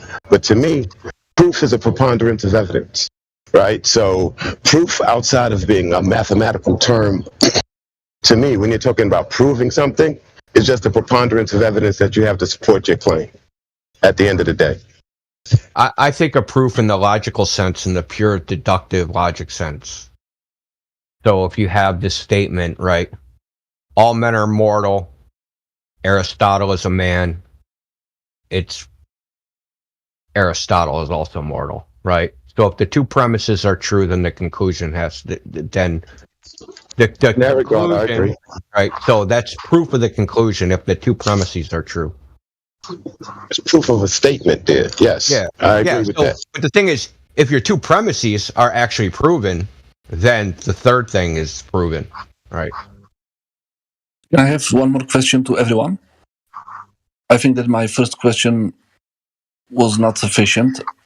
What are your best arguments against globe? I think that's better starting point than what I started from. The same thing. And again, I'm going to state my point and I'm going to back out. I don't present, they have to present their evidence of a globe, okay? Because you're making this great claim, and for this great claim, you need to provide great evidence. Because what we observe, what we experience, what we measure, you know, the dimensions and the information that has been given to us has been falsified. So outside of that, I make no arguments. You need to make an argument to me. Yeah, so I want to say this about what Max is saying. Max, you're like applying like the legal standard, I guess, the standard in law, and there's nothing wrong with that, because ultimately the reason they apply that standard is because human beings are involved, and when human beings are involved, there's always some doubt involved. There has to be, because we're human beings and we're just not perfect. So there's always some doubt. So it's a valid standard of proof to apply, is that the preponderance of the evidence or beyond reasonable doubt, or one of those things. But usually when I talk about proof, I talk about like logical proof. I totally understood how you applied it, and that's why I'm like, okay, it works. It definitely works. But but in every there's day, nothing wrong with yours, dude, because you ultimately have to be practical, right? Human beings are involved, so in a practical sense, we're not like, we don't live in the abstract world of logic. Right. Generally, I take it from the layperson's perspective. Yeah. What was the question again, so I can answer it? What is the best argument for against the globe? Yeah, there's no argument for it. There's no argument for it. Yeah. That's So what's not a good argument. Well, yeah. Sorry, let me answer. I'm sorry. I will change my question. What is the worst argument for globe that they are using? The worst argument for yes. What is the worst argument that they use? Climatry. Yeah. I didn't get it. One more time, please. Climb a tree. If you want the most ridiculous argument that's ever been used, I believe that they use it. yeah. Well, go higher, right? Climb a tree. You can see further. Therefore, you're looking over a curve. That's yeah. There's lots of stupid. But I meant arguments that are serious from a scientific point of view. Yeah, the things that they say, the heliocentric model. What is the worst thing that they say? Yes. I don't know. What are the biggest holes? What the biggest holes? Okay, that helps me a little bit. They make 3 physical claims about reality: what it is, what it does, and where it does it. The first claim they make is that the Earth is a ball. Right, so they're without physical measurement of that thing. So there's no ball. The second part is no physical motion to the Earth. The Earth doesn't act like it's moving. There's no physical measurement that the Earth is moving. And the place where the Earth is said to be spinning, if it was aboard a vacuum of space, their argument for gas pressure without a container is, well, it goes against laws of nature. We don't experience this. It's stupid. I mean, I guess maybe that one, for me personally, the whole gas gravity bullshit that it's come along with. I think that worst argument as well could maybe be gravity, but that's if you understand it better. I don't know. Then why would they say this shit? It's ridiculous, especially when they try to attach it to gas. So it all becomes stupid after a while. The more you understand it, but being the holes, I'd say the fact that they've got the balls to say these things in the first place without actual physical demonstrations of them to be true. Just stories and pictures from places that can't exist. So that I think the pictures is pretty the fundamental Great flaw argument, of Jedi. I love it. Photographs is pretty bad, I think. Yeah. I mean, you can poke holes in everything after you see, kind of behind the curtain, or you see the magic trick. You see the bits of string, you see the harnesses, you see the CGI. Your eyes kind of open to it. I mean, it's all ridiculous after a while. I mean, but the worst one, you just got to look and point and laugh. They're all shit. Well, I mean, like, I grew up, when I was growing up, there was a TV show with Leonard Nimoy called In Search Of. Right? So they had Bigfoot, aliens, UFOs, right? And they had pictures of all this stuff, right? The Loch Ness Monster. Yeah. And it was always in doubt, like, this is a controversy. Does Bigfoot really exist? Look at this photograph. Does the Loch Ness Monster always exist? Look at this photograph. Do aliens exist? Look at this photograph. And ultimately, it would be like, well, photograph could be fake. It might be real. We can't really test it, right? And this is their argument, right? This same crappy argument that I heard when I was a kid that was like the evidence for like aliens, Bigfoot, and the Loch Ness Monster. I don't differentiate it in my mind because it's the same type of evidence. Yeah. Yeah. I get to say that, you know, what's the most ridiculous argument? Too many to choose from. Yeah, there are too many to choose from. There's an idiosyncratic way that they do it as well for me that is kind of interesting because it's also very simple. So I do laugh after a while because it's so funny, but because it's also very ingenious the way that they've done it. Joseph pointed out, you know, I'll give you a picture of Bigfoot, King Kong, the Loch Ness Monster, aliens, the Earth is a ball. All of these things, put them all together. Separate these ones as pure fucking fantasy. Even though they're all pure fucking fantasy, and give you one they purport to be a truth. And you have to accept the truth because they are the ones that see these things. They see Bigfoot. So you have to believe that picture about Bigfoot. There's no Bigfoot agency. That's NASA. It's a space agency. So they go to space and they take pictures of the Earth being a ball. And that one's true. It's ridiculous. It's funny when you see the magic tricks happen, though, right? That's the interesting thing for me. That's the thing that makes me laugh. That's the ridiculous argument because you just have to look and point. It's like what the moon is and does and what they say about how it acts and why we see phases and shit and eclipses and whatnot. If you look, that don't work. And after a while you laugh. You kind of chuckled yourself because they've got away from it, but until you fucking looked in the first place, you didn't know. But it's all ridiculous. How does the society treat you when you came out as a flat earther? What came out? Or like out of the closet, like a gay man? Yes. I had a meal with my family. It's something shameful in this society. Had a meal with your family. Let's have a parade. Yeah, exactly. How did that feel? Come in out. It works for the gays. Hey, look, you interact with people on a I interact with people on a day-by-day basis. Okay. Yeah, I don't know. Well, hey, we got a How did it feel? Oh, he though? left. Damn. We just had someone named Barge in here. You took off. How did it feel to come out as a flat earther? Yes. How did the people treat you? Look, I suppose coming out as a flat earther, I'm not turning around and saying, hi guys, I'm a flat earther, like I kind of jokingly just said. But when you start interjecting these things into conversations, I think that's an interesting point. That was my kind of beginnings of social interaction. Talking to my colleagues at work, for example, right? After a while, they kind of start looking at you funny. You might not want to hold conversations with you anymore. And eventually, if you keep bringing it up, they might turn around to you and say, look, man, I'm not interested. Doesn't make any difference to me, blah, blah, blah, blah, blah. So it changes your life. It depends on the people that you also interact with. If it's your family, that can cause issues. But for me personally, yeah, you do have to be mindful of the battles that you go into with this type of truth, because this truth isn't for everyone. And it can be used against you, and you can lose relationships. I'm not the only one to say that. People in the server can give you similar stories, or know people that can give you similar stories, because these things happen.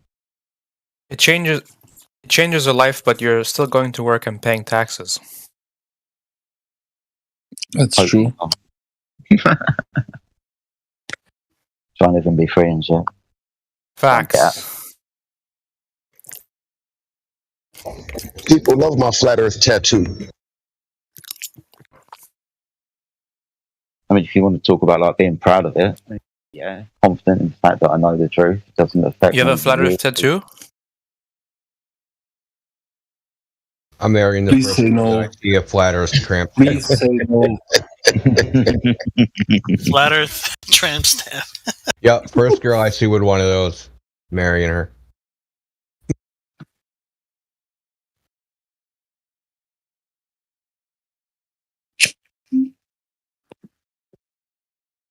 You can always remove it.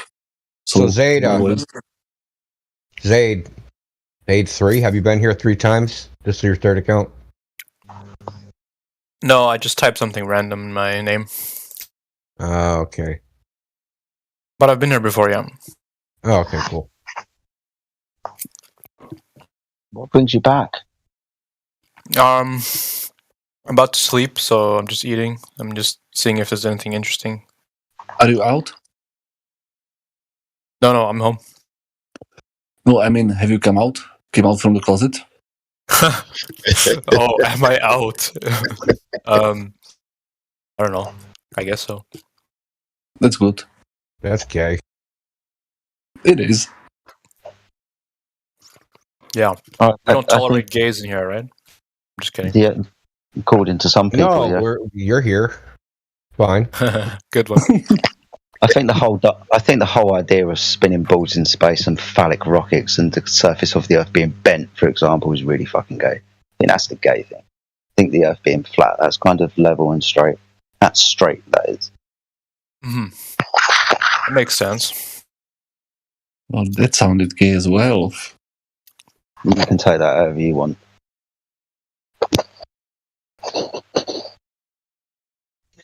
If everything sounds gay, it might be you. Exactly.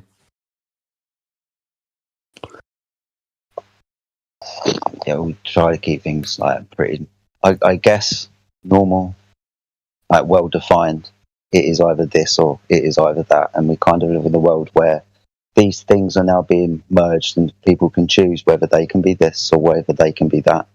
So much so, people can now choose their cosmology, and whichever one they want to believe in, they can choose their God, and whichever one they want to believe in, they can also believe themselves to be God if they want to. It's a very confusing world that we live in. But I guess around here, we like to keep things level and straight, on point, to the point, concise, and at least interesting anyway. Let's bring back the word straight. I like that.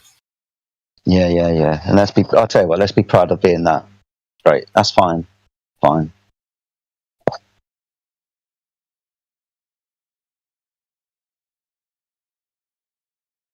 But You every believe time that you're a simulation, you're a computer program. You can believe that you're a brain in a jar and that you don't really exist and everyone's a figment of your imagination. Or the multiverse. Or the multiverse. And you're just one version of yourself and there's infinite amount of yous somewhere else. Philosophy is deep, eh? You get very deep. Yeah, just say no to drugs, more like. It's funny because last night, well, not last night, the day before last night, I watched the Truman Show, and then the day after, I just picked one random video of Flat Earth Dave, and the host was talking about the Truman Show, which I found kind of funny. So I don't know. It's a pretty popular movie, though. Yeah, So.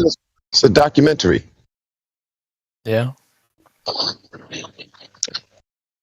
What are you focusing on, that you saw it and then somebody else was speaking on it and it's kind of leading you down some kind of path to truth?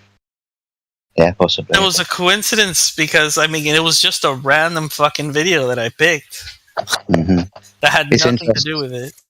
It's interesting, I guess, that some people have those, we all have those type of experiences. I guess that's type of deep, if you start thinking about it and think it has a deeper meaning to it. Yeah, it's true. There is a synchronicity, I guess, in the world. Some people believe that. I guess I'm talking about it. It's interesting. Yeah, I think it's just you're looking for the truth, right? So then you just stumble upon people who also have seen the movie. I don't think it's that real. Here's the thing: it was like a year-old video, just random, just came on my YouTube feed, and I saw that it was a Flat Earth Day video, and I was like, let me check it out. This might be, and I was eating, and it wasn't like I was searching for it. It just came out. I guess, just to play devil's advocate, do you think that maybe because you're on a YouTube or whatever algorithm, it gave you something in common, so a few days later it came up on your YouTube feed, and being as your memory kicked in? It has nothing to do with the movie, though. That's what I'm saying. Ah, sorry. Again, it's interesting. Yeah, like it's just the host just randomly brings it up, and they have like this crazy conversation about it. No, and it had nothing to do with the video Are itself. you trying to imply something? He's wondering if it has a deeper meaning, yeah. If there is a synchronicity, yeah. I don't know. I'd say, yeah, maybe. Can you understand it? Maybe not. Can you articulate it? It's hard to do so. Can you physically manipulate it? I don't know.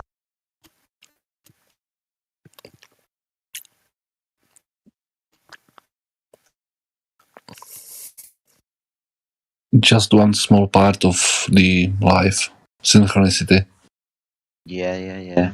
I mean, if I could divulge a little bit about myself, sometimes I see numbers everywhere. Now, am I seeing them because I want to see them, or am I looking at my clock or whatever it is that's got a time in it, my microwave, for example?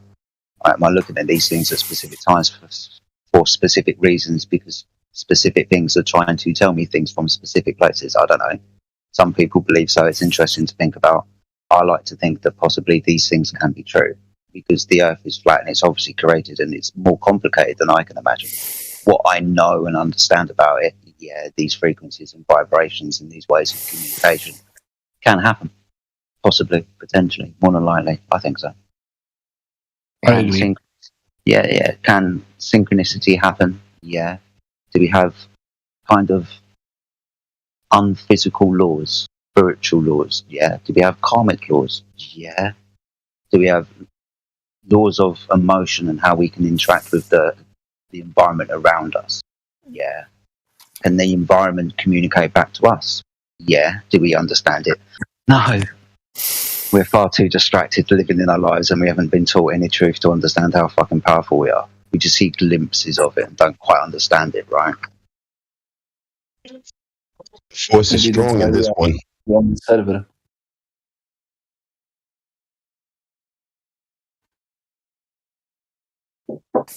Glad you didn't go to the dark side.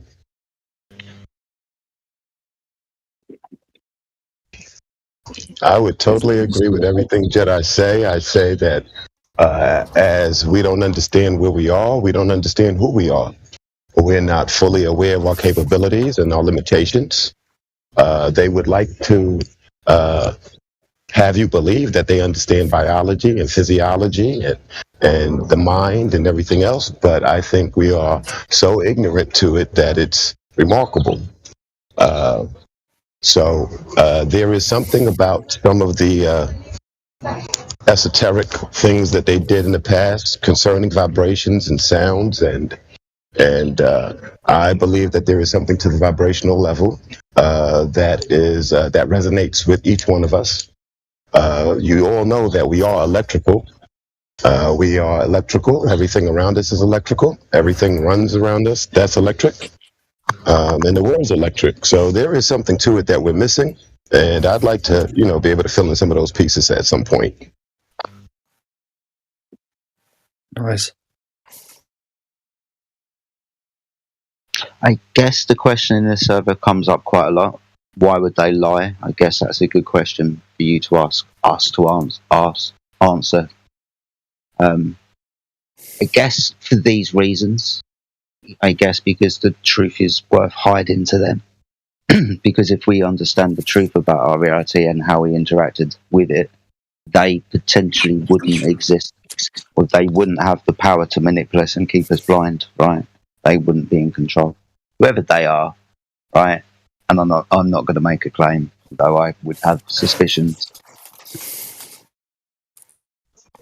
And along with the fact that we're not allowed to traverse outside of certain areas on this realm that we're in, there are certain areas that are controlled by military components that restrict the common man from going someplace. So why would they do that, right? So that's a curious question to ask yourself, to ask themselves. Why can't you go up but so high in the sky with anything that you bought or purchased yourself? Why are there restrictions on so many different things, as far as us exploring the world around us?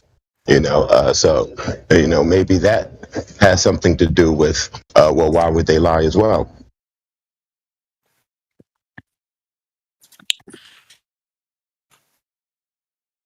Someone has to buy a Boeing 747 and go really high. What? Yeah.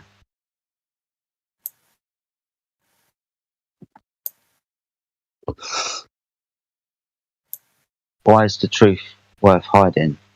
I guess as you're figuring out, right? It's not just one question. One question leads to two, because after a while, when you understand where you are, start having more questions. Because they've kind of given the idea that they've answered these questions already for you. Where you are, who you are, how you got here, what your purpose is here, if anything at all, right? They've answered these questions for you. After a while, when you come to the understanding of where we actually are, you realise that it is, unfortunately, for some people who don't want to bear responsibility for the things that they do, a created system. Something intelligent created this environment and us to live in it. It's just where you end up when you understand where you are. Then you start asking questions about who you are and what your purpose is here, and what the reality of where you are is and how you interact with it.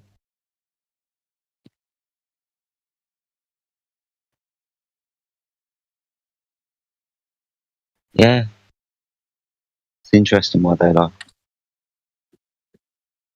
Looks like reality is being gate-kept from you. Like right in front of your face as well sometimes.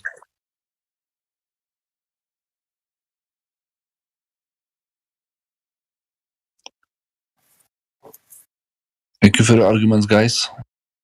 I think they are pretty well structured against the globe belief. That is pretty restraining. It is a belief. That's great. He's a flat earther now. He just admitted it. Yeah, I admitted it right when I come here. Yeah. Great. He always was. He's just no longer in denial about it at best. Yeah, he's convinced now. It's good. We convinced him. He did say when I did ask him, he said he is a globe skeptic. He said he does not, he does not resonate with the stories that's been told. Yes.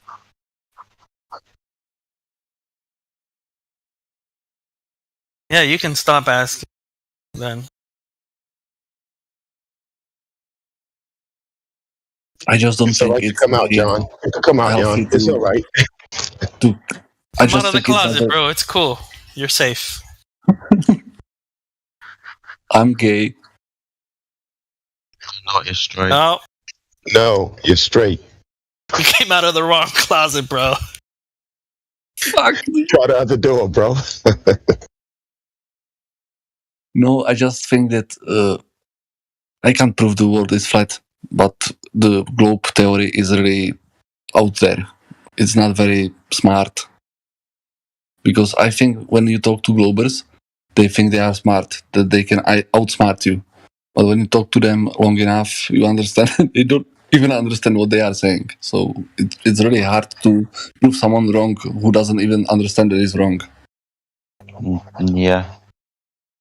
And I say yeah and nod along with what you're saying, because I've realised this over the time that I've spent being a flat earther and in places like this, and especially this one for the last 5 years.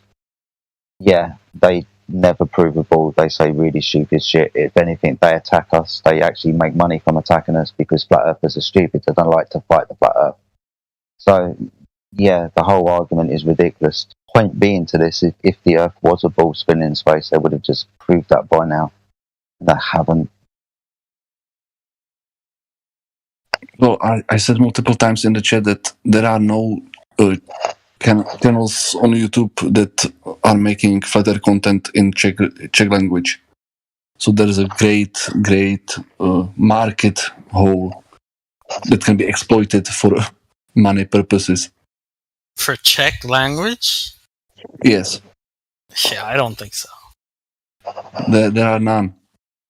Yeah, I don't think the market is that big. How many people speak that language anyways? It's not just about flat earth, it's about most of the things. You understand the world differently when you realize that the world is not a giant globe. How many people speak that language? 10 million. How many? 10 million? Yes. Yeah, that's not a lot. That's quite a lot. That's enough. I'll tell you what, if you can even get, a quarter of that 10 million, 2.5 million, that's enough. To make some money, you really need only 0.005%. Don't worry about making the money, mate. Just worry about telling people the fucking truth. Yes, I would like to make some money during that.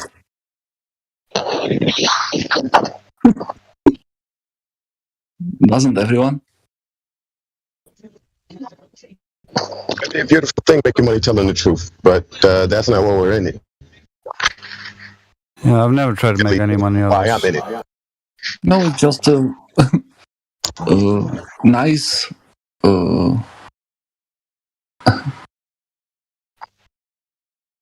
Just something small and nice. Making money along telling the truth.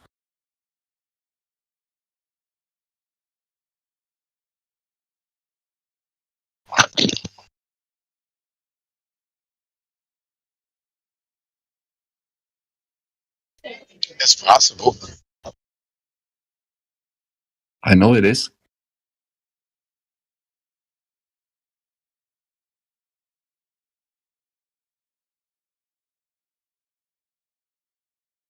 You can all make money doing Let that. me ask you, how many people who speak Czech speak English?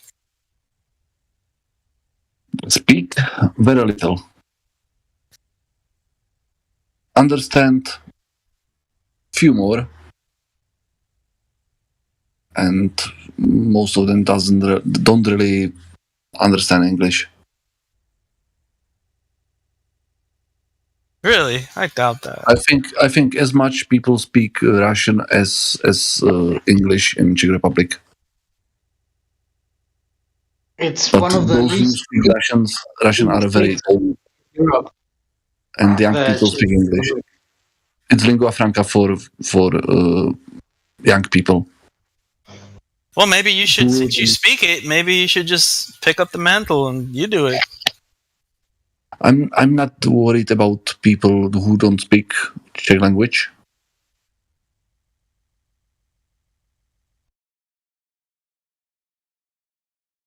I'm just going to give a shout out to Donkey. Good evening, Donkey. I see you jumped in the server. Just want to say hi. How you doing?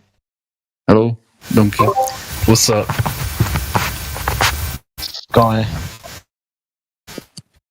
What's up for you? Not much, just working on my final paper at the moment. I'm just listening in. No worries, man. Did you speak to anybody today about the questions you had regarding the flat Earth?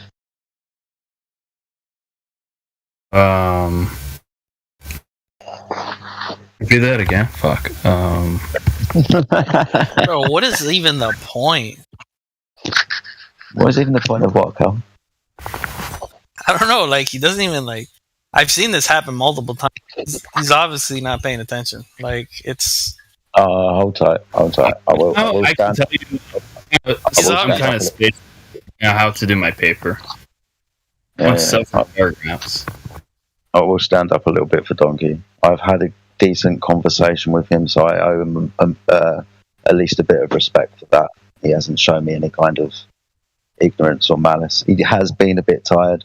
I'll give him that. So he does seem to be working on some other work outside of the flat Earth, and obviously, why wouldn't he be? He has a life outside of this, so I'll give him that.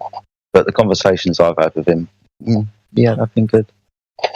Yeah. I can see maybe all of the conversations in here haven't gone so well. I can potentially see that, but I haven't witnessed any myself, so I'm all right with him. That's why I asked and introduced him into the conversation, because I'm eager to talk to him. Yeah, I'm sorry. I just have little patience for that type of stuff. That's all right, man. I get it. You're good. Sometimes this place is not a good place. Not an encouraging place to show patience at times. I get it. Like, I join the server and I say something in response to what you said, right? And then, like, maybe like 5 seconds later you say something, but then I'm like, oh, sorry, I didn't hear you. Like, what? You're good. It just, I don't know. Just have no patience for that stuff.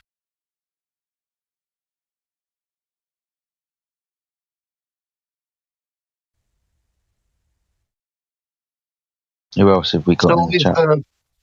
24/7 Discord, is it part of your daily routine now, Donkey? Yeah, once I finish this paper, then yeah. Is there not is there anything wrong for me like working in the background and listening to you guys or what? That's awesome. You'll be flat smacking with the rest of us, with the best of us pretty soon, bro.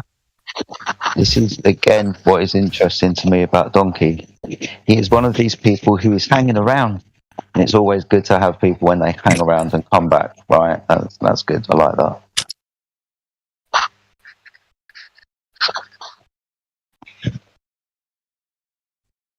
Is he a masochist?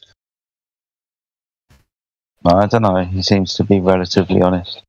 He understands that you can't have gas pressure without a container. So high five, Donkey. Well done. We all understand that. I spoke to Glober in the chat today, and they said yes and no. You can say yes and no for gas for that question. So you can't yes and no. So you can have and cannot have at the same time gas pressure. Well, how do you get yes and no? The person named Quax, like if you scroll up in their general chat, just type pressure, type Quax out. Moron. What's up, man? Well, let me read it. 1 second. Quack's a moron. And how did he go about proving? Right, but I want you to listen to like what the person said, so then you can comment directly to it. All right. So, Fox said that there should be no large change in pressure between two adjacent locations with a large containing force. Be this contact or anything else, flat earthers are mostly correct about this, but misrepresent the atmosphere. And then going further, saying that flat earthers often represent the atmosphere as pressure next to no pressure vacuum, which is untrue, and also assumes there's some objective pressure at which we distinguish vacuum and non-vacuum. Yeah, I love that kind of muddying the waters, building a straw man, and kind of talking past the point. Yeah, it's interesting what they say. If you want to break it down, read it phrase by phrase, and I'll tell you stop, and I'll call out the crap if you want them. Oh, that's a good You want me to copy and paste it to the live stream chat? He says that we misinterpret things, but he's not telling you what we're misinterpreting and how we're misinterpreting it. Yeah, stick it in the live stream. Just the way you did it now. Like you can just read it out loud. Alright, I'll read it again. Give me a minute. Okay.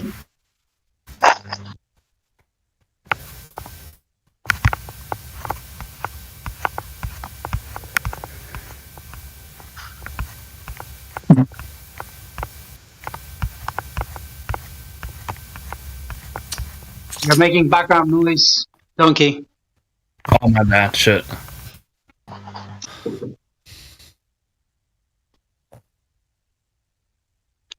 I like the way that he said, or the response was basically, we don't understand. We don't understand. Oh, they cut off my comments. Forget all that. They turned off the comments from my post. It got in their feelings. The moderator is trying to delete my comments because sound check. His people are looking bad. We hear you. Oh my god. You guys know what I'm doing? Is that rude? Right. Tell us what's going on. Was the conversation super interesting? I'm sorry. Elijah. Alright, so I'll read it again. Should be no large change in pressure between two adjacent locations. Stop. The first error, he says large, but he's not quantifying. So he's just using a generalization. Okay, continue. Change in pressure between two adjacent locations without a large containing force. Stop. So there it is again. Again, he uses large, but he's not quantifying. He's not specifying. He's not saying how large. He's not even giving a ratio. Okay, go on. Large containing force. Well, he said force. It doesn't mean gravity. Yeah, so it's the bit where he says large containing force. Yeah, I missed containing force. I missed that one. So then he's mentioning now he's introducing a force after having Gish galloped twice with the word large without specifying it. right? Okay, carry on. This concept or anything else, flat earthers are mostly correct about this, but misrepresent the atmosphere. Stop. So flat earthers now he's doing the generalization fallacy. What flat earthers? What's the broad brush that he's painting people with this time? And then again he uses a weasel word. He says mostly. Again, he's not specifying anything. He's not quantifying. Basically, he's just rambling on. Sorry. Go ahead. Continue. Misrepresents the atmosphere. So now he's accusing whoever it was that he painted with a broad brush without specifying, aka flat earthers, and he's claiming that they are misrepresenting, again without specifying what is the misrepresentation, how does it take place, what are they misrepresenting, and then he's using the quantum eraser QE has pointed out correctly, in my opinion, as an oxymoron, a contradiction in terms, the atmosphere, because when you use the word atmosphere, it encapsulates the assumption that the air has a shape, that it's a thin coat that coats the spherical Earth. So already the assumption for a spherical Earth is there. Okay, continue. Flat earthers often represent the atmosphere as pressure next to no pressure vacuum, which is untrue. It also assumes that there's some objective measure at which we distinguish vacuum and non-vacuum. You're not jumping in dances, no? Yeah, go for it. No, you're fine. Go on.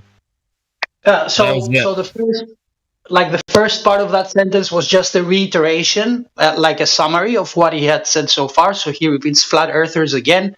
Again, he says that often misrepresent, and then again he uses the word atmosphere, and then only at the last moment he goes to the nuts and bolts of the argument, which is, vacuum adjacent to non-vacuum without a physical barrier.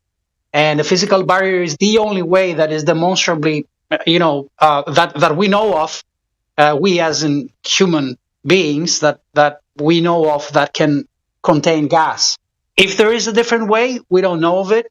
So that's why actually when claims are made that there is some way of containing gas that does not involve somehow a physical barrier, aka physically containing it, confining it into an enclosed space, then we don't know of any, plausible way to keep that gas in.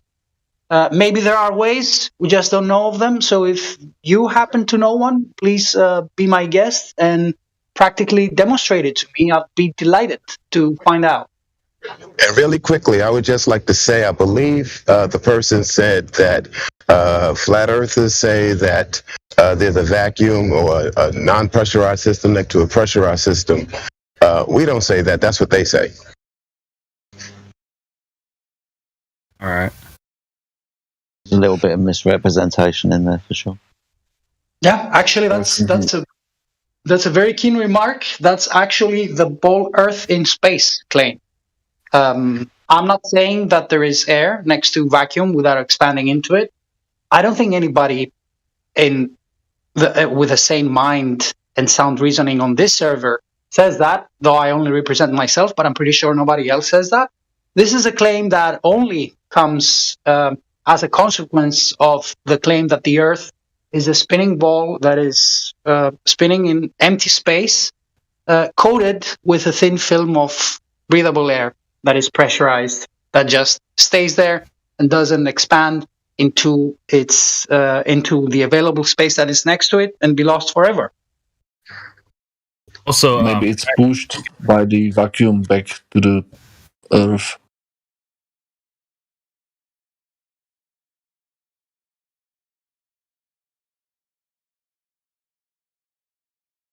Carry on reading, Donkey. Okay, so the person said that the best evidence for the globe or argument is constant angular velocity of the sun is a decent starter. I don't even know if that made any sense. exactly what it said here. I asked, like, what is the best evidence for the globe argument, and Kwok said constant angular velocity of the sun is a decent starter. Constant angular velocity of the sun. So the time in degrees that the sun takes to move across the sky. Can we just circle on this for a second? You understand that? You understand what a clock face looks like and clock hands, yes? Yeah. You understand what that is, right? Now we can say that the period of time it takes for the clock hands to take one rotation, that is akin to the sun moving across the sky, and we can measure that in an angle. It doesn't matter the point along the hand on the clock. Where we measure the angle to, the angle will always be the same. But the speed of the object that we place at that point along the hand of the clock will necessarily increase because its circumference is larger. So, yeah, the thing is moving faster because it's having to traverse a longer distance, because as the hour hand or the minute hand increases in size, for example, the end or the tip is moving faster because it's going a longer distance and having to do so in the same amount of time. You can measure this in an angle. The angle's the same, right? Always. But the speed with distance will necessarily have to change. Do you get that, Donkey, yeah? Yeah. You sure? I'm sure. That was like the only thing that person said, and then stopped talking. You also have to admit that the sun is a physical thing, and you know what it is and where it is and how far away it is. Now, we know that they don't know that, because this would say that they've been there. So what is the sun? Question? And how do you measure? How do you measure what this thing is and how fast it is going across the sky? That makes absolutely no sense on how you prove a globe. That's actually, that could be the dumbest thing I've ever heard about best proof of a globe. That's fucking ridiculous. Can I ask you a question? Yeah. Do you believe that anyone can think in fourth-dimensional space? That anyone understand it? Define fourth-dimensional space. And well, everyone can see that the world is 3D, but I heard that you can make world 4D and it will work. I don't believe that. Well, do you don't explain 4D? Yeah, I can't.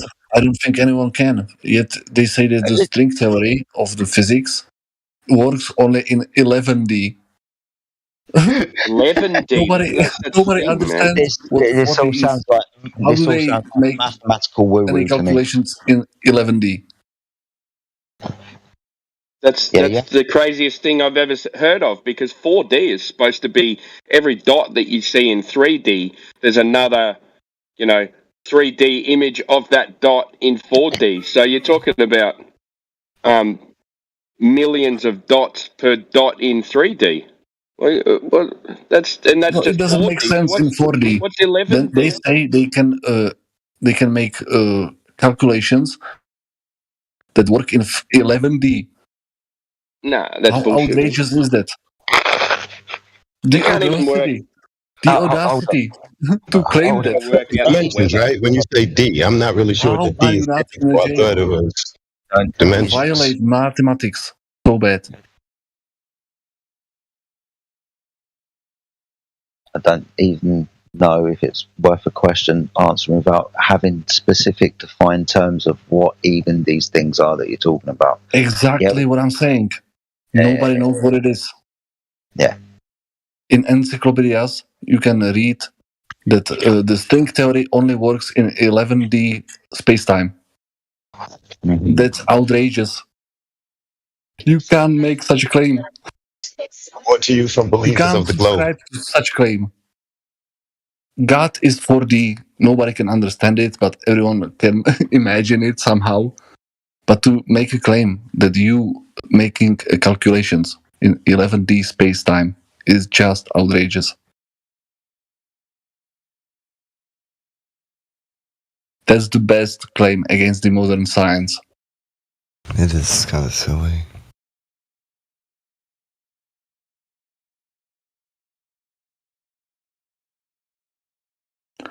And they print this for children that are 10, 11, 12, as I was when I read that. Yeah, the confusion starts very early. Exactly. What does that even mean? No one knows what that means, but it's provocative. No, it isn't. Was that Ethergrass I heard just a moment ago? Man. How's it going, dude? Yeah, I'm doing really, really, really well. Thank you. Frank, how are you? I'm alive. Yay, awesome stuff. I heard Timbo as well earlier, mate. How you doing, buddy? You doing good? You should be around your microphone. Maybe fending off a kangaroo or a fucking koala or something like that. Whatever's dangerous at the moment. Guys, I will leave now. I will bring the information to the Globers, okay? Stay blessed, man. So long. Take care, bro.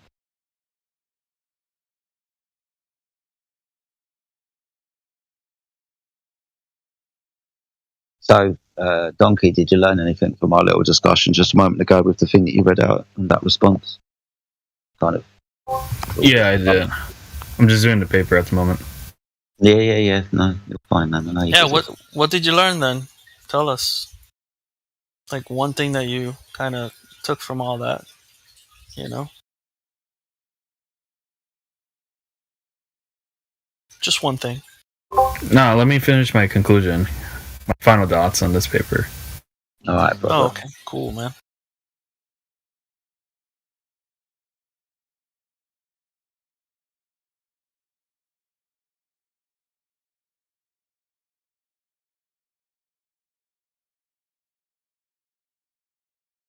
Lots of people in the chat. Not a single baller though, fortunately, guys.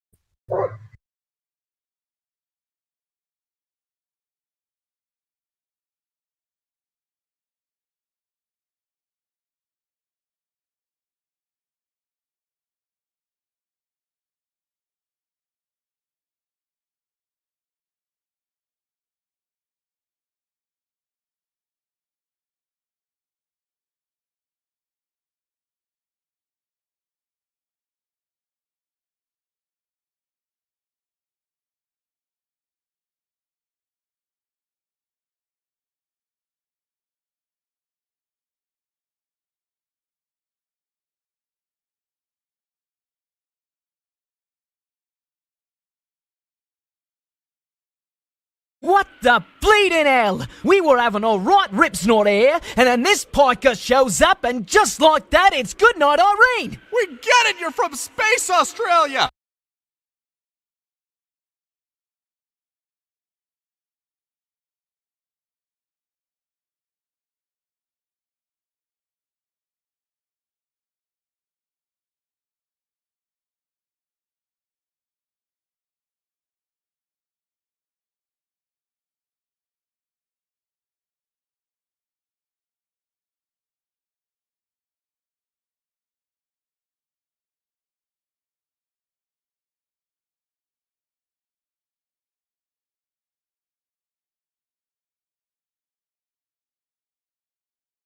What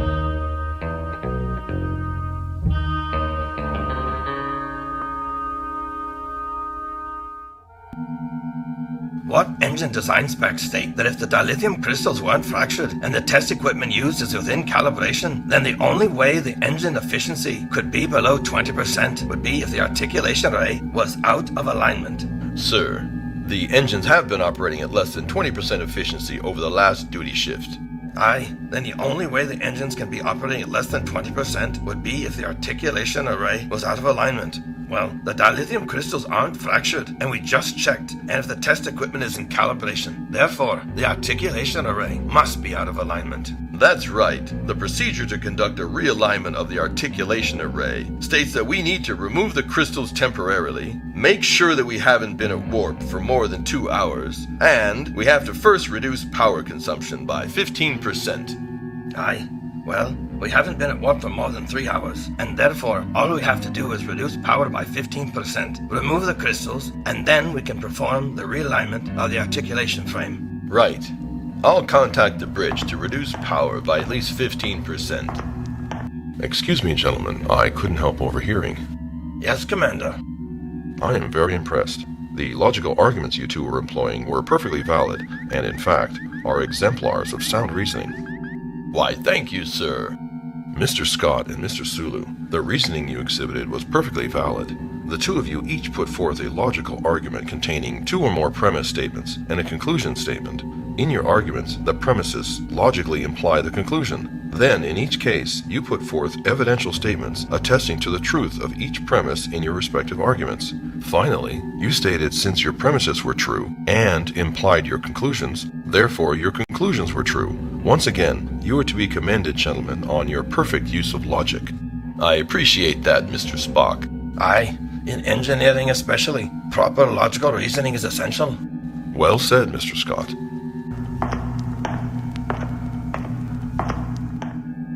When reasoning correctly, one must use a correct form of an argument, which contains 2 or more premise statements that logically imply the concluding statement. Then, one must show that each premise is true. If this is done, the conclusion must be true. It's only logical.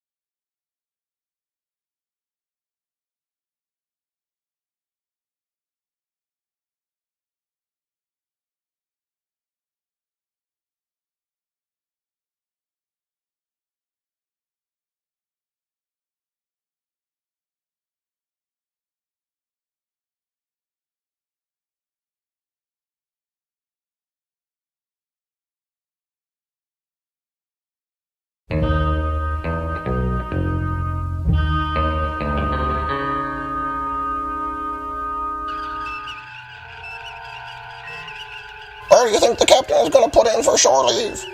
It'll be Wrigley's Pleasure Planet. What makes you think that? I don't think. I know.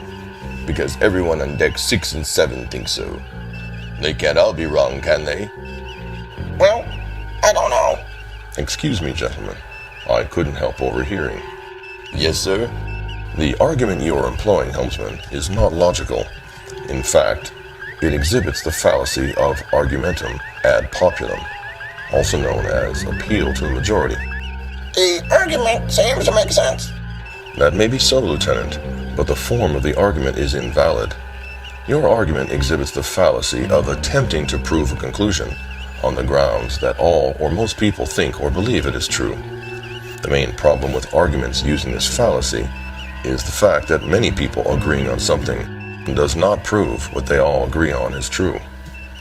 Belief is not proof even if many people believe. You use this fallacy with your statement that we are going to spend shore leave on Wrigley's Pleasure Planet because everyone on deck 6 and 7 believed that we were. Thank you, Mrs. Bark? Yes, I should rethink what I'm trying to say. That would be best.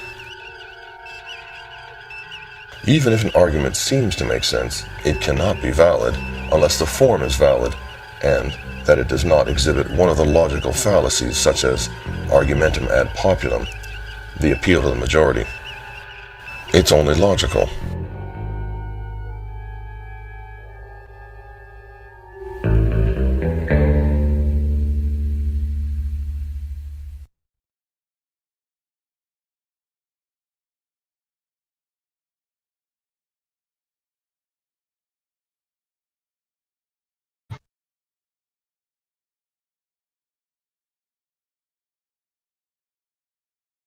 Hello.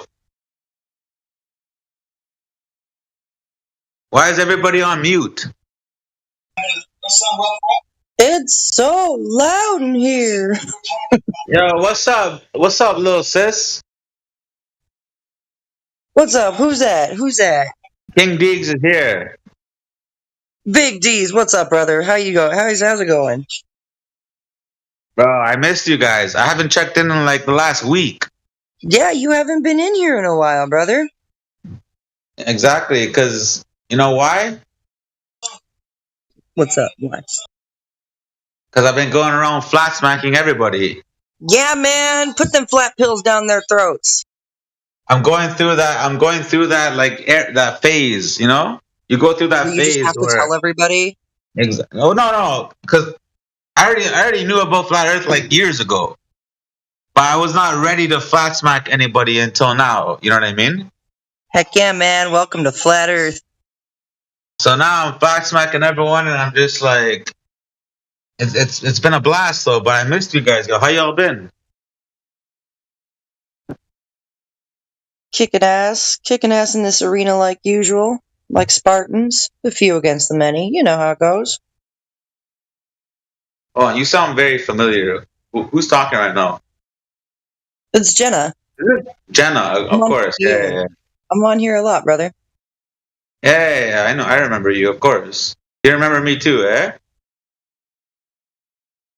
Yeah, absolutely. Yo, were you there when I brought my homie Mac and he got flat smacked by the whole Discord? Yes, bro, I was there. I was in that rumble. I was in that. That was fun. That was a lot of fun. Not even gonna lie. Yeah, I brought fresh meat to Miggy.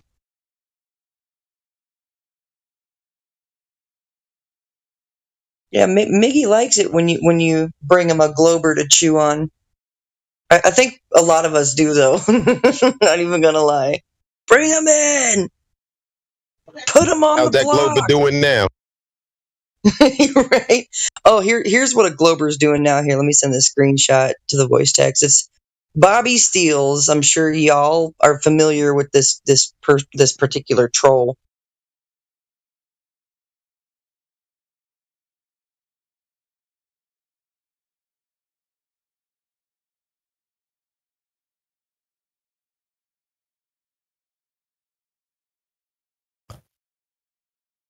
How's your globe friend doing right now? Is he still a globie or? He's still a Glober, right? So, but I see him like once a week. And last time I was like, yo, man, we gotta fucking jump into the Flat Earth Discord for like at least 10 minutes. He's like, yo, I'm down. But then we forgot to, so. But next weekend, like, I'm gonna bring him in again. Because he's saying, oh, he had to prepare himself this time. I said, so if you're prepared, then like, yo, let me know when you're prepared and we'll throw you back in there. Yeah. I mean, it will get more juicier if he's prepared. Come with the. So I don't know what he's gonna do to prepare himself, but I will figure out something.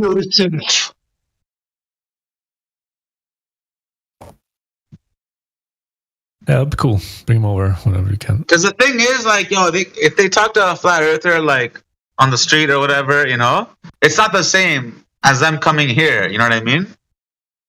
Yeah, for sure. So I prefer them to come here and just like get it all out of their system, right? And ask whatever questions they want to ask and whatnot, right? So But honestly, I can't wait, man. I have a few friends actually that I'm gonna throw them in here like one of these days, and because I love them, bro. You know what I mean? If I have a friend that's like, oh, whatever, like casual kind of thing, like I'm not even gonna bother throwing them in here. But the ones I'm close to, I care about them, right? And I want them to learn, and I want them to experience all this. So I'm gonna fucking bring them in here, and I'm just happy that this thing's 24/7. Because no matter what time of day you come into the Discord, and the homies are here chilling, right? So Yeah, we all friendly here, you know. He'll be in good hands. The flat smack him as well. Some have jobs and kids, so they're not like available 24/7. But yeah, It's around the clock, you know, different time zones. Yeah, we have people here and there. But, You see this interaction with this troll that I've been having on my YouTube channel? Bobby Steels, he's a weird one, man. He's a wild one. He's probably commented on upwards of near 20 of my videos on my channel. And I'm like, dude is like obsessed. yeah, gravity is is the holy grail for them. I pointed out that he was invoking gravity for down. He was invoking gravity for density. He was invoking gravity for buoyancy. And he was invoking gravity as gas pressure. All three of those are so completely wrong. And he thinks that I'm retarded and that I need to go back to school. I'm like, this is basic physical science, buddy. Like, this isn't my stuff. This is physical science. I'm not making this shit up. The science isn't lying. We can observe and test these things. Crazy ass bloopers. Are you feeding the trolls, Jen? You know what? The reason why I do this, right? I sometimes feed the trolls, right? But if it's on my page, well, I want to leave this stuff up so that other people can get a comparison of just how freaking ridiculous the globe belief is and how it can't be defended except by invoking because gravity, right? How about you can ask him to come over here to defend it? That's a funny thing is I'm pretty sure this guy has been over here. I've seen him in the YouTube live chat on this channel. Has he defended anything? He can't defend anything. It's nothing but gaslights and ad homs. Yeah, nothing but gaslights. The YouTube chat is just their echo chamber over there. They don't have the balls coming in here. He says the irony is that you're more indoctrinated than ever. And I said, I'm not regurgitating heliocentric cult indoctrination. That's you and your fellow cronies. He's like, yeah, you spew something far more vile. What? The truth is vile, you guys. Newsflash. Alert, it is alert. The truth is viral. Like, it's just vile and nasty. It is for them. You're right. It is. Oh yeah, viral too. It is also viral. No, that's the whole thing is flat Earth. The truth about things is catching on. Looks like one of the standard things in the Trolls cookbook is to try a couple of different iterations of trying to dishearten you in one way or another. So my guess is that he's trying different angles to see if you're gonna bite on any of those, and then if he can figure out that she's very emotional or she's very goal driven, then he's gonna be drilling on that one, like trying to make you believe that you are wrong as a human being for doing that and you should change course so he can get you off the arena. Yeah, they're just looking for an emotional response. For sure. Not necessarily. I think they're looking for any kind of response. But if it's emotional, perhaps it's easier to deal with. But maybe maybe he's trying. Well, he's trying to profile you. That's for sure. So then he can adjust his tactics so he can keep you busy. Because if you're not busy with him, who knows what you might be up to, right?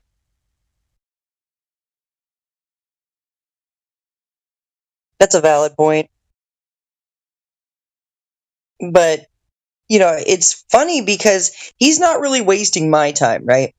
He's wasting his time. This troll is wasting his time by trying to find every single one of my videos and make some sort of stupid gaslight or ad hom comment on it.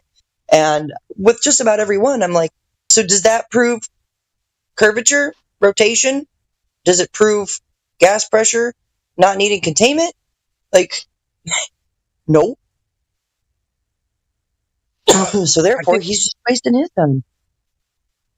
I think we should run bots to deal with these people. Yeah, I mean, the problem is if you keep engaging with them, they just keep up with their fucking bullshit. That's the issue. Like Yeah. when I see somebody like that, I usually stop engaging right away because I know they're not arguing in good faith, right? And so it doesn't matter what you say. Yeah, he's about one comment away from getting completely blocked. And then watch, when I block him, he knows where I'm at. He knows that I'm in this 24-hour server, right?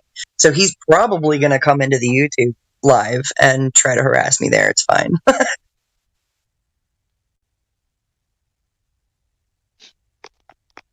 I think not engaging is probably the best you can do. One can do, not you as in you personally. But then again, arguing. What is there to argue about? I'm going to argue with you without arguing. I just want to have a conversation. I mean, No, I want to argue about conversations now. No, the globe ain't right. No, it's not a fight. You can stand me out, making globy clowns frown, 'cause we won't back down. Yeah. Fuck you, globies.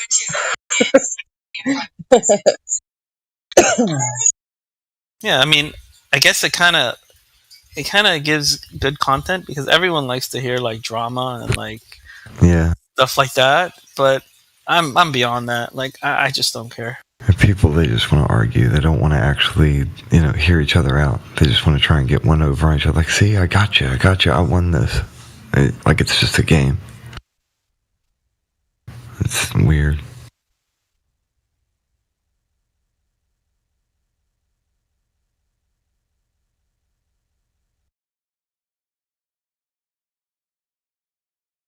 Look, I think the funniest part about this troll, right, is that he'll make a comment and then he'll immediately like his own comment. Like, I don't know. It's like, bro, do you have no friends? Like, high five yourself.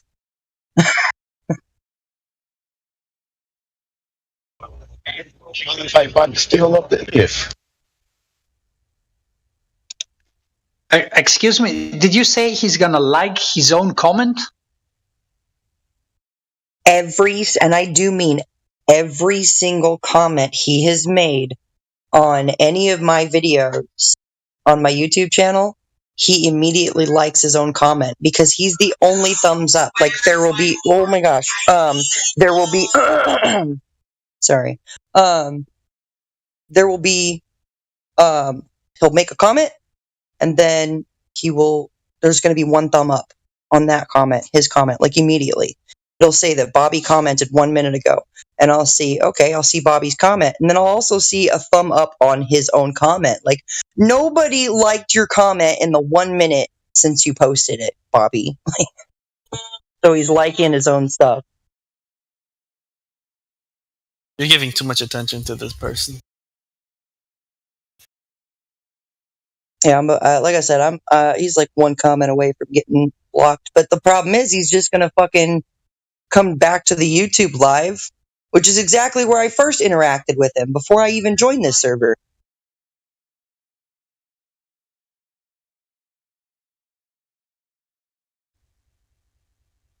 Well, he can. I mean, I don't know any moderators there, but a wrench can potentially block him if there is reason for it. I mean, I see. No. Oh no, I was gonna say the best thing you could do to people like that is when you see those comments, you just ignore them and then just go to like a comment that maybe agrees with you or like is more based. Yo, what are you talking about? And then reply to that and just keep ignoring that person and just eventually they'll disappear because they have no power anymore. I think we're talking about psychology. Yeah. Psychology, all right.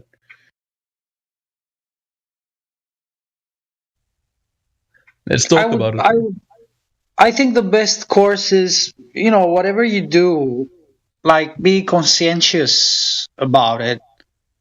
Like, I used to interact with trolls back in the day, but I was doing it on my own terms and for my own motives, to keep my tools sharp, so to speak, right? So I would choose where and when and how to engage because I know it's a lost cause from the get-go. I know they're not interested in, furthering the discussion. So, yeah. I don't know. I mean, it's your time. It's your attention. Yeah, it's kind of... Don't feed the trolls. Watch out for zombies. Don't feed trolls. So I fully believe in the round Earth, or whatever you guys want to call it. Just a question about the upcoming SpaceX Live. What do you guys believe that is? Wow. Is it edited and pre-recorded and then they stream? Yeah. When you say round, you believe in the round Earth? You mean like a frisbee? No, like a spear. Ah, okay. Oh, you believe in the spinning globe religion? Oh, yeah. Oh, okay. If that's what you think it is. But what do you think about, they postponed it, I think, yesterday or the day before. And it's a couple of hours. The announcements on TV? No, the SpaceX Live. They announce it on TV and they tell you, hey... No, what did Starship. they say? No, the SpaceX live stream that's planned to happen, where they're gonna test the Starship. Yeah, you mean that thing where they show you they show you the launch, like in the video they show you it launching, right? And then they're like, okay, that's all, go home, right? And then like later on it comes back down into like the fucking ocean or some shit. Well, they stream that as well. But you look on the SpaceX YouTube channel and you can see. Okay, sure. 15 hours. Let's examine that because I can also look at Netflix and see Spider-Man, right? So you're saying that there is some sort of machine craft that goes where exactly? Well, I'm not sure where it goes. Probably they're probably going to just test it into orbit. But okay. Orbit. So what is an orbit? Well, I'm only 19, so I can't put it into scientific terms. But it's basically a path around the Earth or planet. Okay, so here already, though, you're assuming that this is a planet and that some machine has the capacity, or as a consequence of some natural law or whatever. Well, I wouldn't say I'm assuming it. I'm confident in my opinion because what they are displaying on their channel. Huh? You're confident in your assumption. Well, yeah, you could put it like that. But my question was about the live stream. Okay. How would you explain that? Explain what? The live stream that SpaceX is a video that you're making assumptions about. What do we have to explain? Well, what's happening in the video is they're sending a rocket into orbit. Okay. So can you orbit a flat Earth? Yeah, but hold on. So you are maintaining that because you see something on a video, it must be true in the real world, or I mean, this is absurd, right? Because I mean, obviously there are so many movies in the movie, right? But there's also tens of different angles of independent YouTubers that are streaming from kilometers away with their own cameras and their own YouTube channels of they live streaming their view of the rocket taking off. Oh, but are they in orbit live streaming the planet that you think this is all being done from? Well, they're watching the same rocket. So yeah, they're just watching a rocket leave the ground. So what does that tell you about what the ground is? They're just watching a rocket leave the ground. So what's that telling you about what the ground is? Like a firework, going up. I mean, how does that prove in any way, shape, or form that the rest of the movie is true? That's where the disconnection is. You speculative about not the actual taking off, and you speculative about when it leaves the eyesight of people on the ground and enters so-called space. Yeah, correct. That's a good way to say it. Yeah. I mean, I'm not just. Go ahead. And they just live stream it taking off, and then transitioned over to a pre-recorded edit of it apparently entering orbit. Well, yes, because even if we decide to suspend our disbelief right now, both you and I, and assume that it's doable that we can.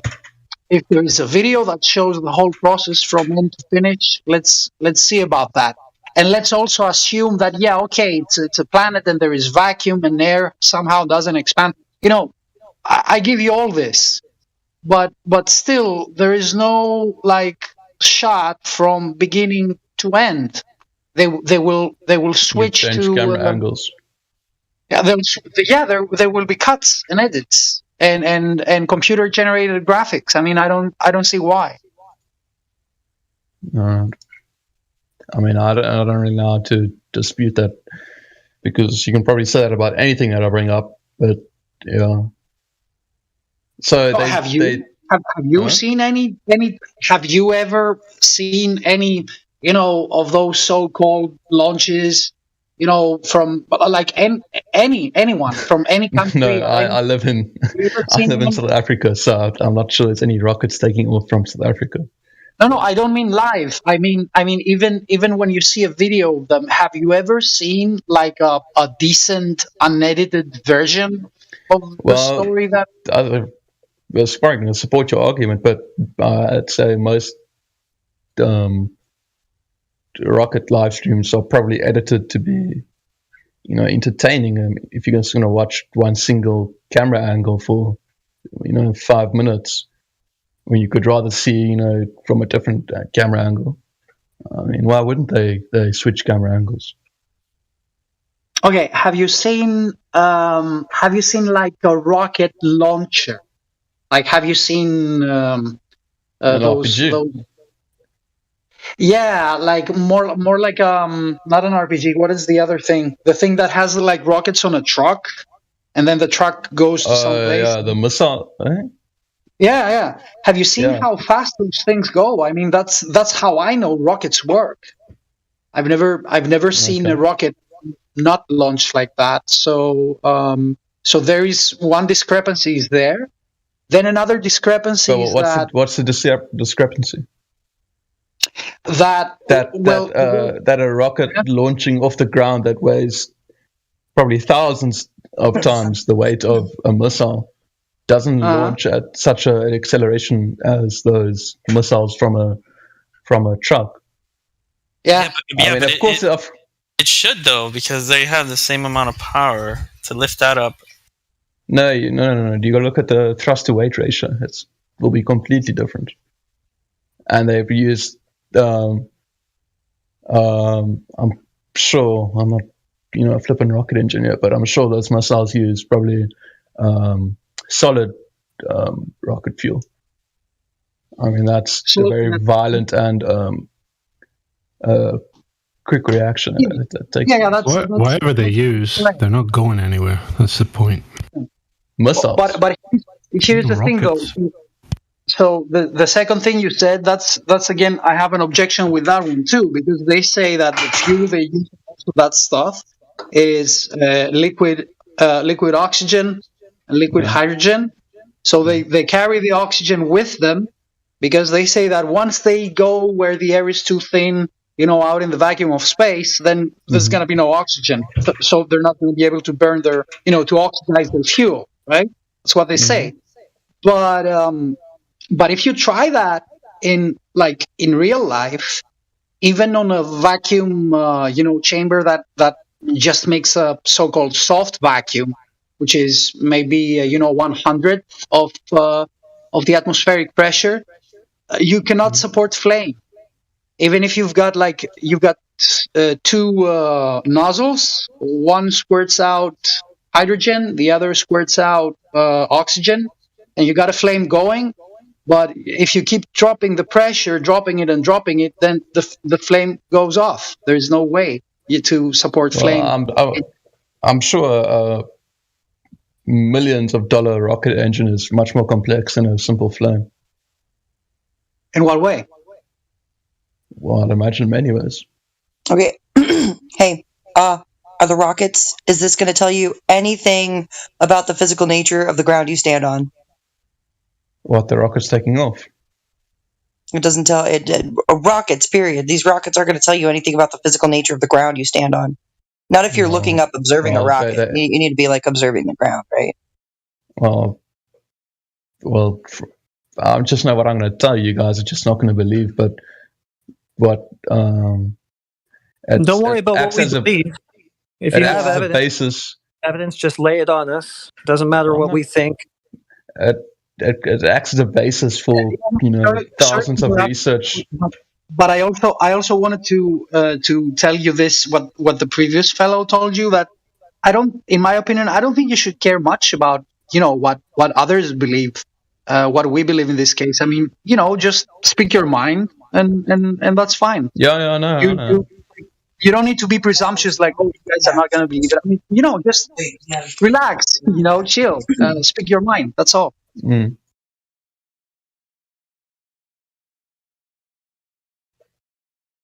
Yeah, the question about where are we at with this? Are we still on rockets? Because I want to talk about Earth, not rockets.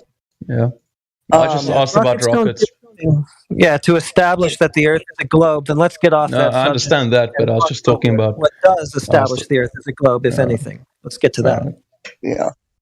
So, according to you, rockets aside, what establishes the Earth to be a globe to you? I'd imagine many things. Probably lots of stuff that you guys can explain on your. No. I'm just asking you for just a couple points of, from you. I'm asking you why is the globe to you? What makes you think that? Well, it's how I've been taught. Okay. And all the different research I've seen. Who proved curvature?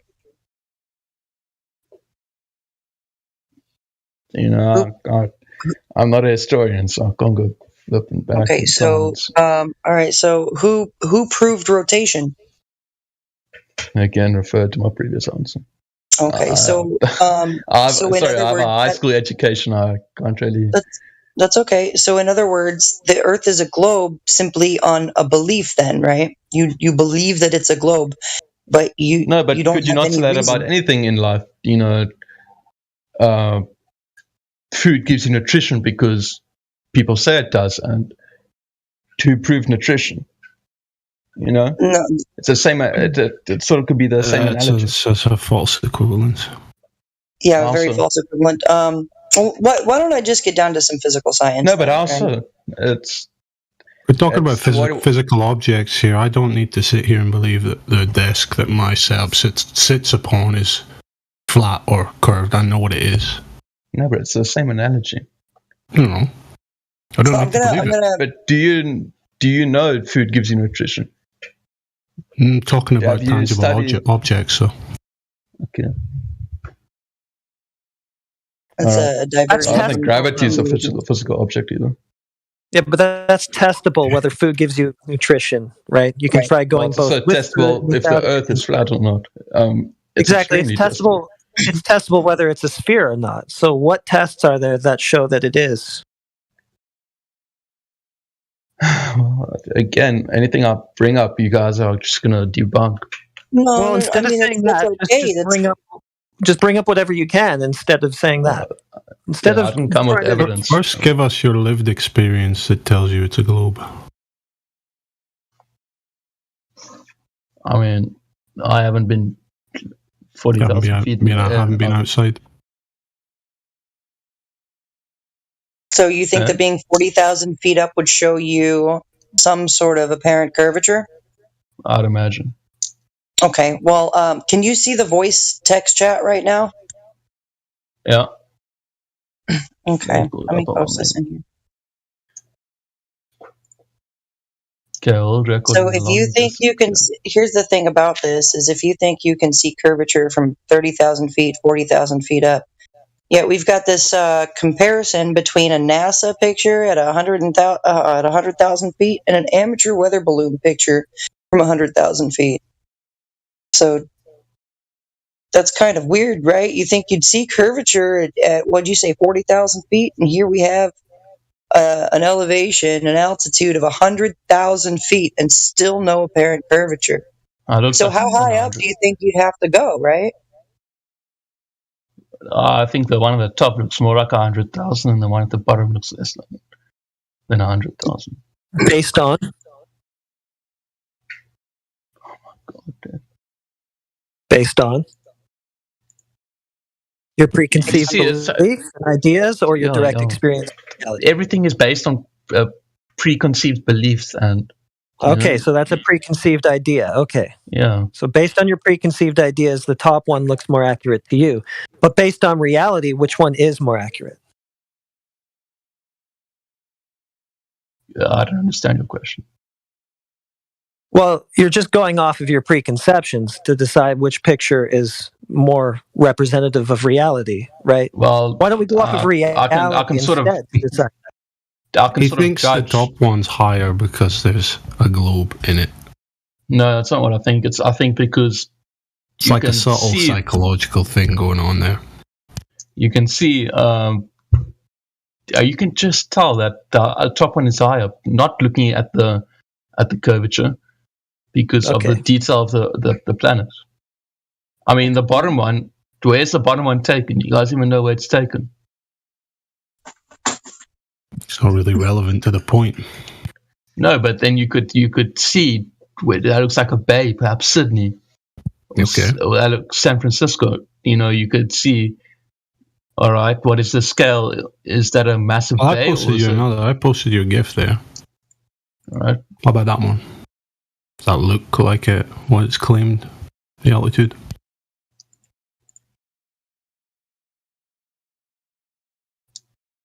What's that? 121,000 feet. Who's that physicist, that guy who mentioned, like, he's got all the credentials and stuff, and he mentioned something about being something upwards the planetarium director. Yeah, the planetarium director. He said something about being 250 miles up above the Earth's surface and still not able to see any curvature. What do you think about that? Wait, who is this? What was that? Who was this? His name is I can't remember. He's a planetarium director. What's his name, guys? Can you hear me? Okay, it doesn't matter what his name is. Was he up 250 miles or did he have a balloon? That's what I'm trying to actually figure out. It was in the chat, and I was looking at it yesterday. Was it just a quote that he said? It's Paul Larson. He's a planetarium director. He said that from 250 miles altitude, right, which is the alleged altitude of the ISS, geometrically you'd only be seeing 3% of the globe's surface from that height. So the horizon would still appear flat even from that height, right? That's what he said. Pretty funny. Yeah, let's say we're at an elevation. Here's what Heretic posted. Let's say we're at an elevation of the ISS. They're about 250 miles above the Earth. So if we calculate the horizon line for the ISS, it's about 1,400 miles. If you're sitting at that point, looking 360 degrees, what would the horizon look like? It would look flat. Paul Larson, planetarium director. So if it looks flat at that high up, chances are there's no curvature. So well, and chances are, if you have to go that high, or actually higher, to even start to see a visible curve above the ball, then really the only reliable way to tell whether we're on one or not is to measure it from the surface. Yep. Like this. Oh, where did it go? Right here. This even has all of the calculations on it, measurements and everything. If you're looking in the chat here, there's a world record long distance photo. Right here it says what you're looking at is the current world record for the greatest distance capture with a zoom lens, 443 kilometers, or precisely 275 miles. Let's see, it says that's the measure space between, I cannot pronounce it, Pic de Finestrelles in the foreground and Pic Gaspard in the rear, to the right, and leaning away from the viewer as the curvature of the globe dictates. If you put the elevation into consideration, the Alps should be 3.1 miles below the horizon, right? We don't observe this. We observe it as flat. We measure it as flat. We navigate it as flat. So where's the proof of curvature?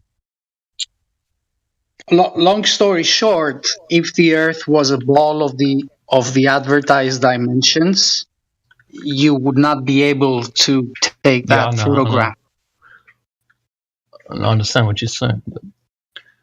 See, what you said was pretty much correct. If the Earth were a globe, we shouldn't be able to take pictures like this. Correct. However, we can take pictures like this, which obliterates the curvature calculation for a globe. You see? Mm-hmm. Yeah. So the fact that we can see 255 miles away through ocular assistance, or 275 miles away through ocular assistance over water, tells us that physical science is correct, that water is going to be level on its surface, hence the term sea level, right? Makes sense. It's logical, isn't it? Yeah, I understand what you're saying. But could you not, my opinions be the same as your opinions about these pictures? That they're fake? Perhaps. I mean, you can it seems repeat kind them of for yourself. Yeah, That's the great thing about it. Mm. You can't verify you can go any of outside NASA's footage, but you can verify this footage if you're so inclined. You can repeat these observations yourself. You don't even have to take what we're showing you. You can go to the beach, go to a lake or an ocean, and see if you see the horizon where you should geometrically, given the globe dimensions and the globe claim. Right? You can go and test this out for yourself and see. Right? And then the only way that you can ever come to the idea that you're on a globe, the only basis for it really is just people telling you that you're on one. It's not something that you can directly confirm or experience or measure or observe in any way. It's just something that you're getting from other people saying so. Yeah, I get where your speculation's coming from. No, still, I'll give you that it's a fair point that there is something different in visible geometry than there is in actual geometry.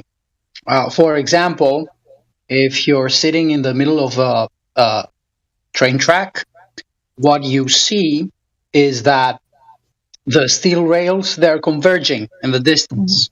They appear as if they're touching each other, but by constructing them, that they don't. In actuality, they do not. They're they're physically and geometrically parallel, right?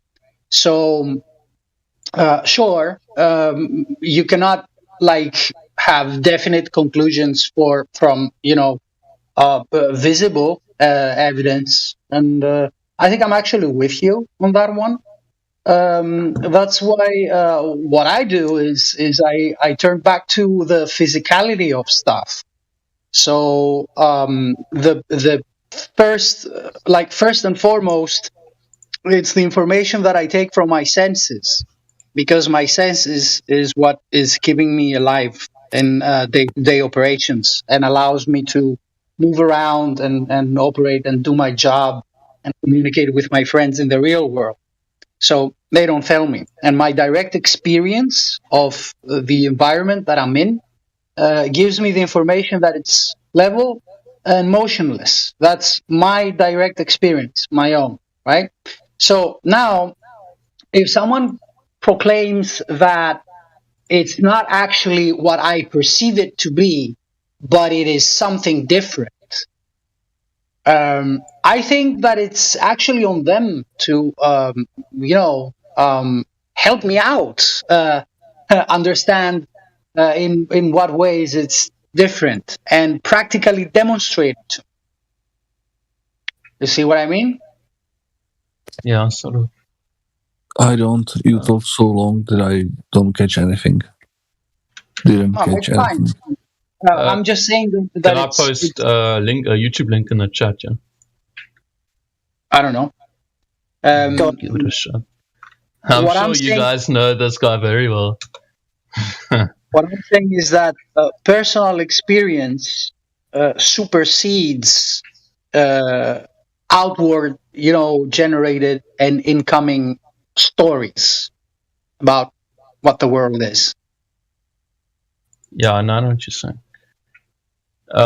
Jenna, are you still here? Oh. There's I sent a YouTube link there regarding that world's longest picture. Just want to know your guys' opinion on that. So his claim is that picture, right, which is not showing the geometric obstruction of Earth curve that would be predicted, right, actually shows that Earth curve? It's just another nonsense refraction claim video. And then goes on to show fucking shooting lasers through water. Yeah, refraction is a concession on the geometry. They're basically saying, oh no, we're not observing the geometric globe because it's refracted, so it appears different, and therefore now we're observing it actually. So they just add this fudge factor of refraction in when something doesn't match the expectation of the globe, and then say it matched the expectation of the globe. I'm not sure I understand what you're talking about, refraction. Well, that's their claim. You should watch your video. Yeah, I haven't watched the whole thing yet. Yeah, you should check it out. What's his name was giving a whole nice speech about perception. I was trying to multitask between the two videos and him speaking.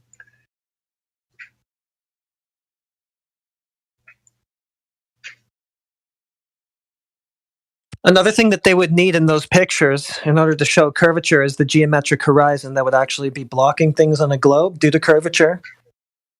Just ask them to point to that. In my experience, all you'll ever get from them is a spiral after that. Say again? Well, there should be a geometric horizon in the picture, right? If there's actually curvature in it blocking anything. The edge of the sphere that you can see no further over. The sphere curves out of your line of sight. Supposedly right? where it starts dropping off. Yeah, it starts to block everything beyond that in your line of sight, right? So they should just be able to point to that if that's in the picture blocking anything, but I've never had one do it. Go on, let me watch the rest of the video and I'll get back to you. Yeah, good thinking. And the farther something else is, it has to be exponentially taller for you to be able to see it. Well, because of the way the Earth supposedly curves. Yeah, I understand that, but isn't like if I'm at where I am and I transverse say 90 degrees, no, I understand what you're saying about the height and the. For me to see something, it'd have to be infinitely long, which is impossible. Well, I'm pretty sure the Earth is. Or infinitely high, which is impossible.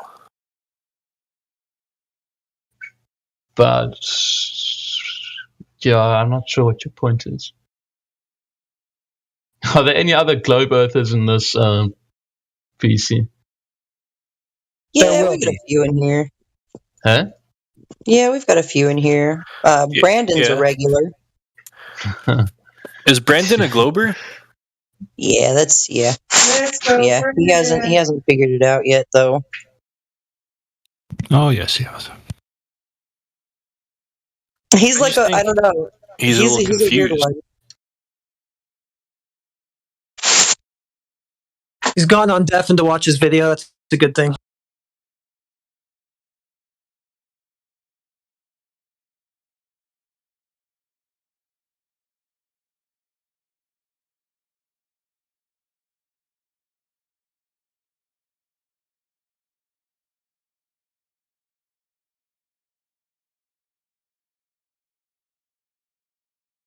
This right here is one of my most favorite memes. So you mean to tell me you have a no vacuum by a vacuum? Yeah, it's called magic. Haven't you heard of it? Yeah, magic webbity. Come on, you don't like magic? Do you believe in magic?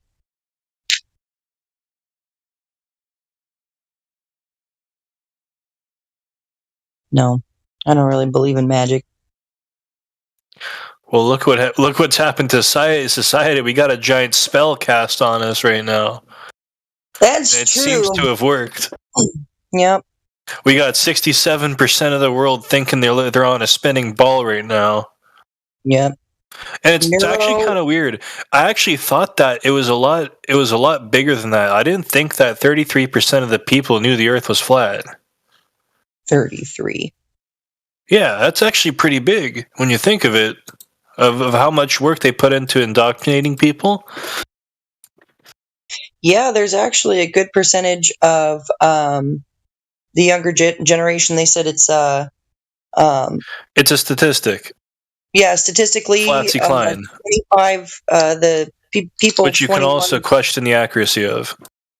Right. Yeah, they're saying that this is they're freaking out. The media folks, the owls, the upper echelons, they're freaking out because the 25 to 30-year-olds, they're saying there's anywhere from a 56 to 60% rate of these people that don't believe the Earth is a spinning globe. So that's a good number to have 56% of that age group going, nah, dude, Earth is not a ball. Like, pretty flat. Like that's pretty good. A spell is wearing off. So that's pretty awesome. Guess we could thank TikTok for that.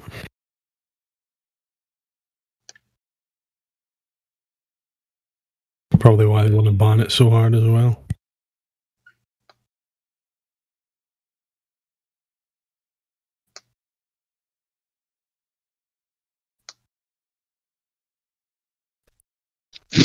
Hello, hello, hello.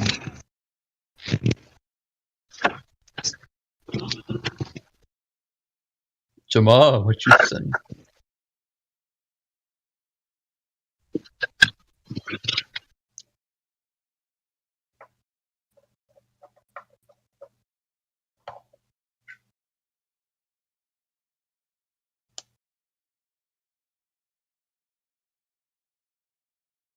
Can we go back to the SpaceX discussion? What were you talking about SpaceX? I never heard about it. I wasn't listening. It's like 10 minutes ago, 15 minutes ago. And I was just talking about the live stream and the rocket or the Starship, they call it. Oh yeah, dude, I love the live stream. From my understanding, you guys believe it does actually take off. There is a real rocket that takes off. It goes into, I don't know where it goes, and they stream that takeoff. It levels out and it comes back down. They stream that takeoff, and then they switch over to maybe the supposed camera on the rocket, showing it going into orbit or wherever it goes. And then, with their rockets that comes back down, they switch back over to the real life camera and watch it land. Is that sort of, am I, correct in saying that?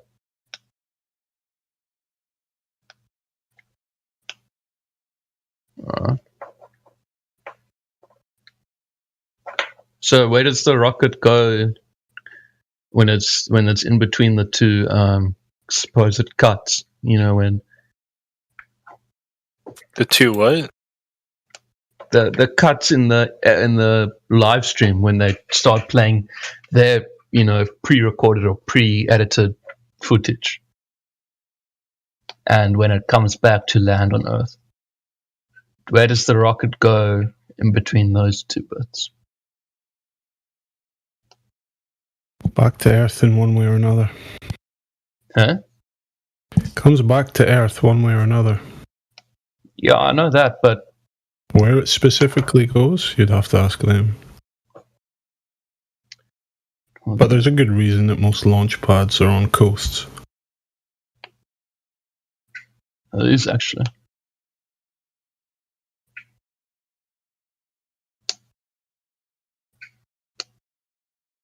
Yeah. What's your belief on why they're on coasts? What was that? Why do you believe they? What's your reason? You think they're on coastlines? Well, why do you think it matters? What? Why do you think this matters? Well, there's nothing we know that you don't already know. I'm sure there's a lot of stuff you guys know about the flat Earth and that I don't know. Well, we know about the globe Earth. Yeah. You don't become a flat earther by studying what flat Earth is. You study what the globe is. All right. Yeah, then you study lies. Yeah, but because the globe is full of contradictions and errors everywhere you look. No one's answered my question about where does the rocket go in between the two. We don't really have an answer for that. What you're asking for is an explanation without any evidence. Yeah, like and in that's between as good the as cut. Nothing. Like it doesn't matter. Like I don't know whether it goes to Antarctica, whether it goes to Canada, or fucking somewhere in the middle of Africa, dude. I don't really care. Maybe we should go follow it. Maybe we should talk about why you believe it goes into a thermodynamics violating medium of outer space. Yeah. The people who claim that should have the answer because they're the ones making the positive claim about where the rocket goes, not us. Yeah, but realistically, we can say we observe it going up, leveling out, and then coming back down in a parabolic arc over the ocean. Parabolic arcs end on the ground. So logically, we can assume it ditches in the ocean. The arc could also be an optical illusion, and it could be perspective. We don't know. I mean, we can guess that these things fall into the Bermuda Triangle, or the Dragon Triangle, or whatever that is off the coast of China. But I wouldn't even feel comfortable saying it goes in a parabolic arc like that. Could be perspective. But the claim is it enters a region, some environment of an unknown pressure, and starts orbiting. I mean, we've got admissions that NASA has seen some balloons going 17,500 miles per hour. Balloons. Well, remember that when they're selling... when they're trying to sell the globe idea, and they need fanatics to follow this monetize way of thinking, right? Because there's a lot of money that flows into believing in a globe, and you have the fans that want to see the footage of these accomplishments. So they're presented with this video presentation, and when they're claiming that they're going to the vacuum of space or going to Mars, obviously we know they don't go to these places, but to present it to people, they have to do it certain ways. So in reality, you cannot just discard rockets or aerodynamic equipment that can be sent upwards to layers above. You can't throw that like with the baby with the bathwater in that sense, because when you're asking about the rockets, the ones they're telling you they're going to the violation of natural law, to the vacuum of space, we know they're lying about that. But like I'm saying, there's a lot of other technologies that probably they send up to do, I don't know, studies on the upper layers or whatever. You can't discard everything just because they're lying about one thing or multiple things. So if equipment I imagine there's a million different conversations we could have here about, the rocket going up and whether or not, or what the vacuum is in space or whatever you guys are saying. But so coming back to my, question, you guys don't know what happens. It just gravity turns off and, it just hangs up in the air until it's meant to come back down. Well, no one mentioned gravity. What we're saying is what you observe is a rocket taking off, leveling out, and then appearing to come back down. Right? That's what you observe. They tell you that it's actually looping around a ball after that and flying off into a vacuum of space. Well, they show you, but of course that video is fake. Yeah. Well, they say they show you, but how do you verify any of that? I mean, do you not find it odd that the only real strap evidence? Me to the rocket, and I'll tell you guys. Yeah, but do you not find it odd that the only real evidence they give you is something that you can't actually verify? And you know how easy it is. How else should they prove it to you? That it's they should. They should be able to measure the surface having curvature for one, motion of the Earth for two. Well, they would be able to publicly demonstrate. No, they don't do that. No one's ever done that. What, measured the curvature of the Earth? Yeah. Who's done that? I'll say NASA. You'd say NASA. Probably thousands of. Yeah, you'd God say forbid NASA. NASA never measured curvature of the Earth. Listen, if anyone had ever measured curvature of the Earth, why would we be here?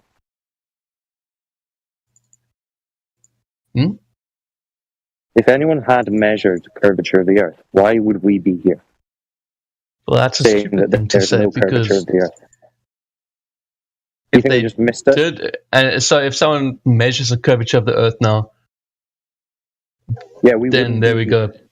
The argument is, it's a solution. Yeah, the argument is over as soon as someone measures curvature of the Earth. The problem is, but could you not say it about the video they show you?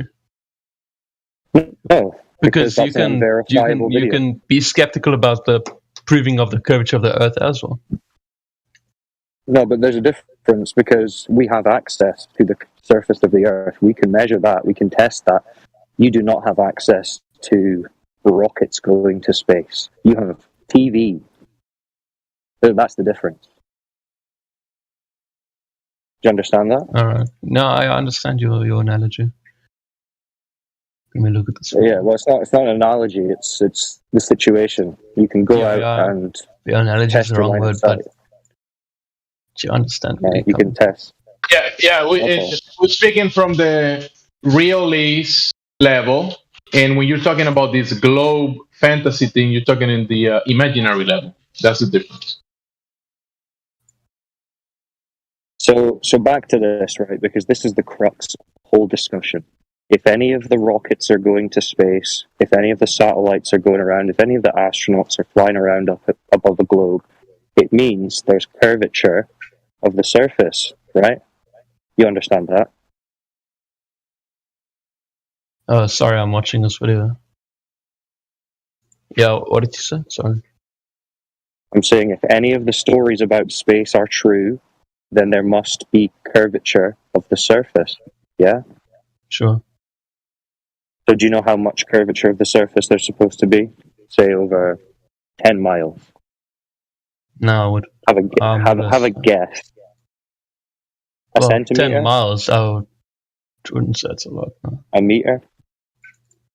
50 meters? What do you think? No, I wouldn't know. Yeah, just have a guess. I don't expect you to know. More. What is the circumference? You see, I'm not very well educated on hand. Well, see, this is the thing. Don't you think it's odd that there's supposedly a story about where you live, but no one's ever told you how big it is, or no one's ever made you remember it? So the supposed circumference, yeah, I was told it, but I forgot. The circumference of the Earth supposedly is 40,000 kilometers. Okay, and who measured that? No, but is that like the? I'm just saying to answer your question about the drop off. Okay, so it's been a long time since I've done some trigonometry. So, well, you can just Google curve calculator, and there's calculators online that will tell you how much curvature there should be over 10 miles. Before you get the answer, would you say it's more or less than a foot? Over 10 miles. Or a meter over 10 miles. Crikey. What would you say, more or less than a foot? 10 miles is so... I'd say less. Less than a foot. Okay. Yeah. Are you on the curve calculator? I'm trying to find one. Yeah, Earth curvature calculator. Right. You can put in your... Just if you're looking for just a geometric curve, you can put your observer height as 0 feet, and then just put the distance as 10 miles, and it should tell you how much drop. So eyesight level, let's say we're standing on a beach somewhere. Yeah? So I'll say 2 meters because I'm extremely tall. Okay, then.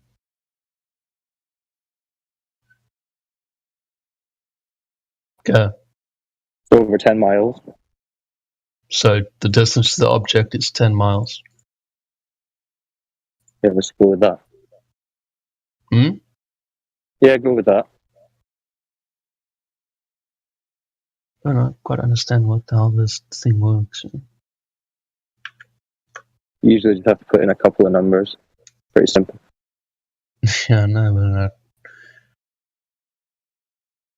have you put the numbers in and pressed the button yet? Yeah, okay, so I said distance to the object. I don't know what object they're talking about.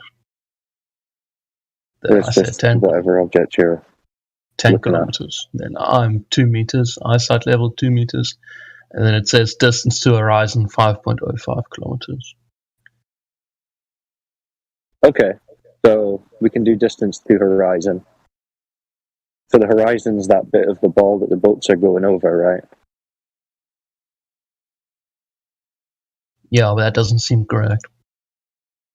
What doesn't seem correct? 5 kilometers. Very long. You don't think that seems correct? You think you could see the horizon further than 5 kilometers?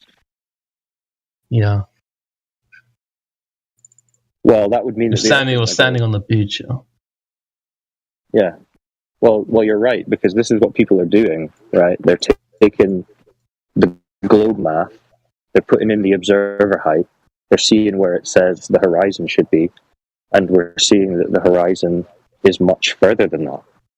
So why are the curve calculators wrong? These people are telling me I should have done miles, feet, and inches. Oh, yeah, as I said, I'm not quite sure how this thing was working. Yeah, whatever you're most comfortable with, if it's kilometers and meters, that's fine. As long as you understand the principle of the geometry, that's what's important. Okay? So do you understand? It does sound like I just proved flat Earth, but no, guys, I just don't understand how to use the calculator. Okay. No, because you also said that doesn't sound right when it said the horizon's supposed to be at 5 kilometers. Yeah, well, I did say before that I don't know how to use this. I didn't understand how to use it. What don't you understand?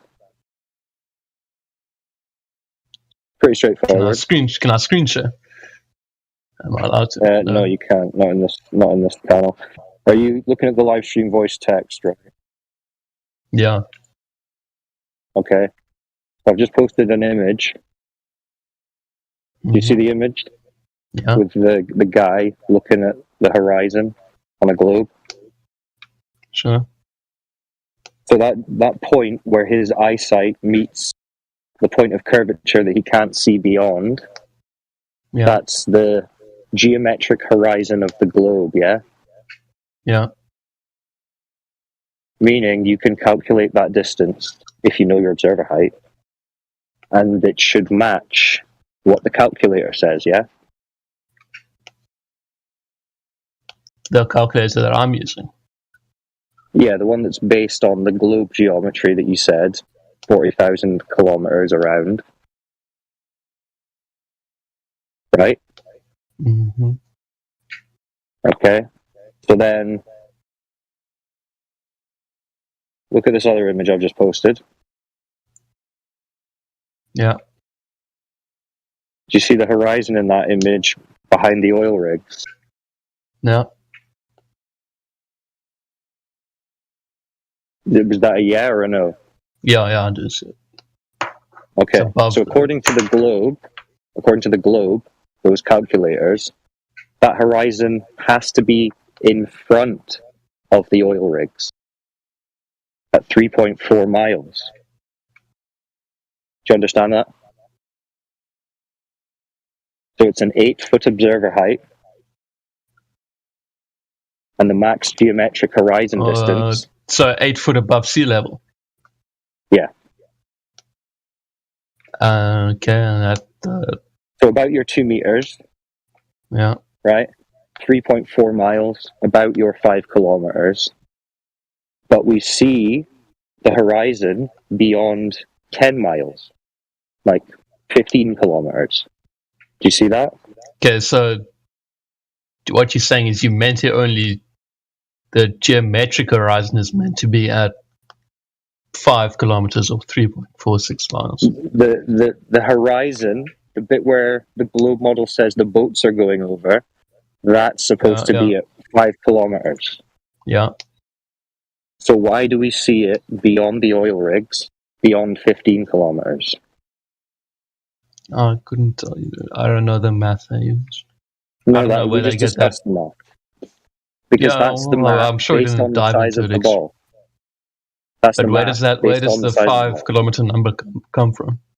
From the claimed radius size of the ball Earth, which is 3,959 miles. Which is this is what the calculator you just used is doing. Right, that's the math it's using, the globe model. So why are we seeing the horizon beyond 15 kilometers instead of the 5?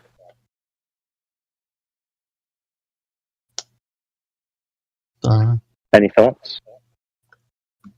I still don't understand where this 5 number comes from. I understand that, you say globe math, but the globe. You know that they claim that the globe has a certain size. The one that you just read out, 40,000 kilometers.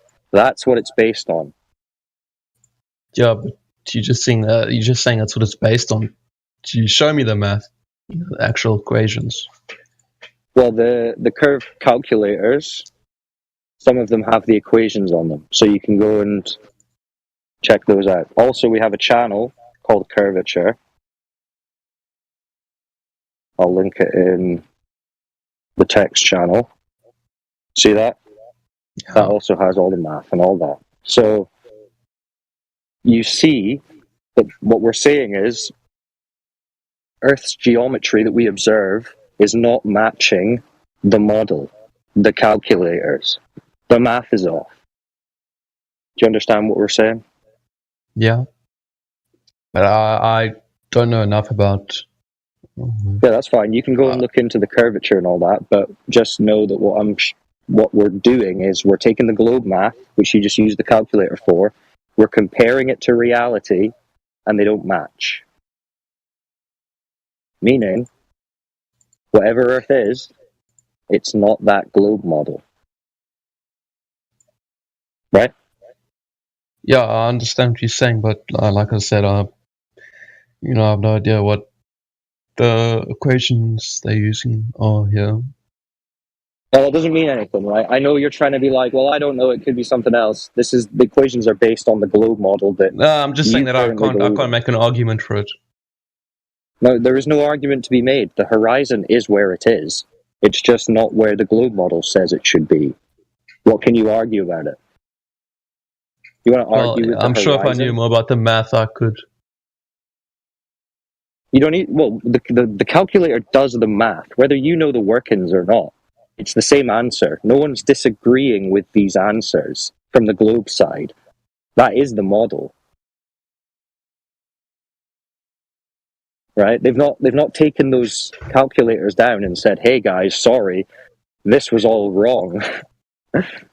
They're just pretending that we are crazy people for pointing out that the horizon's in the wrong place.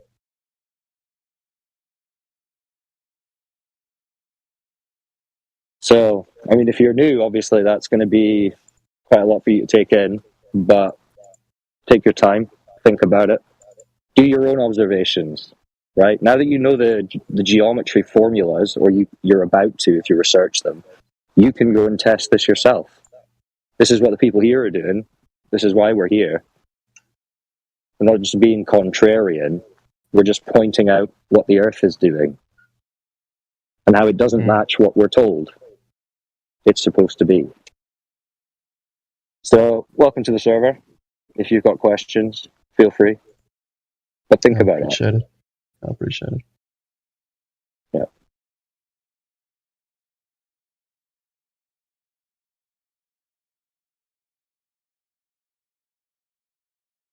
You guys continue. I was just jumping in for a little bit.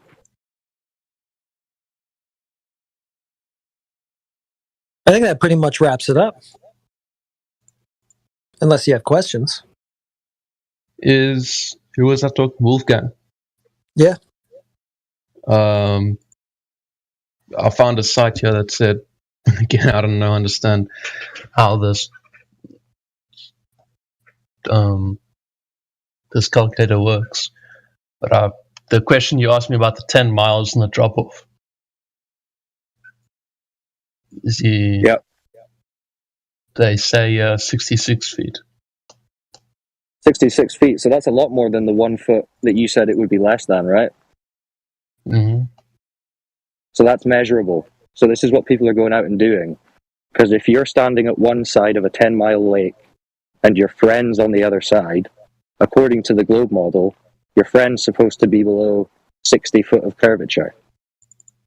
You're not supposed to be able to see him. But you can take a pair of binoculars, see him. Okay.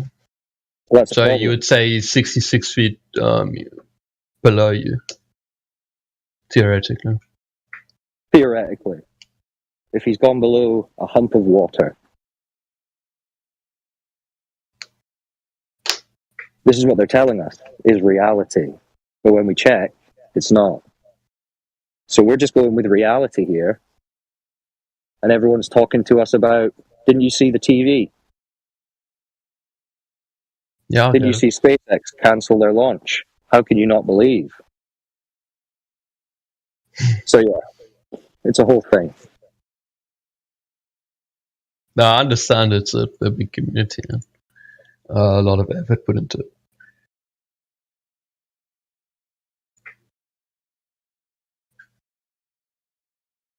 But I doubt I'll ever be convinced to believe that it is flat because, I've grown up Well, believing that it's not even round. about convincing you. It's not about. I'm not interested in convincing you of anything. But you've been convinced that you live on a spinning ball. You don't experience. What you experience is a flat, motionless plane like the rest of us, with hills and valleys. I'm just telling you that people have tested the claim that it's actually a spinning ball of a certain size, and that's false by direct observation and measurement. So, I mean, I would tell you not to believe anything about the Earth. Just experience it, see what it tells you, and make up your own mind. Yeah, no, I've always been interested in space, so I find it, fascinating. Yeah, I mean, it's a big not only Earth, story, the solar system and rockets. Yeah. That's what they want. They want to tell you a cool story that you're going to waste your energy on. But unfortunately, that's all it ever was, a cool story. Because space is its own issue. Have you been over the whole gas pressure thing yet? No. I don't know. My battery's going to die soon. Heretic, are you here? Do you want to talk to me about gas pressure? No, I'm also going to have to go now, but... Okay. Yeah, sure. Or you got to go? Yeah, no. That's almost 12 by me in the morning. Well, you're welcome back anytime. We're here 24/7, so if you've got questions, I appreciate feel free. You guys. At least you guys are nice, Yeah, we try. Yeah, well, we just match the vibe that we get. You've been respectful, so... Yeah, I'm sure you get a lot of people in here. Yeah, you can imagine. Listen in, you'll hear it. It's a good laugh. Yeah, look. People hate that horizon. All right, I appreciate you talking to me. Thanks, Thomas. No bro. Have a good night. Guys. Cheers. Well, he kept his shit together. Yeah, he seemed all right. Yeah.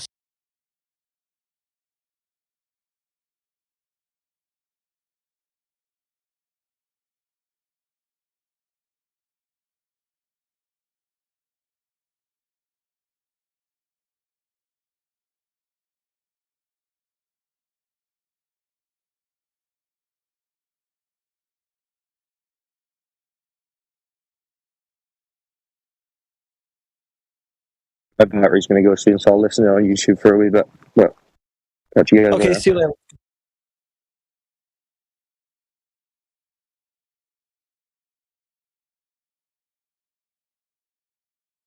On that note, I should get back to some business too. See you guys later.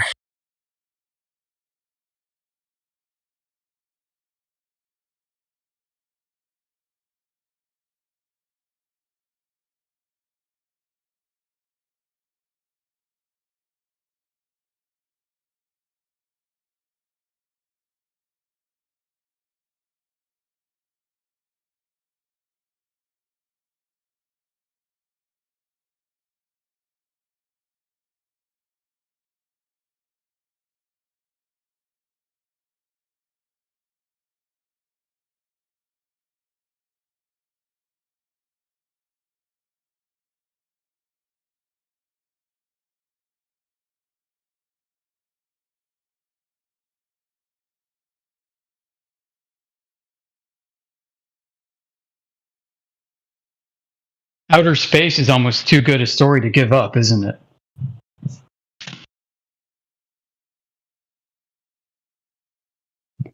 If anyone's still here, has anyone heard of the Noble Lie?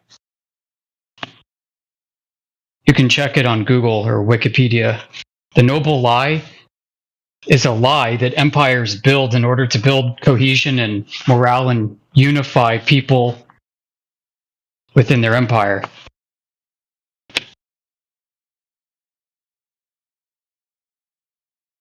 Sometimes it takes the form of a religion.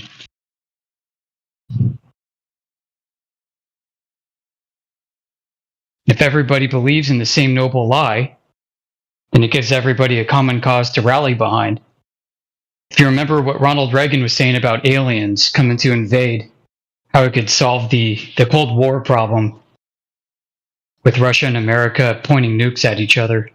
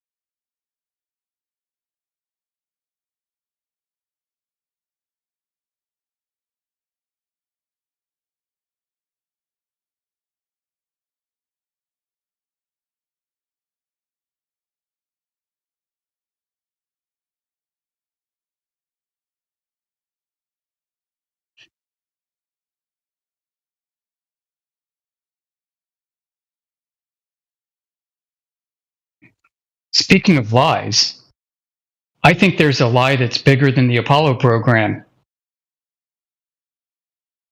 Sure, besides flat Earth. Sometime in the 1980s, the Russians had a program. They claim to have launched what they call, in their own words, a mothership. They launched a mothership to Venus. And this mothership, you know what it did? It shot probes down to it. It almost evokes the same image you have of a Star Destroyer over ice planet Hoth shooting probes down at it. These probes deployed, and they opened up super pressure balloons. And the Russians claim that these super pressure balloons orbited Venus, gathered a ton of meteorological data, beamed it back to the mothership, which beamed it back to Earth. And when the mission was done, you know what the mothership did next? It flew off and intercepted Halley's Comet and took pictures of that.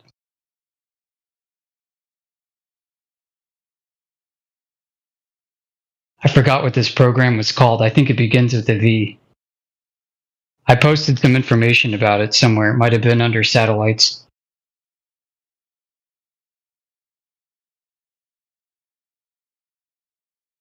About the only thing that would have made this a bigger lie is if they'd said that that mothership was manned with cosmonauts.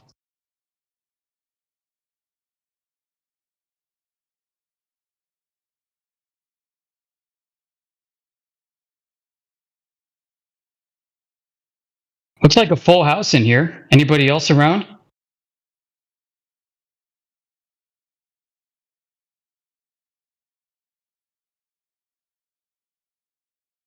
Anybody new?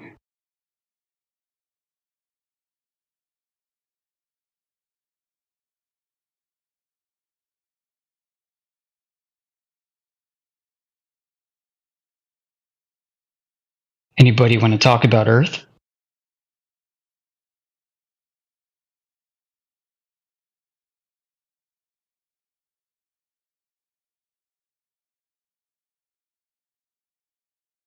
Governor?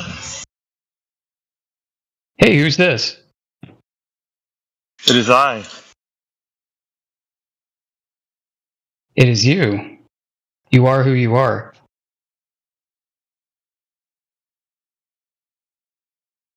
I am who I am, and I'm always everywhere I want to be. Oh, there you are. Yep. Mayhem, Miggy, what's up? How you doing? Pretty good, man. How about yourself? Well, hanging in there. I don't get on VC too often, so always happy to oblige, and I got a few minutes. Yeah, that's cool, man. You haven't been around much. Nope. Just on text. I've been in Telegram a lot. Been in Telegram trying to bring the truth to people. Trying to drive traffic over here. Hey, appreciate it. Hey, you should drop me a sub, man, on my channel. I started back up again. Oh, okay. I'll put it on live stream voice text for you. All right, great. Yeah, I'll check it.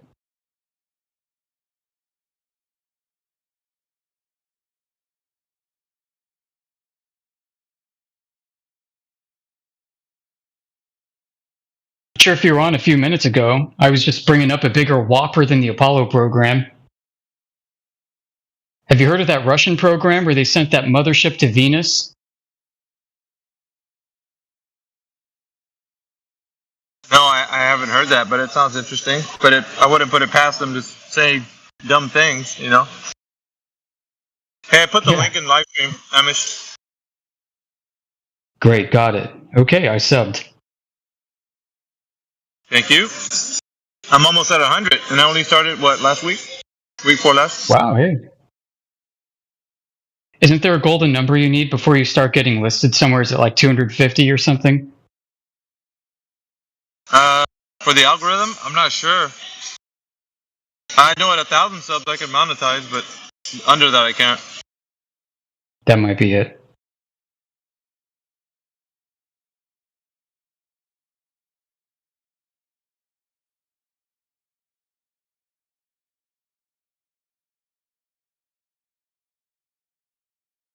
Jama King, what's up, brother?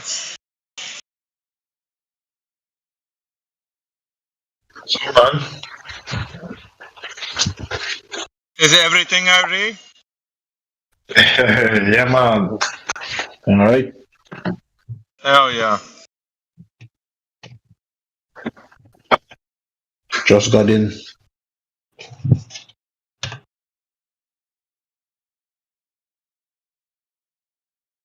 I'm just giving a shout out to you guys. I'm on my my quick break, working my 10-hour week.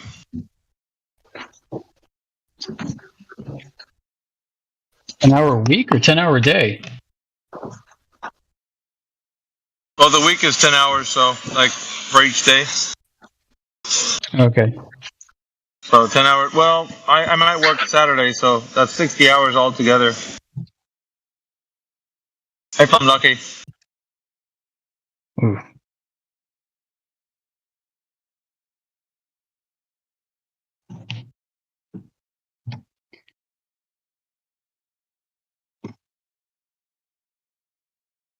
Anybody bring any globe evidence?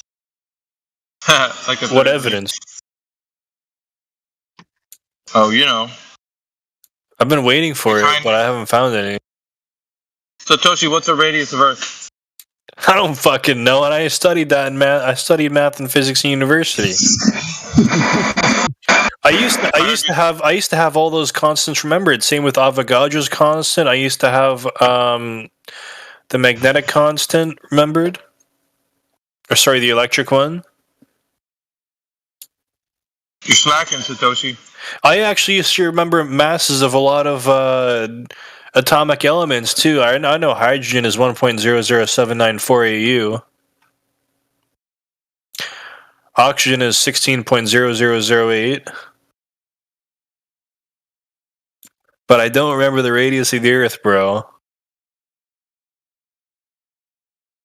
That reminds me, I saw a NASA document from a long time ago that said that there was some material in the way high reaches of the upper atmosphere, atmosphere, whatever you want to call it, there was less than 1 atomic unit of mass. It's like 0.67 or something.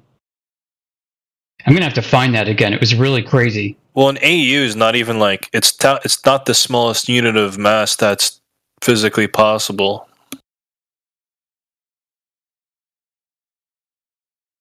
Yeah, there's some elements up there. I forgot what they called it. Satoshi. What'd you say? What is the smallest mass possible? I don't know what the name of it's called, or even if one exists. Like if there's a unit for it. A quark? I guess the Planck mass is it. I guess you would call it the Planck mass.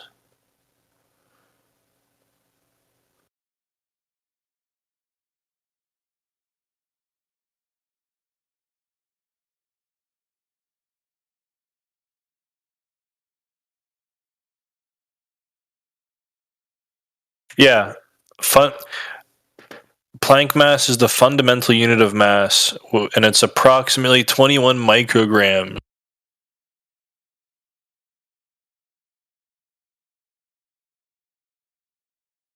Helio caught that on the live stream. He's like, "What radius of Earth?" I could just hear it in his own voice, him saying that. Helio, you're hot micing. Are any of you here, Helio? Helio's not here. Inside joke. Oh.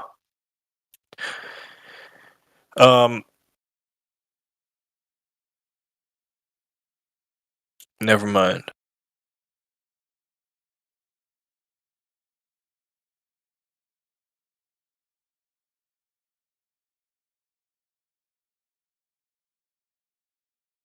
What are y'all doing? That camera looks like it was a bright flash, Platty, on your avatar. Like the flash, lit up the whole your avatar.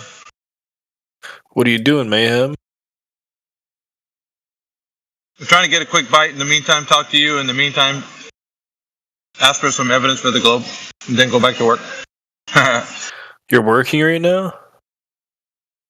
Hey, oh yeah, brother. What do you do for work? I work at a hog processing plant.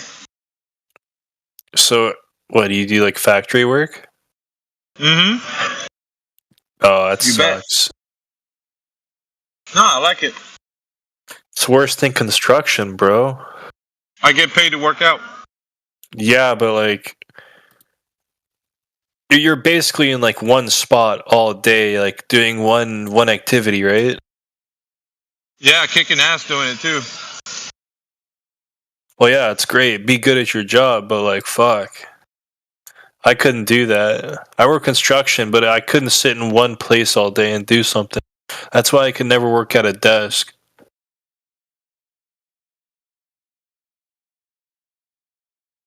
Yeah, I'm on this high protein, high fat diet, and I feel great.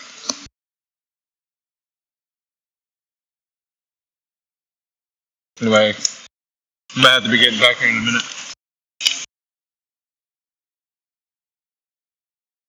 You know, one of Mr. Beast's video people is taking a hormone therapy. Do what? Yeah, I don't know. I don't know about that. Yeah.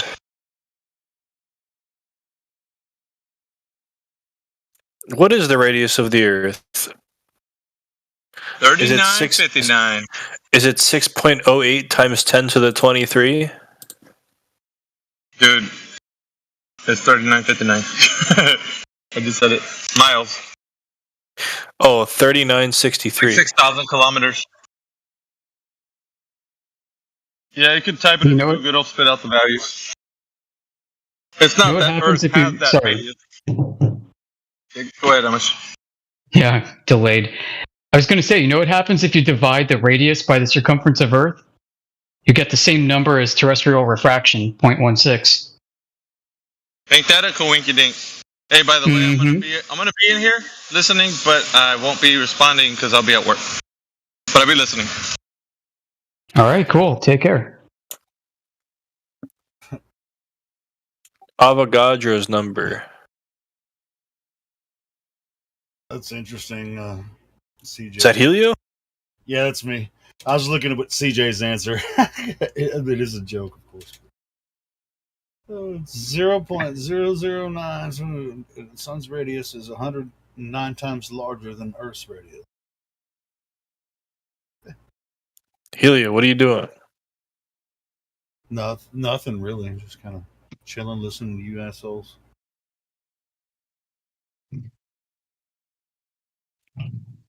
Are you ready for this weekend? What's happening this weekend? I don't know. Probably something. I don't know. Last weekend I was out camping with my brother, and every single campsite was full. I mean, there was like when I go camping, I like to not be around a whole bunch of people. It's like we were right in the middle of everybody. I was like, damn it. I stay up till like 3 or 4 o'clock in the morning camping. Everybody camping like because they go to bed at 9, 10 o'clock. Dang. So you have to be quiet and shit. But it was just me and my brother. We had a good time.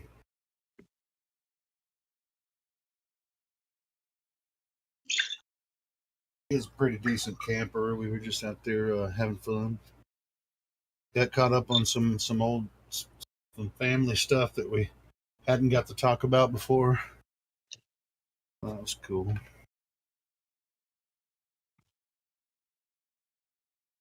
All the federal workers in Canada are going to go on strike.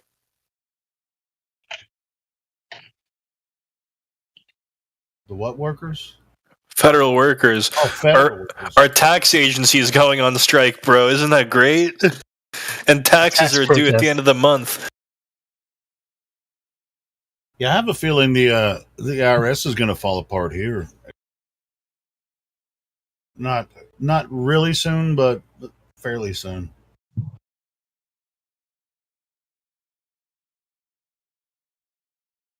Weren't they trying to hire more IRS workers over there?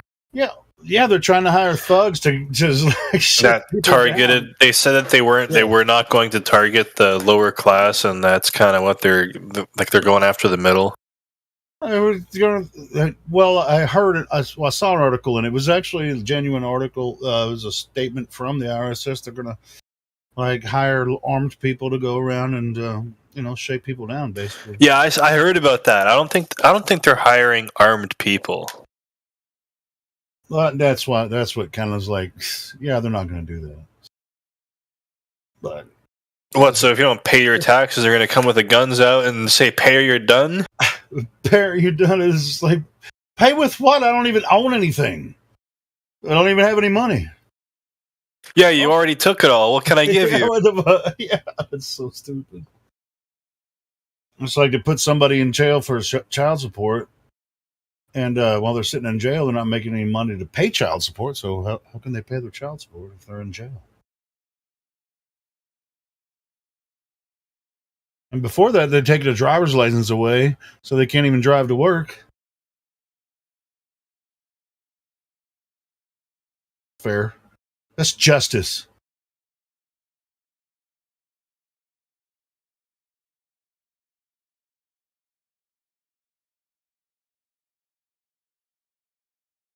Bro, justice ain't real.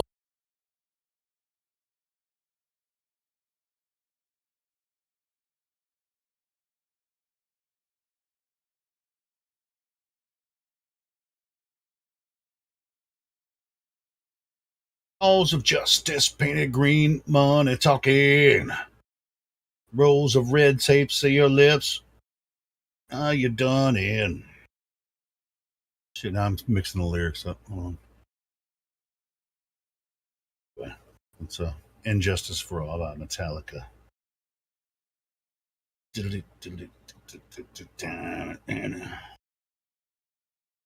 Independence limited. Freedom of choice is made for you, my friend. Freedom with their exception.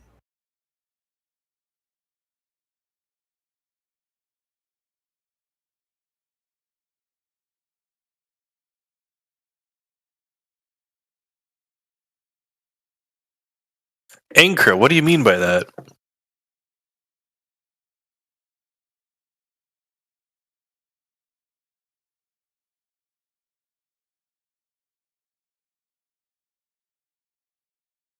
Obviously responded to something. Yeah. I don't know what he means. He's responding to Satoshi, but I don't see what. Oh.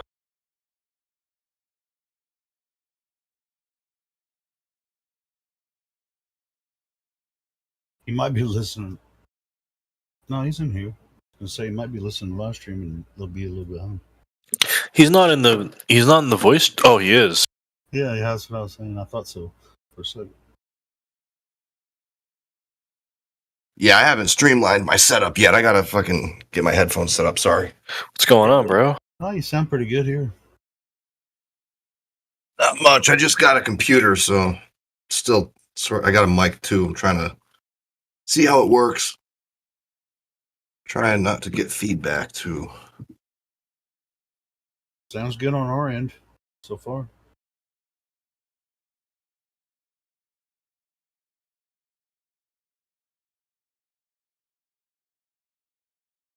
You talking about that Metallica song? It's about injustice. I think that whole album is about and then Metallica now is just like all about, oh yeah, I got money talking everywhere. Those guys are freaking multi-millionaires. I think all their music is made over $1 billion at least, or $2 billion.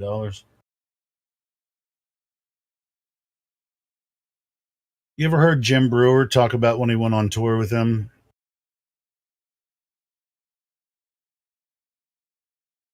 Jim Brewer, he's a comedian, but he was really kind of like an MC before Metallica came on stage. Yeah, I'll have to watch that. I love Jim Brewer. Yeah, man. Just look up Jim Brewer, Metallica, or whatever. last time I heard him talk about it, he was talking to Bert Kreischer. I mean, this was probably like 4 years ago. Metallica asked him to like pretty much like MC before they came on stage, and so yeah, and he said they were really cool, and the whole crew was really cool. Well, that's what I was about to say. Is that for what it's worth, they've seemed to have remained pretty humble. Even Lars, who I mean, yeah, he gets a lot of shit, but his podcast is pretty great. Well, so I mean, he talks about Lars more than anybody. I think Lars reached out to him more than anybody. He said he always kept saying Lars always said, "Whatever you need, let me know." You know, he didn't really hang around with him a lot, but they depended on him, you know, for that pre-show. Yeah. I only see a 7-minute clip or 8-minute clip from it. Let's see if I can. There was I just happened to come across it. I think it was on a Bert Kreischer show. He talked about it for like an hour. He talked or about 45 minutes about him, you know, with Metallica. Yeah. With Bert Kreischer. You know who Bert Kreischer is? Yes. Yep. Yeah. He does a show with Yeah, he was on Bert Kreischer's Segura show talking about it. Or who's he does do a show with? Yeah, he did. Well, he does his own podcast too. Yeah. So anyway, I was listening to him talk about hanging out with the Metallica crew and, you know, everybody. It's like he rode on the tour bus, but not with Metallica. He rode on there with the crew. Yeah. And he said everybody was really cool, and so he didn't really get to hang out with Metallica much, but yeah, I found it. But yeah, that what I posted those were just like, yeah, I just tuned in when he said justice, it doesn't exist. It just reminded me of that song. Yeah. It's like, yeah, that whole album, it was just like, I was just sort of getting into Metallica when that album came out. You know, a friend of mine shared Master of Puppets with me, and I liked it and stuff. But when that Injustice for All came out, I was just, I think I listened to that shit at least 200 times before I listened to anything. Yeah. Damn. Yeah, I grew up listening to the Black Album. My dad used to play it on drums. He was just like, just have it on loop and just play it over and over and over and over. In my opinion, that was their last really good album. My favorite's probably Ride the Lightning. I like them all before. The Black Album was the last good one, and I liked them all before that. You know. Yeah. When I was in high school, well, I got a stereo, but I had Kill 'Em All as an vinyl, and I had a record player with a stereo. I just lay on the floor in front of my stereo system and put the Kill 'Em All on LP, freaking just crank it. Yeah. Listen to it. That was really good too. There's a lot of political stuff on there. Oh yeah. Yeah, I'll have to revisit that one. Oh yeah, Kill 'Em All. It came out in 1983. I was thinking Injustice for All, but okay, yeah. Yeah, Kill 'Em All was their first major album. It came out in 1983. Yeah. And Dave Mustaine actually helped write a lot of those songs before they booted him and got Kirk Hammett. Oh. I was just watching a documentary on that, like Metallica's early thrash influence and stuff like that. I'm not a big fan of thrash music aside from Metallica, actually. I don't really care for that genre, but I wouldn't consider Metallica thrash though. No. It's just like they're just like the next step from Black Sabbath, you know, because it's like, well, Black Sabbath was going a long time, but then it was, you know, that style of music. No, pretty sure that James and everybody that was in Metallica is huge freaking Black Sabbath fans, you know, so.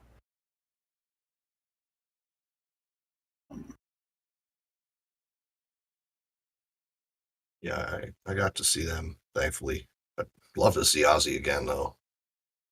That's probably not going to happen. I've seen Ozzy I've seen Ozzy 5 times. So yeah, I was actually today. I was like thinking, I was like, man, I'm probably not going to see Ozzy ever again. I got to see the original members of Black Sabbath back in 2000, I think it was. That was pretty cool. I think I saw that same lineup on Ozfest 2005. Yeah, I was at Ozfest when I saw it. It might have been 2005. Well, yeah. It could have been earlier, too. I don't know. I think actually, I don't know. You know better than I would because you went. Well, I know I went to Ozfest 99 and 2000 in Dallas. And the first year it was Ozzy, with Zakk Wylde. And the second year it was Black Sabbath with all the original members. Yep. Yeah. It was cool. Yeah, I had so much fun, but I was, 15. Parents took me. That was cool. I think I was 2000. Shit, I was 30, I think. Let's see. Yeah, maybe, because I graduated in 91. And I was 17 then, 18 that summer. So, 18 in 2000. I was close to 30, 28 years old. Yeah, that must have been fun. Yeah, I went for Mudvayne, but I got to see Black Dahlia Murder at 8 a.m. It's a pretty fun way to start the day. That's what's up, man. Speaking of Black Dahlia Murder, me and my son went to see them in Memphis. Nice. And his girlfriend, and I was like warning them about Memphis because they were playing in a smaller club like downtown. I was like, Memphis is crazy. Yeah. When you do get in, get out, just like it without, getting really involved in downtown because it's a crazy town. And so we watched the show. He actually got to go on the Black Dahlia Murder bus and smoke weed with him and stuff. Sweet. That was cool. So I waited outside. I was kind of worried about him. But whatever. But he actually got to go in there and they invited him on the bus because I waited around and he wanted to wait around and get some autographs and stuff. And they were like, "Oh, come on in." So him and his girlfriend went on the bus and smoked some blunts with him, and we went home. At least they weren't like, "Hey, you stay outside. Hey, she can come in." No, I think they went both of them. They let both of them in. They hung out for like 20 minutes with them, and that was cool. Yeah, I went down to Newark last what was it, February to see Tool, and everyone was telling me I was crazy for going to spend the night in Newark by myself. But worked out.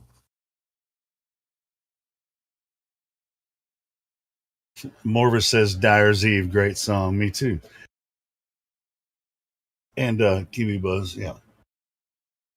Isn't that dear mother, dear father?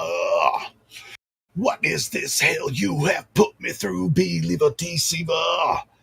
Day in, day out, I live my life for you. Pushed onto me what's wrong or right. Hidden from this thing that they call bang, bang, bang.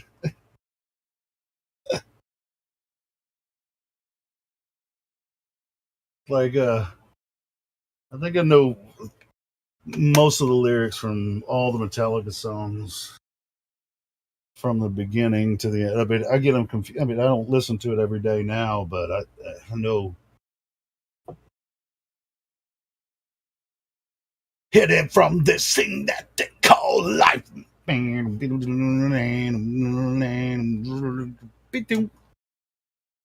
Dear mother, dear father. It's the fact you think for me. Yeah, I get some of the lyrics, from different verses mixed up because it's been so long since I really listened to a lot of it. But yeah, how you like that, Kiwi?